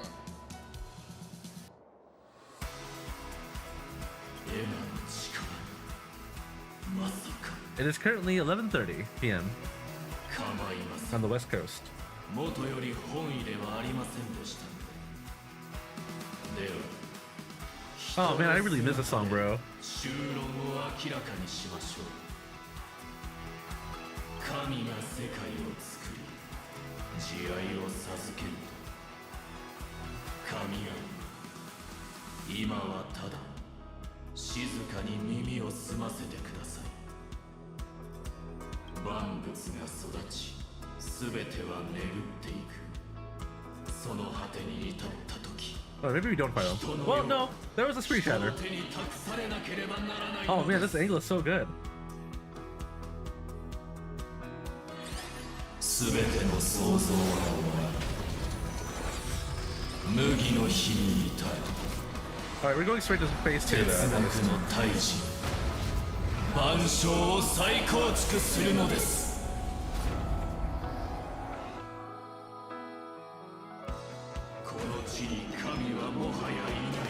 Oh, I get a full story team. That's insane. 彼は新たな運命を創造している。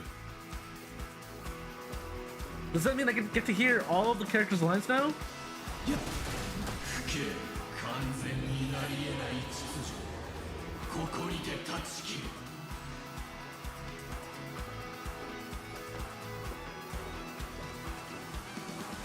It was just Akron that woke us up from the stream. It was Firefly was still on the store. It was literally everybody. Yeah, it was Sparkle, it was Robin, it was Firefly, it was Acheron, it was Dahlia and Black Swan. All together. It's so annoying that all this wasn't integrated in 2.x. Yeah. I wish it was something that happened all the way at the end of 2.x, right before Infurious, but at the same time, it's kind of cool that we get to experience this again after Infurious, in a way. And I'm really hoping that there's an actual segue. There's a reason for this, but it is still to be seen, so we'll see.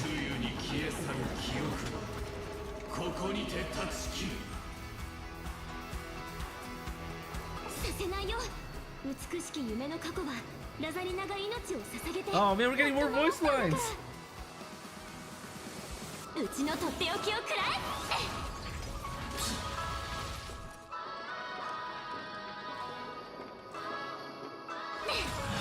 苦難をもたらす遵守。ここにて断ち切る。 Actually, yeah, I do like how the Trailblazers have this team.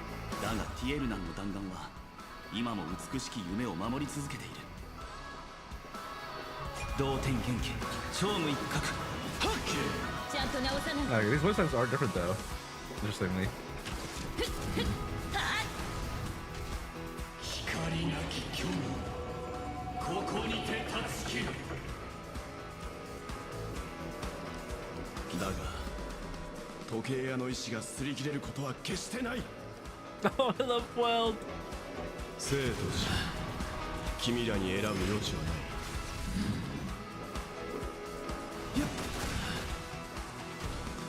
不可能と知りながら進む開拓をここにて断ち切る。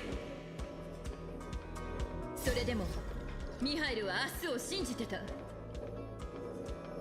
人間は星空を掌握する欲望を隠さない。私もよ。退け。完璧な楽章をもって命する。楽園を再現せよ。Robin! あなたが歌っているのですか。さあ、新しい時計屋になる時だ。静止した世界に幸福は永遠に訪れない。行こう。12の時にコンパスの針をつけに。道を開拓することで俺たちは時間を進ませ、それに意味を与えられる。 It's just a little awkward, we're just standing there. 美しき夢が終われば明日が来る。みんなが前に進んでたくさんの物事に出会えるの。明日を迎えればみんな分かってくれるはずよ。世界は美しく守るために戦う価値があると。 To the moon. Where's that? Why is that there?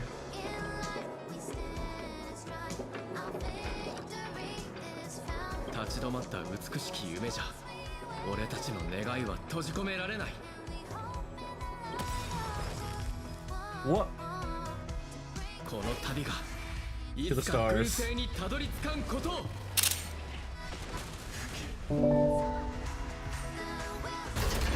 Okay.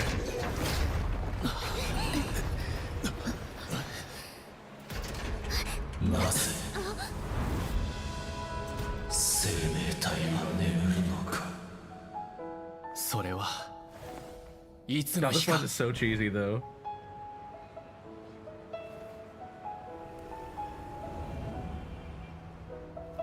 Oh, this piano melody right here though.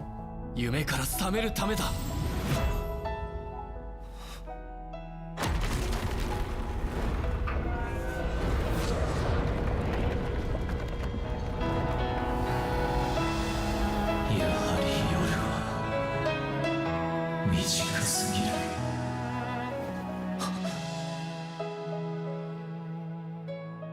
兄様、夢から覚める時。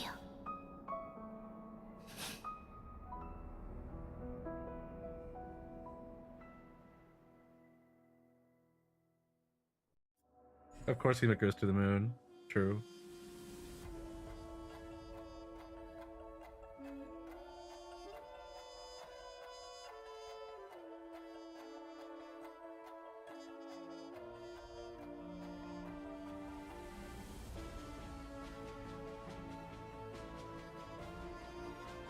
Can I skip this? No, I can't. Extras, constants.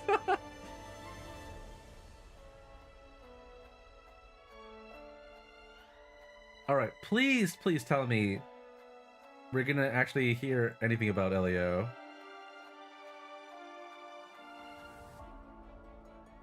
Because the whole the whole Dahlia thing isn't over yet. お目覚めくださいませ。夢はもう終わりですわ。So why did I forget? 運命は答えを教えることを許しておりません。 The true ending is too sad. I'd rather you forget about it. あまりに悲壮すぎるがゆえ。 I do like me some cheesy because I'm not the biggest fan of the self-aware types that joke about it.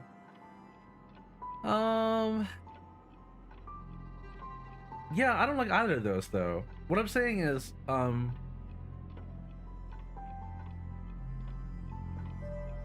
man, I would rather have the more like natural human approach as opposed to the cheesy, you know, one-liners from Marvel or the cheesy one-liners from Star Rail. They're both cheesy.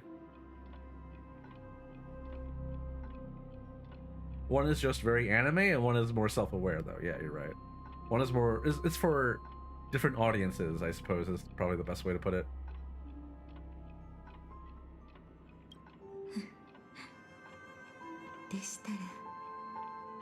Like, you know, for example, if Sunday at the end was like, why does life slumber? And our answer was, because people need to wake up. It's like, okay. You know, does it really land? But if it was like, you know, it's a little more natural, and doesn't have to be profound or deep. It could just be like, why does life slumber? Because, you know, because there's so many beautiful things, you know, to experience, you know, on reality. Why would we need to stay asleep and dream about them when we can, you know, grasp these things with our own hands? So like something like, you know, something like that. It doesn't have to be that long or, you know, verbose, but obviously it's really hard to like simplify that down into a few words or like one line, but like that kind of, you know, theme and delivery, I feel like would feel way more natural. That's all I'm saying. 実はあなたには誰の記憶も見せておりません。 I never showed you anyone's memories, not even my own. 私自身のものも Those are all mine. Yeah. あなたが目にしたのは Oh no. All you've seen is a script I came across by chance. そこには実際に起きたすべてが記されていました。 Oh. そしてそれがきっかけとなり、あなたは自分の記憶に入り、すべてを思い出したのですわ。 Elio, please make an あなたは entrance. 特別で唯一無二の存在だということです。誰一人成し遂げられなかったことを成し遂げたのですから。記憶が燃え尽きようと、あなたはそれを思い出し、再び大切に心にしまうことができる。性格ハンターがこう言っておりましたわ。あなたは時を動かし、そこに意味を与えられる人、運命を変え、 Man, Elio has been glazing this entire time. Can we meet him already, please? お見せしたいものがありますの。エリオ。Wait, what?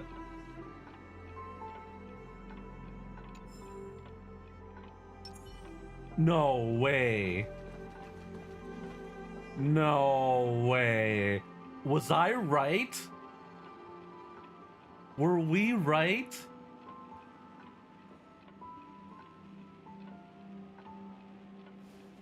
No.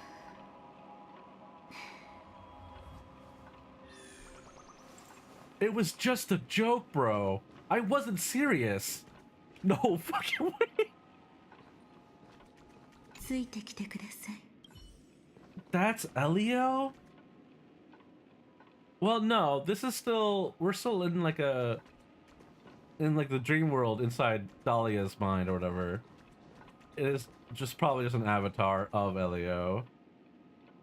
Yeah, it's like transparent and shit. He's not here physically, so.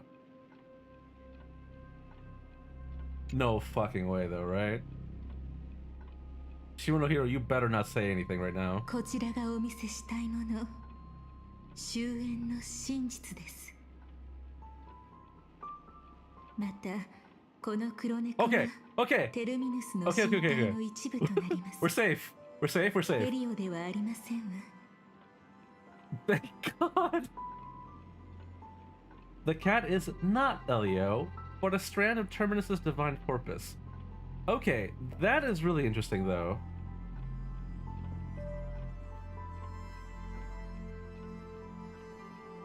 Destiny's Child is a pussy, quite literally. God damn it. Started all the way from Captain's splash art. Yeah, actually though.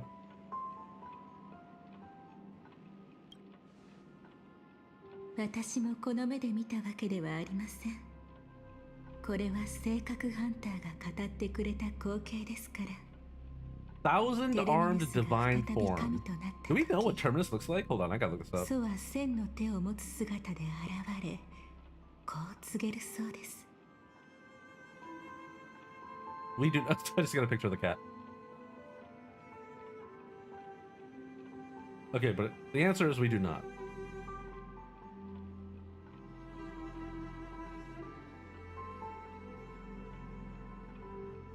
Okay.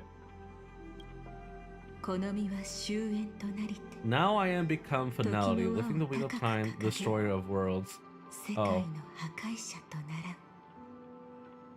Now I am become death, destroyer of worlds.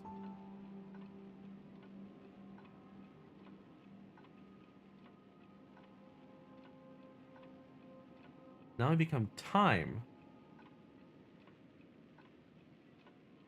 その後、テルミヌスは神の力のすべてを宿した黒 Terminus 猫 turned の into 群れ a と pack of 変じま black す。 cats, distributing every ounce of their divine power between those creatures.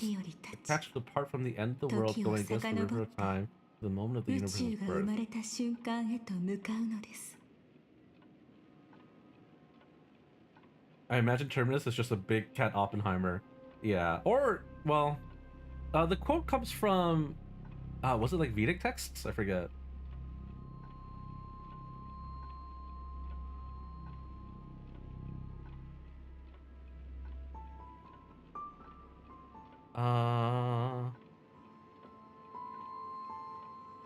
Hindu scripture, Bhagavad Gita.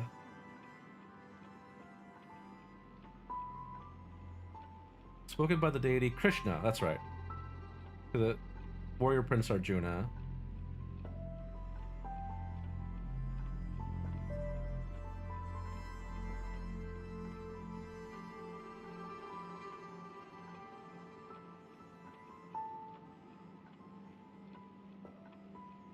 Okay. Yeah, Elio is Oppenheimer, sure. そして今、あなたが目にしているのがそのうちの一匹。Oh. エリオはその中でもより特別な存在であり、彼の正体 Only を the 知るの Stellar は Hunters know his true 性 identity. 格ハンターだけとなります。 Elio could in fact be like the core of Terminus. Probably not, but it's possible. What connection do I have with a cat? まだ思い出せていない結末がその答えを教えてくれます。 It will tell you the truth regarding the ending you haven't yet remembered, but you must be 覚悟して prepared. くださいませ。 I'm prepared. 実はディエス・ドミニを打ち果たしてからピノコギーを離れるまでの間、 Wait, what? ホタルさんは誰とも会っていないのです。 What really happened is that Firefly didn't meet with anyone. between the fall of the Grave Septimus and when she left Penacony. Not even you. What? Yeah, we did. 彼女は3度目の死がどれほど悲惨なものかを知っていたため、遠くからあなたを見守ることを選びました。For that. Okay, never mind. そして消える寸前、一人で身を隠したのですわ。ですが、悲しい記憶もまた大切なもの。あなたが別れを素直に受け入れることができれば、再会を果たす力を手にできるでしょう。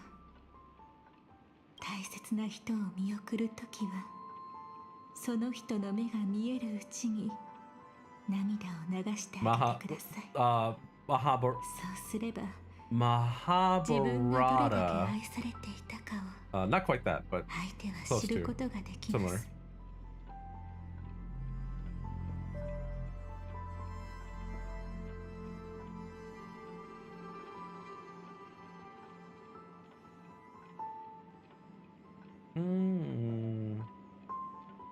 I will prove that they existed. このように考えたことはなくって、今自分の成していることが運命からの気まぐれな贈り物なのではないかと。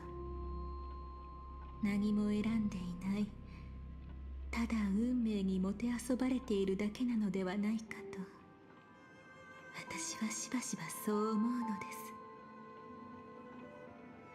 ですが、そんなのどうでもいいことですわ。だってこの瞬間、私の喜びも悲しみもすべて紛れもない本物なのですから。あなたもきっと同じでしょう。覚えておいてください。どうしても晴らしたい無念があるのなら、心の底から叫ぶのです。その声が時の果てに届き、 Yeah, I think this is why this was left for after Euphorius. 願いながら、黒猫が見えるということは、テルミヌスが今まさにあなたとすれ違った証拠。一匹の力では多くを変えられませんが、あなたの過去はテルミヌスの未来となります。もしも黒猫があなたの叫びを覚え、その未来で何かを変えれば、あなたの過去もまた変わることに The なり Dahlia ます。 chapter looks aside Firefly propaganda. I mean, I'm fine with も that. しかすると、世界が破滅する運命にあるからこそ、 I'm sure my friend Dan is gonna love 平凡 that. な少女は望んでいた花束を手にできるのかもしれ Oh, ま but せ he's not ん。 done with Euphorius, never mind.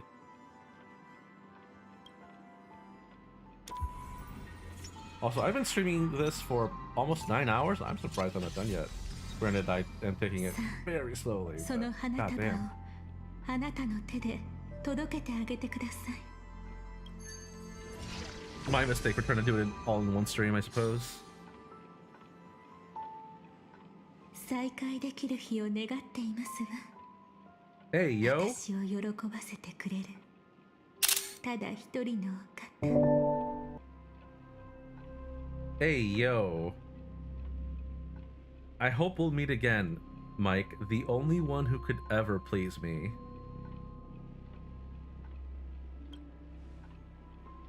Lady. お父様、壊滅は壮麗な瞬間ではありません。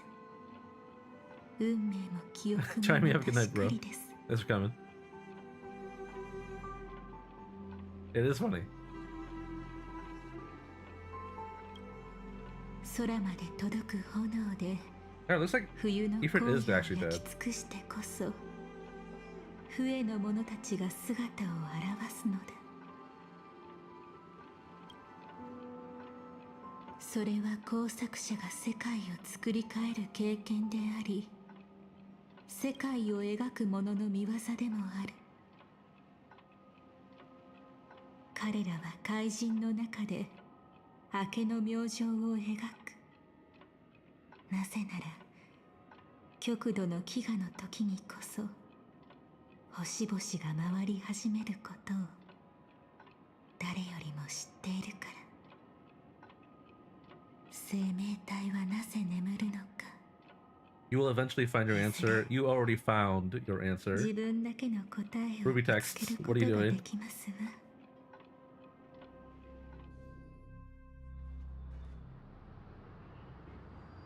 え？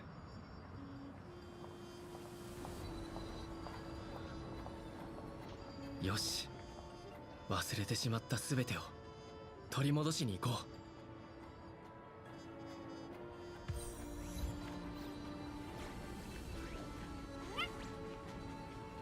う。How much is left?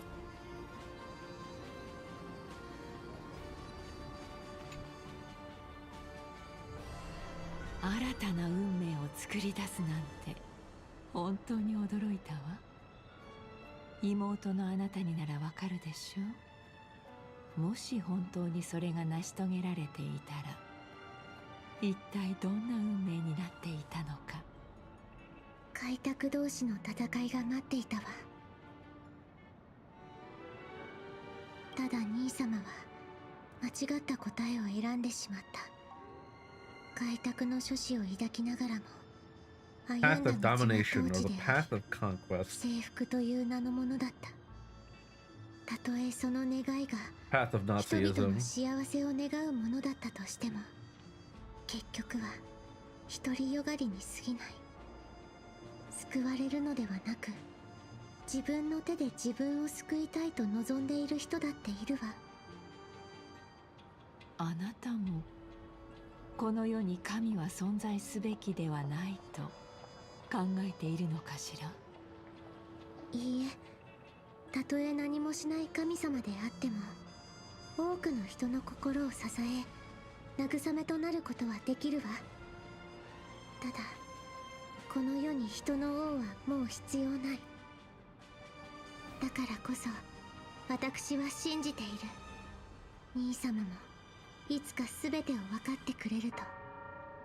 過ちを犯してしまったけれど、一生を牢の中で過ごしてほしくはない。兄様にも自分の手で自分を救う機会を見つけてほしいの。そう、だから私を訪ねたのね。ええ、あなたと取引させて、そして話し合いましょう。ピノコニーがカンパニーにとってどういう立場になるかを。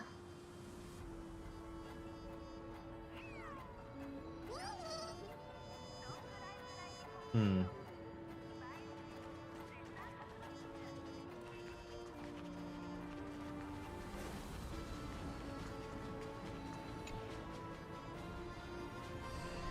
ぬぼれが過ぎるな、ギャンブラー。その手口はとうに見抜いている。ほう、じゃあ聞かせてもらおうか。船が嵐を抜けようとするとき、酔っ払いは運命に慈悲を請う。それでだが結局は皆海に飲まれる。運命は人々が座礁するのを見るのが大好きだからな。愚か者には愚か者なりの末路があるというわけだ。まるで何かの偶話みたいだね、教授。あいにく僕はそんなに賢くないんだ。君のそれは幸運でも何でもない。酔っ払いにならないよう常に冴えた頭を保っているだけだ。ならその推理が正しいかかけてみようか。さあ行こう。今日は飲みたい気分なんだ。僕が本当に酔っ払った時、君がどれほど見当違いなことを言っているかわかるはずさ。でも結果なんてどうだっていい。だってこの世に可能性よりも貴重なものなんてないだろ。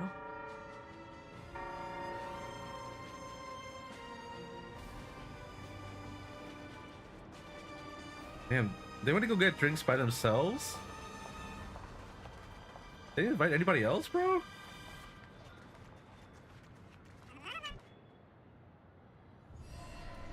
焼き尽くした？Huh? そう。アベンチュリンさんの時のように、あなたが刀を抜いた瞬間、虚無が無境を侵食していったの。ただ幸い、それは無境で起きたことだった。コンスタンスが全ての無を引き受けて焼き尽くしてくれたわ。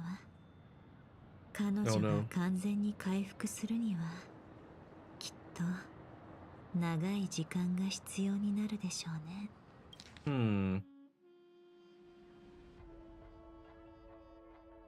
Okay. Well, we'll find out. すまない。いいえ、むしろ感謝を伝えたいそうよ。ただ彼女は大切な用事があるらしくて、代わりに会うよう頼まれたの。彼女は多くの人を裏切り、日々を復讐者たちの殺意の中で過ごしてきた。死と隣り合わせのダンスを楽しんでいたわ。けれど虚無を焼き尽くしたその瞬間、彼女は自分が咲いたと感じ、初めて生きる喜びを味わったと言っていた。That's gay as hell. そういえばダリアの花言葉は裏切りだと思われているけれど、最初にダリアが見つかった星では生命、そして Oh, is that true? 繁栄を象徴 Hold す on, る now, 花だった now I want to そう know. よ。 Dahlia, flower language.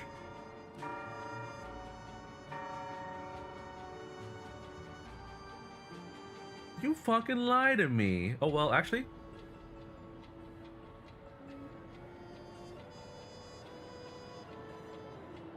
You fucking lied to me. Elegance, inner strength, creativity, standing out, positive change, commitment. Not betrayal, commitment specifically. Oh, this is a fictional choreography, I guess.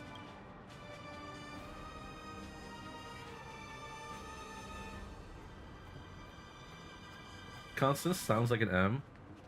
I think she's an M that wants people to think she's an S.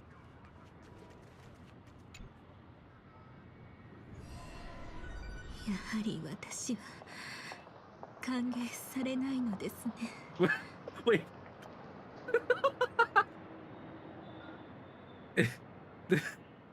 Is she asking Silverwolf if she could join the Stellar Hunters? And then she's like, no. これはエリオの決めたこと Oh だ no, から。 Elliot said no. 彼は私の未来を見たのですか？ No, someone give her a hug.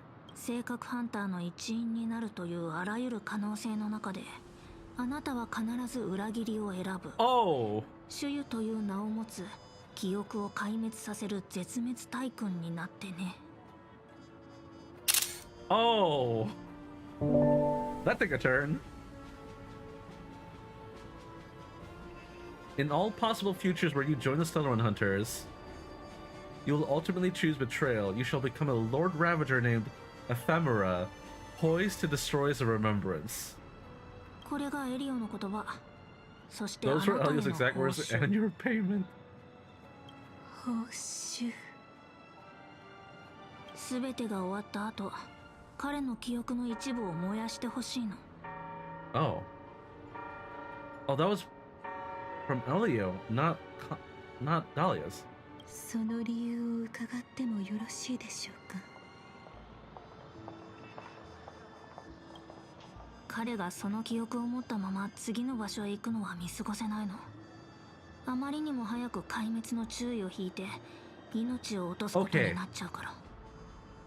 There is the quote unquote real reason why they gave us the story after we finished Amphorius, but they could have just made this a companion mission instead of a full-on 3.8 story.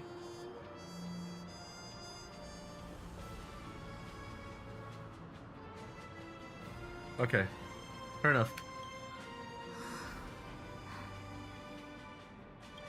ええ、お引き受けいたしますわ。ですがいつか必ずそれを彼に返します。私なりの方法で。たとえあなた方が止めようとも。誰も止めないから安心して。脚本にはその日のことがもう書いてあるから。それは新たな始まりとなり、始末は壊滅と合流する。でも銀河が手を取り合ってそれを乗り越えていくの。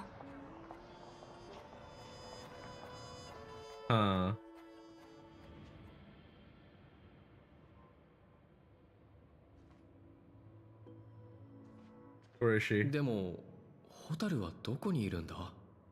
見当たらないな。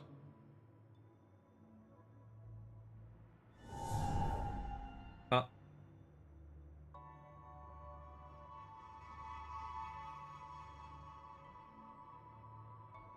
Oh my god.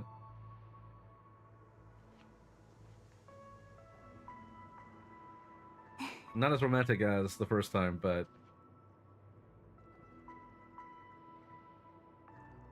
I'm here to see your dream through with you. どうしてここがわかったの？ I didn't come here by myself. Someone sent me here. ごめんね。わざと避けてたわけじゃないの。でもこれには理由があって、このままここにいさせてもらえないかな。No, I know this was a promise. All right, let's say our goodbyes here. Oh no, no, why would you give me that choice? If I say goodbye here, she's gonna be like, wait, really? 約束のことをどうして知ってるの？何も言ってないのに。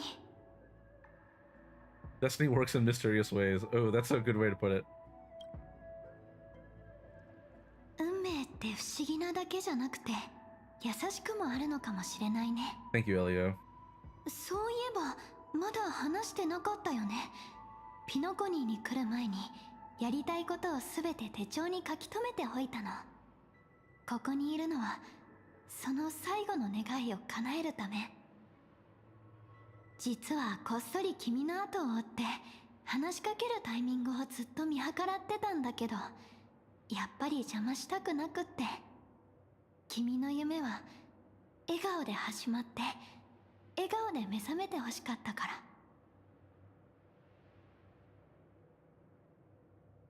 What's your last wish? 花火を見に行こうとしてたんだ。ピノコニーには大きな飛行船があって、そこから眺める花火は見なきゃ損するって聞いたの。Oh, okay. だったら Let's go. 一緒に見に行こう。 And we do. Thank you, Sparkle. Wait, they really brought us back here again? いい場所。君ってセンスがいいんだね。You don't get it. I've got a quest marker. Bruh.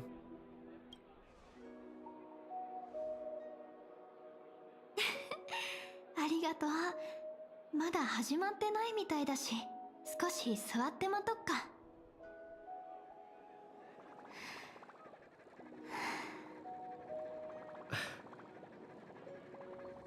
こういう時って言葉が出なくなっちゃうものなのかな。Nervous? どっちでもないかな。実はね、こういう状況を説明するのにちょっと好きな解釈があるんだ。会いたい人に会う前ってその情景をつい想像しちゃうものでしょ。自分の言葉で相手が笑ってくれるとかね。いつしか伝えたい言葉は会う前に全て言い尽くしてしまう。そして実際に会うと、今度は相手が想像よりも素敵な存在だって気づいて、その素敵だっていう気持ちをどう伝えたらいいか言葉が見つからなくなっちゃうの。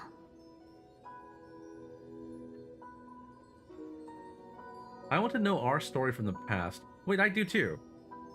Also, yeah, this CG or this artwork is very good. I am gonna take a screenshot of that. Thank you for reminding me. Well, thank you. So supposedly we saved her with それは Kafka, 言えない。教えれば恐ろしい未来につながる but っ we're not allowed to know. てエリオに言われてるから。ちょっとでも話せば君は次の駅で命を落としちゃうって。 Oh, okay. 唯一教えられるのは私たちが再会した理由だけ。ずっと昔君はこう約束してくれた。もし私が夢を見られたらそれを素敵な白チュームにしてくれるって。 Man, this really is Firefly propaganda all over again. Am I still the person you once knew? Ooh, that's a good question. I think ultimately yes. Indeed, what the girl once cherished dearly was her appearance that, if not lost, had changed. Yet her smile never faded, just like when she faced destiny. 大切なのは同じように真摯な気持ちを抱き続けること。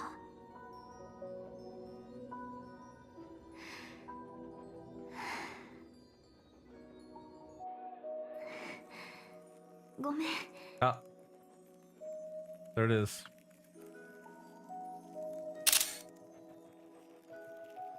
う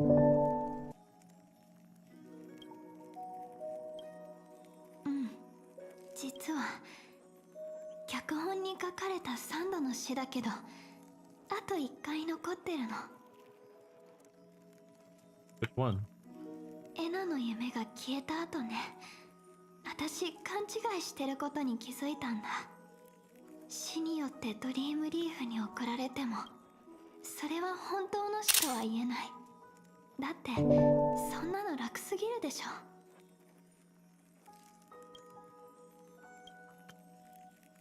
Being sent to the Dreamflex Reef by death could hardly be called a death at all. That would have been way too easy. No, I think that counts. 本当の3度の死。1回目はずっと前から知ってた。私は夢を見ることができない。目覚めればもう二度と夢を見ることができなくなる。つまり夢の中の私は完全に消えてしまう。2回目は宇宙の郊外に殺された時、本当の力を使うことで私は蘇った。けどその力を使えば必ず3回目の死につながってしまう。症状を抑えきれなくなってロストエントロピー症候群で死んじゃうの。 Huh. I'm gonna screenshot that for further lore things and references. ピノコニーに来た時、無境はすでに現実と溶け合い始めてた。夢を見てると思ってたけど、同時に目覚めていて現実を歩いてる。これじゃロストエントロピー症候群の進行は止まらない。でも心配しないで。銀狼に聞いたけど現実ではそこまで悪化してないから、この話はここでおしまい。君の悲しそうな顔を見るのが怖かったの。これは私たちの何よりも素敵な白チュームなんだから、最後まで笑顔で楽しみたいでしょ。だって私たちはこの宇宙で誰かと一緒に過ごせる時間がいつ終わっちゃうかわからないから。ねえ、目を閉じてくれる？たった一度しか見られない夢なら最高の私を見てほしいの。 No. 終わりが近づいてきた今、少しでも綺麗でありたい。そんなわがままをどうか許して。昔よくやってたように目を閉じて一緒に過ごしたあの情景を思い浮かべてくれる？私のことが見えなくても私たちは一度だって離れたことなんてない。きっとそう感じられるはず。 Don't you dare sneak away. できる限りそんなことはしない。絶対に。Oops. できる限り。 I'll hit this one. そうだな。どこから始めよう。そうだ。やっぱり始まりの場所からがいいよね。黄金の時で君が助けてくれたあの時からが。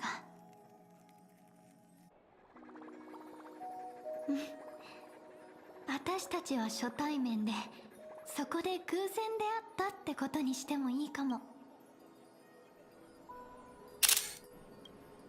That's a good one.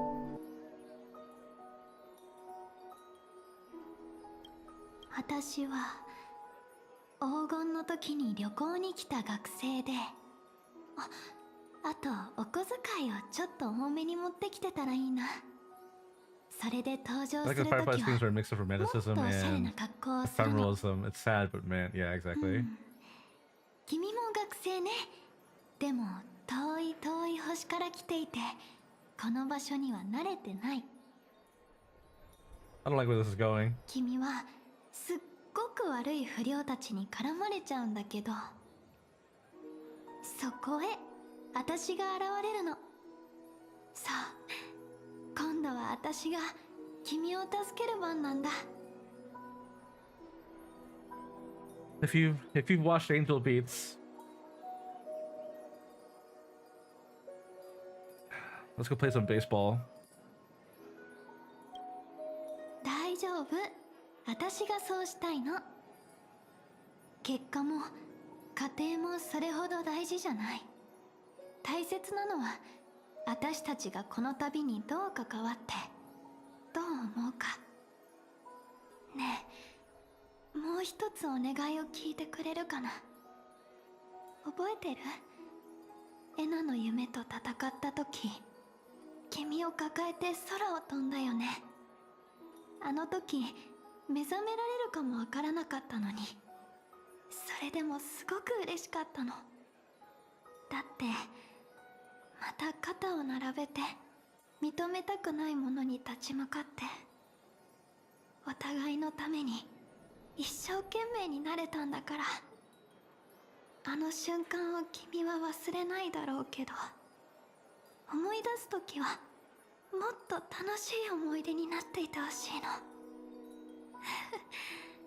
ちょっとわがままかな。敵なんてどこにもいなくて、全部ただのいたずらで、君を抱いて空を飛ぶ時も恐ろしいスウォームじゃなく、見られなかった花火で埋め尽くされてるの。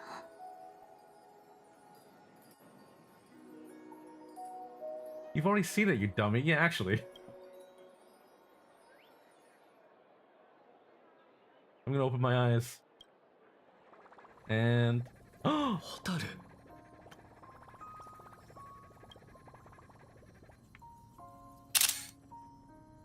She didn't see it.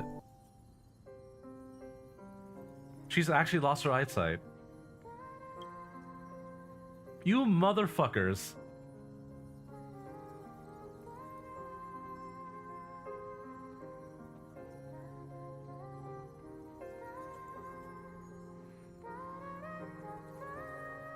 Allie, what's up, man?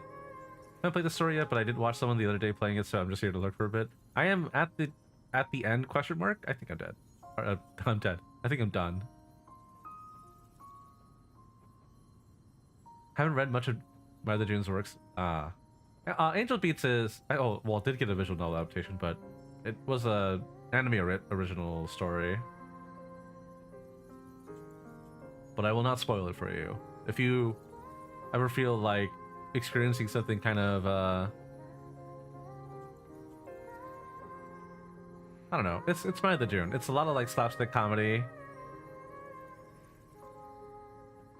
coupled with PTSD inducing depression. エリオが言ってた。私たちは違う終焉に向かう運命で未来なんてないって。だから君はどんな結末よりも美しい白昼夢を見せてくれるって約束してくれたんだよ。楽しみだけど、でも本当にその結末を一緒に迎えられないのかな。死ぬのは怖くない。でも一人で死ぬのは嫌。みんな言うの、君は終焉をもたらす運命の人だって。I had a feeling, but is she allowed to tell us that? They say you're destined to bring about the finality, or even transcend finality.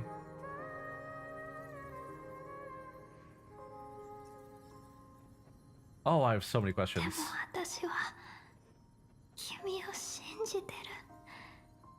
きっとそばにいてくれるって。それを知ることができ、決めることができるのは君だけ。この銀河は君のためだけに存在するわけじゃなく、君の目に映るだけのものでもないけれど、君に救われるのをずっと待ち望んでいるの。For you to save it and surpass it.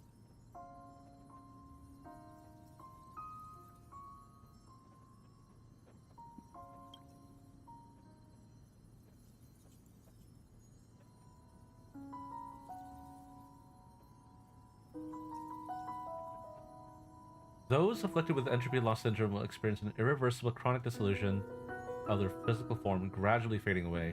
You can still run, jump, talk with others. Everything seems normal, except you're always just a little slower than everyone else. Until the outlines of yourself and the entire world blur in obscurity, you can no longer distinguish reality from dreams, for both have become equally fractured. She is nearing the end stage of the entropy loss, her mind already splintered first. And as she gradually forgot everything, the story of you was last to fade. それでもホタルは最後の最後まで俺のことを忘れないんだろう、きっと。You motherfuckers.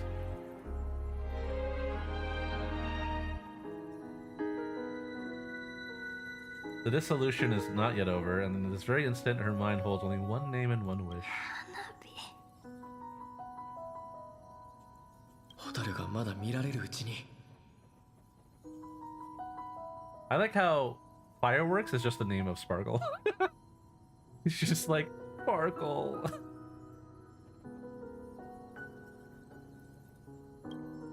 結果も家庭もそれほど大事じゃない。大切なのは俺たちがこの旅にどう関わってどう思うか。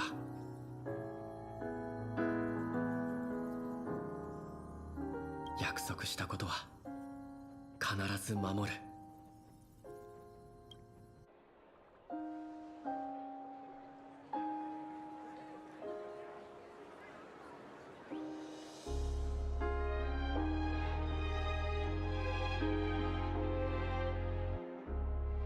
Firefly's eyes never move again. Every spark of her life in her eyes is already gone. Well, actually, it looks kind of alive still. Maybe there's hope after all. そんな間に合わなかった。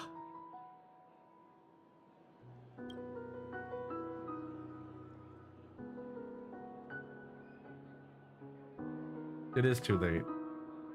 You would rather remember her in the way she wished, and in your mind, the ending would be a happy one.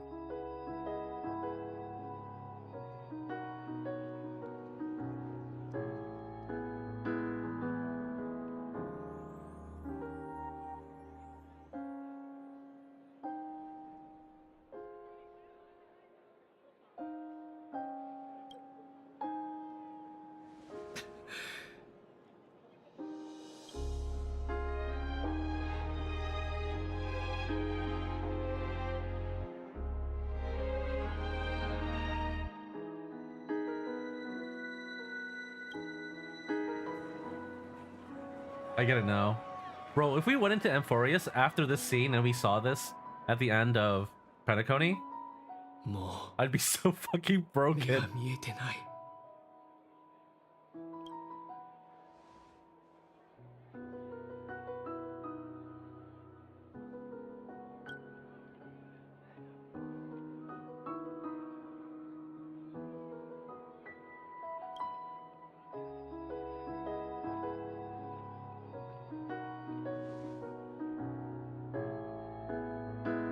Hold up, can I scroll? No, I can't. Dang it.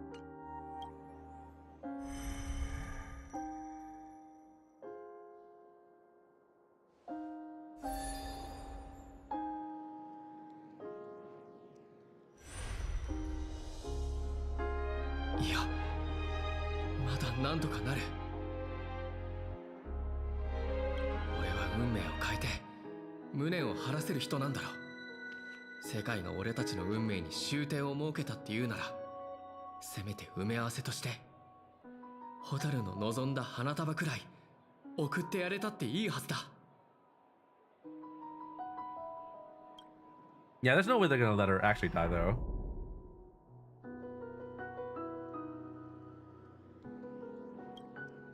Right?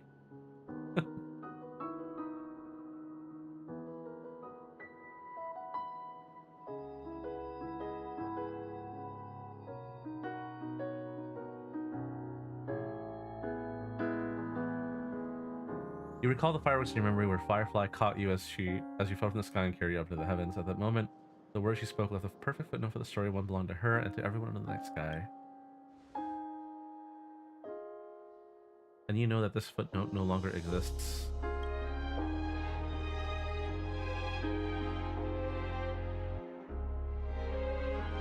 Oh, the power of finality is turning back time, and the girl's final regret is within sight.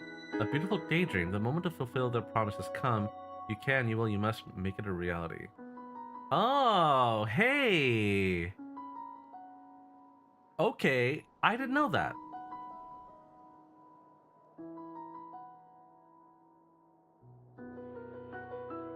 But imagine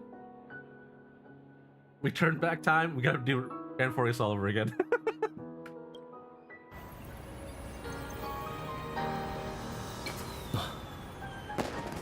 この夢の地では全てが許され全てが可能になる。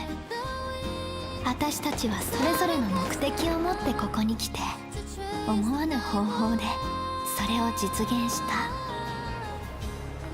その結末が甘美であれ幻であれ苦い現実的なものであれ、それは私たちが望んだ答え。人はなぜ眠ることを選ぶのか。私はね、君の言う通り。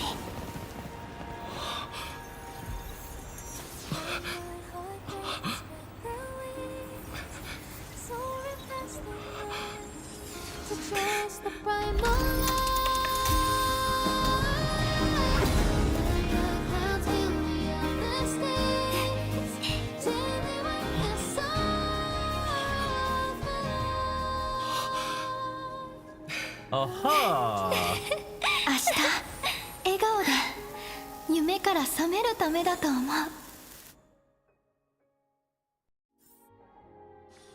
Hold up.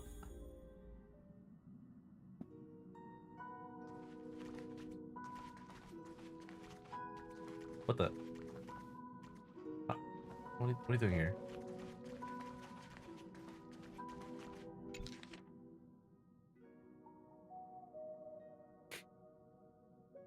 I see. A photo taken at an unknown time, but the reality of its touch is undeniable. In the past, the scene truly came to pass, leaving behind proof of its transpiration. The few are aware, a young girl was smiling when she recalls a beautiful dream she once had. The dreamer is also the dream maker. The dream maker is also the dreamer. Only by offering up one's past can the most beautiful dreams be woven. People will not lose themselves with them, unwilling to awaken. In their beautiful dreams, they will regain the courage to face the future. And then, walk toward tomorrow. Okay. Hey! Status update, please. She's awake. Is she okay?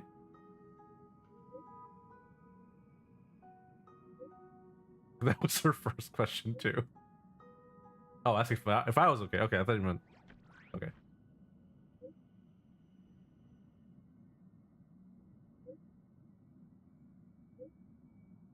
She always ends up fainting. Can't even operate her mech. It's a real pain.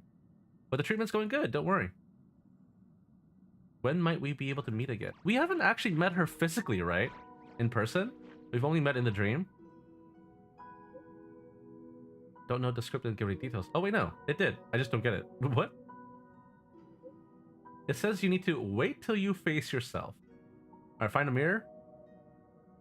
Or any reflective surface.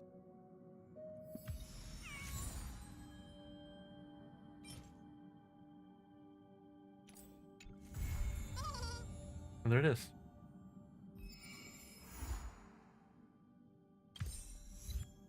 It was bittersweet. Ooh, I am so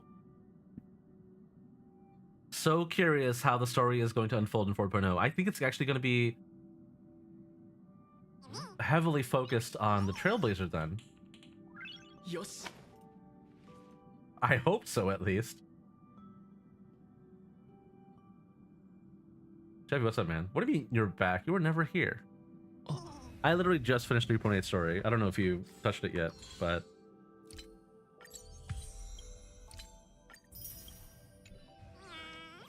Very interesting. I was here last stream. Right. I wasn't streaming Star Rail last stream. If I remember correctly, they had a retcon 4.x because it was supposed to be Japan themed. Yeah. It was supposed to be Edo Star, and then the whole Prime Minister thing happened. I love politics. I don't. I hate politics.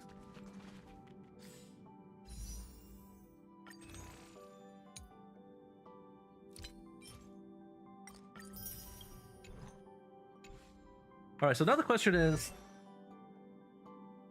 do I try for Firefly E1? Or do I try for Dahlia E1?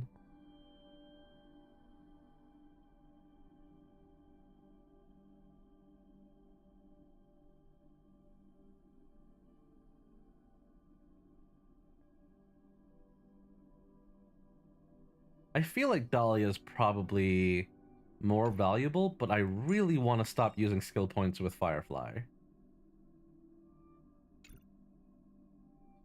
I did get the Dahlia Lycone, yes.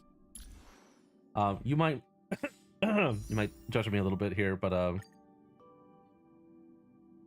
Dahlia I think was 50, like 52 or something like that. So Dahlia's right there. Looks like I'm 24 pity right now.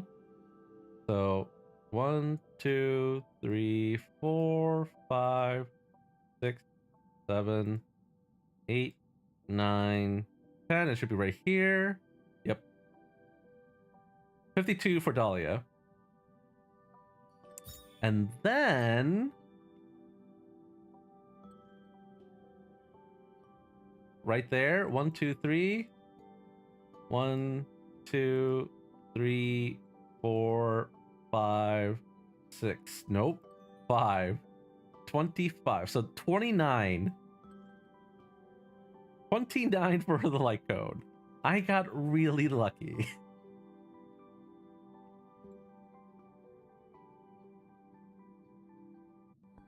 All for Firefly? Okay. I do really want to stop using skill points on Firefly so I can use it on Dahlia and Gallagher. Although Dahlia already is giving a lot of skill points back though, so maybe I can get away without it. Which is why I'm gonna go test it out. I felt underwhelmed by E0 S0 Dahlia, so I'm not investing anymore into break teams. I think that's fair. That's when Dahlia does have SP refunds. Right. So yeah, that's why I'm a little conflicted. That's why E1 does a lot.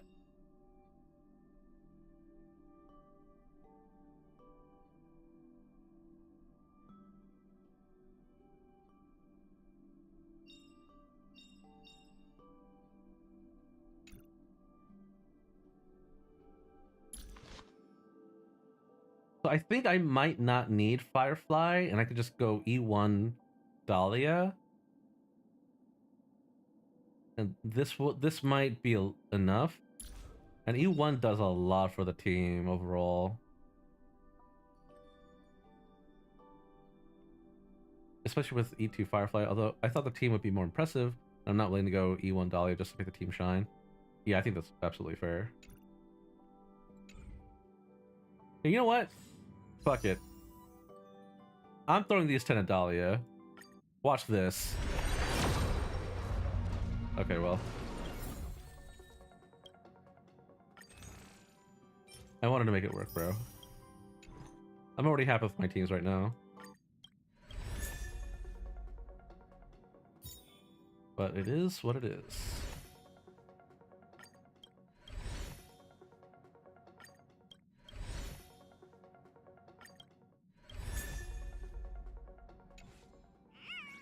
Okay, let's do it.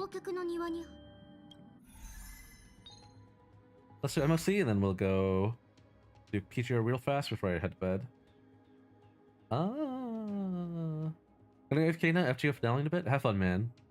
Thank you for dropping by. I think we'll just do... What seems fun? Actually, yeah, sure, why not? Let's do Archer.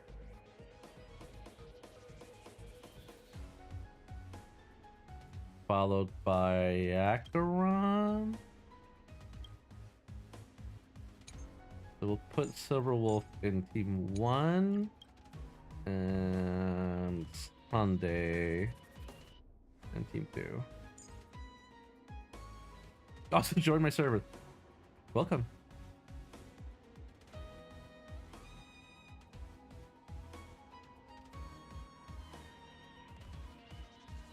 Alright, let's see here. Relics. That all seems correct. Or maybe I just use my break team right away. Yeah, why not? I kind of wanted to wait, but should be fine. Just finished season 2 with Peacemaker. Nice. 金石の意志ブロークンファンタズム天地を支える I liked it, then I didn't like it anymore. I think that's a fair assessment. 俺が受け止める竜の方向竜不朽不滅をもって発光をかける戦前脱水私を楽しませてくれる？ガツンとくるやつでいこう。バトル体験2倍速ってこんなもん？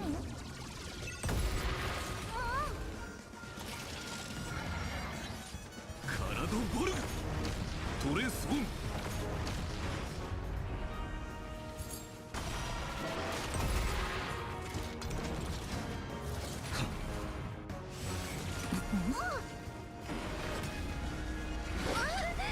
Yeah.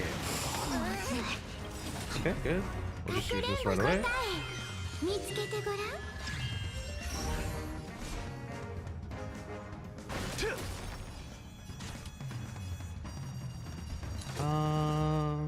Yeah, sure. Slow. 問題ない受け切れるカラドボルグトレ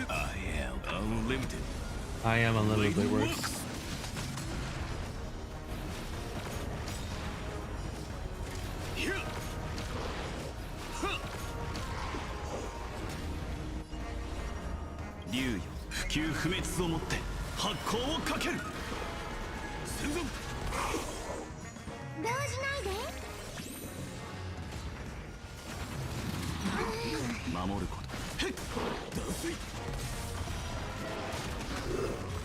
Oh, that killed him. Damn. この先は危険だよ。記憶をつけて。技術まだ来い。ファイアフライ Anyways, there's always a wrong to your right. That's true. きっと服を分かちましょう。進行。遺言はありまして。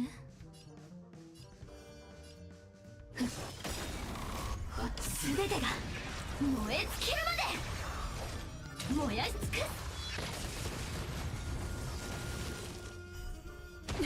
裏切るのですか。生きるために。約束された世界。Bye bye.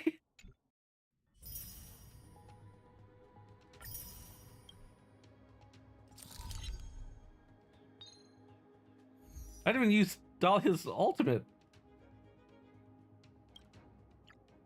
Yeah, let's go fish out here. Into I don't use her to here.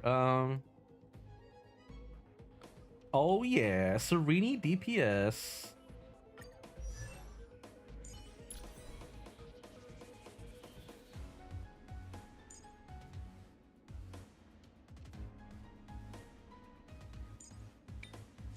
Yeah, I think I just switched with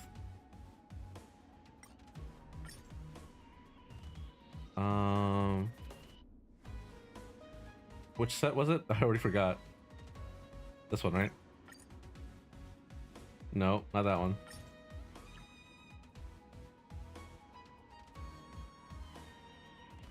Oh no, are they using the same set?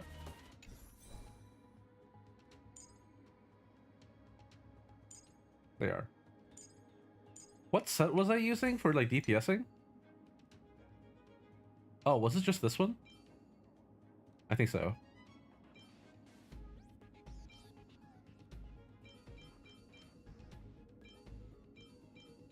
It was probably this piece right here. But I could just steal cast resist, never mind.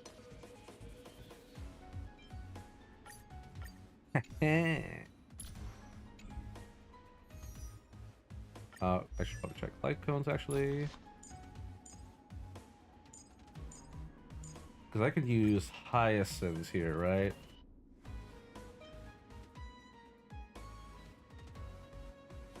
Oh wait, no, hyacinths is part of this team, isn't she? Oh no, she's not. But she should be. There you go.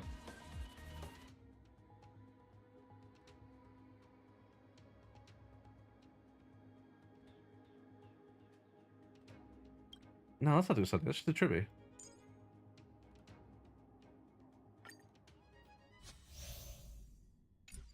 Alright. でかいのがいるわね。私に任せて。パクパクスタート。コンセントスタート。時間がもったいないわ。ゆっ、まとめてきなさい。バレたか。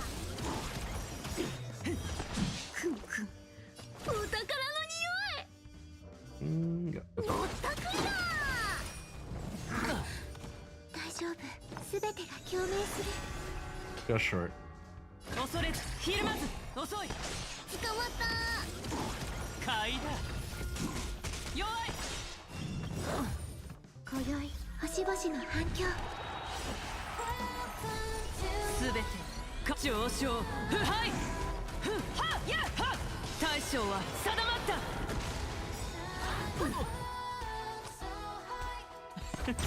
もうギブアップ？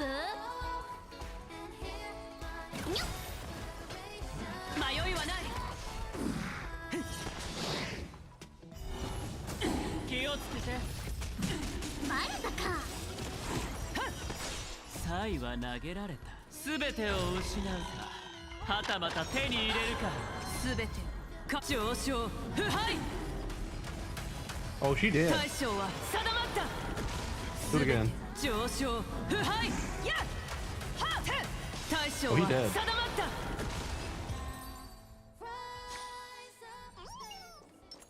行く先を照らして力を合わせて。デジャめくりましょう。永遠の1ページよ。これはいけそうか。頼むぞ。お待たせしないように大好きよ。このかすか雲を払って晴れ渡る空は。休憩終わり。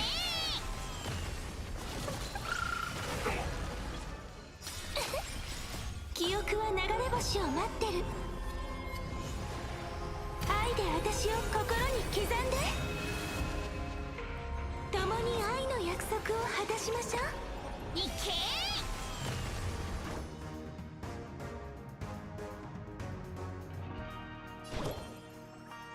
課長、西風に乗って出発。日向ぼっこしましょう。大好きよ。見くびらないで。瞬き禁止よ。愛で憎し So みを this 断 looks ち on the ま way, しょう。 right? Yes, okay, okay. 壊滅の結末を書き換えましょう。俺を信じ不可能はない。いけー。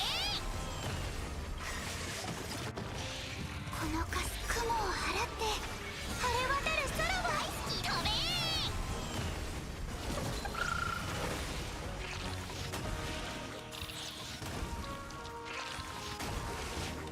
瞬き禁止よ。愛で憎しみを断ちましょう。 Man, I could use the Trailblazer's enhanced skill. Or enhanced basic, rather. Dang it.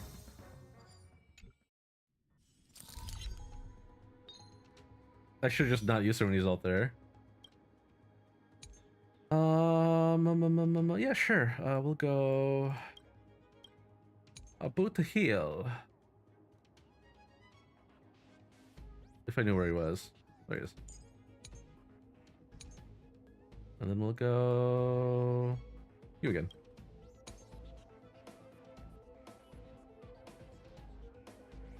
Actually, never mind. We'll go Herda there. Alright, and then I gotta steal all of Firefly stuff. Wait, what? Why is this empty? Weird. Give me that.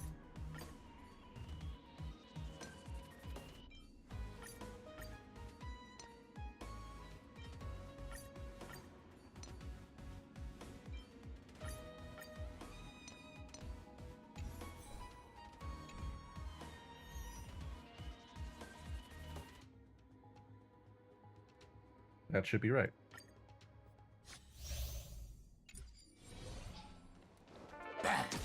Bang. やられに来たのか。記憶を燃やしよく見とけ。裏切るのですか。きっと心は一つに。自信があるみたいだな。 Ow. No, let's say that.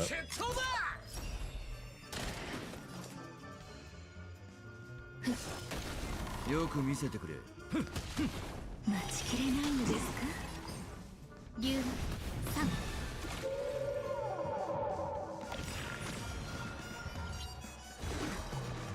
生命さあ存分に味わえ。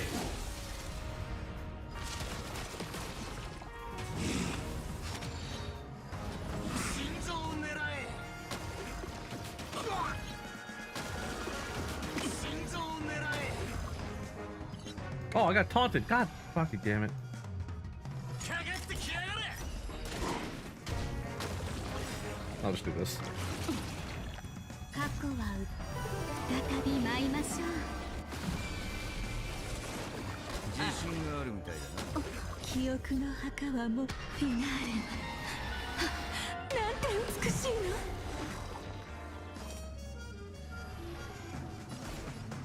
燃える踊りを。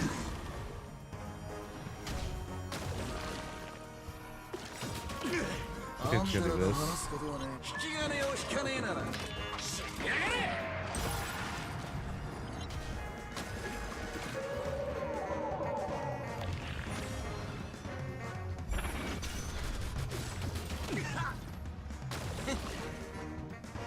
決闘だ。時間だ。ジョーの4。裏切るのですか。生命さあ存分に味わえ。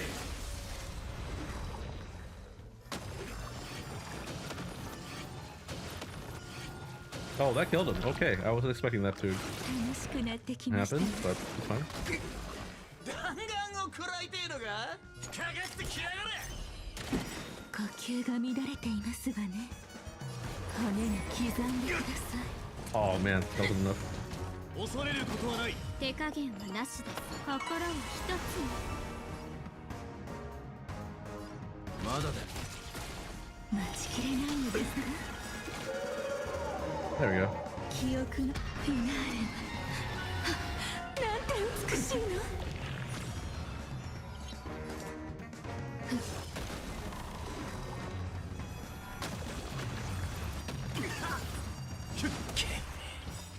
あんたらと Sorry, here, here a little bit.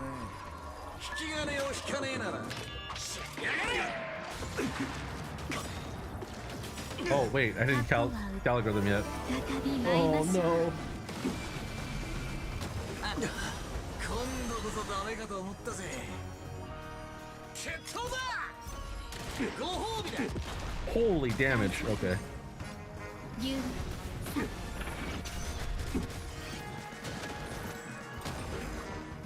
飲め。これ金取られるのか。さあ存分に味わえ。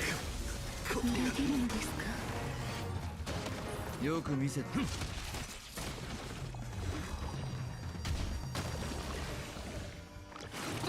Yeah, that was terrible timing. 呼吸が乱れて燃える踊りよ。 Oh, no fucking wonder. I forgot. I was like, why is Boothill doing so little damage? Gallagher is the one who hit the enemy, so he's a dance partner. God damn it. 俺が先に行こう。 That is how that works, huh?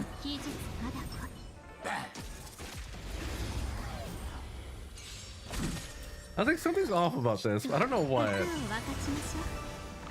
なんだ飯食ってねえのか。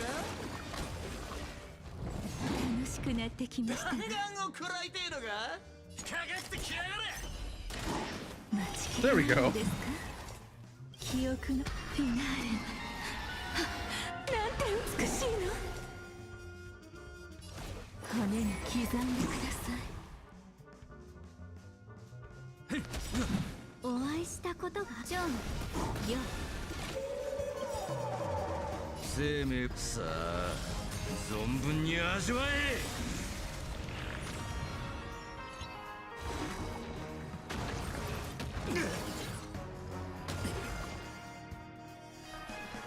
まだだ。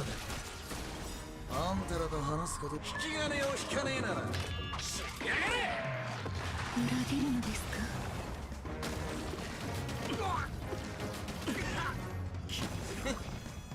決闘だ。時間だ。 There it is.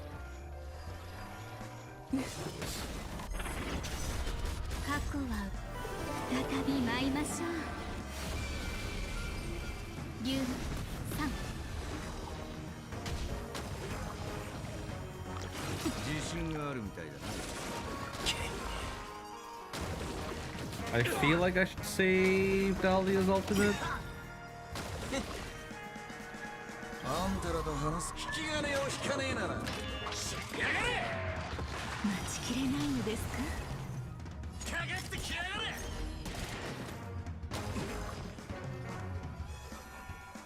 I think I'll save it. 少し休め。燃える踊りよ。 Ricky's kind of breaking like a feud to replace on May, so they don't have feud. She is kind of a game changer. ご褒美だ。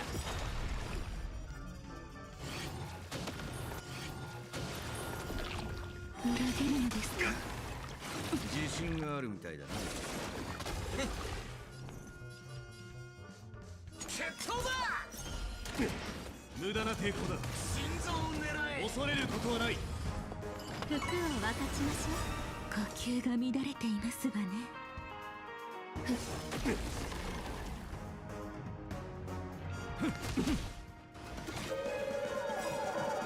生命さあ存分に味わえ。記憶のフィナーレはなんて美しいの。過去は再び舞いましょう。よく見せてくれ。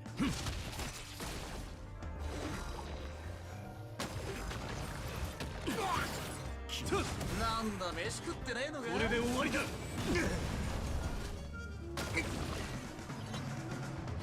時間だ。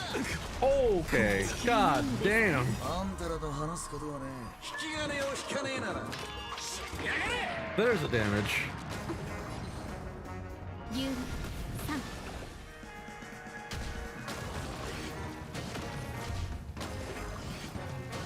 見とれてしまいましたか。燃える踊りを。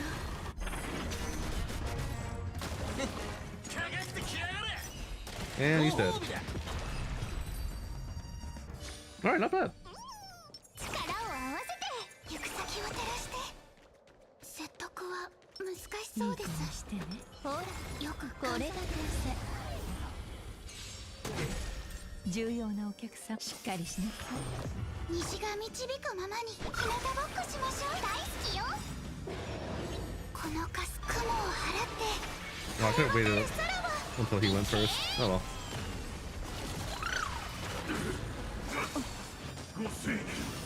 まとめて Didn't か even か hurt って that き much. て。 We're fine.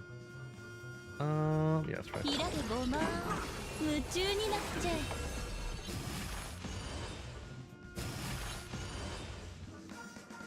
未来は明るい。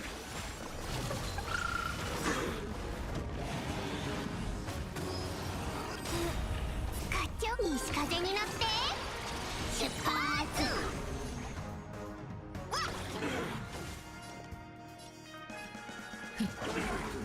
教育の時間。美人を見たことないの。はっ、好奇心。答えはないんだから。飛べ Oh, what the hell? It's not that guy now. 崩れちゃえ。劇は終わりです。 What's up, bro? 放射エンテレケイ。西が導くままにお待たせしないように。大好きよ。まとめてかかってきて。ひらでごま夢中になっちゃえ。ルール違 I don't know. He said Ruby this and he lost 8% HP. 契約これで。I shouldn't have done that, but we'll do it anyway. It's fine.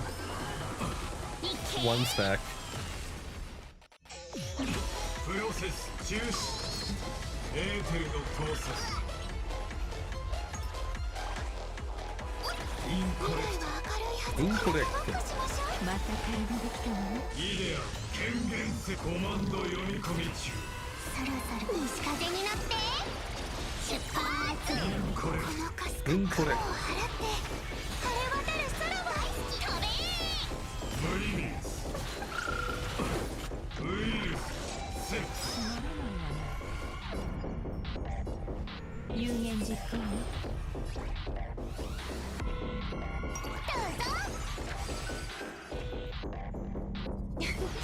好奇心。答えはないんだから。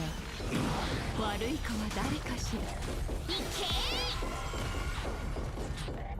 思考を広げて崩れちゃえ。お待たせしないように。これ私にも教えて。慌てないで。こ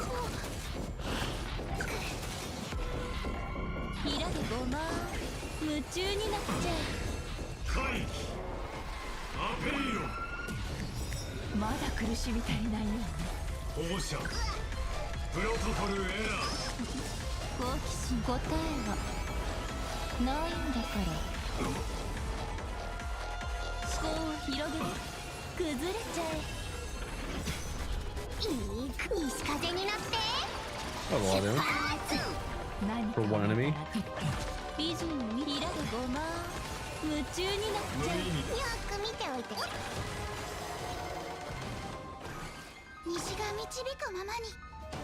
I need this SP. プロセス中止。 Actually, maybe not. このカス雲を払って晴れ渡る空は飛べ。エーテルの盗撮。まとめ好奇心。答えはないんだから。Okay, that's fine. Alright, oops, that is the same one. All right, now we go back to Firefly. For Hule? Actually, that's probably fine. Firefly. Where is she? There she is. And steal these. No, not those relics. Steal these from you again.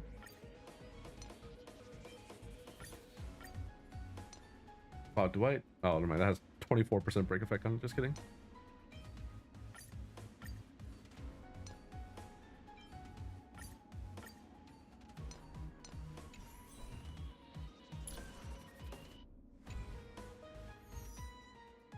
And then we'll do a glide up here. No, never mind. Let's do Castros.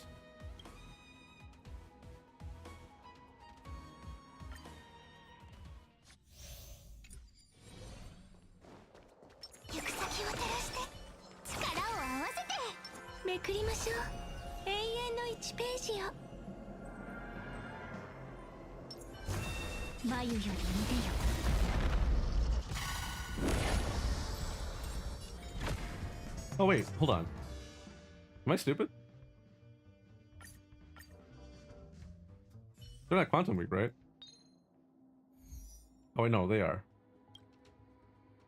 I am stupid. Okay.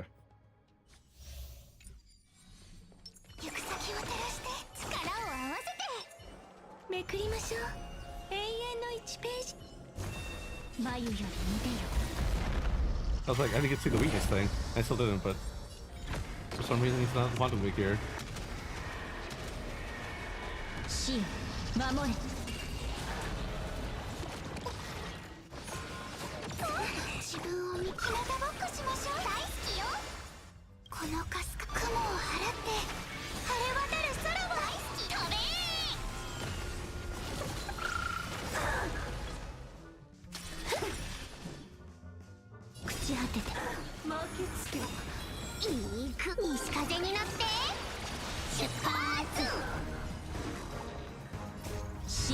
Oh, I'm still using the DPS 3D planar ornaments. Oops.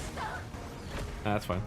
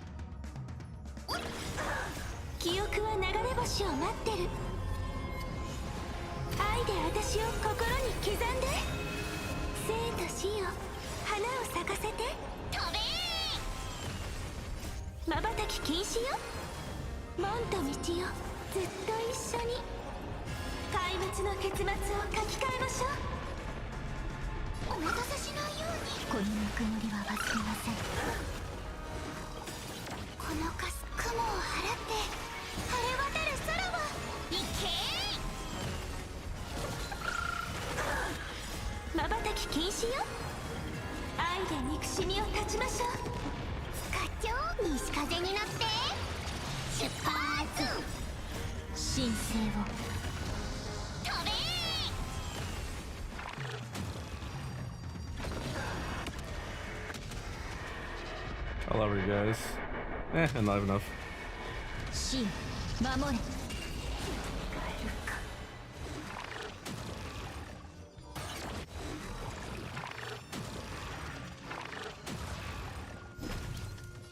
What's up?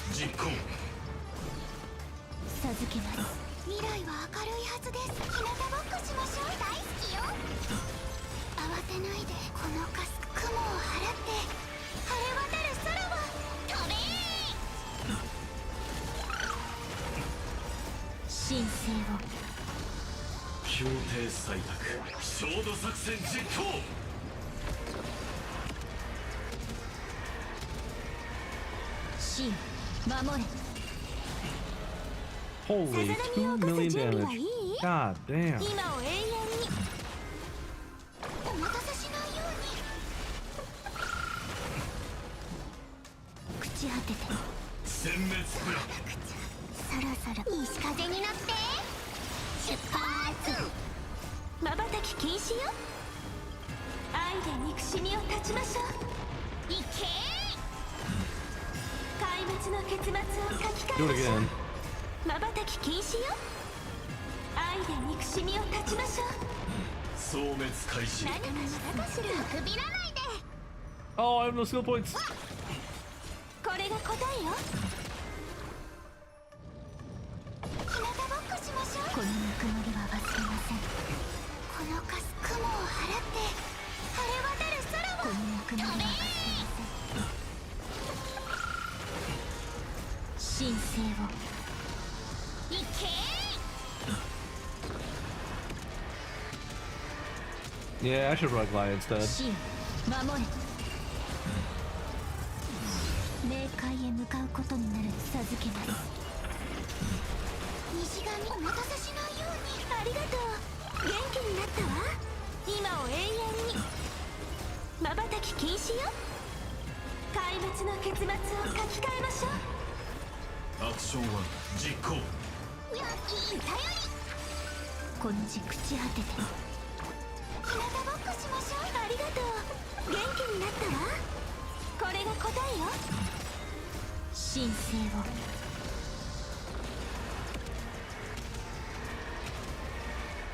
Surely this will kill. 守れ No, not even close. 西風 Damn. になって出発まばたき禁止よ愛で憎しみを断ちましょう飛べ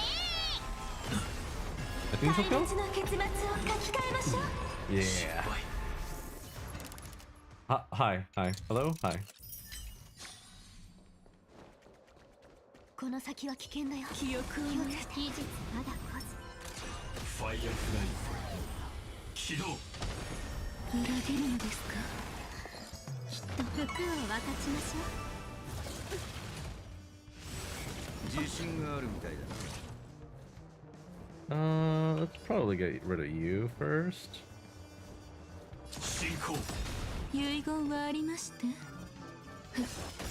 記憶のフィナーレなんて美しいの全てが燃え尽きるまで生きるために待ちきれないのですかこの程度か That's a lot of damage, bro. 少し休め感謝します生命さあ存分に味わえ竜この程度かまだだファイアフライ4インポジション 燃や Yes, し尽 sir. く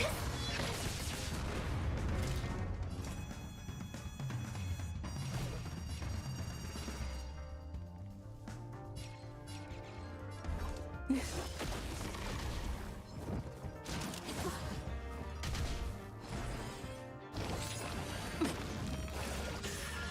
これはただ生きるために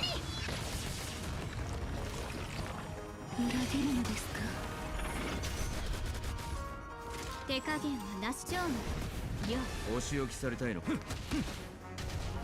Yeah, I guess I don't really need the extra skill points for Firefly. 呼吸が乱れています燃える踊りを燃やし尽くす待ちきれないのですか記憶のフィナーレなんて美しいの過去は再び舞いましょう生きるために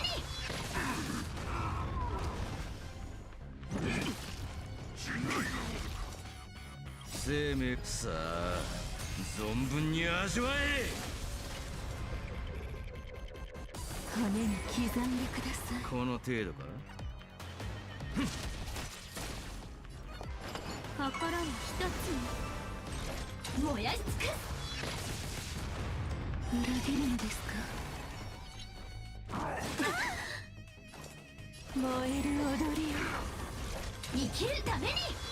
Yeah, even if I spam skill on everybody,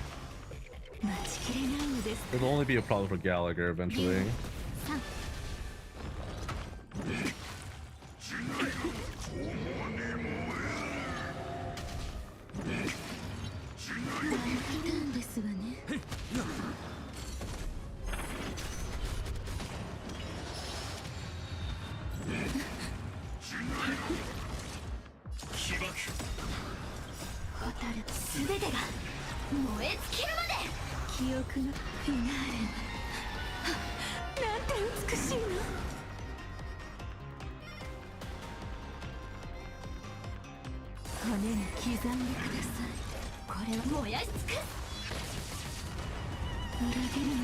Yeah, that's not bad.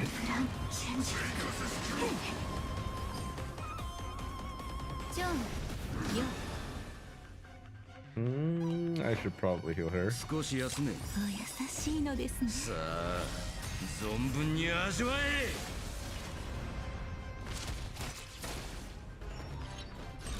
ファイアフライ生きるために過去は再び舞いましょう。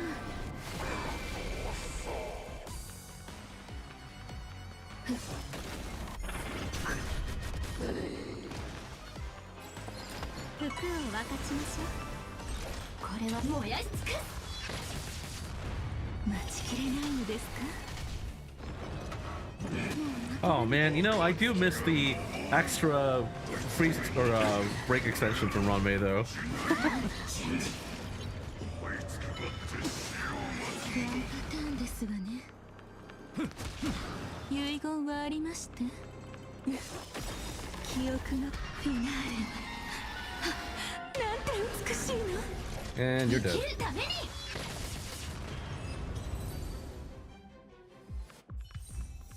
Yeah, not like the best team, but honestly, that felt pretty good. And that's without Lingsha. I think if I did have Lingsha, I would probably really want Dahlia E1. But Gallagher is just okay.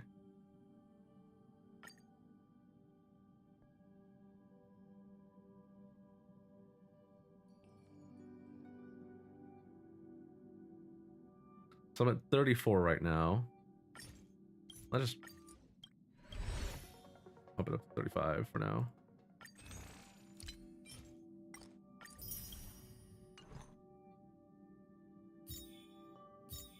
Yeah, that's fine. I'll leave it there.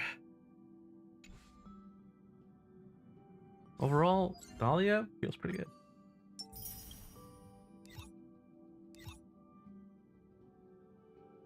I will not do...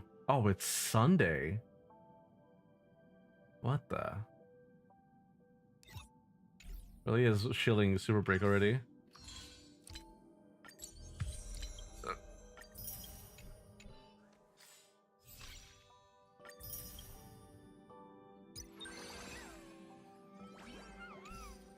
Alright, well, that's that.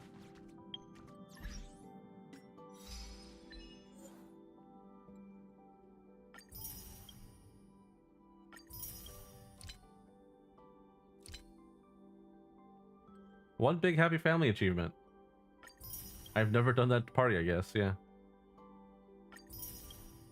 Total conflagration. Why do birds fly?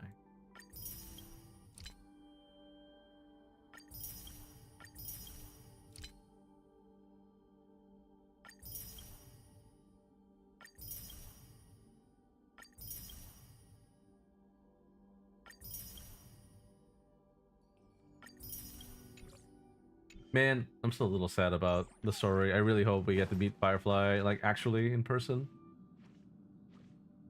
Alright, well, that's that. I am gonna launch Punishing Grey Raven just to do dailies and then log off for the night. It is, in fact, 1:11 over here.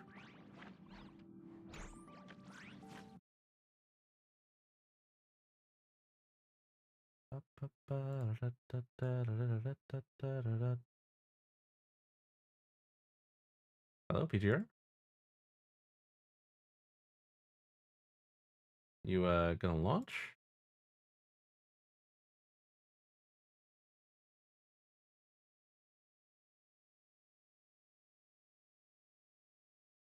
There it is.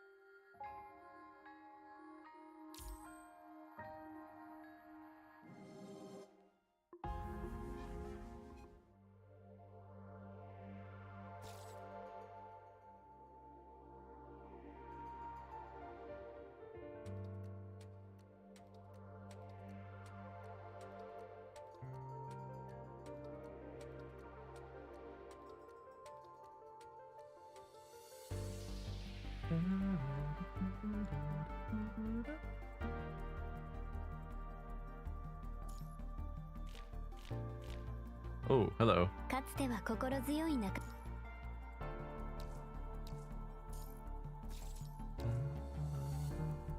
Yeah, it's still running.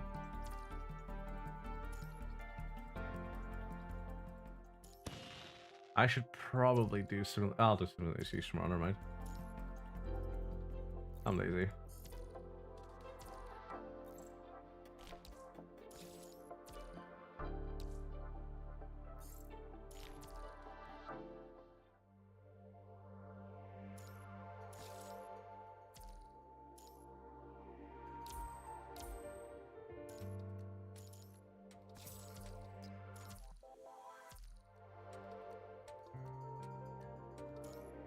I guess I should do Pancake at the very least. I'm gonna forget otherwise.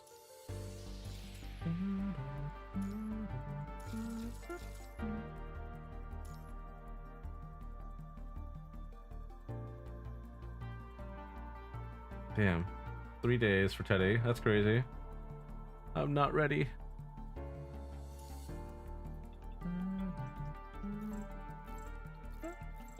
I just want to put in one more here.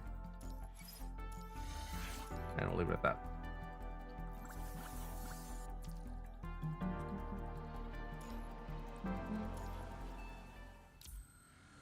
Alright, so lightning, dark, and glaciation. So lightning and dark it is, because I sure as hell am not gonna do glaciation.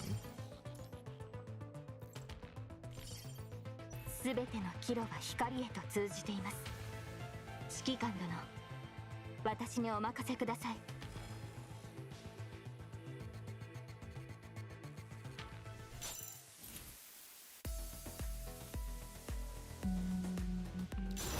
長き夜のどけ、邪魔だ。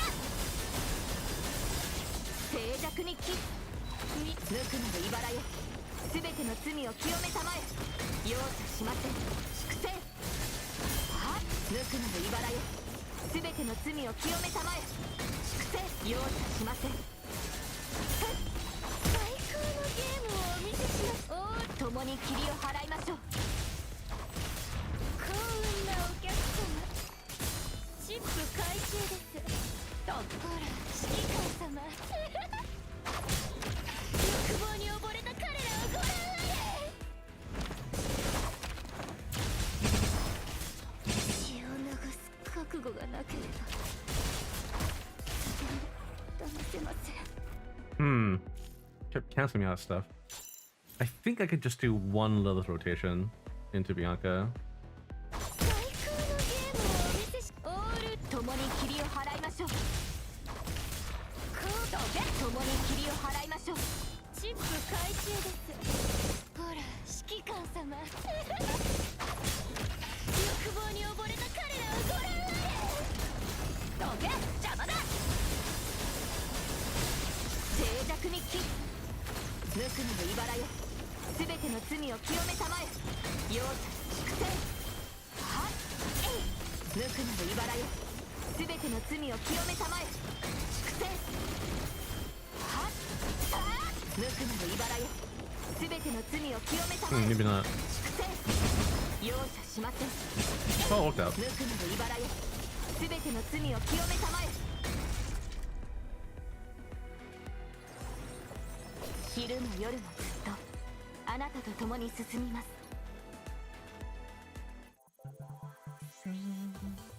Oh, 26, not bad. And then lightning team. 皆さんは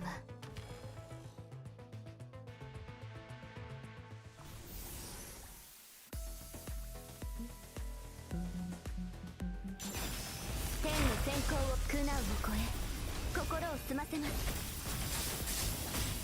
何出撃神聖へと導きます。求める天の先行苦難を超え心を澄ませます。見届けなさい。これが私ようやく夢の終わりです。神聖へと導きます。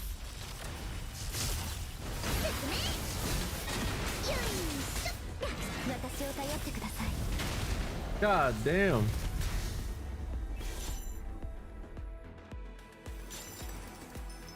晴れま That した。 QT does so much damage. 未来はずっと平凡でしょう。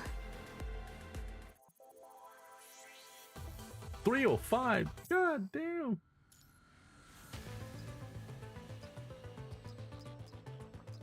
Rank 91, I'll take that.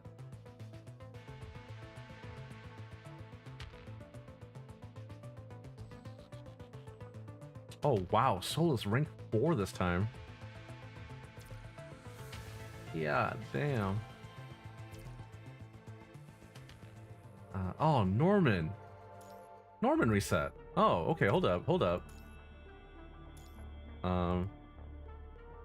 Let's put them in there.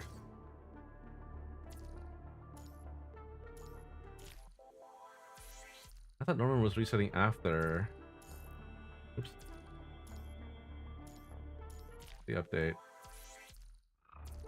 In that case, I might be able to get double S for the creature, or the cub rather.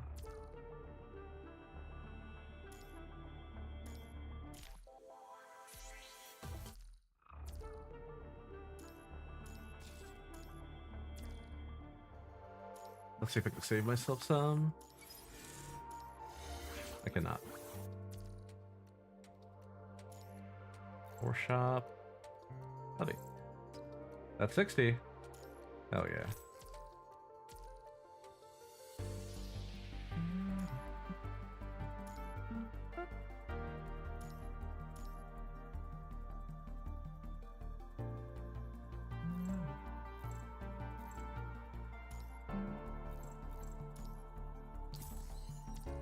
Let's go. Which means I need to fix stuff.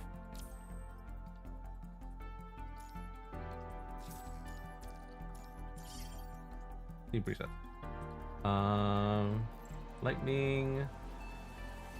Add that, please. Thank you. And then dark glow. Thank you. All right, well, that's that.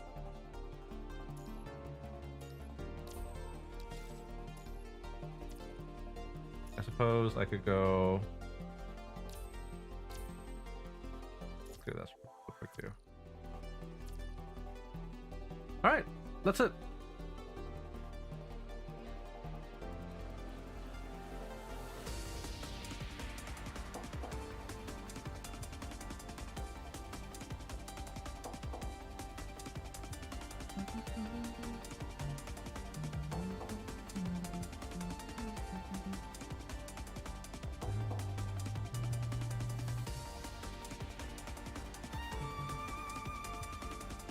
Is streaming right now. He's been for 3 hours. He's been bubbling his stuff though. Alright, well that's it for me actually. I am probably gonna go pass out. It is 1:20 in the morning for me. Hopefully this YouTube multi-stream thing wasn't too bad, and also I can figure out how to get chat up in here on the overlay without breaking TOS. I'll figure that out. I hope.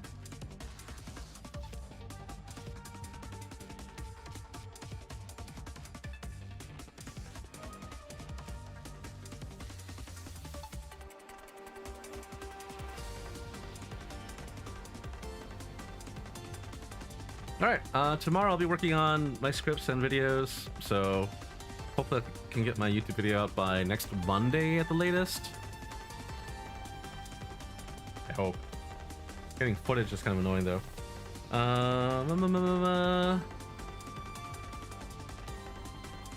I'll also be streaming on Sunday to do DFO stuff, and then we'll do some Wuthering Waves? Question mark? Maybe. What's on the board? Oh no, I still have to do Zenless events actually before the update. Yeah, so we'll do that. And then Punishing Grey Raven reset. That's the plan. 4:30 on the East Coast. Maybe you should get some sleep. In any case, thanks for coming. Thanks for dropping by. Thanks for hanging out. I really wanted to do the Star Rail story all in one stream, so it's kind of late. Which means probably no Olympus Company tonight, unfortunately. I binge read the first 2 cantos, and now I'm kind of burnt out from Star Rail. I've been rage playing Escape from Tarkov trying to get some shit done. Fair. Oh well, in any case, have a great night. Have a great weekend. And I'll see you hopefully on Sunday. If not, most likely Monday. Probably Sunday though. I'll probably be free. I probably will be skipping stream on the 24th because Christmas Eve. I have a lot of cooking to do. I don't even know if we're going to be doing raids this Thursday on DFO because of Christmas Day. Probably not, but we'll find out, I guess. But yeah, have a good one, and I'll see you guys later. Happy non-denominational holiday season. Happy holidays. Cheers!